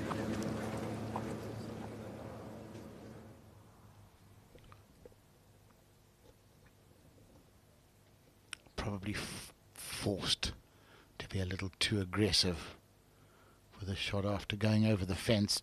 Just trying to push the bubble a little bit, try and get out of here with a 5. Xander Lombard, after that lovely second shot into 4 for his birdie.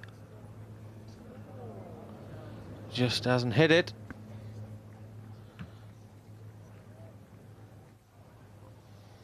Well, it's about Kevin Kisner's range, really, isn't it? The 15th birdie putt for our championship leader. And for, I beg your pardon, yes, it is at the 15th. Oh! Would have been for 3 in a row.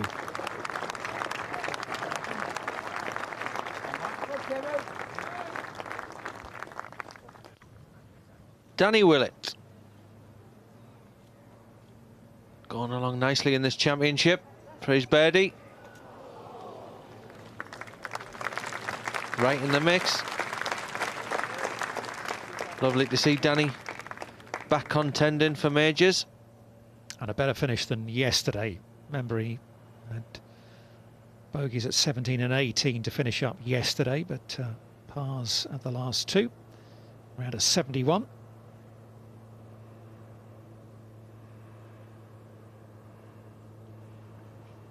And Willett in good shape at 2 under, but it is Kevin Kisner who is setting the pace at the moment. He's actually making it look really quite straightforward out there.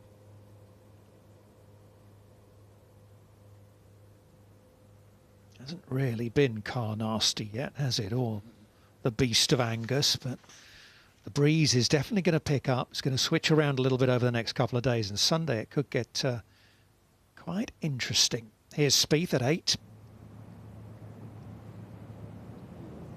Whoa, whoa, whoa.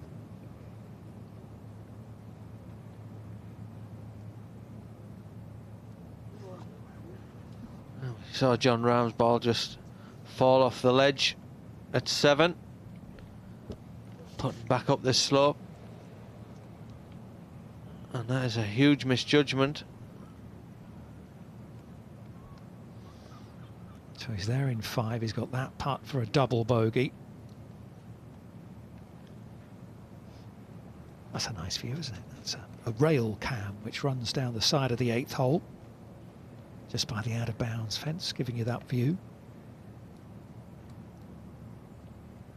Hope it's giving you the line, Dom. Rail cam. We're relying on you for that, John. Yeah.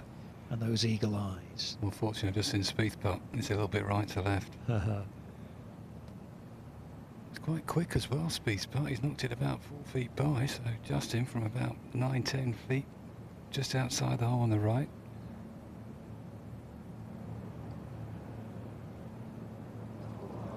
Cannot buy a putt at the moment, can he, Justin Rose? Another one slides by. Just a 3. Justin stays at 2 over.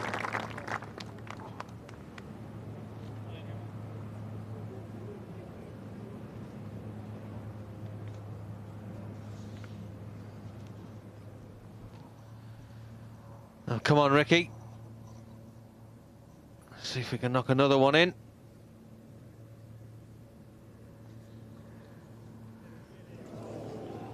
Positive putt. Just slipped by.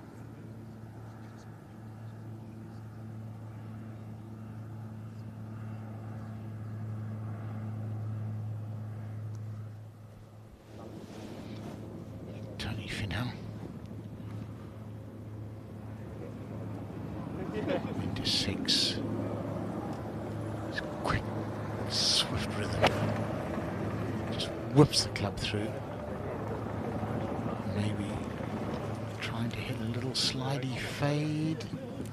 And it's gone pretty straight. Needs to settle down. Oh, that's going to be an awkward chirp. 16, the par 3, 237 yards. Kevin Kisner.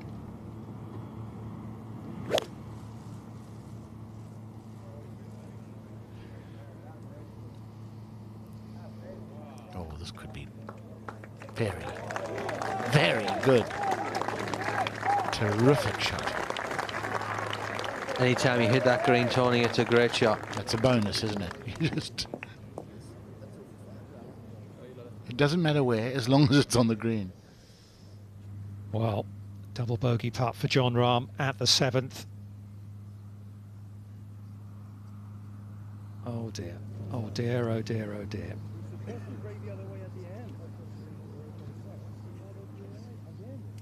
Three shots gone. And Rahm back to even par for the championship.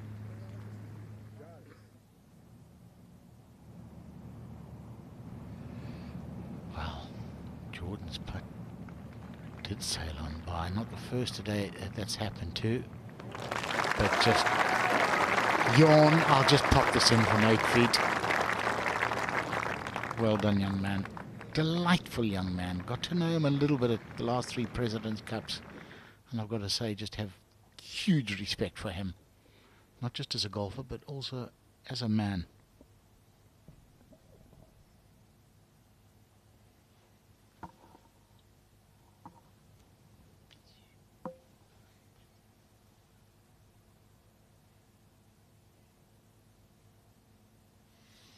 Looks like a mill pond at the moment, doesn't it? The North Sea. Hardly see any of the white waves, the white tops that you get out there when the breeze begins to pick up. Not sure anyone will be in for a swim, mind you, later.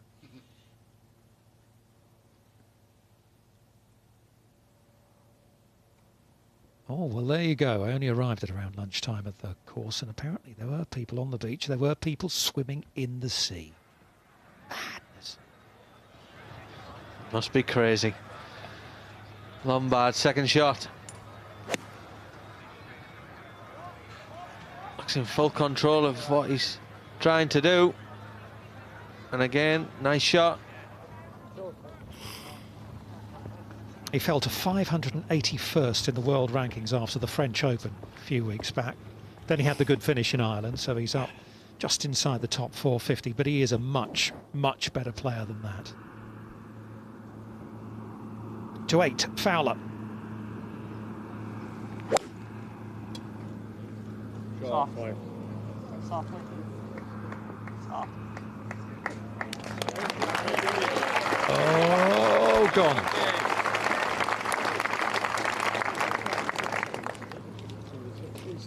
Yeah, this 8th green might firm up a little bit as the day goes on, drying out.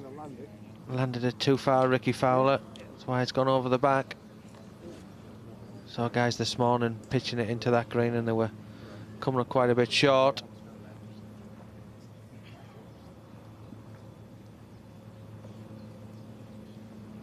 Well, Chris Wood did make his par at number 7. Hold that putt.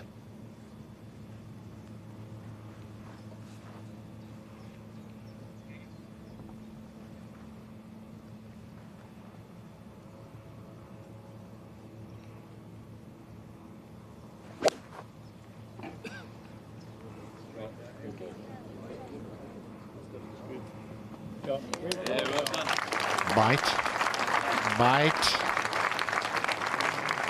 No. No. Oh, man. Just straight down at him. Straight down, yeah. Oh.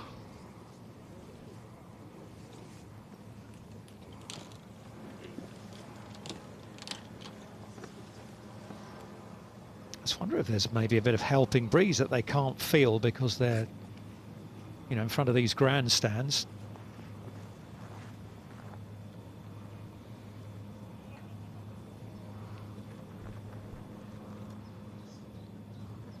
Now, important couple of holes to the turn for Rahm. Oh, no, no, no, no, no! Bunker Started bound. left. It's been a popular spot today, that bunker. Take a bit of magic from John Rahm to get that one up and down. To 9, Spieth out with the driver.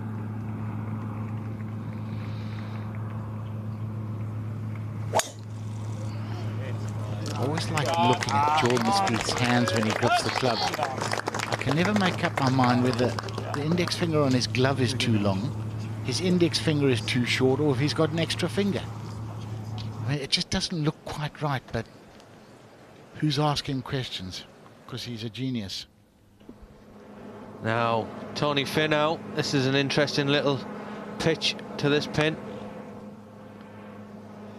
Looked to land it in a perfect position. That was really nicely played. Beautiful. Yeah, that's the sort of shot that can make you look a bit stupid, isn't it? Yes, especially if he's just dumping in front of you in the bunker. The colourful Pat Perez. Here's Birdie at 11. Oh, and strokes it in nicely. He's a fun character to play golf with. And a very tidy round of golf so far. 3 birdies, no drop shots. 5 under, 3 off the lead. Well, this is what's happening to the wind in various different parts of the course, and as you can see, it's not completely consistent. Well, I mean, one of those arrows is a little bit out because there's just such a lot of hot air coming out of this comms box. I think we're somewhere around the 4th hole, do you? 4th green.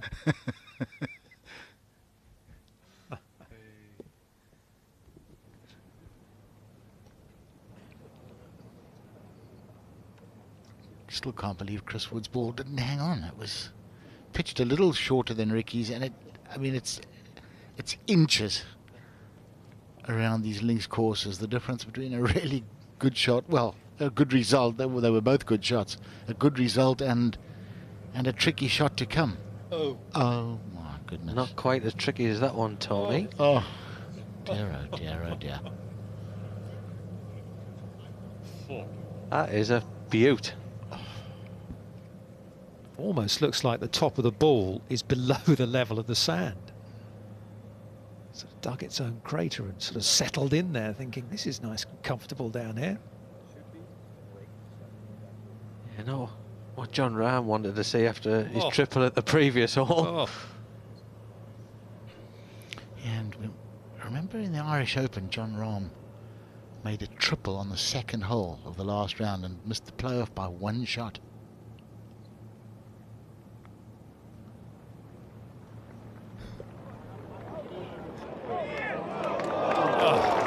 Almost brilliant.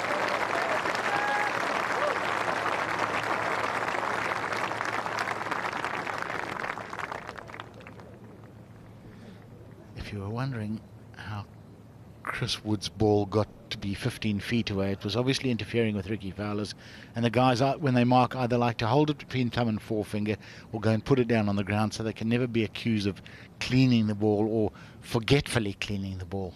You know, you hold it in your hand and you're not thinking, you could give it a wipe, and if you take any mud or sand off it, it would be a penalty. So safest thing, put it down on the ground, walk away and leave it there. It is back in position now.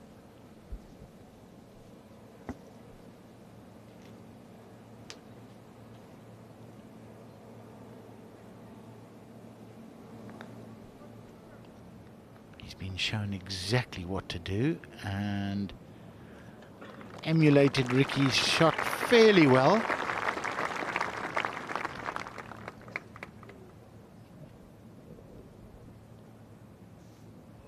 Much happier crowds this afternoon. The rain is gone, but this is just, oh dear, oh dear.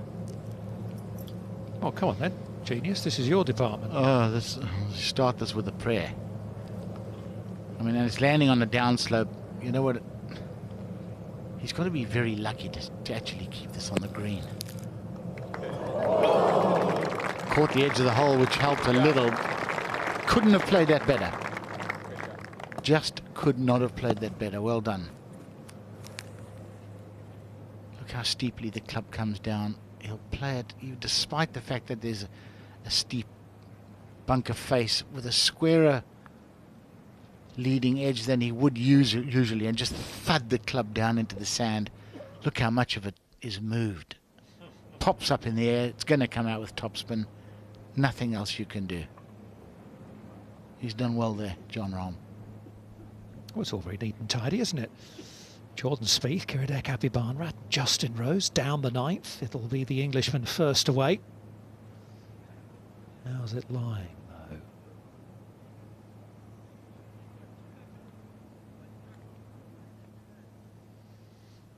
Okay. Yeah, and a good angle.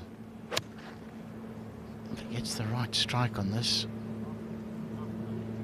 he could get this close. Settle down now, settle down.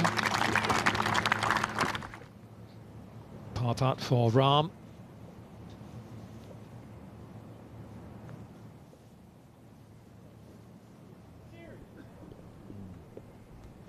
Well, that's 4 shots gone in 2 holes for the Spaniard, the world number 5.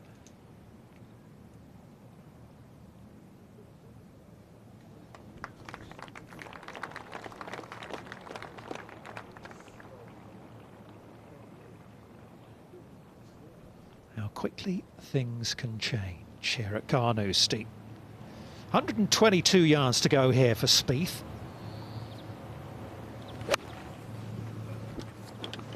Yeah, and looking to throw this right up in the air to get it to land softly. Landed it in a good spot just short of the green, let it trundle on to flag high. Nicely played from Jordan Spieth.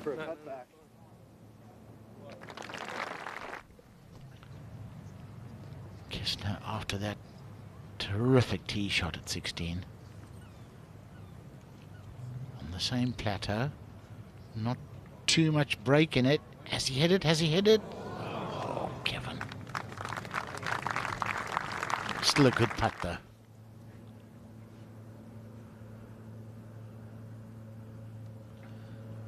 Tony Finau. Oh, and it slid by. Maybe a slight misread. Was a wonderful little pitch he played.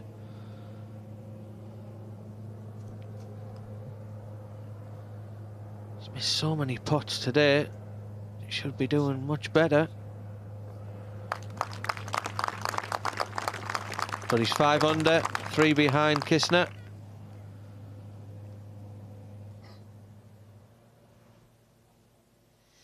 Two to go now for Kistner, and 2 ahead of Zach Johnson. 3 clear of Fleetwood, Perez, Finau and South Africa's Xander Lombard.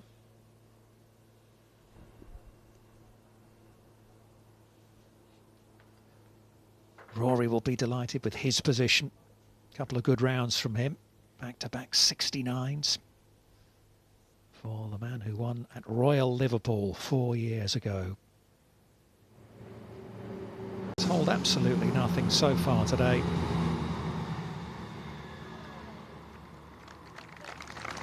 And all in all, just a bit of a frustrating front 9 really for Justin.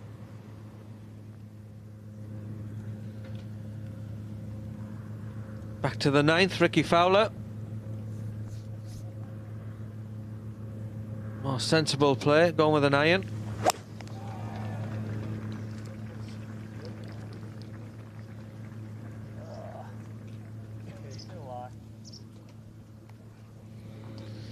It's a bad mistake. When you go with iron for safety, you've got to hit the fairway, and it's so frustrating when you don't.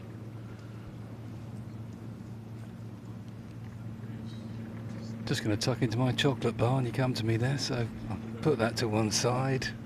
Save that for the next. Up the hill for Jordan. Tough little pin, doesn't like it. Playing well though, good front 9 for Spieth. Yeah, it really has. Sorry to have disturbed you, by the way, there, Jamie. I know you've got better things to be doing, shoveling things down your face.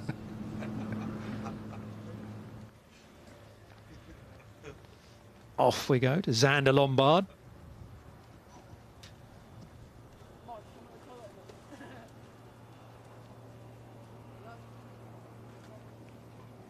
Oh, it's okay.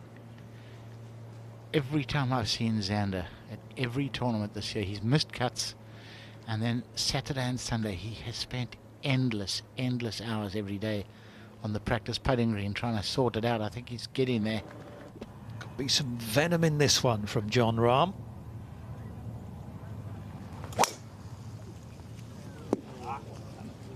Missed the bunker. Come on, Ricky, you got this, buddy. He didn't get his wish. That's a nasty lie in the bunker. Ooh, he's starting to boil, isn't he? Yeah. Up to 18. Kevin Chappell coming towards the end of his day. And it's been a good one as well.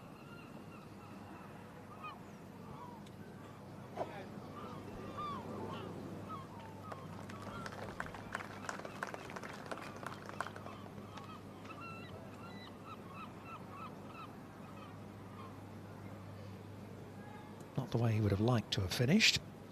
Drop shot at the last, but one of only 2 bogeys today on the cards. 4 birdies, around a 69 for Chappell, and he heads into the weekend at 3 under par.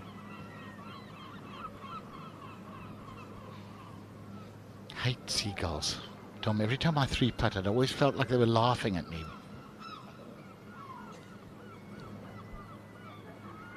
You're paranoid, Tony.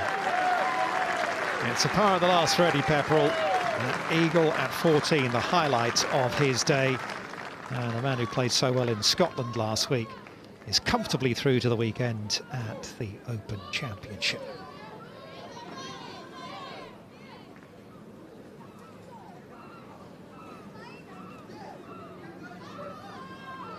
I'll tell you what, that's a heck of a beard, isn't it? Kevin Chappell's caddy's got. This is the 10th tee. I wonder if Jamie's available to us, or maybe Chocolate bar dispatched. Dom, doesn't good. take long. Doesn't take long. Halfway snack. Only chocolate bar, or? Only chocolate bar. Oh. There is a fantastic halfway hut at the end of the 10th. If you ever come here and play Carnoustie, I would advise you to spend some time in that. You can't reach that burn today. 415 yards to that. There's 3 wood in there yesterday. Matsuyama, driver for Jordan. It's the bunker down the left that's the problem. Oh, he's pulled that. That's miles left. Oh. Oh, that gent was lucky. Nutmegged him. Ooh. I think they went straight between his legs. Whew, that could have been painful. This is not particularly appetising for Ricky Fowler. Back at the 9th.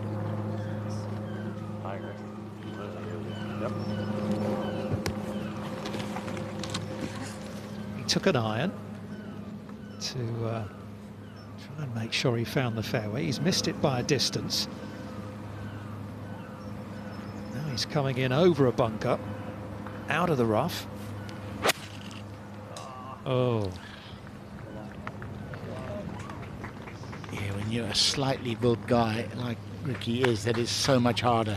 A Dustin Johnson or a John Rahm could just smash that out, but when you're a little guy, you can't hold on to it hard enough out of that thick, damp grass. I mean, he's gripping on for dear life, trying to release, and look at it. Just grabs the shaft and the hosel.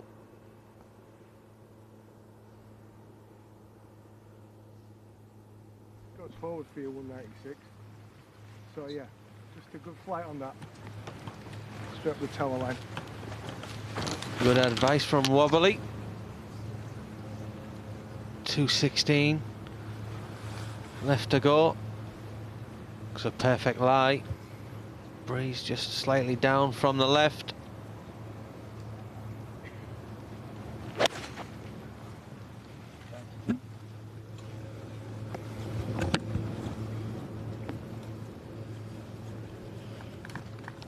That's not too bad.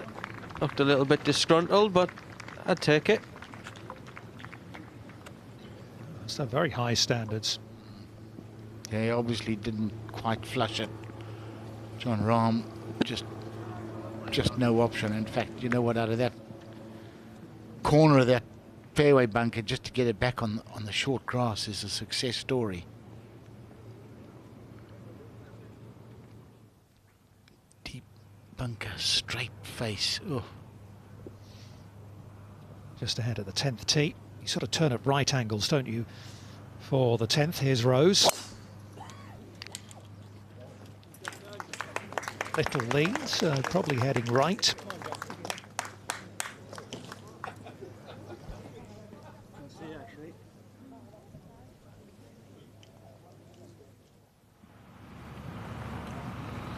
Kisner safely aboard the island between the burns at 17. Rhythm hasn't changed all day.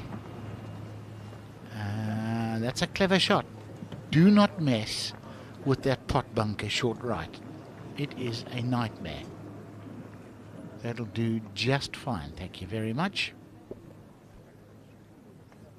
That was a lovely shot, Tony. You could see he was just trying to work it in from left to right and use the contours of the green. Second to 7 for Tony Finau.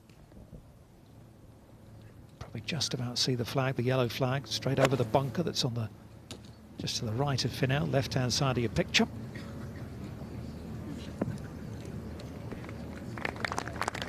Yeah. Quite hard to accept that it's not going to skip on after the previous couple of days. Rahm, third shot.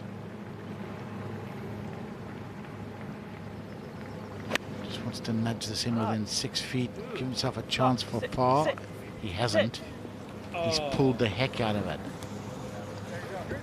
Do you think he's flustered? Yep. Yes. That answers your question. Flustered plus. Now, Tony, is that a good club toss? No. Terrible. No, you've got to throw it parallel to the ground. If you throw it vertical to the ground, you get a broken shaft. A lot of experience. A lot of experience here. I hope that's helped you at home. Thanks for that, Tony. We knew you'd be the authority on that one. Needs a bit more like Stormy, just calmly sail around the course. Thomas Pieters, third at 17. Slightly awkward.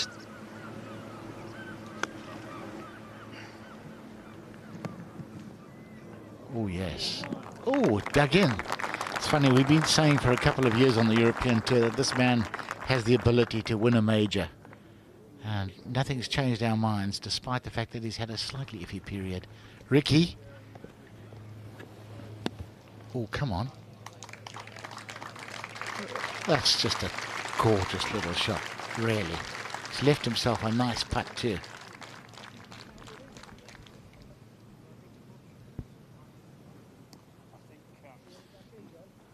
It was not a good drive from Jordan Spieth at the 10th. I wonder what the story is. I think Jamie's down there. Yeah, he's all right, Dom, really. He's got a couple of little trees in his way. Taking it at great just lie. on the left edge of the green side tree. And drawing it back, okay? Should these be inches? Yeah, I'm gonna hit a punch. Yeah. And that's my question. How far? The hazard's way short. Yeah, it's. Okay. He's got to be inside that tree. You got that wind actually working with you. But my point 32, here is, it's just got to cover, 20. It doesn't jump, it's like a 7. I don't think it's going to out of that. Just a 7 punch, you know? This keeps it lower, too. Yeah. But if it jumps, this is over the green.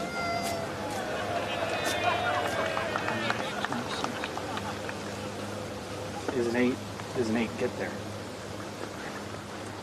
Phone down, please, sir. I really think it might. Okay. Yep. All right. Yeah, it's just 25 on the cover short. All right. See that picture? I think he'll get there as well, out that lie. He's going to jump. He's got to draw it round this little tree in front of him. Burns certainly not in play with this club. Chase it up the green. He should get this in the middle of the green, no problem. Really, it's a great angle for him. Wind off the right as well. It's all in his favour here, Spieth.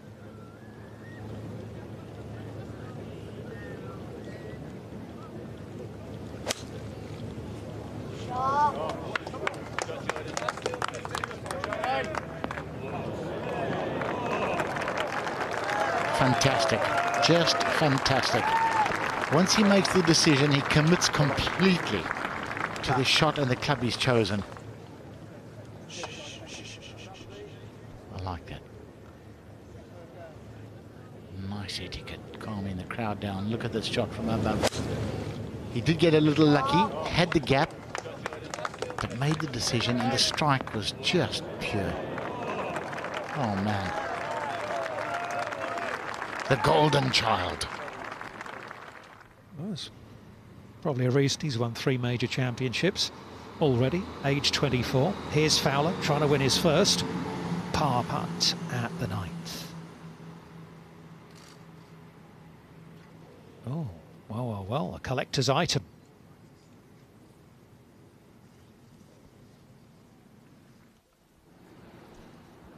Kistner for his birdie at 17. A bit of swing from right to left. Come on, it's tracking. Come on. Oh! Shaved the hole the last few, hasn't he? Just haven't dropped for Kevin Kistner. Amazing, to 7. And Finau with a birdie putt.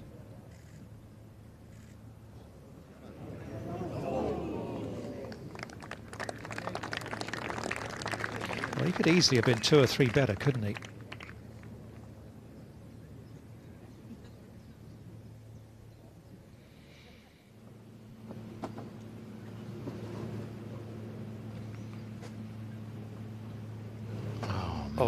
Oh, no. After a terrific bunker shot, you'd have to say, to get it there, and that is Jon Rahm has just gone triple, single drop and a double.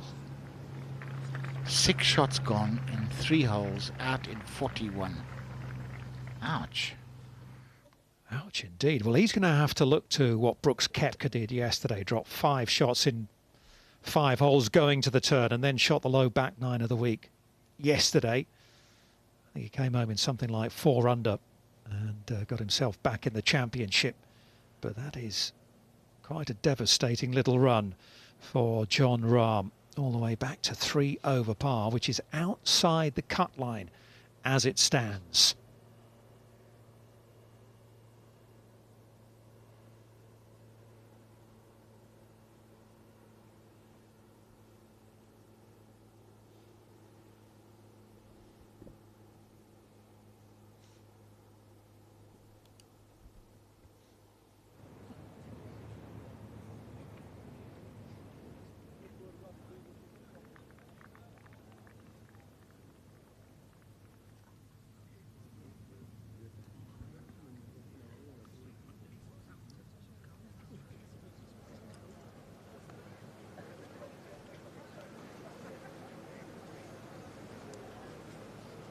Big stand to the right of this green. They've been enjoying themselves through lunch. A few songs going on. Well, Justin's going to chip and run this up the bank, down the other side. It's about a 5 out of 10 in difficulty, really. You can trust the bounce on the links courses. You know they're going to jump on. It's just the pace here when he gets up over the other side. He's got a bit of green to work with here, but his lie back there was just such a flying line. Not surprised he went through here. So just going to try and pick your spot here and just get it running up the bank. Hopefully you get the right bounces.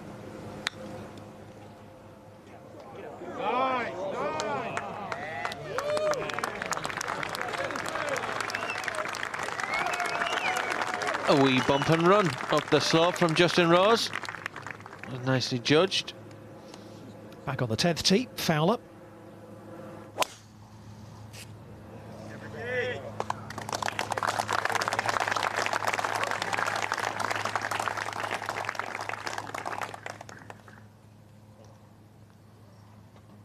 Just about perfect.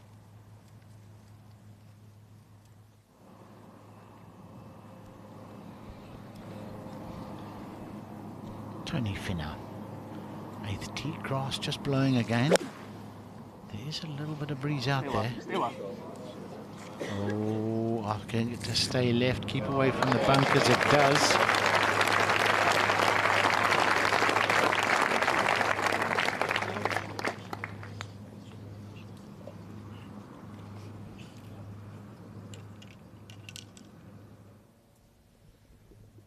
Kiradek is on board the 10th green. He's got a birdie putt. Jamie's there.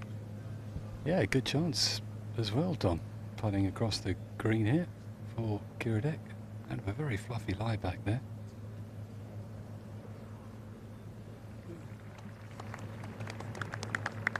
Two over. What's the cut going to look like? Well, it's still 2 at the moment, but it's just kind of drifting towards 3 again now.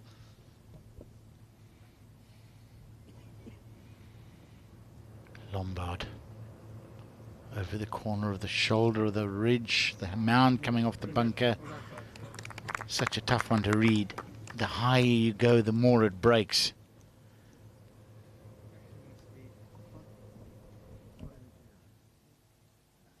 Different view of the 10th green.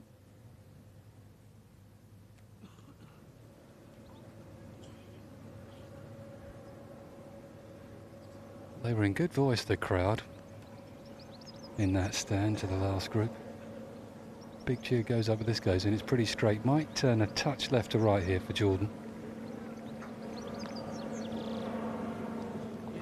Wonderful. Well, after the drive, he was never thinking 3.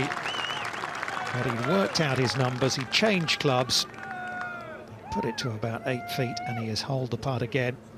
And Spieth right back in it, 2 under par. This is worth another little look here. Had to just keep it down a little under that second tree. Gets it to come out. I mean, pitches perfect. He runs up perfectly, dead pin high. And thank you for the birdie.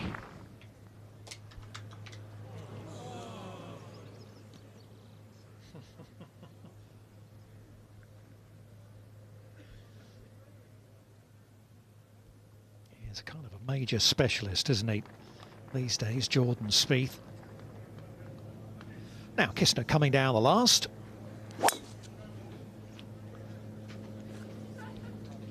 This is one tee shot you just want to see on dry land. Oh, he's found the juicy stuff.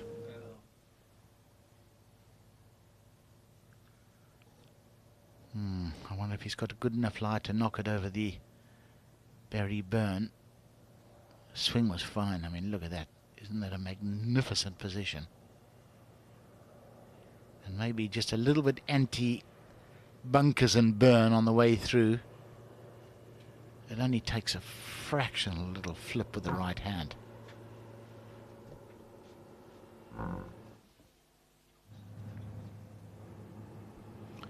Tony Finau with his birdie putt. And that can't miss, surely. 3 inches more pace is all it needed.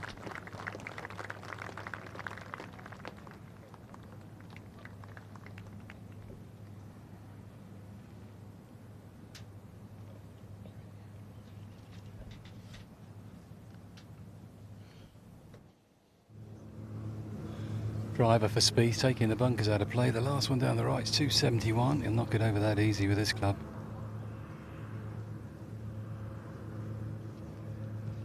Not driven the ball brilliantly so far.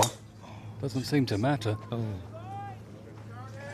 Well, he was left on the 10th. He's right on 11.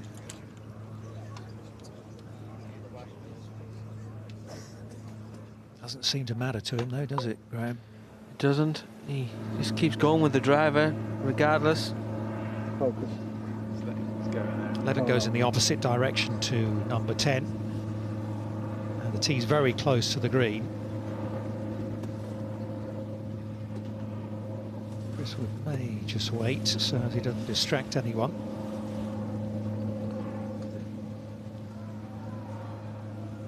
Try and finish it on that left pine.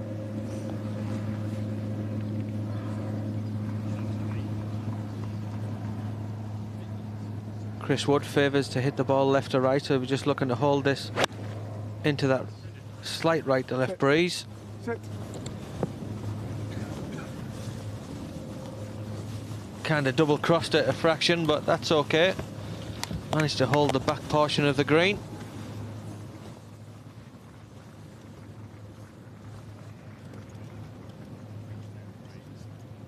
Two over the front 9, hasn't made a birdie yet today, Chris Wood. Fowler after the drop shot at 9, and the fast start, 3 under through 4 today. Ricky, 147 yards to go.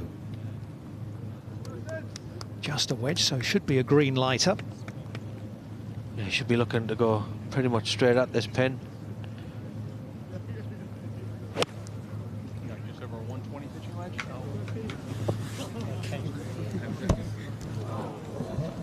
Oh, what a mistake. Hoi, oi, oi, oi, oi. Yep. I think it's almost a stop. Up to 18, second shot for Kistner coming out of the thick rough. What sort of contact? Aims it outright, trying to draw it back, and oh dear, the Barry burn claims another victim. Yeah, that was maybe too much to take on. Leading the tournament, may be better off just wedging it down and then wedging it on. Take his chance. Sometimes you just got to take your medicine. I think so. Yep. Well worth another look. Mark James is back with us. What do you make of this one, Jesse? Too aggressive. No need to do that. Just wedge it out, wedge it on. If you drop a shot, you're 7 under in the lead. Thank you very much. Shot 68. Happy days. And now it could rankle a bit, and you've just irked for a couple of hours. If you make double, might not make double, but I just didn't see the need for it.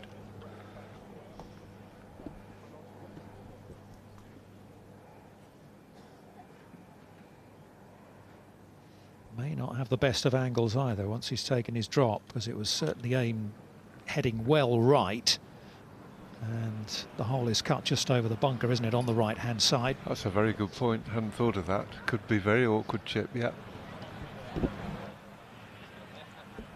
Thomas Pieters.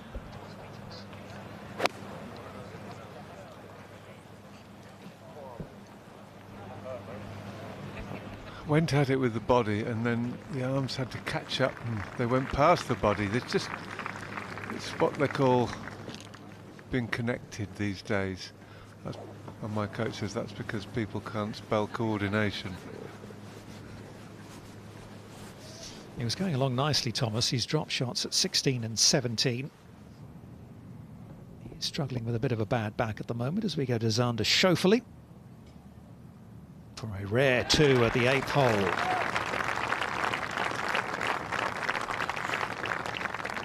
Well, it's proving to be a pretty good day for the United States and a pretty good Open Championship. Last American to lead the Open Championship at Carnoustie at the halfway stage was Billy Casper back in 1968.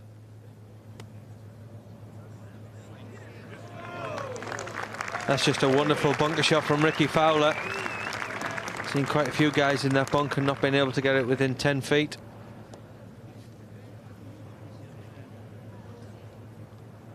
Over to 18 again, and Kevin Kistner is going to be taking his drop with a little bit of help from the R&A rules official. Thanks.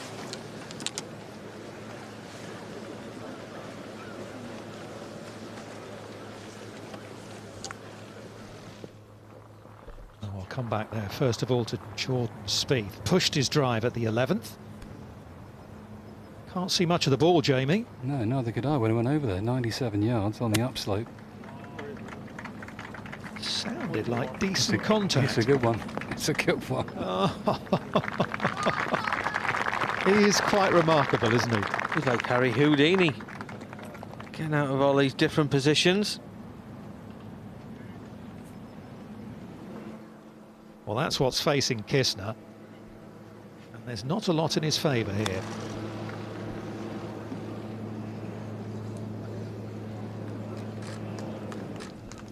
You're absolutely spot on, Dom. It didn't leave him a lot. There's every chance he'll make double. Drop back into a tie with... Mine's gone blank. Zach Johnson. Thank you very much.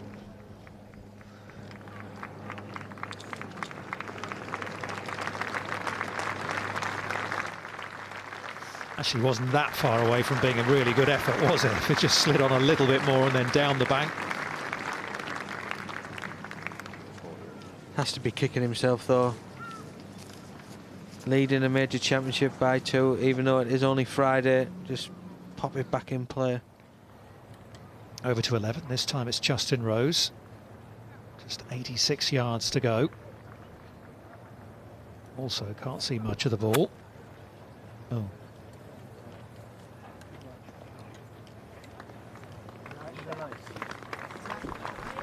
He just seems a little out of sorts, doesn't he, Justin? He does. I don't know why. Graham, you have no idea now. Not really. I spoke to them last week and they were saying that he was 4 weeks possibly away from playing great golf, but this week he just, he looks out of sorts. Doesn't look the same Justin Rose we used to seeing. I think this week he's 5 weeks away. Ricky Fowler is starting to undo some good work early in his round. That's 2 drop shots around the turn. Face like thunder. Some big numbers out there. I mean, Rahm went 7, 4, 6, 7, 8, 9. Haraldur Magnus, the Icelander, was doing quite nice. He's made back-to-back 7s at 5 and 6. It's incredible. This is Lombard. He's tried to do something he didn't want to do, but at least it's not destructive. It's a rotten shot, but it's on the course. Perez with a putt from, 6 feet or so for par at the 13th. Last time he was inside the top 10 at any major championship at this stage of the tournament was 2007 at the PGA Championship, so it's been a while.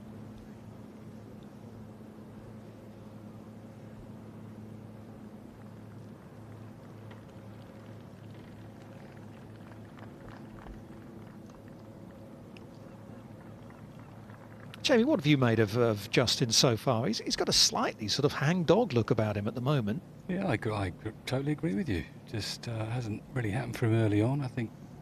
You upset him? I do have a way of upsetting people, but no, I've avoided him. No, he chatted with me earlier on, seemed fine, but just not gone his way, is it? Didn't birdie the par 5-6, probably should have done. And the putter's not been behaving himself, but he's not really hit it close enough, let's be honest. He had that one chance on that 6. He's been putting from this distance, and they're not easy to read. This one's on top of a ridge. It's a tough putt to hole. It's if you had 10 goes from here, you might hold 2. So it's not easy. And he left to right, and then it just comes back the other way when it gets on top of that ridge.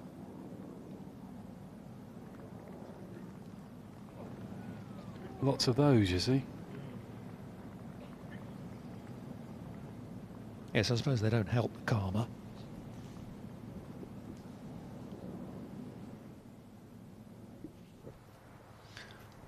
Tony Finau giving it a rip up here with a driver or something, but too far left. Going to chop this and get it to race. And he's done quite a good job there. Getting better and better.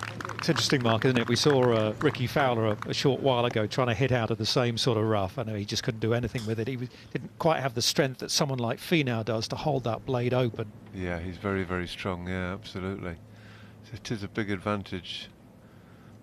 Mind you, those strong guys do tend to be in that stuff a bit more than the popcorn hitters. Another tricky putt. This one all the way up the hill and just over the other side, over the ridge is where the hole is. Difficult one for Kiradek.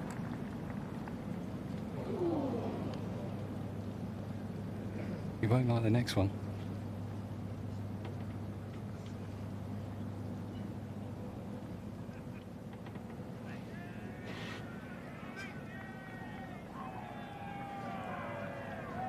Sounds like a football match out on the course.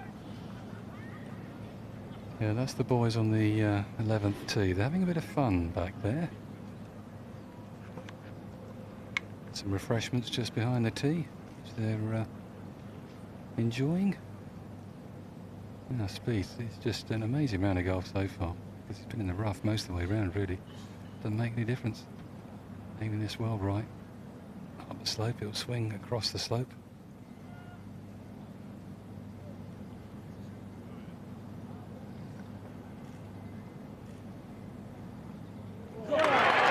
Found another one. It is quite remarkable. 2 in a row for Jordan Spieth, and the defending Open champion advances to 3 under. Just needs to avoid a repeat of yesterday and the slip-ups he made over the closing 4 holes. Talking of soccer, they've been playing. Ricky Fowler, 1 or 2 others have been sharing a house. They've been having a penalty shootout after their practice round so far this week, and apparently Spieth knocked it a couple of doors down, had to go and knock on the neighbour's door and ask for his ball back. Imagine that if you were in the house and suddenly Jordan Spieth turns up at the door and says, "Can I have my ball back?" Imagine if he said no. Yeah, I'm keeping it. So damage limitation for Kisner at 18. Putt for a bogey 5.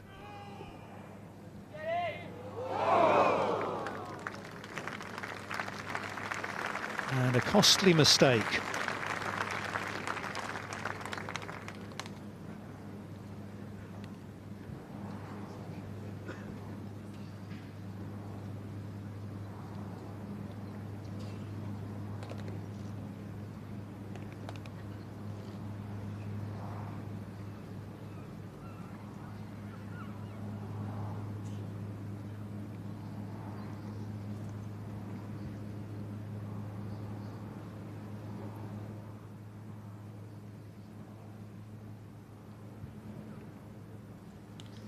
A double bogey at the last, and Kevin Kisner round in 70, which coulda, shoulda, would have been better. And instead of leading the Open Championship by a couple of shots, he's tied with Zach Johnson at 6 under heading into the weekend.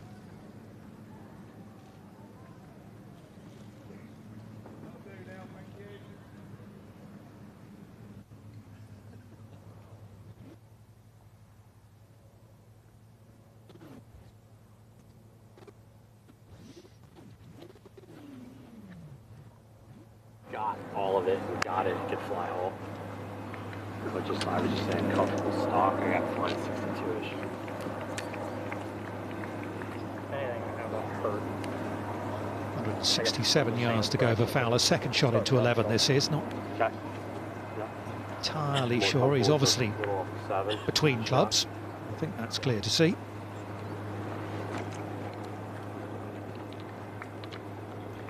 That looked like a 7. It's a lot of club for 167, isn't it? So he's going to just chase one in a little bit.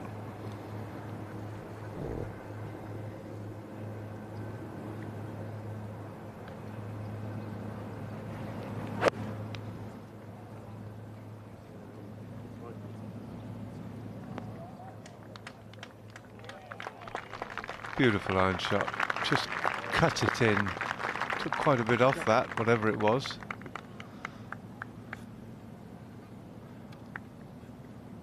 Looked very good with the iron sometimes, doesn't it?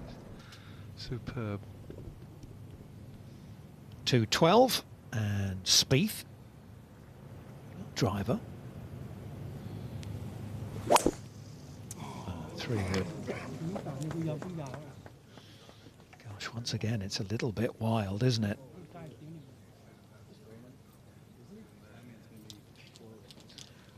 Yeah, that's a long way left. And he's just very ragged off the tee. He's down the left, he's down the right, he's down the left again. Xander Lombard, his birdie at 7.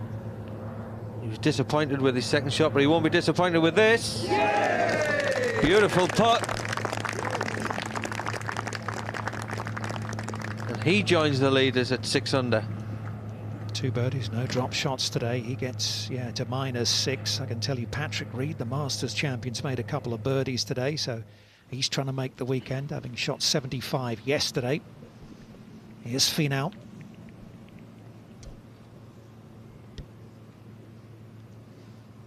Doesn't hold a lot today.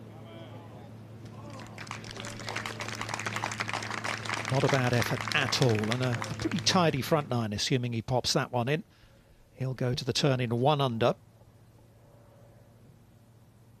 And Finau, well, that was recorded. He has popped it in, so he's only 1 off the lead. It is pretty tight.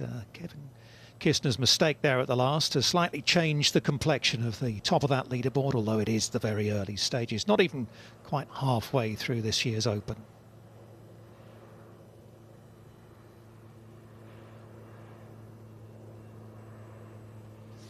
Well, we were wrong, weren't we? We thought that Ricky Fowler and John Rahm were going to pull each other along out there, and then Rahm suddenly hit the buffers with those problems at 7, 8 and 9.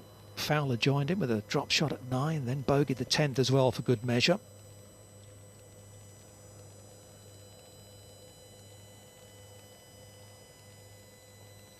Molinari, Woods and Co. all played in the rain this morning out there. It really was quite nasty at times. It was cold. I mean, not too breezy, at least that was the thing for those guys, but probably would have welcomed a bit of breeze to push all the rain through. Thomas Peters there, finishing with 3 bogeys. He will be deeply disappointed. Stuart Sink, the man who won the Open at Turnberry in 2009, where Tom Watson, aged 59, played so well and very nearly won.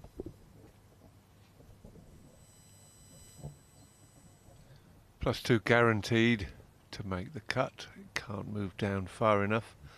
The question is whether or not +3 will make it. Paul Casey, one person who wants Ryder Cup points, close to the bubble, and at the moment +3 is 71st, so it's exactly 70 players would go through. If any of the +2s and better were to make a bogey, then suddenly all the +3s would be in.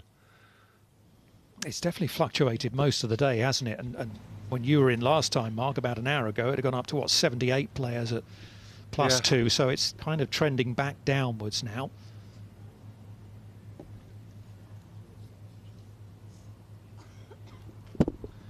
Yes, and now the last group are sort of well out on the course. They're currently on the 6th.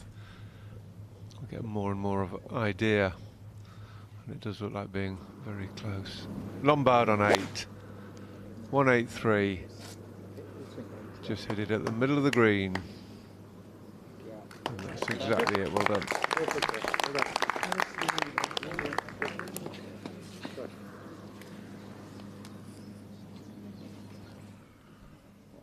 Phil Mickelson to finish with a birdie to get in the red.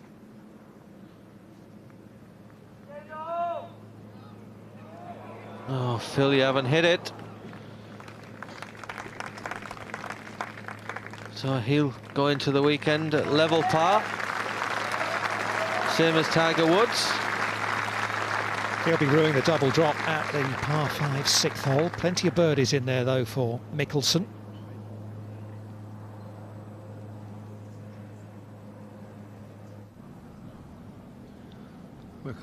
Mickelson was playing with Cabrera Bello, and he's finished +2, so his first made cut for a few weeks.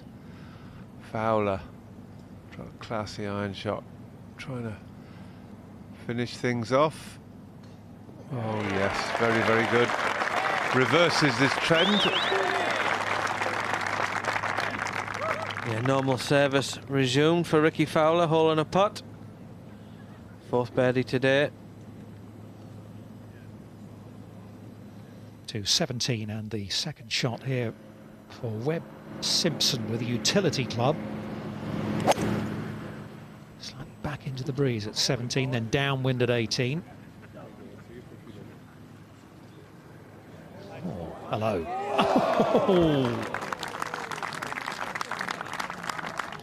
He's got a very violent end to his swing, Webb Simpson. You could put a disc out quite easily. Watch this. That's Major hip thrust through the ball. I hit the flag at some pace, Mark. Certainly did, I know. Well, this is a touch left. A long way to the front for Jordan Spieth. We'll find out how it's lying. I assume it's into the wind. What's the scene, Jamie? We've got a great lie here, Rose. 200. Guys. Good noise down the left. Looking at Jordan's ball. Please. Thank you. Don't argue with Fooch. 243 for Justin. His longest of irons here to pin on the left-hand side. 47 yards wide this green. Very, very wide. piece of greenery. Flag was way on the right. It's round on the left today. Over those two bunkers. They're 30 yards short of the pin. Shouldn't be a problem.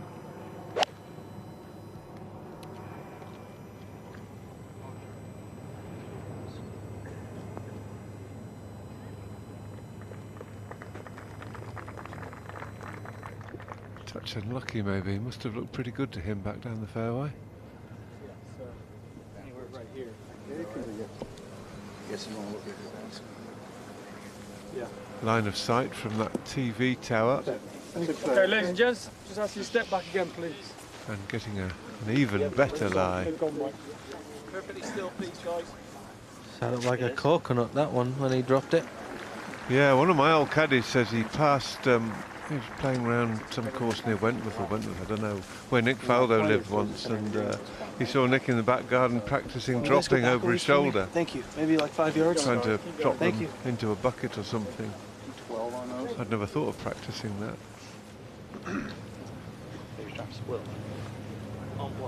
All cameras and phones away, please. Won't matter soon, will it? You'll be able to drop it from your kneecap or something. They said you were going to drop it from 2 inches, but if the grass is 3 inches long, that's simply placing it. I don't know. I thought we were quite happy with the shoulder height, but... Well, let's see what Spieth can conjure from here.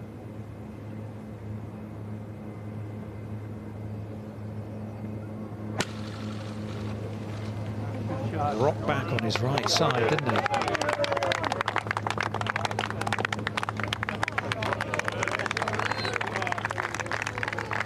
Very good. To drop it from knee height, you've got to bend over a bit, haven't you? Unless you're Tony Johnston or Tony Finau.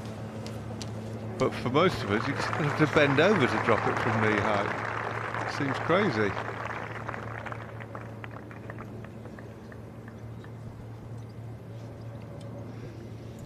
A little bit of a wait for Ricky Fowler and co back on the 12th tee whilst that all got sorted out for Spieth. Look at the different options here. We've seen that so many times this week at Carnoustie. Chris Wood's got the driver out, but it's an iron for Fowler.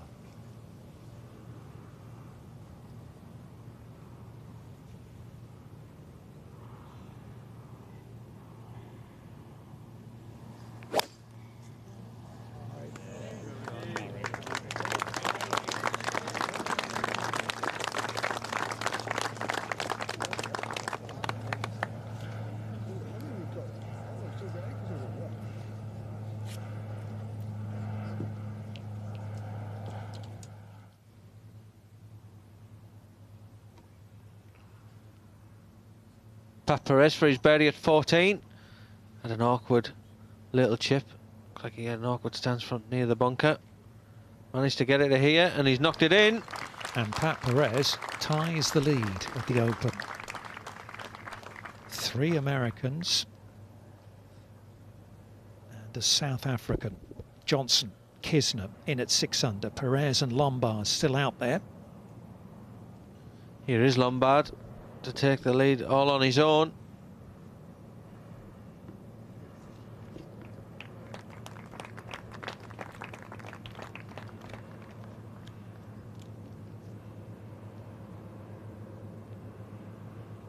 It really is quite remarkable, the resurrection, if you like, of Xander Lombard and Brandon Stone. And as I said, he played really well from nowhere at the Irish Open. Brandon Stone shoots a final round 60, having been in real trouble with his game over the last year, 18 months or so. Maybe Xander's looked at that and thought, well, you know, if he can do it, I've shown a bit of form. Opening the door to just dozens of unknowns suddenly winning tournaments is an amazing thought, but who knows? Might happen, maybe not.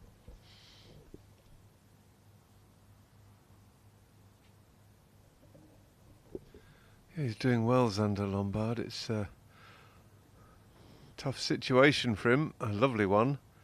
Tied for the lead in the Open. He's only 23, so he's pretty new to lots of feelings in this situation.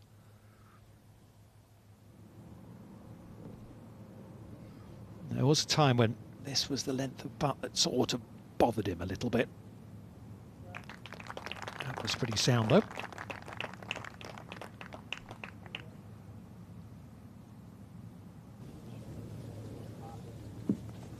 Never looks like a young man who gets too upset by anything, which is not bad in the game of golf.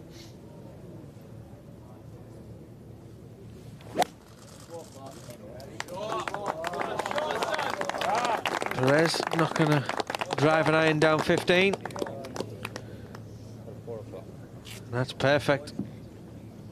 Pitch it down the left-hand side, let it feed to the middle of the fairway, avoid the 2 bunkers down the right.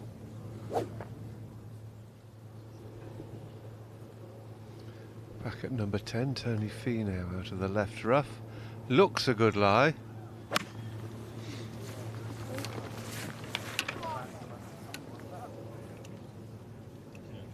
Oh, it just jumped a bit.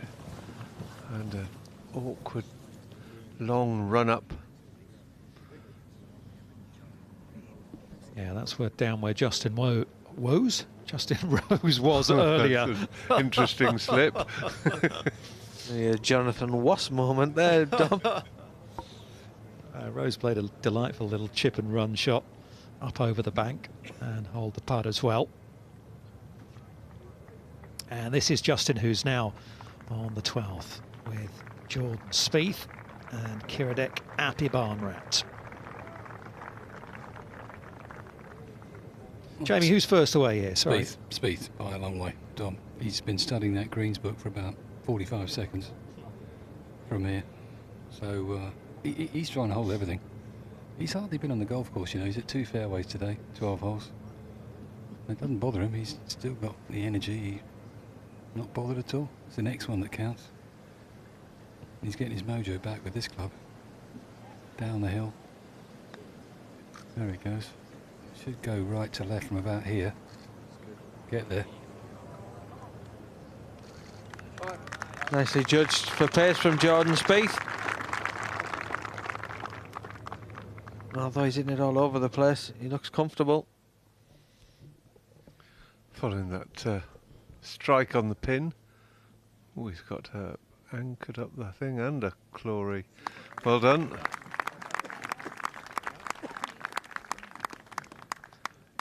Did a book on putting grips these days, it'd have about 150 pages, wouldn't it? It's just amazing.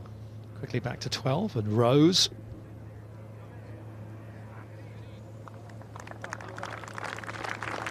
Yeah, that's fine. Should be good enough for a 4. Dangerous hole out the way.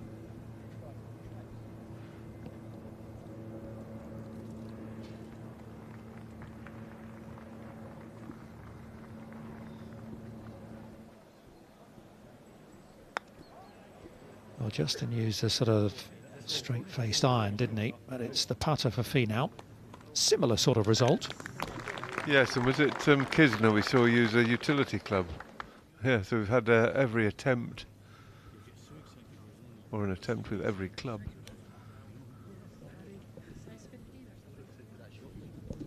Caddy's plumb bobbing with a mid-iron.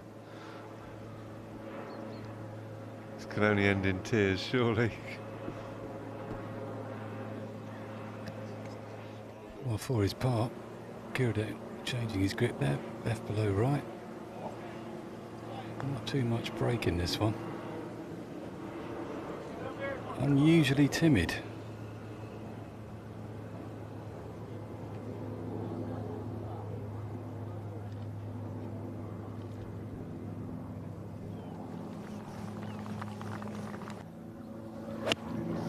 Perez second into the par 4, 15th. Much kinder pin position here today than it was yesterday, and it was so fast and fiery, and they stuck the hole very close to the front of that green. I can tell you the cut line has just moved to 3 over.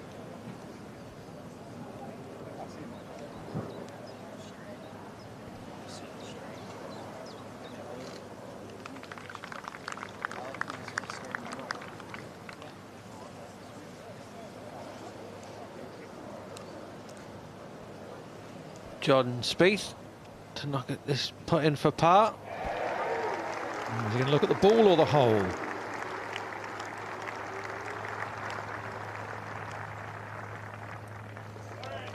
Must be feeling confident, kept his eyes on the ball. Keep hearing he's not so good on short ones, and whenever I see him, he just seems to roll them in without a care in the world. No, he went through that period though, didn't he, where he started looking at the hole when he had putts of about that distance. It was kind of like 4 or 5 footers or whatever, and it seemed to work for him as well.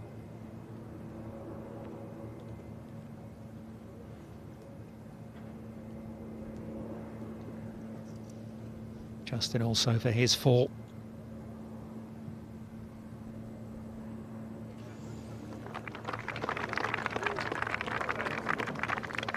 Nearly wriggled out. But par 4 on to the next.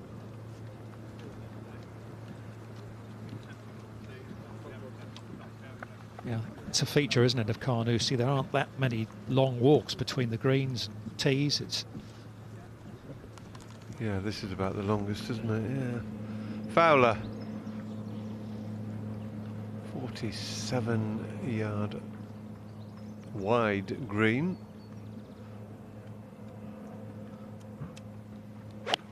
.254 to go.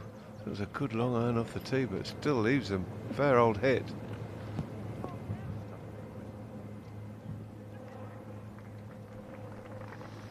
and he's going to have a fair old putt.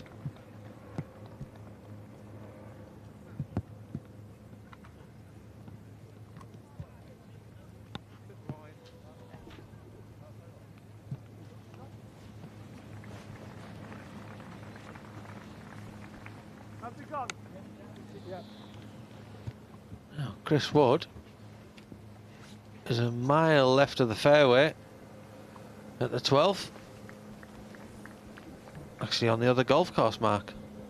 Yeah, that ball's a long way below his feet too. For a tall guy, what would your advice be here? Just gotta keep your weight same all the way through. Try not to lose any height. It's a pretty good shot from where he was. Managed to get it in the gap. Yeah, it was a good shot, wasn't it? A little unlucky, if anything. Difference between today and yesterday. If it was yesterday, that would have rolled out, wouldn't it? All the way onto the putting surface. Yes, easily, absolutely. It's incredible how benign the course has become when the balls land. I don't think there's any more rain in the forecast, is there? And it should get a little bit sunnier and a little bit of breeze as well, so things will dry out again. Yeah, it looks like being a good weekend, doesn't it? With a little bit of wind on Sunday, 15 miles an hour. Perfect. 174 this 13th, this beautiful 13th. You cannot beat right at this flag. You are dead. Just keep it pin eye left. Perfect. 150 the front. Looks like a 9-iron for Spieth. Get on the ground. Nothing wrong with that.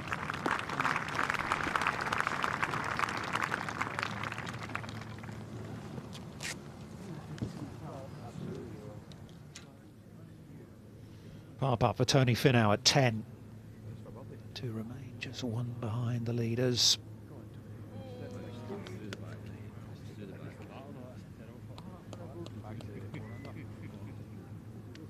First drop shot of the day for Finau.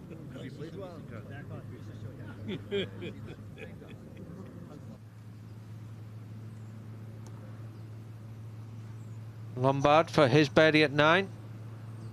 Oh, back and over the shoulder from right to left. Nicely judged. Greens actually look a little bit better than they did yesterday afternoon when they were dry and a bit crusty. That little bit of rain seems to have helped. Yeah, absolutely. They looked unpleasant at times yesterday afternoon, didn't they? So Rose, the last to play on this 13th. Just pitch it 20 feet short and you'll have an uphill right to lefter. Middle of the green. Oh, he's leaning the wrong way. Oh, Justin, that's bad error.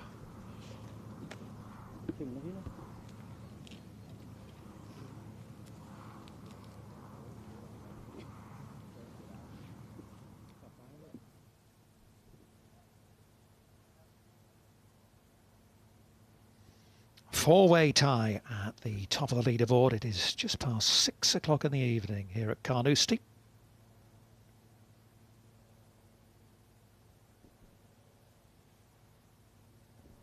And Xander Lombard still with, what, 9 and a bit holes to play. He'll be out there for another, what, 2.5 hours.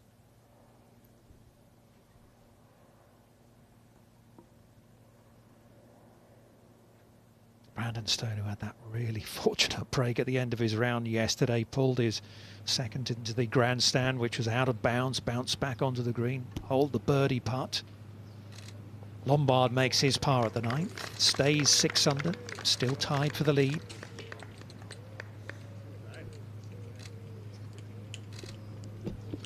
We haven't seen Bernard Langer at all, but fancied by some as an each-way bet this week. He's currently +2 inside the cut line. Level par today. Playing with Retief Goosen and Darren Clark, who are not doing that well, suffice to say.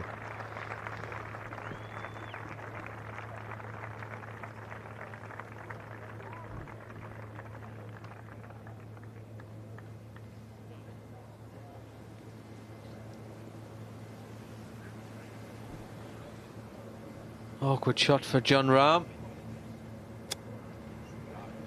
Throwing it up in the air. That's a pretty good effort from where he was.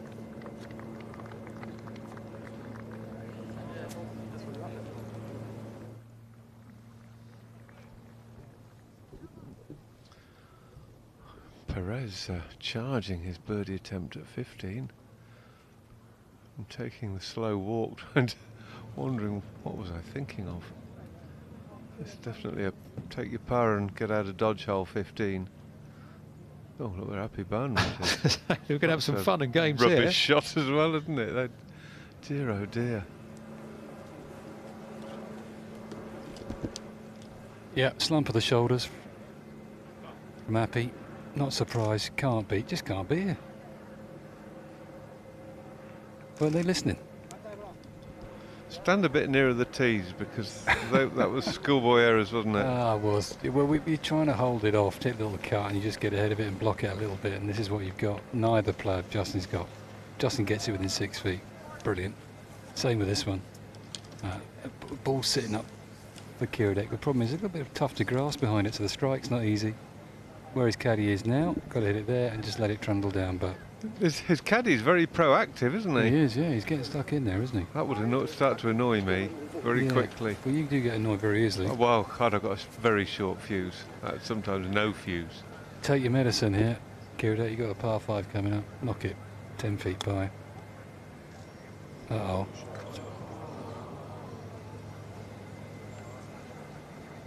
I don't think it would have got down anyway, even hadn't it, that sprinkler? No, it didn't look like it on the screen. Well, Justin's got to duff this to the top of the bunker and let it fall down the other side, but that just can't happen. He gets his 6 feet by. Brilliant. Just can't stop it. No chance. That was good. That was really good. That's not good, Jamie. That's brilliant. He did well to get it out and so soft. Yeah, so you couldn't land it softer than that, could you? Jamie was quite right. 6 feet was about the best.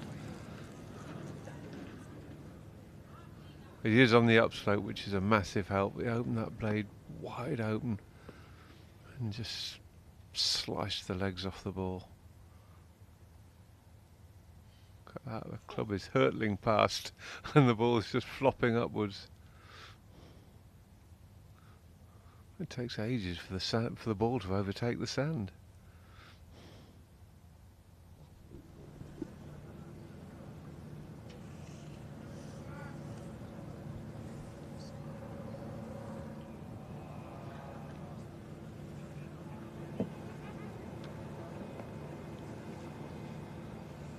He will fancy this, Jordan. This is one of those parts you look at it, you think, I like this one. Touch left to right, uphill. See all the hole. You just get some parts you just fancy, and I think this is one of them. The way he's playing, he will fancy this, no doubt. Dead weight, about 3 inches on the left here. Just at the end it will turn.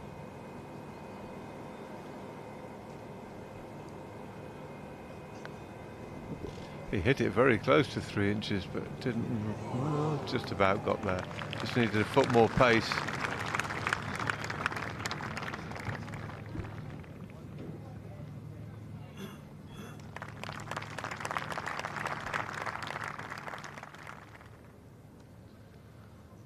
That's a really long putt for Ricky Fowler. Back down the slope, left to right. Needs to go. Left himself one of those, quite a tricky putt left.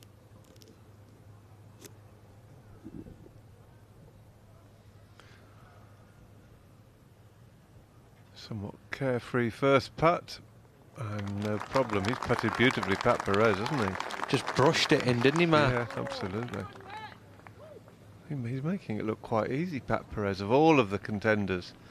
He just seems to tap it down the middle, on, and hit a nice putt. We saw Ricky's first putt come up way short.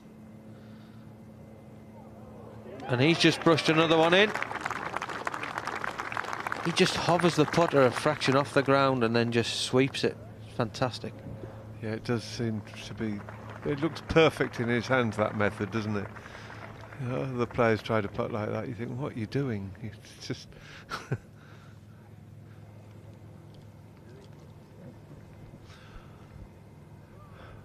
the barn rat missed, so he's now at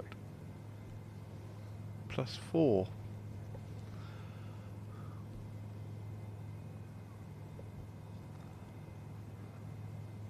And Justin's missed as well. He's at +4. In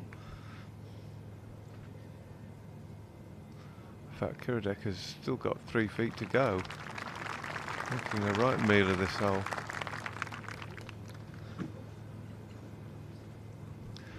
That was 5 years ago, I think. If anyone's not sure which Open we're on at the moment.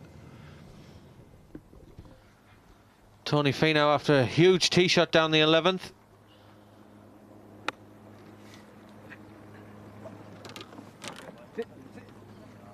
Not a bad effort.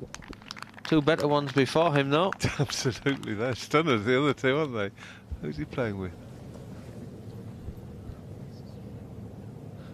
Schauffele and Johnny Vegas. Oh, Schauffele's doing all right, couple under. About to go.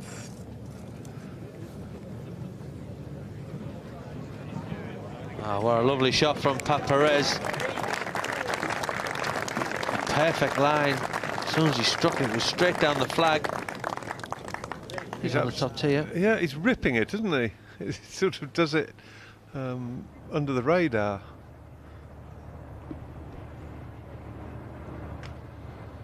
Cooch, 7-iron, second shot at 14. Hit the hole. Oh, good shot.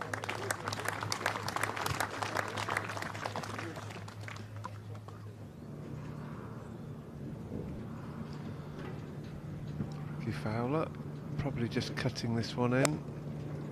He's not cutting though, he's just dragged it up the left half. Will it hang on to the green? No. A poor shot from Fowler. Yeah, he's hit some lovely iron shots, but that was a bit of a double cross.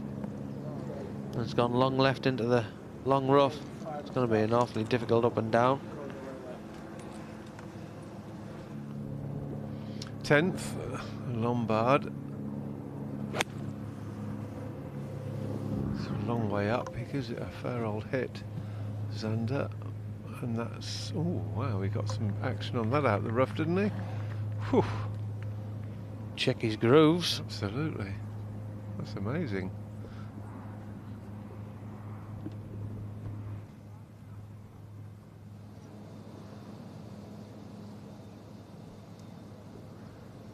Looks like the 3-wood for Spieth up here. It's a wise choice of club. I don't even carry that bunker at 300. Up the right with a bit of draw here for Jordan. We'll only leave him a short iron to the green. This par 5 14th, just 493 today. Started up the right.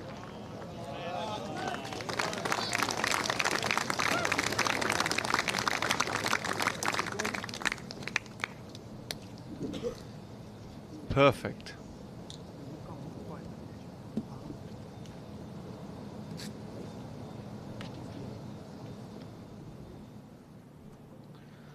Now Tony Finau for his birdie at 11. Come on, 10. You just can't buy a putt. He literally just can't buy one. He's playing well too, isn't he? One birdie, one bogey. Mind you, at 4 under, there is no panic just yet. Plus he's got the best of the weather by a long way. I mean, it's really lovely out there now. Now Cooch back up the slope. Shouldn't be a lot of movement for his eagle.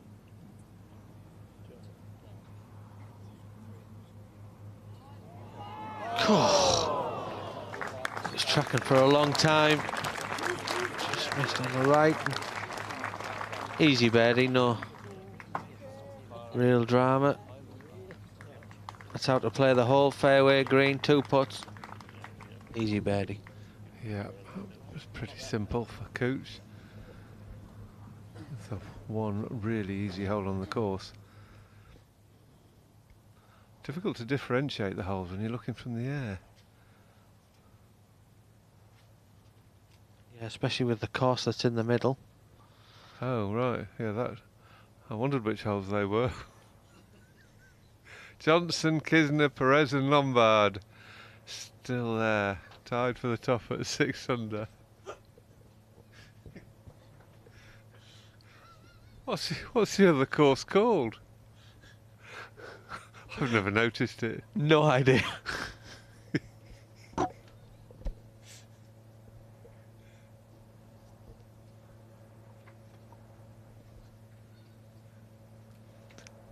think we need to do our homework. Yeah, well, I think we're not supposed to walk around the other course.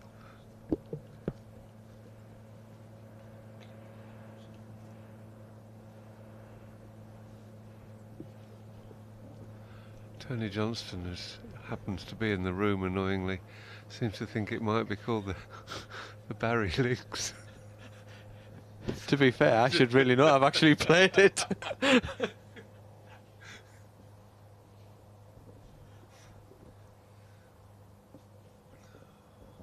Well, the field is not too spread out, so all these people here do still have a real chance of even winning, especially if the wind just perks up in the afternoon, and the start will be very late tomorrow, probably 3 o'clock or somewhere around there.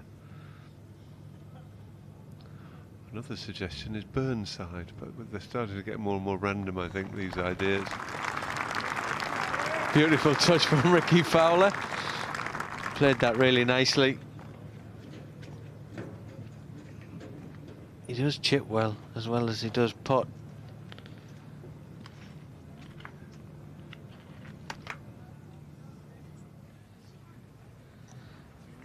After that lovely iron shot into 16, Pat Perez back down the slope for his birdie.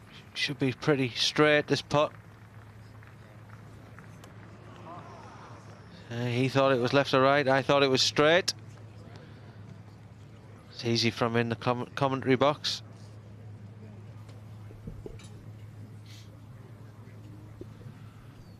Tony Finau. Going to give it a mighty welt down this 12th. Oh, it's a very efficient swing. Doesn't seem to be much to go wrong, and that is perfect. Right down the middle. I see what you mean now by his arms are so long. I know. He would love to stand next to Tony Johnston. He would look normal then.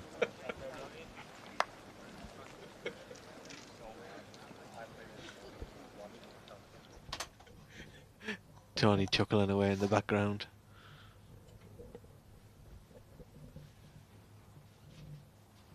Yeah, because there's another course left of the 6th, isn't there? As you play down Hogan's Alley, there's a course across there. I don't know which one that is. It's all very confusing. But here's the graphic of the 14th, and Appy Barnrat's hit it a long way left, but it's got a chance. The flag is a little further right than that graphic would indicate.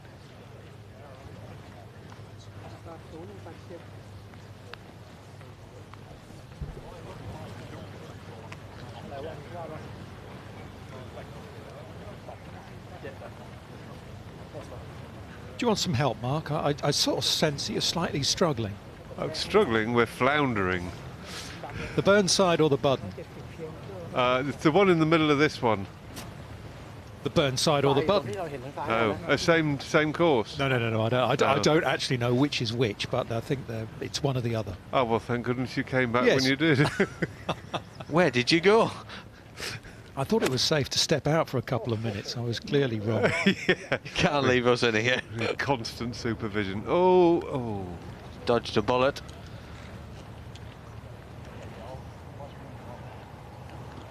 Apparently left of 12 is Burnside and left of 6 is Budden. We have it on good authority now from an expert in our ears. A man of immense experience. Tony's still confused.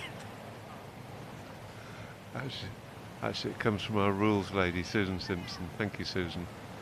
Perhaps Yeah, you so it's could Burnside, the one. help If you us with commentary tomorrow. left of 12, Burnside, as we watch Jordan Spieth. What a shot from there. Whew. Stopped it quickly. Brilliant. Well, a man who came into this championship not in great form, to be honest, but he's one of those players. It doesn't matter, because you know he's going to raise his game, and he loves the challenge of links golf. Yes, it's like he was born for links golf, isn't it? The way he can get out of jail constantly and manoeuvre it. Tester for Fowler. No problem. Well done. No damage done. That's 3 putts in a row that Ricky Fowler's holed. 2 to save par, 1 for his birdie at 11. Yeah, they weren't 4-footers either, were they? With that sort of 6-foot range minimum. So Lombard goes for birdie on 10. He's giving it a real old biff, hasn't he? Yeah.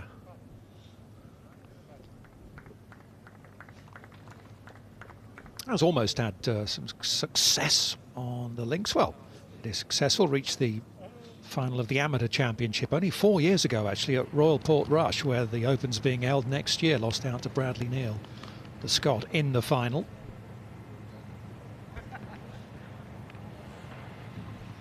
.91 yards for Justin. Needs some spin on this. Needs a birdie. He needs a birdie, Justin.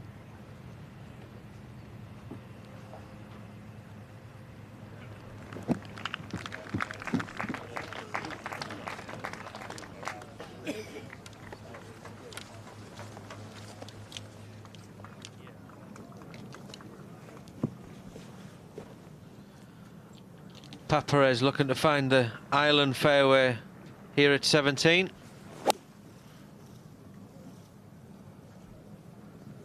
.69 feet at the apex of its flight, the ball. Perfect position down the right half of the fairway. Just makes it look so easy. Yeah, that is so safe, that shot. He just hit it way up the right half. Nowhere near any water. Yeah, he does make it look easy. I haven't seen much of him before. He's a bit like Ricky Fowler in some ways. He's got that sort of that ability to manoeuvre the ball and control the trajectory as well. Here is Ricky on the tee at 14.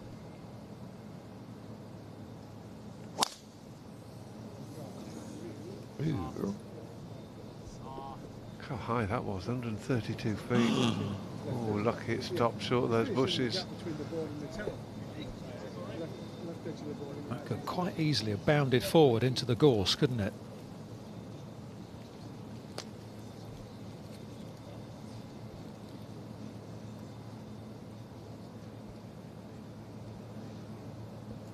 Iron for Chris Wood. The smart play. Just get it on the fairway. You can reach the green comfortably in 2 at 14. Just give yourself a good opportunity to be able to get to the green. The line is right of the camera tower, you can see in the distance. Hasn't made a birdie today yet, Chris Wood. So. Oh, get over. Oh, that's not going to help him either. He won't be able to shift it far from there. Have a long third. A bit like Justin Rose in the group ahead. Chris Wood he's just sort of out of sorts today.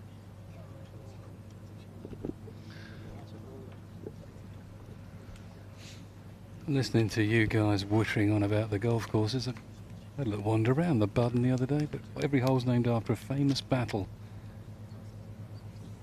Part of the Ministry of Defence over there. They've got a shooting range over there as well.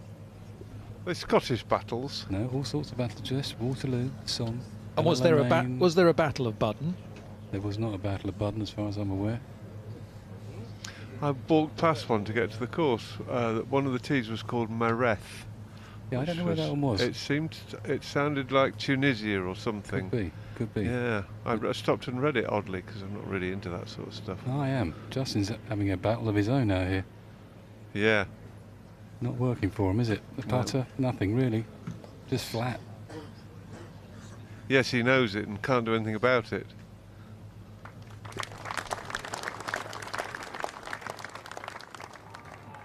Finau took driver at 11. But this is the 12th.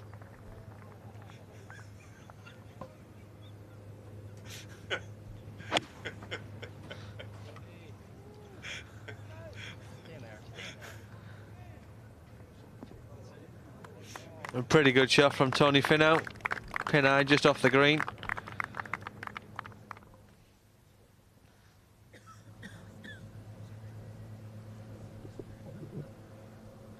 Eagle putt for Spieth. Oh no, not quite. Good try. Easy birdie. And Spieth will move to 4 under, his 5th birdie of the day. So really, really solid round of golf in these improving afternoon conditions. 5 birdies, no drop shots, and when you consider some of the parts of the course that he's been to, it really is quite remarkable. He'd have probably been able to tell us the names of all the holes on the other courses. He's probably been near them.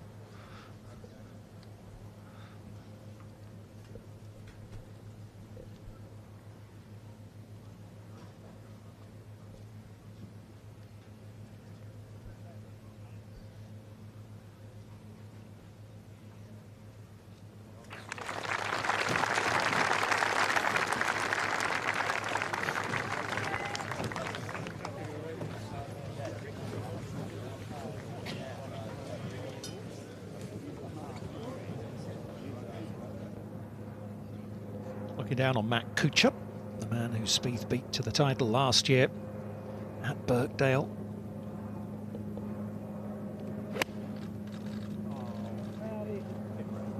Good, great. It's actually okay. Sounded like he was worried for a moment, as if he'd missed the green way left.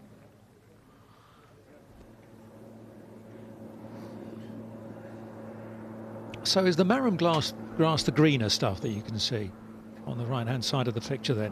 Who's out? Yes, yes, Tony, the thick-bladed stuff. Okay, I've got it now.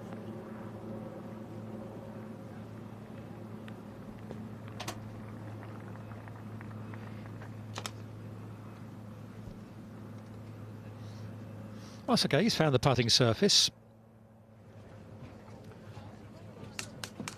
Evans, Chris Wood was in the bunker, Rahm's also in the sand. Ricky Fowler nearly went into the gorse butches, living dangerously.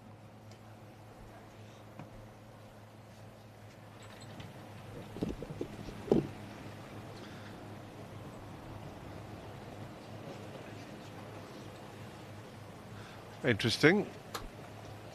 But, statistics should entice more Americans and other nationalities to try and come over for the Scottish Open. Certainly it was incredibly similar conditions to yesterday, maybe not quite the same as now, but you would have learnt enough for it to be very, very useful. Oh, wow, that's the quickest swing I've ever seen him make.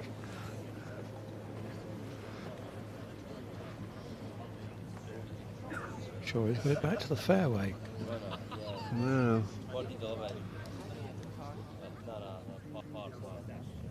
15th tee, this is where the problems started yesterday for Jordan Spieth. Yeah, it's a tricky one, isn't it? 3 wood. Needs a draw here. You've got to hit a draw to hold the fair with this camber. for Spieth. Bunkers down the right. It's going right to left, pitching around the left semi. Just the wrong side of that hump.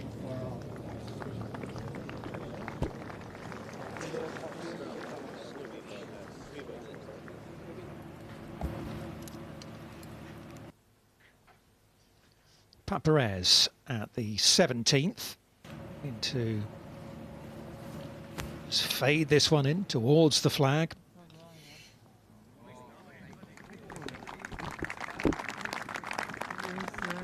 Pretty good.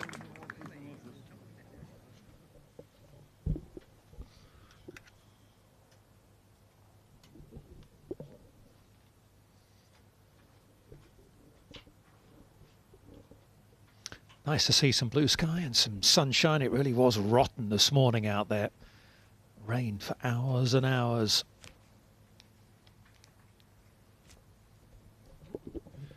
Nice afternoon for those boys who've finished, sit in their hotel rooms and watch a bit of golf, probably doze off after they'd practiced.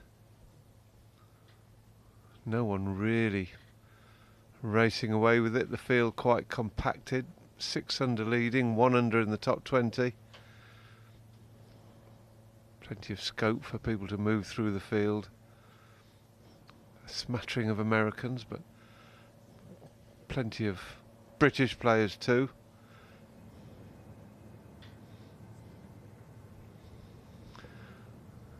Tony Finau, good second shot, just off the green, but a birdie chance.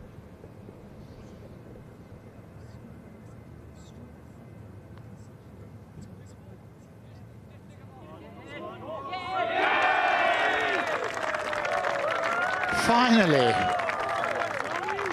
One of just 4 birdies today on the 12th hole. Good timing, 2 easy holes coming up. Could have a new leader.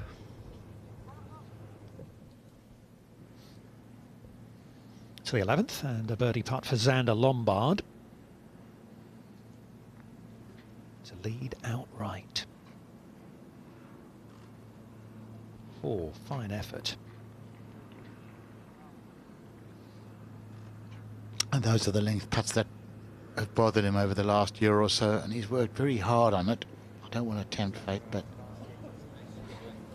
he's looking like he's enjoying it. Yeah, it certainly is.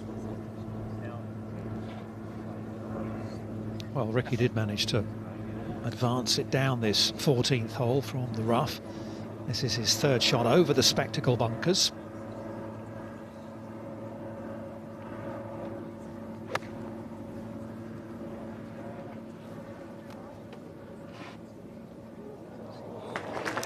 That'll do. Dead on line. Good spin control.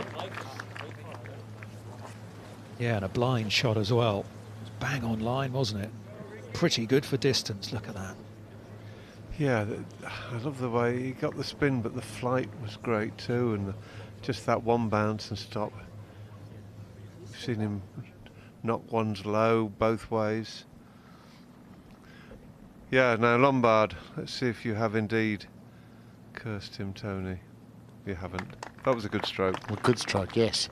You know, he's tended to have a bit of a wobble in his stroke. He takes it back, yeah, and it does a little bit of a weave at the end of the backswing, and you know, just not quite back and through. But you know what, even then, if you can repeat it, if it's repetitive, it doesn't actually matter what you do, as long as you do exactly the same thing every time. Yeah, but that argument doesn't really hold up, does it? Because it's like saying, well, a 24 handicapper, if his swing repeated every time. Well, you have a look at Billy Mayfair. I mean, he used to just cut the backside off the ball. It was a horrific stroke, but he did do the same thing every time, and he used to put the eyes out, but I don't think it really lasted. No. It's, I'm with you on that. It's all, to my mind, it's margin for error. The squarer and longer the blade is, square to the hole on a full swing, the better player you're going to be. Sure. If your rhythm goes off or it's windy. Same with putting. It's an easier way. There's an easier way of doing it. There's no doubt. Straight back and through. But, you know, some guys just struggle to do that, don't they, Jess? And yeah. if you do struggle, find a way that it will repeat. Yes. Makes sense. No birdie, but Pat Perez should make his par at 17. 1 to go for him. Jordan Spieth has missed another fairway. 30 on? Yeah.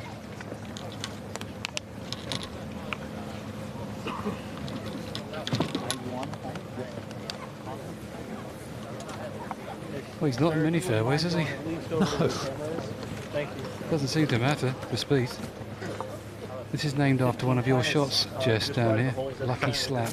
That's how true. Yeah, 15 would be left. Better than unlucky slap. But that's in between all the bunkers, right? Yes. That'd be the left. That'd be your max left, I'd say. Well, they've all missed the fairway, but Spieth's by far got the best shot. Justin's in the bunker. He's just laid it up to about 130 yards. Spieth 190. Not a bad lie off this slope. It'll hook. But with the flag back left, he's got a chance to get it down there on the middle of the green. Might even run up to the edge, to the back edge. Yeah, downwind.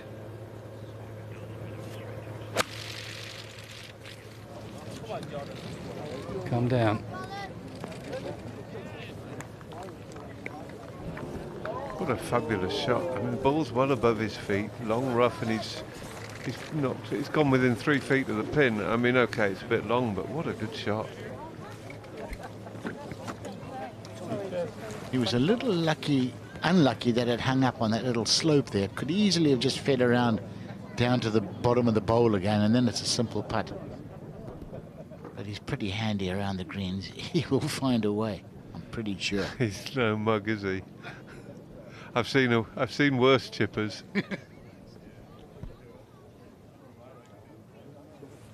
Interesting dynamic out here. We got Jean Van der Velde working for French TV and Paul Laurie working for the radio, side by side, sort of. Walking down the fairway, you'd have thought it. Brings back a lot of memories, that one.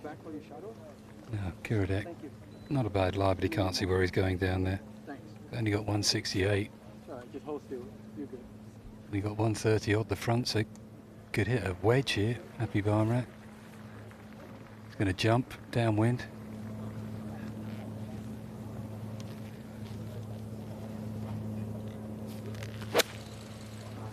Beautiful. Beautiful. Hey.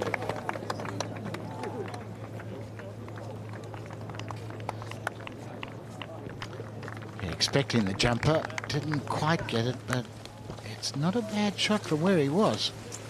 Not bad at all. Still, please. 155 for Justin. A lot of movement. He's not in a good headspace here. Must be terribly disappointing for him. Spent 6 hours per 9 holes in practice a few weeks ago. And this is what he's getting. Hard to take.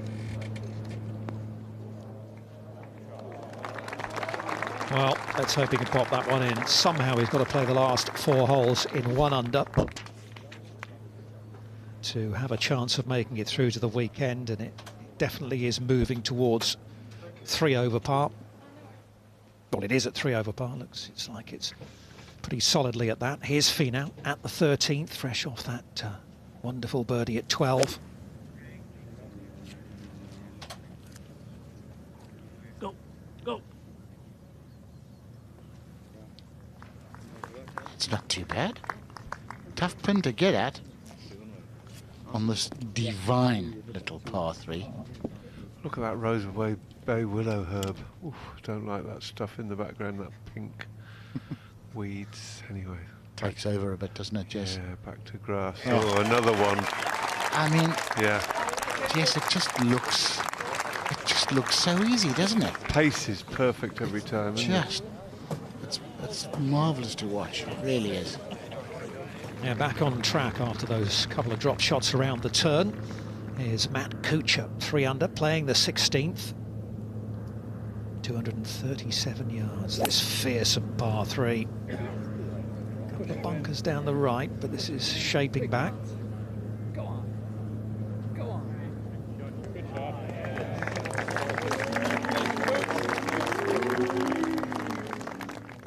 And to the 15th tee, and Ricky Fowler.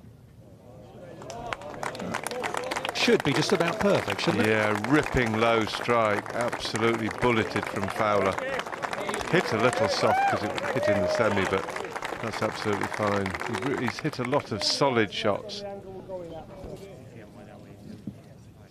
Will this be the year for Ricky Fowler?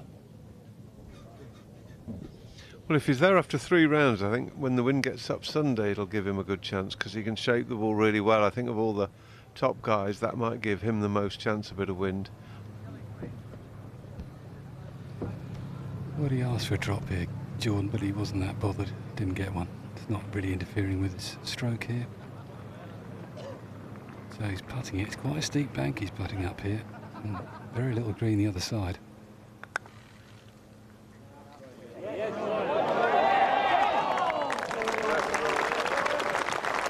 Beautiful.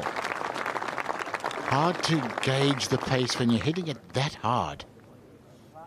Easy for him, though. Yeah, even out of sort of scrubby rough and stuff, he seemed to get a good roll on it. Look at this.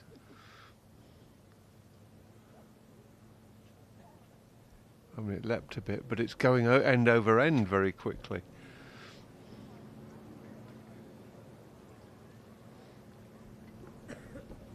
He's a bit of a wizard, isn't he? Around the green's great to watch. All sorts of shots. Spieth, wow. He gets on with it as well when he makes his mind up. He gets on with it. It just takes a long time to come up with a decision, doesn't he? He's looking energised, Jordan Spieth. And I agree with you, Jess. It's putting. I'm sitting there. Every putt he hits looks like it's going into me. Now, happy barn rat. 4 is 3. Right, you want to give it a chance of running out of holes, but it's a big ask from 50 feet. This one, down the green.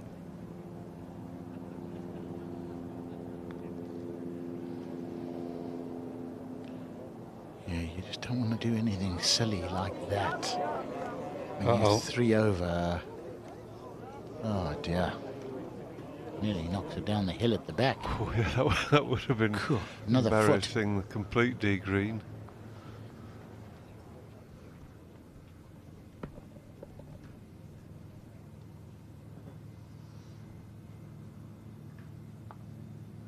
Well, birdie at 12. Can Finau found another one at 13. From memory, it's a bit left to right at the hole.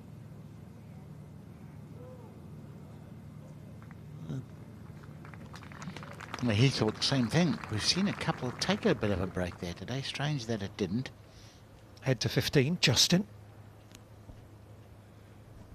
Must make 4 rows. Must make. He's looking agitated. Go on. Hallelujah. May just be for par, but it may just give him the spark to go on and find a birdie over the closing 3. Make it through to the weekend. Well, I know Justin's always asking Jamie, if you're still listening there, but if he wants to know what the cut is, +3 is 67th at the moment, +4, 81st. So it's going to be 3 over, is that what you're telling me? That would be my guess. It would be a certainty, but that's the situation. It's 67th. Would you advise me to pass on that information? No, but I know he asked whoever was on course at in Dubai at the Tour Championship a year or so ago. Well, I'd want to know, Jess. Yeah, I'd want to know too. But I wouldn't tell him. I'd wait for him to ask.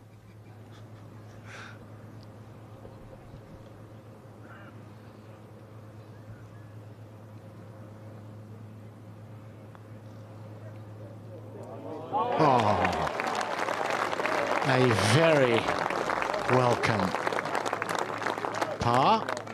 He looks pretty calm. I wonder if he's really that relaxed. He does look calm, doesn't he? He's got a pretty good temperament. I mean, he looks a bit hang-dog, but it's never a head-off hang-dog, is it?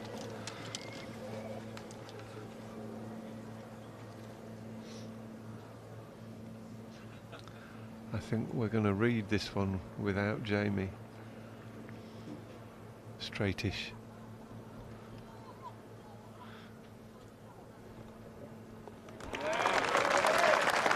Well, you know, the funny thing is, and I know you're going to ask me how they make the things up, in strokes gained in putting this season on the PGA Tour, he is 175th in the standings, so he has not had a great season with that club. Yeah, and that's because of the short ones, Tom. I mean, he still puts the long ones very well, but the short ones have been, well, not even indifferent, but absolutely lousy. We've seen so many putts of 4 feet in mist.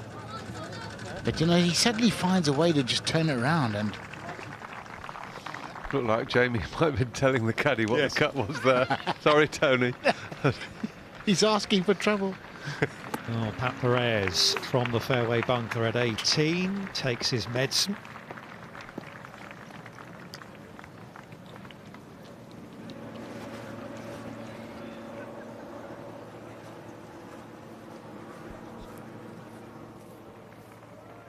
It is interesting that Justin should ask what the cut line would be at the Tour Championship, though.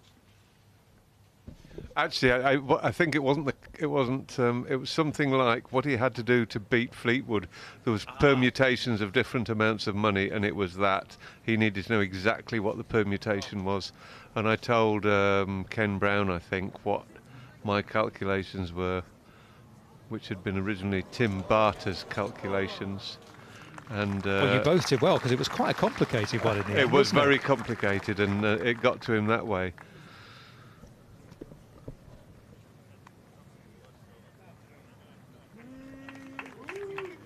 No birdie for Matt Kuchar, but makes his par at the 16th.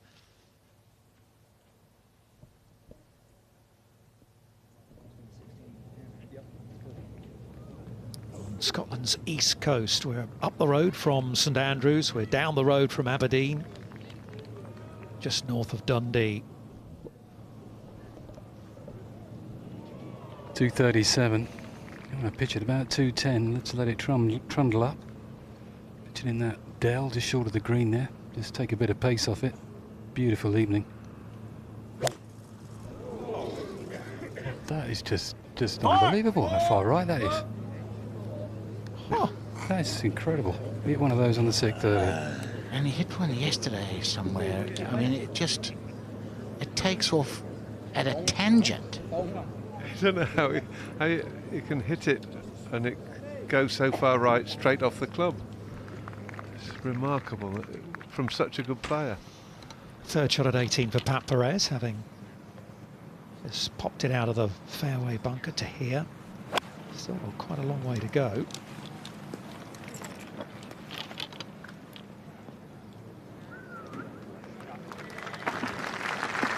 Yeah, pretty handsome.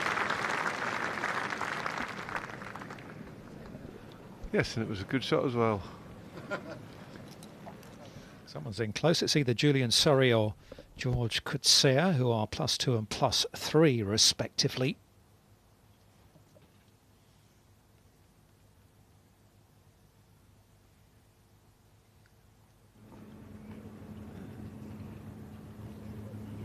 Ricky to go.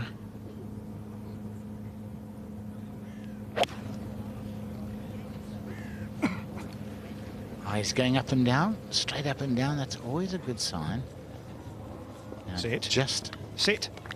Put the anchors on 2 inches too far.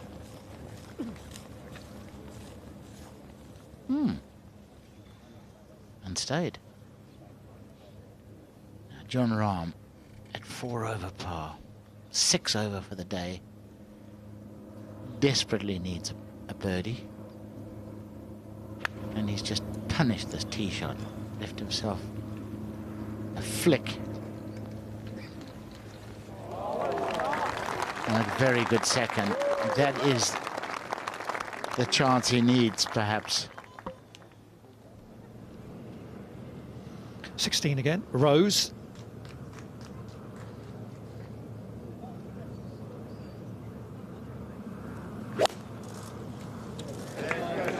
Oh, that looks nice. That looks very, very nice indeed. Great shot. Yet to make a birdie today, Justin Rose, 3 bogeys, so really no, it's not. It's just not in there. Poor round for him. Well, he won't be short of support over the closing 3 holes, Justin Rose.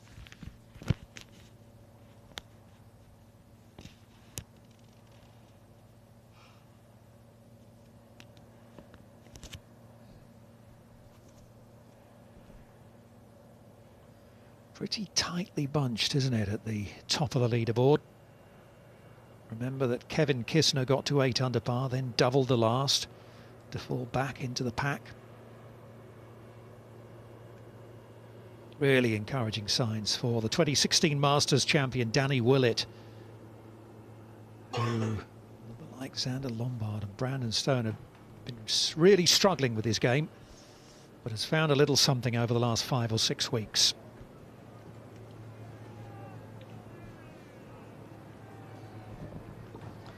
Fowler unlucky to go over the back, but it stopped here, which isn't too bad.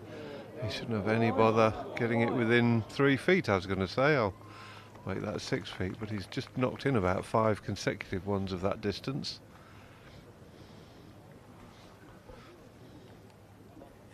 Doesn't seem to phase him either. Doesn't matter how many, as he just keeps doing it. Most guys, when you've held 3 or 4 of those, you start thinking, well, eventually I might just miss one of these. 16, here's Spieth. Pulled a good lie, boys. That shot just went straight over my head. I couldn't believe it. Heading down towards the first fairway. The second one, as I say, same club as well, 4-iron, that he hit on 6. Justin hit 4-iron in there. What a beautiful shot that was. But he can get some spin on this lie. It's the only way he can stop it, actually, by spinning it up here. Oh, no. Oh, no. Oh. That sat right in as well. Can't keep getting away with it, can you? I thought it looked a bit tight. I think that's, I'd have done that, skinned it. Dear, oh dear. He's done so much good work. 5 birdies, no bogeys.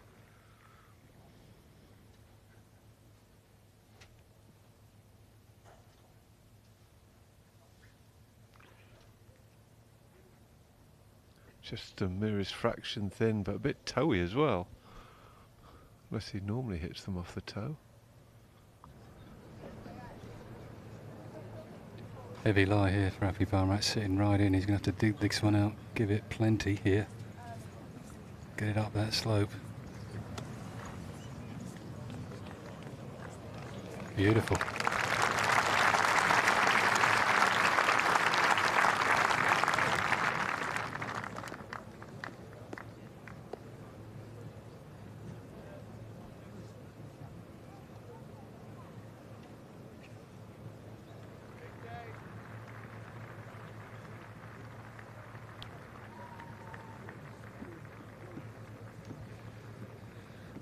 Well, the horrible lie for Spieth. I haven't been able to get right over there and look at it, but it just disappeared, and he couldn't find it. He was only about 2 yards away. So, wide stance. We saw him play the shot like this earlier on the 3rd. Very wide stance and puts the ball way back with loft. But it's just how it comes out of this lie. He's going to run. He's got a chunk down on it. Yeah, he got backspin on it on the 3rd, didn't he? Yeah, He didn't get any backspin out of this one. No, absolutely. The Mark James school of chipping here. Back foot jab. Yes, yeah, absolutely. Done very well. He has done well. That's superb, isn't it? It's how to restrict the damage. Just the 1 stroke dropped, and by the end of the week it won't even register that bogey on one of the toughest holes. That's an exciting ride, isn't it, with Jordan Spieth. Jon Rahm trying to get back inside the cut line at the 15th with a birdie putt.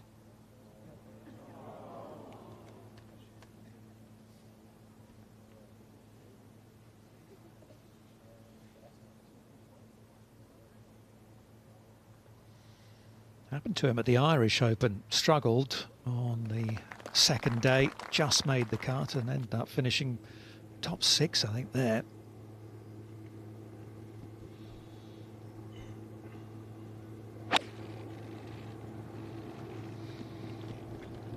That was a lovely rhythm on the transition there of the swing. Not a very good shot, but at the top of the swing he had so much time and just floated it down. I'm very surprised to see the shot go there.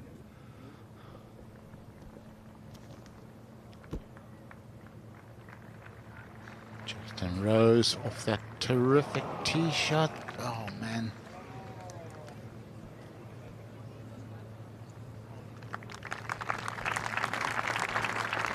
Just a little bit of justice is what we're asking for. And now means he's got a birdie either 17 or 18.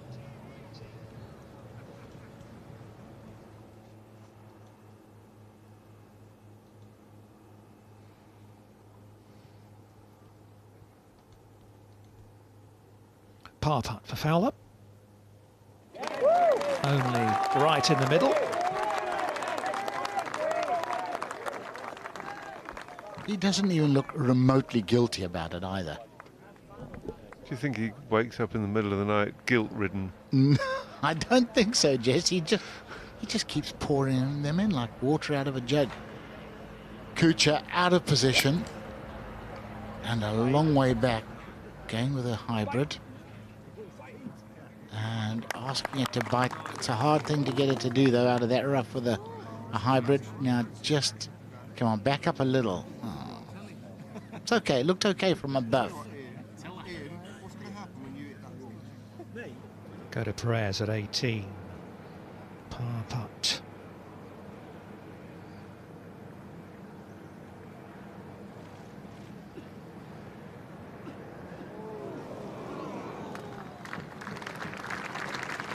Only blemish of the day for Pat. And around a 68. And 5 under par. Only one behind. And his best performance in a major championship for a long, long time.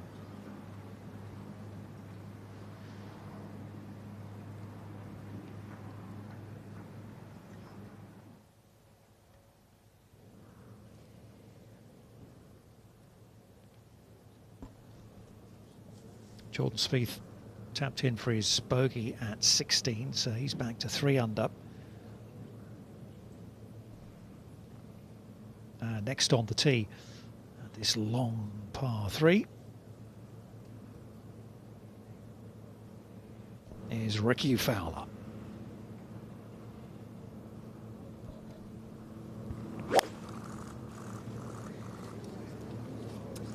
Jared, yeah. He's done a Jordan. Well, he's getting the thumbs up, but I think there's a bunker there. There is a bunker well short of the green. Yes. The guy that gave it the thumbs up can't be a golfer, Jess. No, it's a marshal. they're neither golfers nor at all One down underwater, empathetic or sympathetic. And they give freely of their time to help people like you. That's different argument. Oh, Xander. Oh. One of those long bunker shots that gets a bit of fizz on it.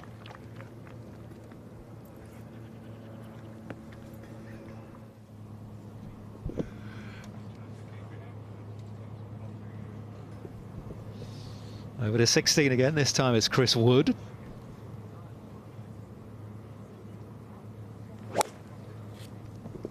That was a lovely swing, wasn't it? Right half of the green, and it's, well, that's fine there. It's a make 3 hole. Lovely from Chris Wood. It's the best I've ever seen him swing. There's no across at the top or funny moves. It looks very simple. He's a level par, going along rather swimmingly. There's the Barry Burn weaving its way through 17, 18.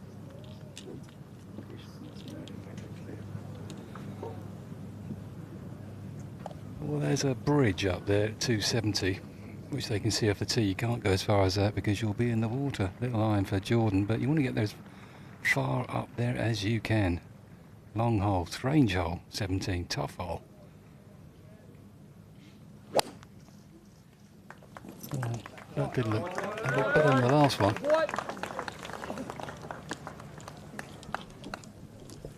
Yeah, well up. Not as well up as one of his playing partners, but a beauty.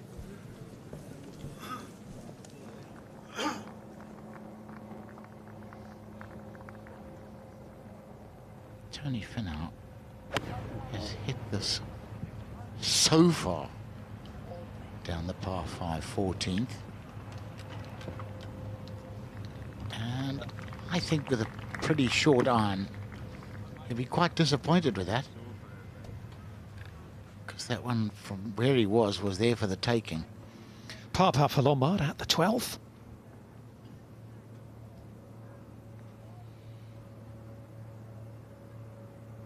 Go on, go on. Lost in the finals of the British Amateur in 2014, Xander, so he's shown a lot of promise for a long time. So both Lombard and Perez slipped back to the tie from at -5. And we're left with Johnson and Kisner. This is nearly for Kuchar, but a good 8 feet to save par.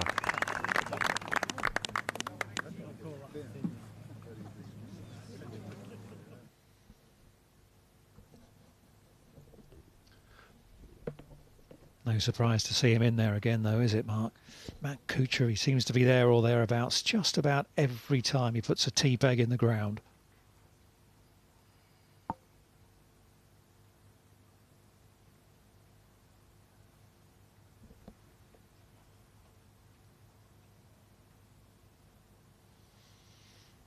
Lots of US interest up there. South Africa, Northern Ireland, England, Denmark. Alex Noren from Sweden. Xander Lombard playing with Haraldur Magnus, the first Icelander to play in any major, or indeed a European Tour event, and he's actually played pretty well. He was 1 over yesterday, and he made back-to-back 7s at 5 and 6. Since then he's level par for the day. He was level par for the day before that, so +6 total. Won't make the cut, but pretty good performance. Yeah, they've done a lot to develop golf in Iceland, funnily enough. They've grown the number of courses. The R&A have been involved in trying to grow the game, as they are right around the world. And there's a couple of good young players starting to come through from there. I imagine it's that nice in the winter time there. I think it must be a relatively cool climate. How many courses have they got? Have you any idea? I have, and I'll come back to you on that. Meanwhile, Kuchar for par.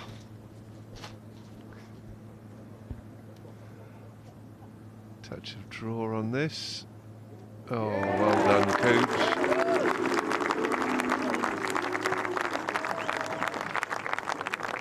He could never really be booed because it'll just sound like Cooch, won't it? So he's just...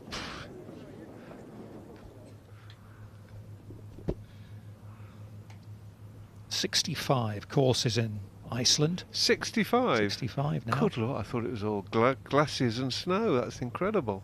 To take the outright lead, Tony Finau. Not a bad effort. I was thinking if they'd had a sort of 1 9-holer, it was a good effort up there. Makes a birdie, so another one gets to 6 under. 3 Americans, Johnson, Kisner and Finau. Yeah, Haraldur played in the Amateur Championship here at Carnoustie 3 years ago. Apparently 5% of the population are now club members in Iceland, and about 10% of the population play golf. Booming! Well, we're on the island, not Iceland here, for Spieth. 190 yards to the front, 210 to the pin. Requires a little cut if he wants to get close. That's what he's gone for. I think he's just overdone it. Well, it's on the green, not too bad. I can't help thinking, Dom, that if 15% of Icelanders are golfers, their GDP is going to suffer. As you would, if your brain worked like that.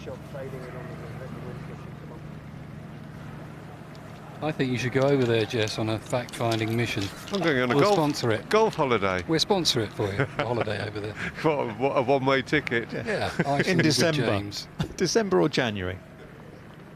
Well, he did birdie the last yesterday, Justin, so don't give up hope, all you Justin Rose fans. 196 for JR, 178 the front. He likes this little fade as well. He can get to this pin from here.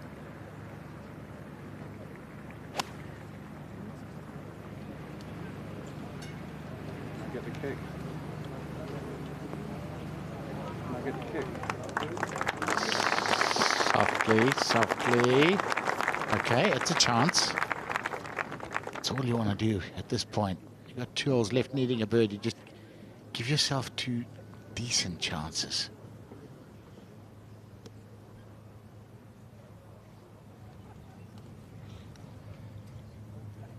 Back to the 16th green. Chris Wood came up just shy of the little tier.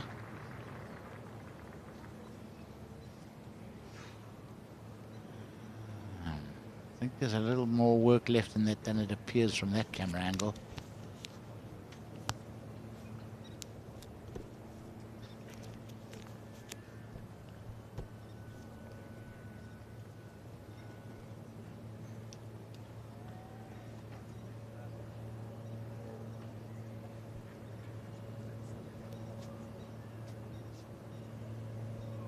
Ricky Fowler was in that bunker. I wouldn't say it's green side. It was quite well short of the green. It's come out to this point, so it's a par putt for Ricky.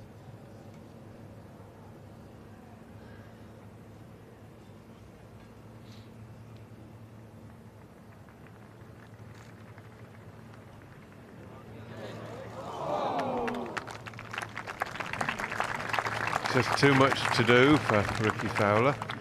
Shot goes back to 3 under for the championship. We move further back to Xander Lombard.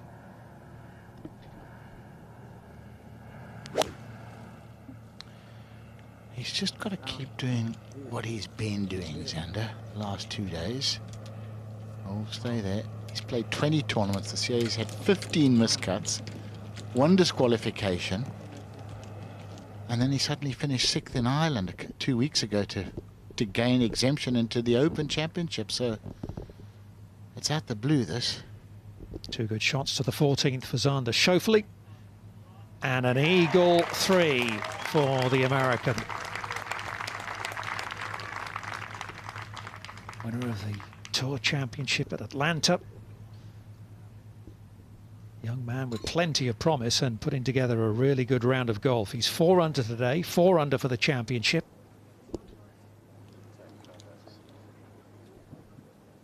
Playing with Tony Finau and Jonathan Vegas.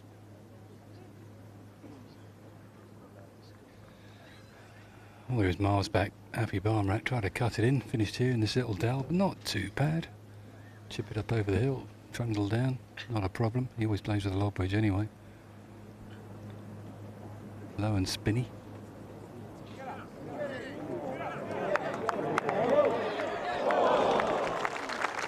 Lovely shot. Just flipped up the perfect strike. I've seen a lot of good chipping.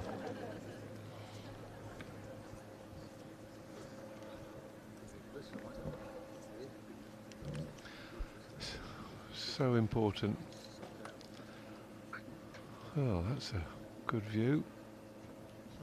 Not sure which bit's the Sea of Tranquility, but tempers are fraying down here.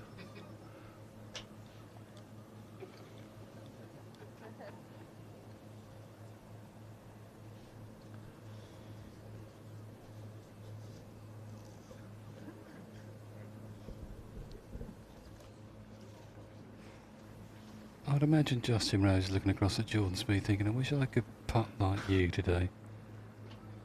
Just not hold anything. Just his first one was on that 15th for a par. He needs another one, Justin. Spieth.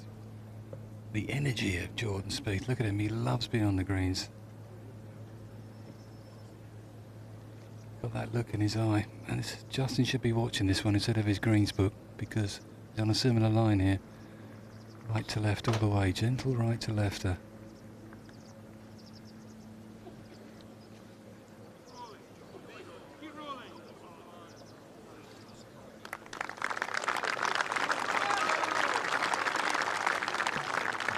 Pretty good.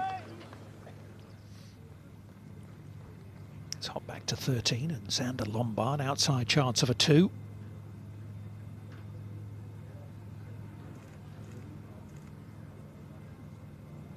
Looks good.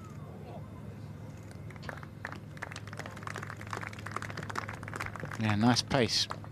15 to 18 inches by. They say that's the ideal place to make putts. And over to 17, and this is Justin Rose. Well, this is quite an easy putt, really, from this range, to be honest with you. It's just a little bit right to left, exactly what you want. You've got to trust yourself. He wasn't looking at Spieth's ball there, which surprised me. He was looking at the book. Could have learned a little bit there. Not always a good thing to watch another person's putt, but I think at this point I'd like to get any information I could. A couple of balls outside the right here for Rose. Got to get it to the hole. That's been his problem today.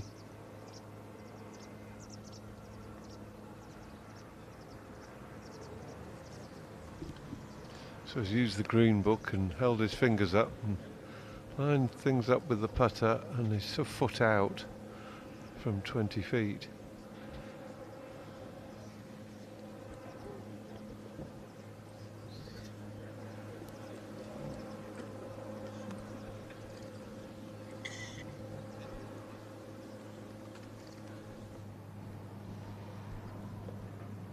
Bernhard Langer on 18.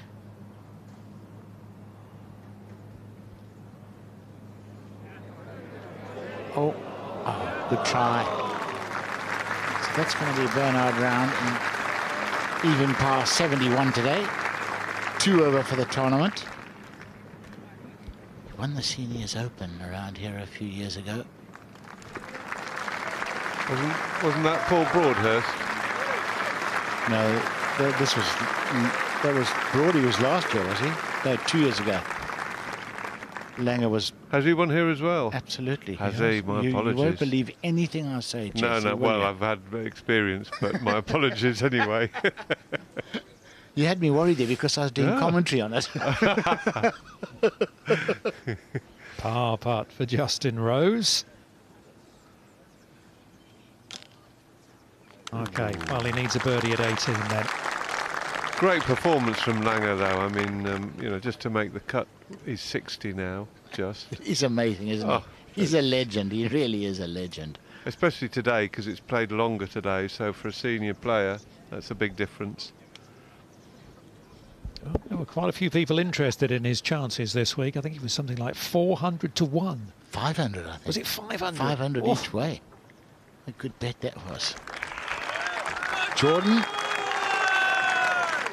pops it in, and away he goes, off like the Roadrunner. Yeah, Langer had 33 putts the first day, 32 the second day. So it's a fairly high standard of golf, that, isn't it? He loves it, doesn't he, Bernhard? He just loves links golf. Oh, he loves golf. Oh, he loves golf. But that win at Porth Call in the Seniors British Open a couple of years ago, Jess, he won by 13, and really there was no man on this planet that could have beaten him that week. It was the most unbelievable performance I think I've ever seen that final day. The whole week was frightening. Now, Finau.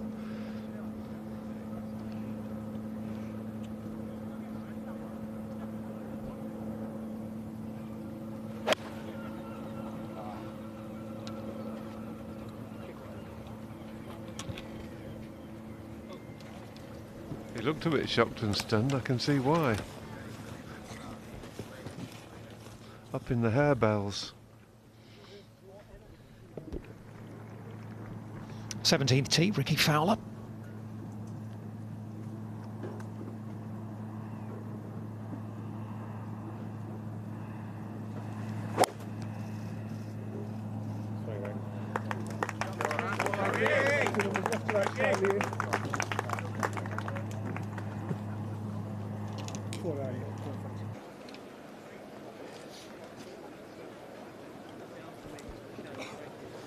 John Rahm, by the way, you just saw a glimpse of him there, double bogeyed the 16th. He's at 6 over par and he is not going to make the weekend.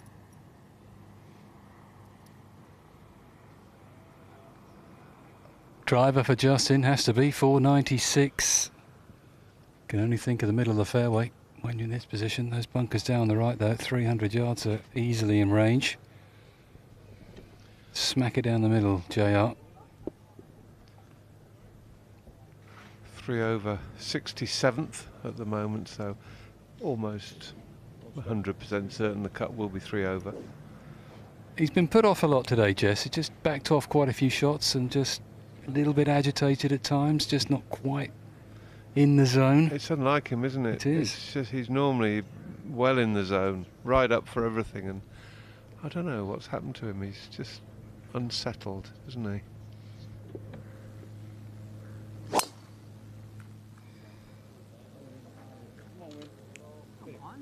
Get left, get left. And stop. Just be kind. Okay.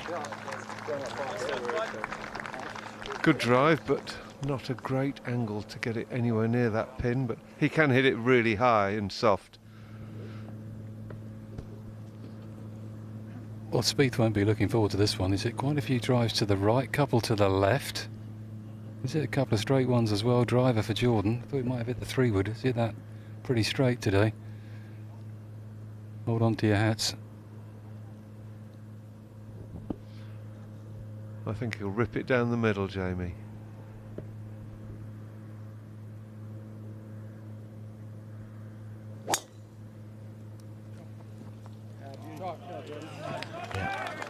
Straight at the clock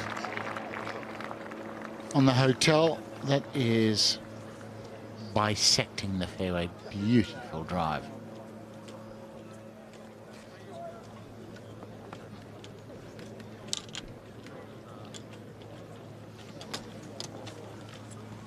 Well, it's been absolutely fascinating from Jordan Spieth today, almost right from the start.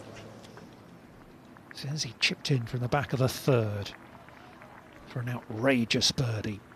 Fowler's second to 17. Hole is cut over the bunker. You can see, you saw just below the 17 on the television tower. And I think Ricky is in the bunker. Yeah, it's a poor shot, isn't it? Well right of the pin on the tight side. For now. Not a terrible lie.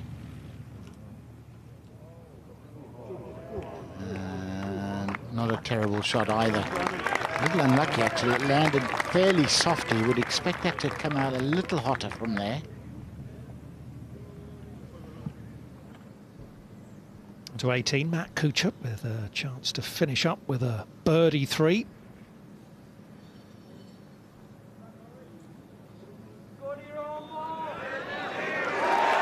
And does.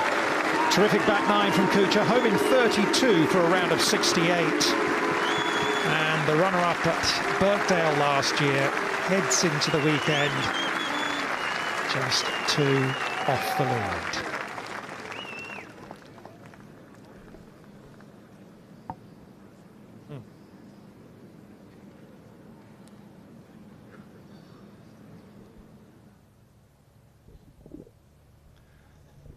Now trying to tickle this one in for par at 15.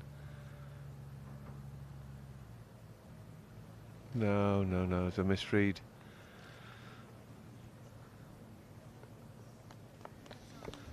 He goes back to -5.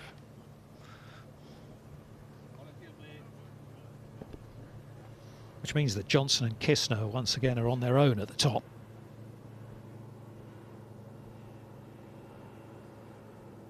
And then 4 players at 5 under. Fleetwood and Perez in.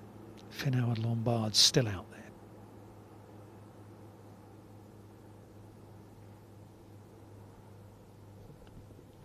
Course has held up incredibly well today. Not much wind this afternoon.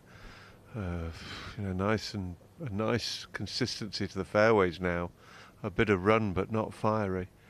It's there for the taking, but players just unable to really get on top of it. And someone like Rahm, who doesn't really cajole birdies out, but tries to take the course by the neck and shake them out of it, coming badly unstuck.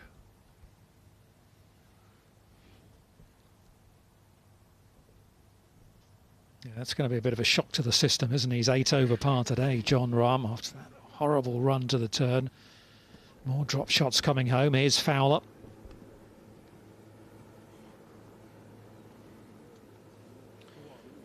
Digs it out, just trying to run it down that steep slope, and particularly well judged.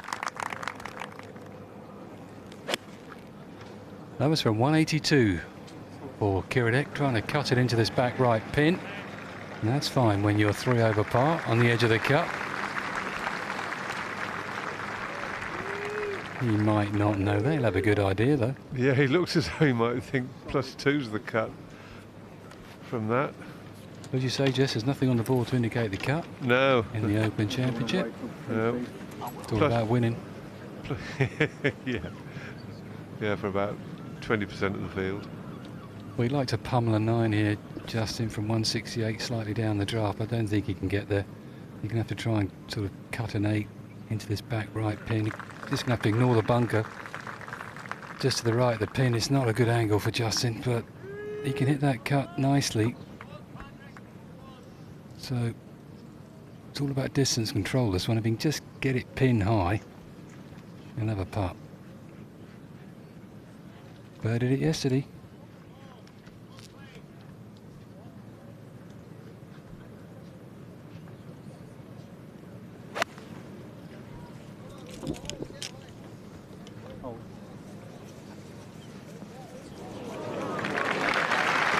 Lovely shot. Jamie, we saw you walking up with Fooch on the other, just after one green. Were you discussing the cut? May have done. May have had a little chat. +3 currently, 66th. Well, Spieth, right down the middle as I predicted. 155.99.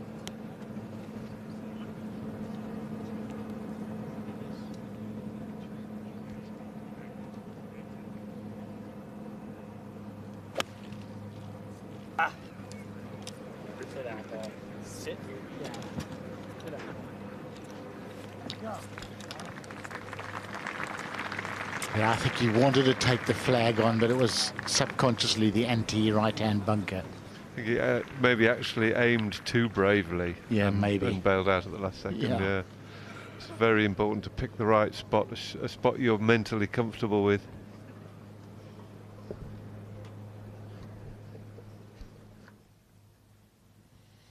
Ricky Fowler out of the sand to here, par putt.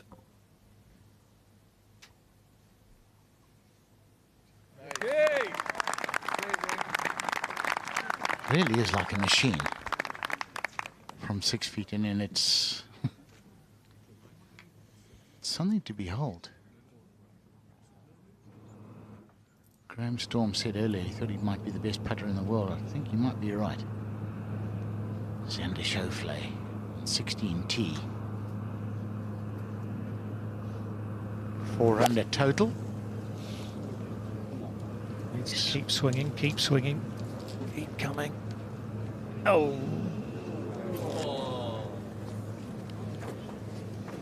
Well, he's not in Ricky's bunker, but he is in sand.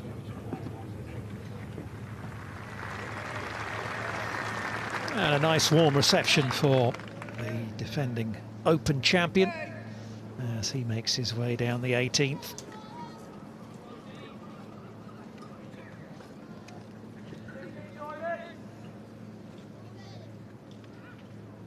Bit of a hiccup at 16, but certainly not a repeat of the mistakes that he made coming home yesterday, having got himself in a good position. And he is well placed to defend the title.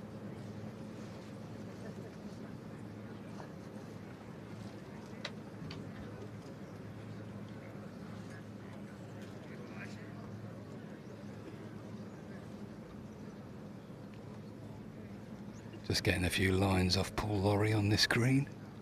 He should know, eh? You need all the help you can get.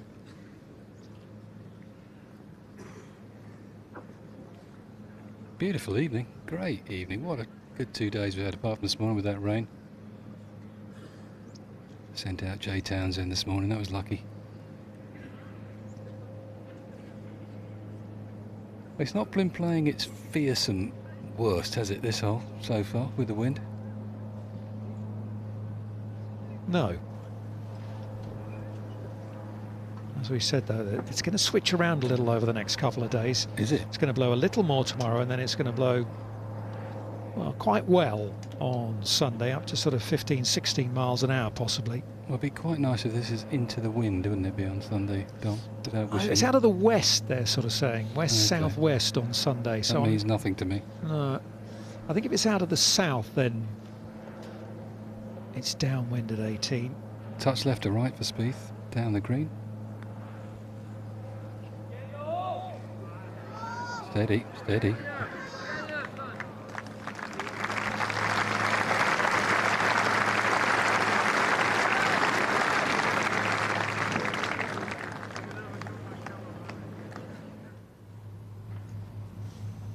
Sander Lombard on board the par 5, 14th in 2.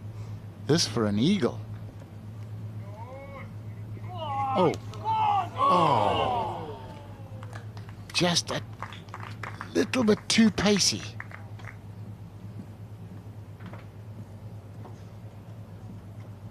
Great try though.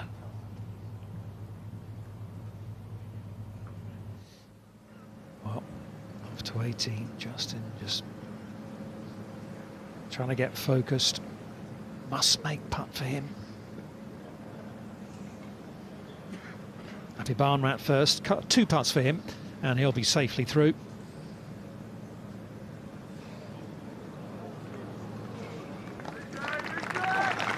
That's all he wanted. Playing the weekend at the Open Championship is a wonderful experience. Every guy wants to have it again. And that 2 putts should do it. For Happy Barn Rat.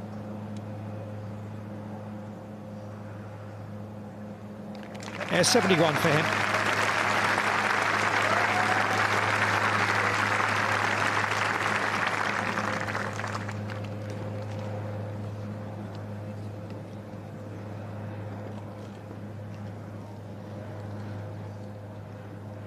Well, if he knocks us in, Justin, the lead is 6 under. 9 behind, you know, going into the weekend, but he's got to knock this one. Easy to overread. It does look left to right. Paul Laurie thinks it's a little bit left to right, so do I. I'm sure Justin does. It's just a case of how much. I think just the edge of the hole here. We've seen this putt been overread in the past. He's due one. He's certainly due to hole the putt. Last line up with a shaft here through the line of the ball. Come on, Rosie.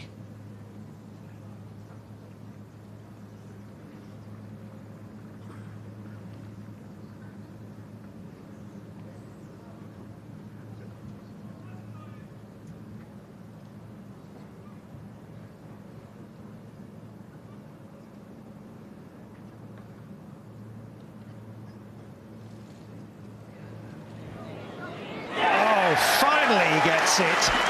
And in the nick of time, Justin Rose makes a putt, which will see him through to the weekend. He birdied 18 yesterday. He's done it again today. The only birdie on the card. Whew.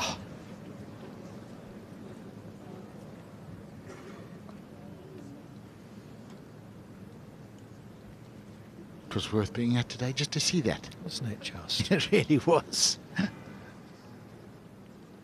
was starting to become a law of averages thing, wasn't it? Stand over enough putts. Eventually one's got to go in. So, Spieth. For around a 67. And the champion golfer of 2017 is in the hunt again, just outside the top 10 at 3 under. Look out over the weekend.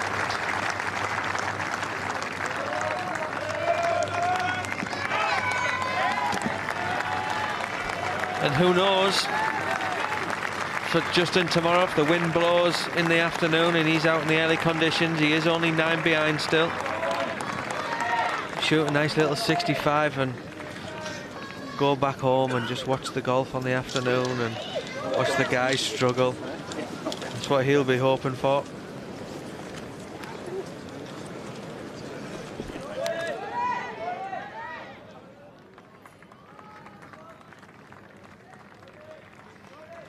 Right, off they go, sign their cards, head home, bit of dinner, get some rest. Chris Wood has laid well back here, 230 yards to go for the Englishman.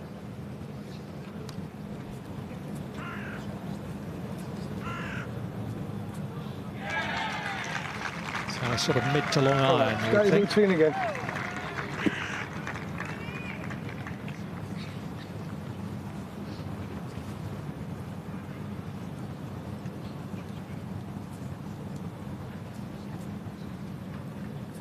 Laid this well back. Chris Wood wanted nothing to do with any of those bunkers. It's headed left a little by the look of it, but ooh, that's the danger if you leave it that far back. You start bringing the burn into play, but that's a pretty darn good shot right there.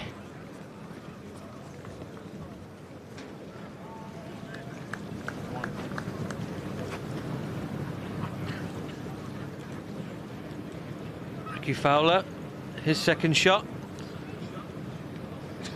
looking to just hold this one up into the right to left breeze.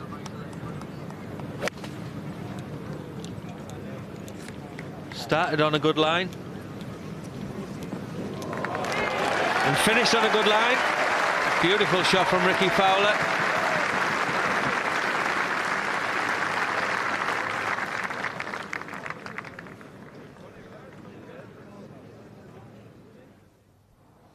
No eagle, but surely a birdie for Xander Lombard at the 14th to climb back to 6 under.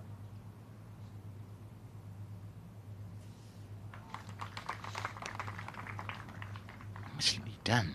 Yeah, there is no hint at all. I'd forgotten until you mentioned that about the loop that he used to have in his putting stroke. There's still a little bit of it there, Dom, but you know he's now got the positive follow through. He's going down the line, whereas before he used to loop and decelerate. That looked very good.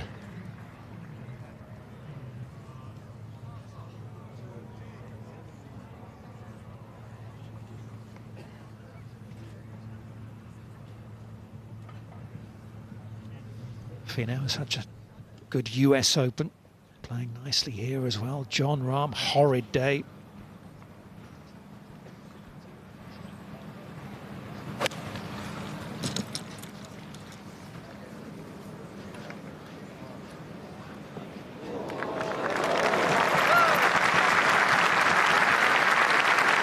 Shot, but I'm afraid we had more of those earlier in the day.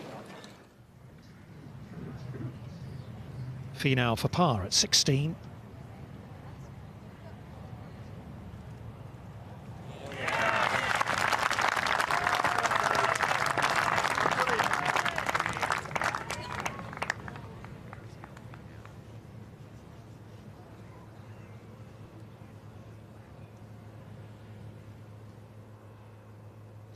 It is a beautiful evening here on the eastern coast of Scotland.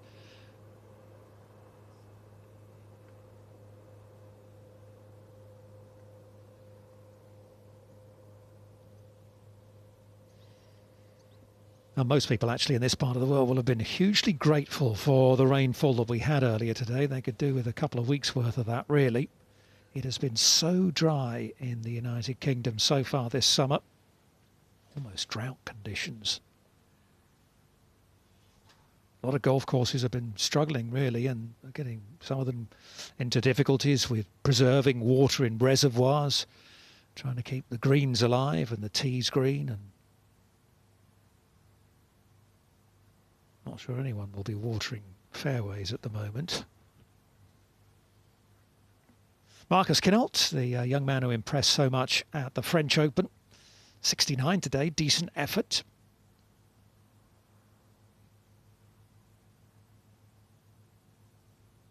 Mark Leishman, who came close at the Open at St Andrews in 2015, where Zach Johnson won.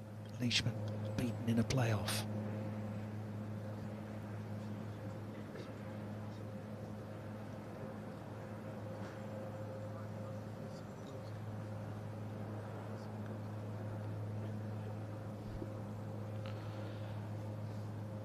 Chris Wood has played this hole very conservatively. Quite a long putt, this one. Back up the slope, slightly from right to left. Come on, Chris, let's finish with a birdie. As he did yesterday.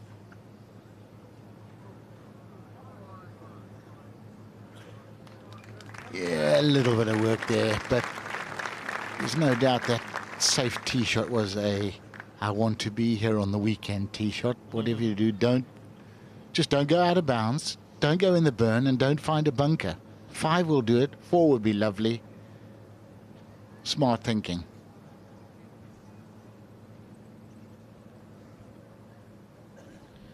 Nobody's really out of this championship. If you're 1 over, 2 over, 3 over, you're still right in it. Only 9 shots separate the leaders to the guys at the bottom.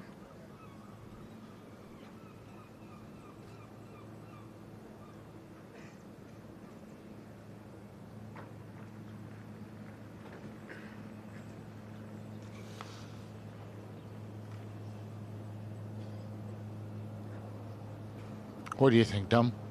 In? Yeah. We're all sitting here sagely nodding our heads.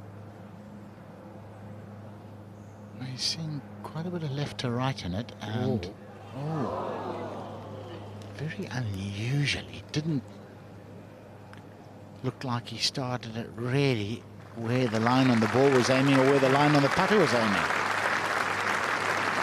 So a par at the last and second round, 69 at Carnoustie for Ricky Fowler. And he's very much in the thick of it. He'll be alongside Jordan Spieth, 3 under, just outside the top 10. May even play with Spieth tomorrow. They'll put their cards in pretty close together.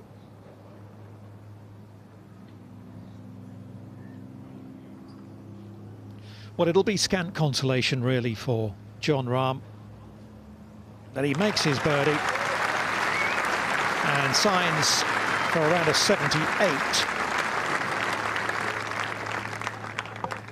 And I'll just have to put that one down as a learning experience. He is only 23 years of age.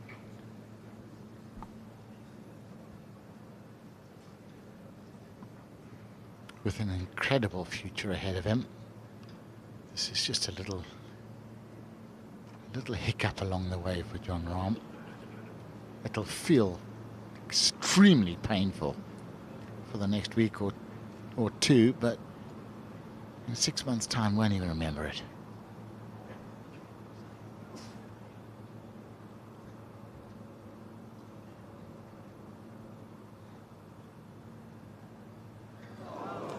Oh no, oh no, Woody.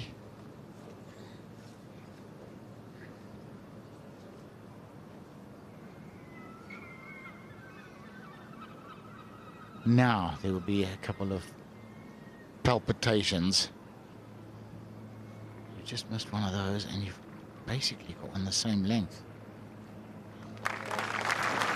Yeah, 2 drops in the last 3 holes, unfortunately for Chris Wood.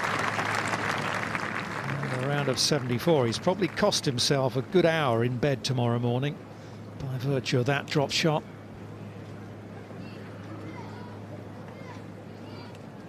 but he didn't quite seem to be with it out there today, did he? No, he didn't quite play the way he knows he can. Just a little bit up and down for Chris Wood.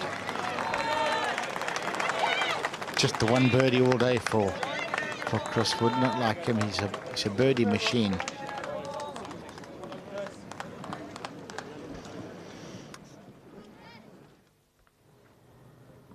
Sweet drive from Xander Lombard at 15.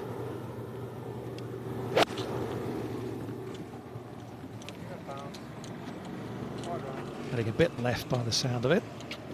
Too bad. No, it's not bad. When you see the way he's played these last 2 days, yeah, it's the nature of the game, but you think, how can you have missed 15 out of 20 cuts? Tony Finau. And hit a high, big cut into this pin.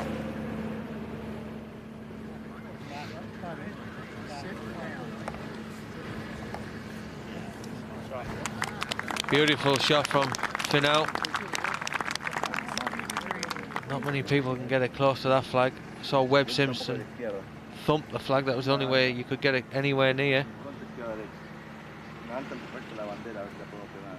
As long as I live, Stormy, I will never remember, I'll never forget how he turned over that ankle at the par 3 contest. It was gruesome. Ah, the battle for the silver medal. Leading amateur at the Open, Sam Lock at the moment, who's, well, on course to win it, isn't he? He's going to be the only one to make the halfway cut by the look of it. And that will lock things up for him. He's the young man who's a protege of Paul Lawrie, plays out of his academy up in Aberdeen. Yeah, he'll be back to work making Paul a coffee on Monday.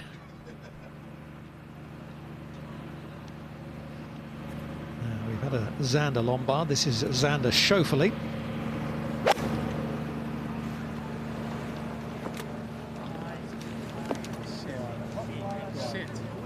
Oh, what a shot this is. What a shot. He just had to prove me wrong, didn't he?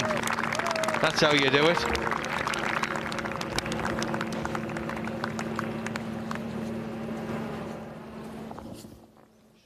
Xander with an X to Xander with a Z. Lombard. Sure he'd take a couple from here, but it may just wriggle it in for a 3.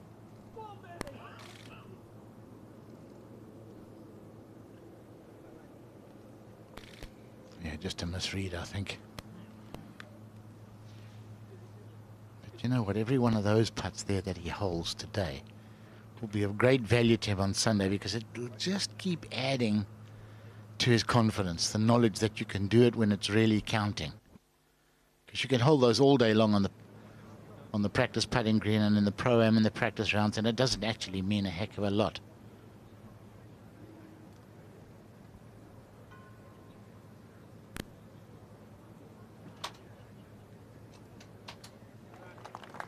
Now I'll hold again.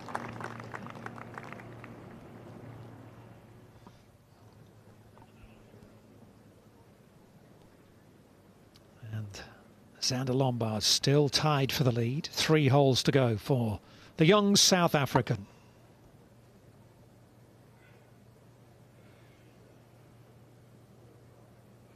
Dad's over this week, lending him a bit of moral support.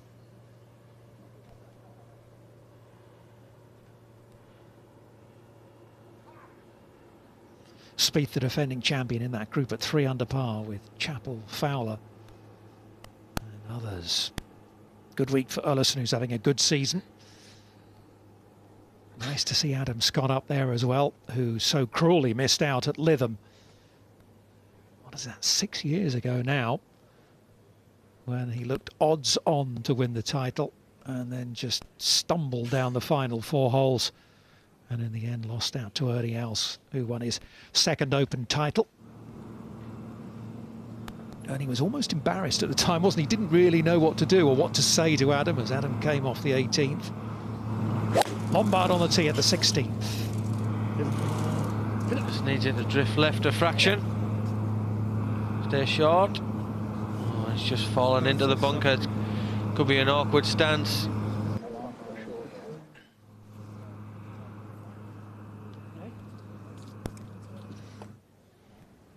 Hole ahead, Tony Finau.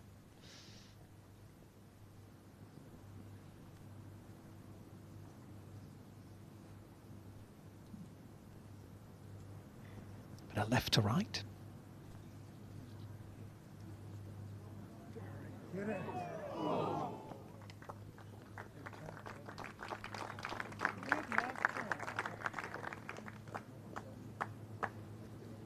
He's come close with just about every putt he's hit today.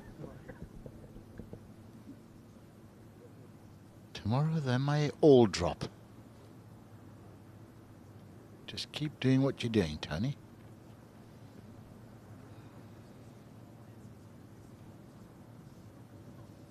It's Jonathan Vegas. Man who nearly didn't make it this week. Visa problems.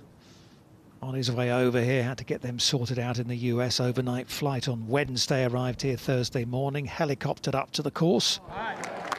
No clubs, had to get his manufacturer to put some together. Pick them up on his way to the first tee.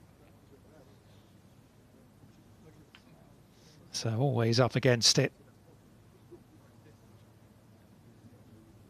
But still able to afford himself a smile.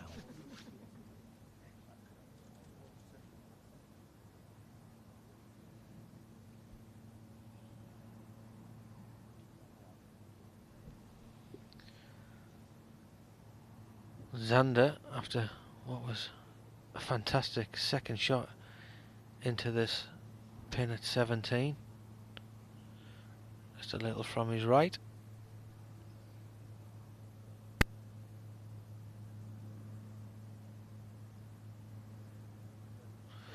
Beautiful birdie from Xander.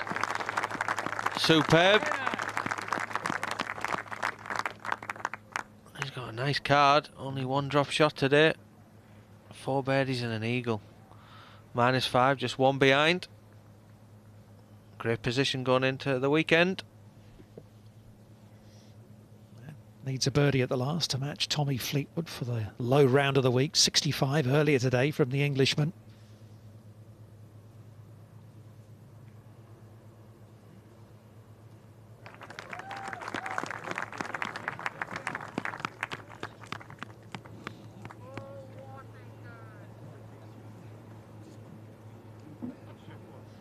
Not a prolific winner over on the PGA Tour. In fact, he's just got the one victory so far, Tony Finau, but you kind of sense that there may well be more of them in the future. Patrick Reed, the Masters champion. What a strange day he's had. He really got it going out there at one stage, but he made a double bogey at 15, dropped a shot at 16, and now he's right on the cut line.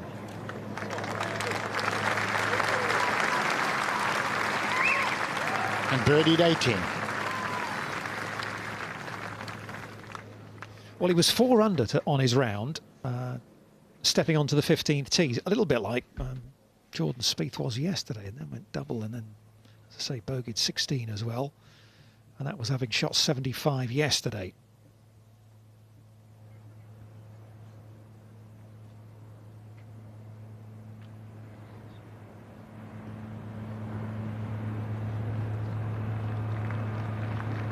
Magnus Haraldur, the Icelandic player. We were talking about Icelandic golf earlier on, weren't we?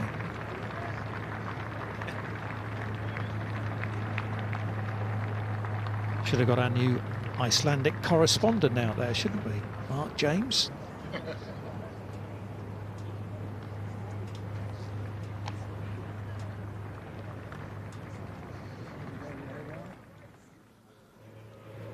Louis Oosthuizen at 18. He's just going along nicely, or he was leaded that. Where have you gone, Louis? What have you done, Louis? Just stay there, stay there, stay there. Ah, it's a pull, but you know what? He's just going along under the radar. 1 under today. Even par, total. Yeah, and he hasn't been able to play recently, has he? He's had a bit of a problem with his wrist. I think it was his wrist, he told us when we were following round on the practice days. Lombard has got a stance. He just got it a little bit chunky, maybe a little bit of deceleration there. Just not quite positive enough. Alan just saying it's okay, don't panic, don't worry. Not a problem.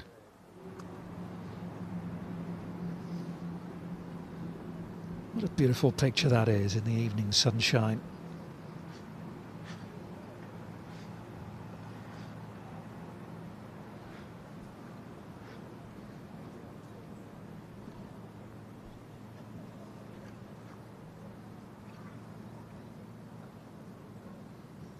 They've already broken the record for Carnoustie for the number of fans who've come to watch in pre-sold tickets and corporate packages and all that sort of thing. There were 1 or 2 tickets available if you wanted to turn up over the weekend, but you better hurry.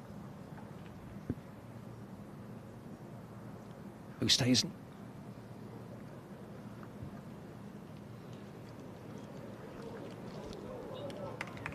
Yeah, pretty good.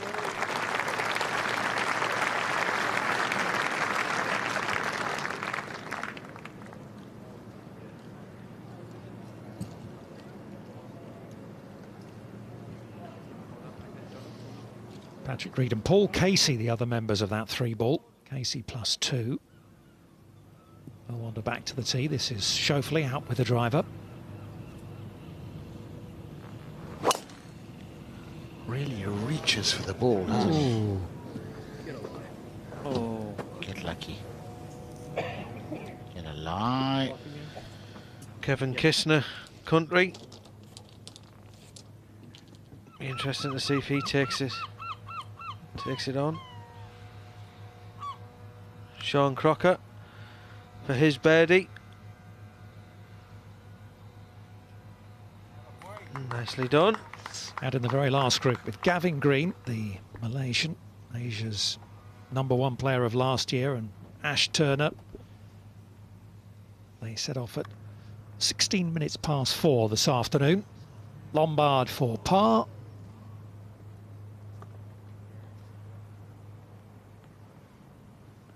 Is that a dash at it, Tony? He's giving that a bit of an explosion.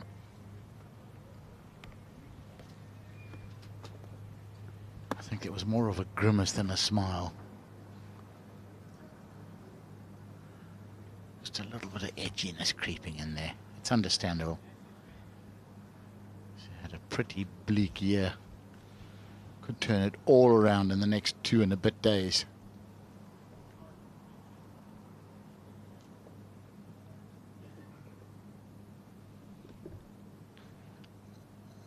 Patrick Reed, after what was a lovely second shot into 18, this putt should just break from his left. Not too much. Very similar to the one Ricky Fowler had, isn't it? And did totally the opposite, Dom. That one went pretty straight. Amazing. If he'd seen Ricky Fowler's putt, he would have gone exactly where he aimed there. Back to the 18th tee. Oh, look out. Right.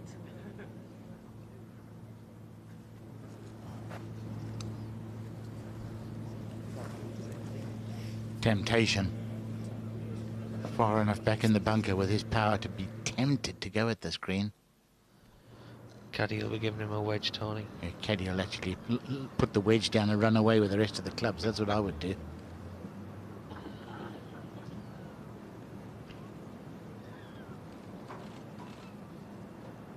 Ball putt for Paul Casey.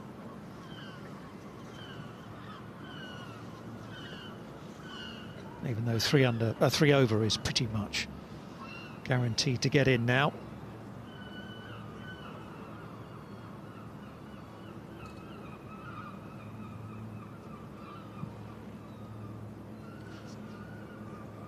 Well done.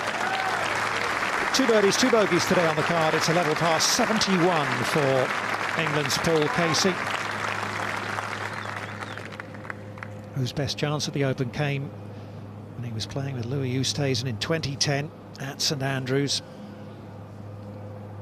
Just fell away in the final round. And it was the South Africans' victory. He's one man that could just fly through the field tomorrow. Paul Casey. Come on, Louis, pop this one in for your part. Well done. Good 2-putt from left of the green. Yeah, 6 behind, 2 rounds to go.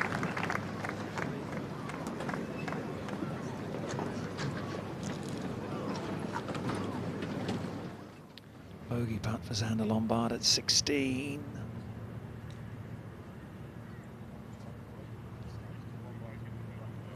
Yeah.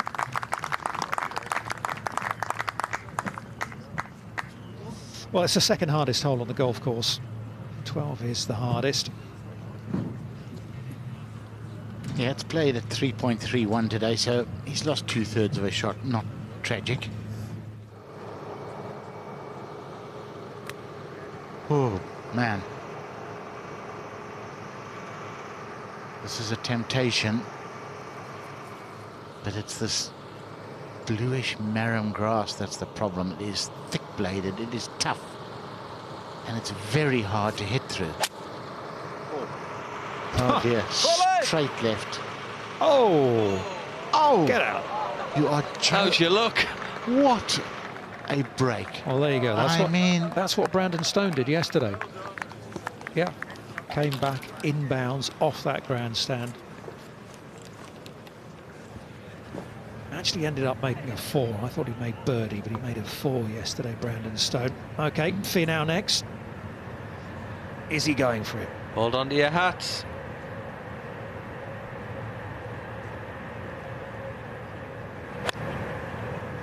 His foot slipped. His right foot slipped, didn't it? Maybe a good thing that it did slip. Yeah, I think so. He Caused was him to definitely having misstrike a it. go, wasn't he, Stormy? He was going for the green. Foot slip, look at the 100%. loft there. Foot slip, got it fat, stayed dry. Yeah, I think it's turned out to be okay for him. We look from overhead, it didn't look as though this was lying too badly for Schauffele.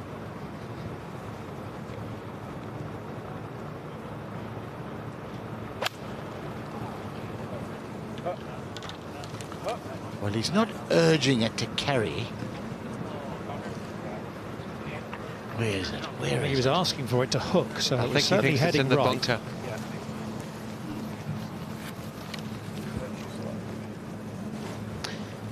Your eyes are much younger than mine, Stormy. Well spotted. Come on, Xander. Just find the fairway. Yeah, you good one.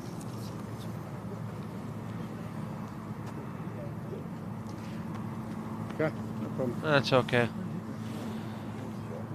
Not the place to be, but should be no trouble getting it over the other side of the barn.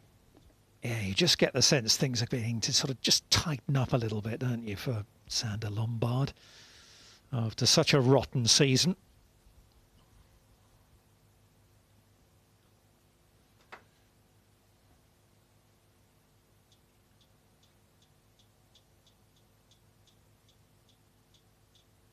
Actually, only 15 golfers left out on the course. And remember, play started at just after 6:30 this morning.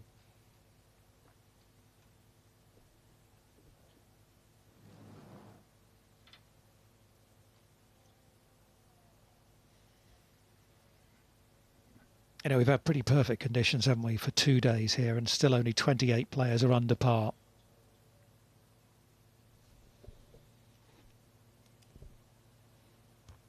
Goes back to what Sir Michael Bernalick said, the long-time secretary of the Royal and Ancient Golf Club. Carnoustie is the hardest course in the United Kingdom when the wind blows, and even when it's not blowing, it's probably still the toughest.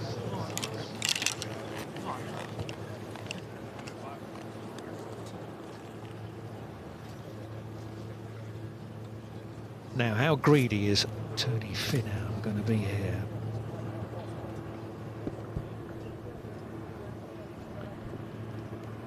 Aiming left of the flag, left of the bunker. I think. Told you he was aiming left. My goodness, what a golf shot that is. Good grief. Stormy, was that in your armoury, that shot? Because I didn't have that one. 25 feet was in my armoury, Tony. Yes, I'm with you. Oh dear. From the aeroplane. He's just fearless. And to get it to come down that softly out of that rough.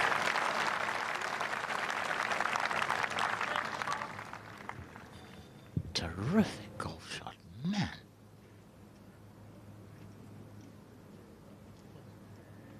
So easy to get that wrong and just flop it into the face of the bunker, but I don't think it entered his mind.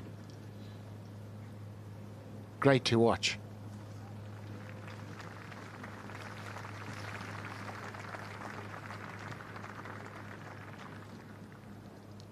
Was he not in the bunker? No, he is in the bunker.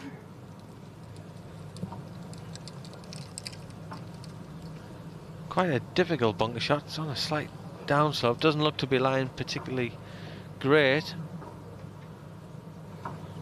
Yeah, when he comes out of the bunker, it's landing on a downslope. It's going to want to chase away from him.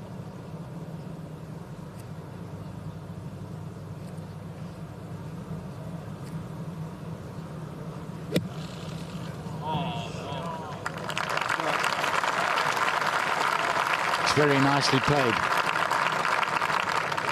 That was not easy. Just shows three guys from America play very aggressively. We saw Chris Wood play the 18th totally different and more conservatively. They're possibly going to come out with pars. In line with those stairs. Chris Wood made bogey. 27. So we're 73 to pass the left trap, which is perfect. Left us here is okay, you know. Opens up the flag. 73 is 173 to get past the left-hand bunker. Awkward off the downslope here. He's going to just try and scuttle it in there. Oh, unlucky. He's pitched into that tiny little ridge. I don't know if it's a pattern with Xander. When he gets a bit stressed, he hits the shots right. I remember at the Rocco Forte in Sicily last year, I think he was tied for the lead coming up the last and blocked his tee shot straight right, way out of bounds into the ocean. But it's the learning experience. He's played that well. Just unfortunate bounce, as simple as that.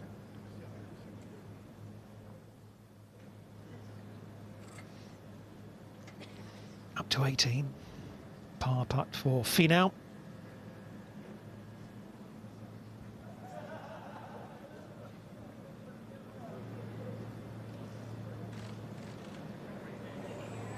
Oh, cruel.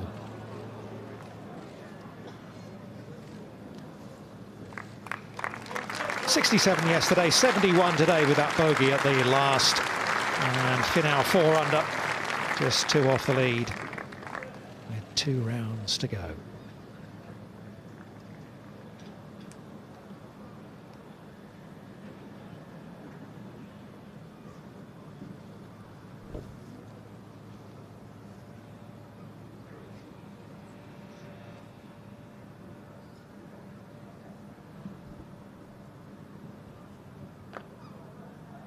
Johnny Vegas wedged it into here after ricocheting off the out-of-bounds grandstand. Makes his par.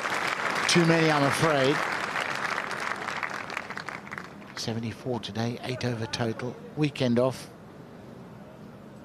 Still smiling though.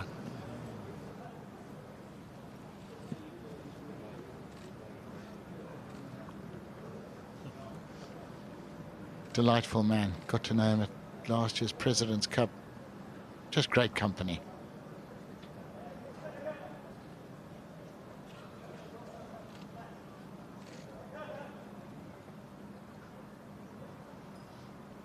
Finally Schofele.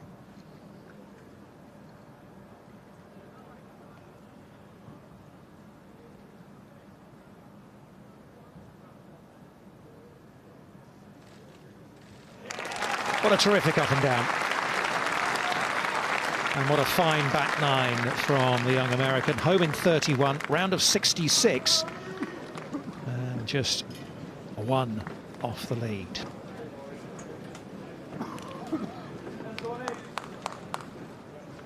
Ranked 25 in the world. He's had an excellent couple of years over in the United States. As I mentioned, he won the Tour Championship.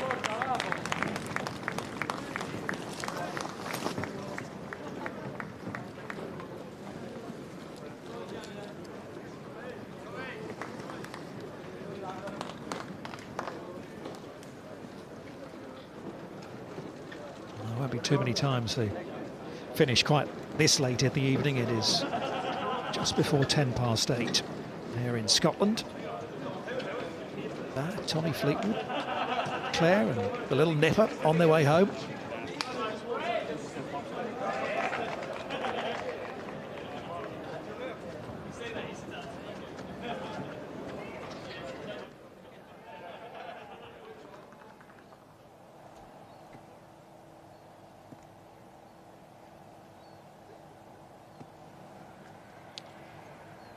Lombard got a lot of loft here. Looks like he's going to try and carry this onto the green. Oh no, maybe not. I think he was undecided there. I think he was between shots. I think he was probably trying to carry it onto the downslope and just... I think he could have done better with a little... with a putter actually, or a little chip with a 6-iron. Just get it along the ground, Stormy. Yeah, he kind of got caught between the two. Bit of a miss strike.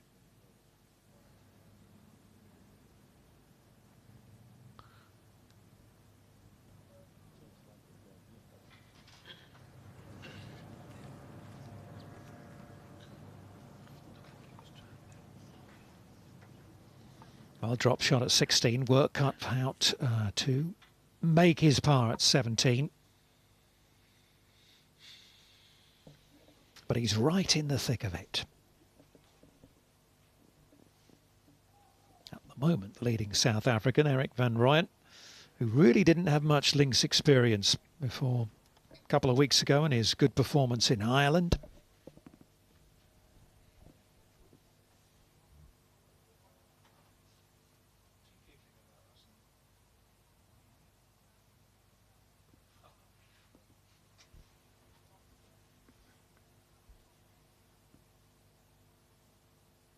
Brooks Koepka is there as well at 1 under. Two-time US Open champion. Don't rule him out or any of these players. Tiger, Mickelson, Oosthuizen, all at even par.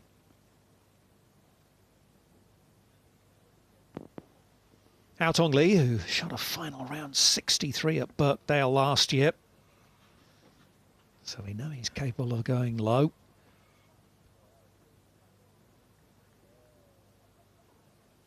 Lee Westwood through to the weekend. Well done, Shubhankar Sharma as well, playing in his first Open Championship. Young Sean Crocker, just 21 years of age. Par putt. And I tell you what, I had a chat with him on Wednesday on the range, and he thinks that if he finishes in the top 20 this week, he will get enough money up to gain full exempt status on the European Tour. So he's got a huge amount at stake this week and making use of the opportunity. Do some research tonight and try and confirm that, won't you, Dom? Shaking his head saying no. I'll have to do that. Come on, Xander. He's just, I think, just got a little bit nervous here, just a little tentative. Just put a good stroke on it. Put your best stroke on, and see the difference there. The guys that are putting really well, the line on the ball goes end over end. That was never quite doing that. It was always a little bit lopsided. Looked to me as though he just didn't quite strike it. It was almost out the toe.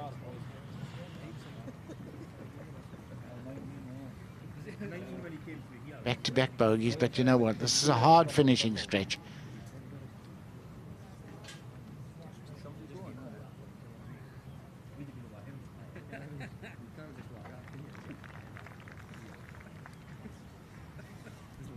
James Robinson from the Liverpool area.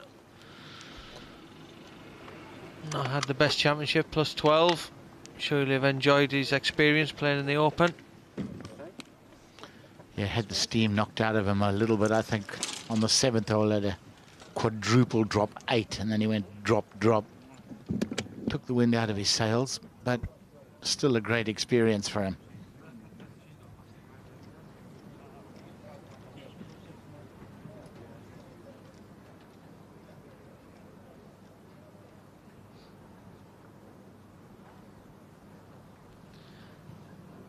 This looks a awfully difficult bunker shot.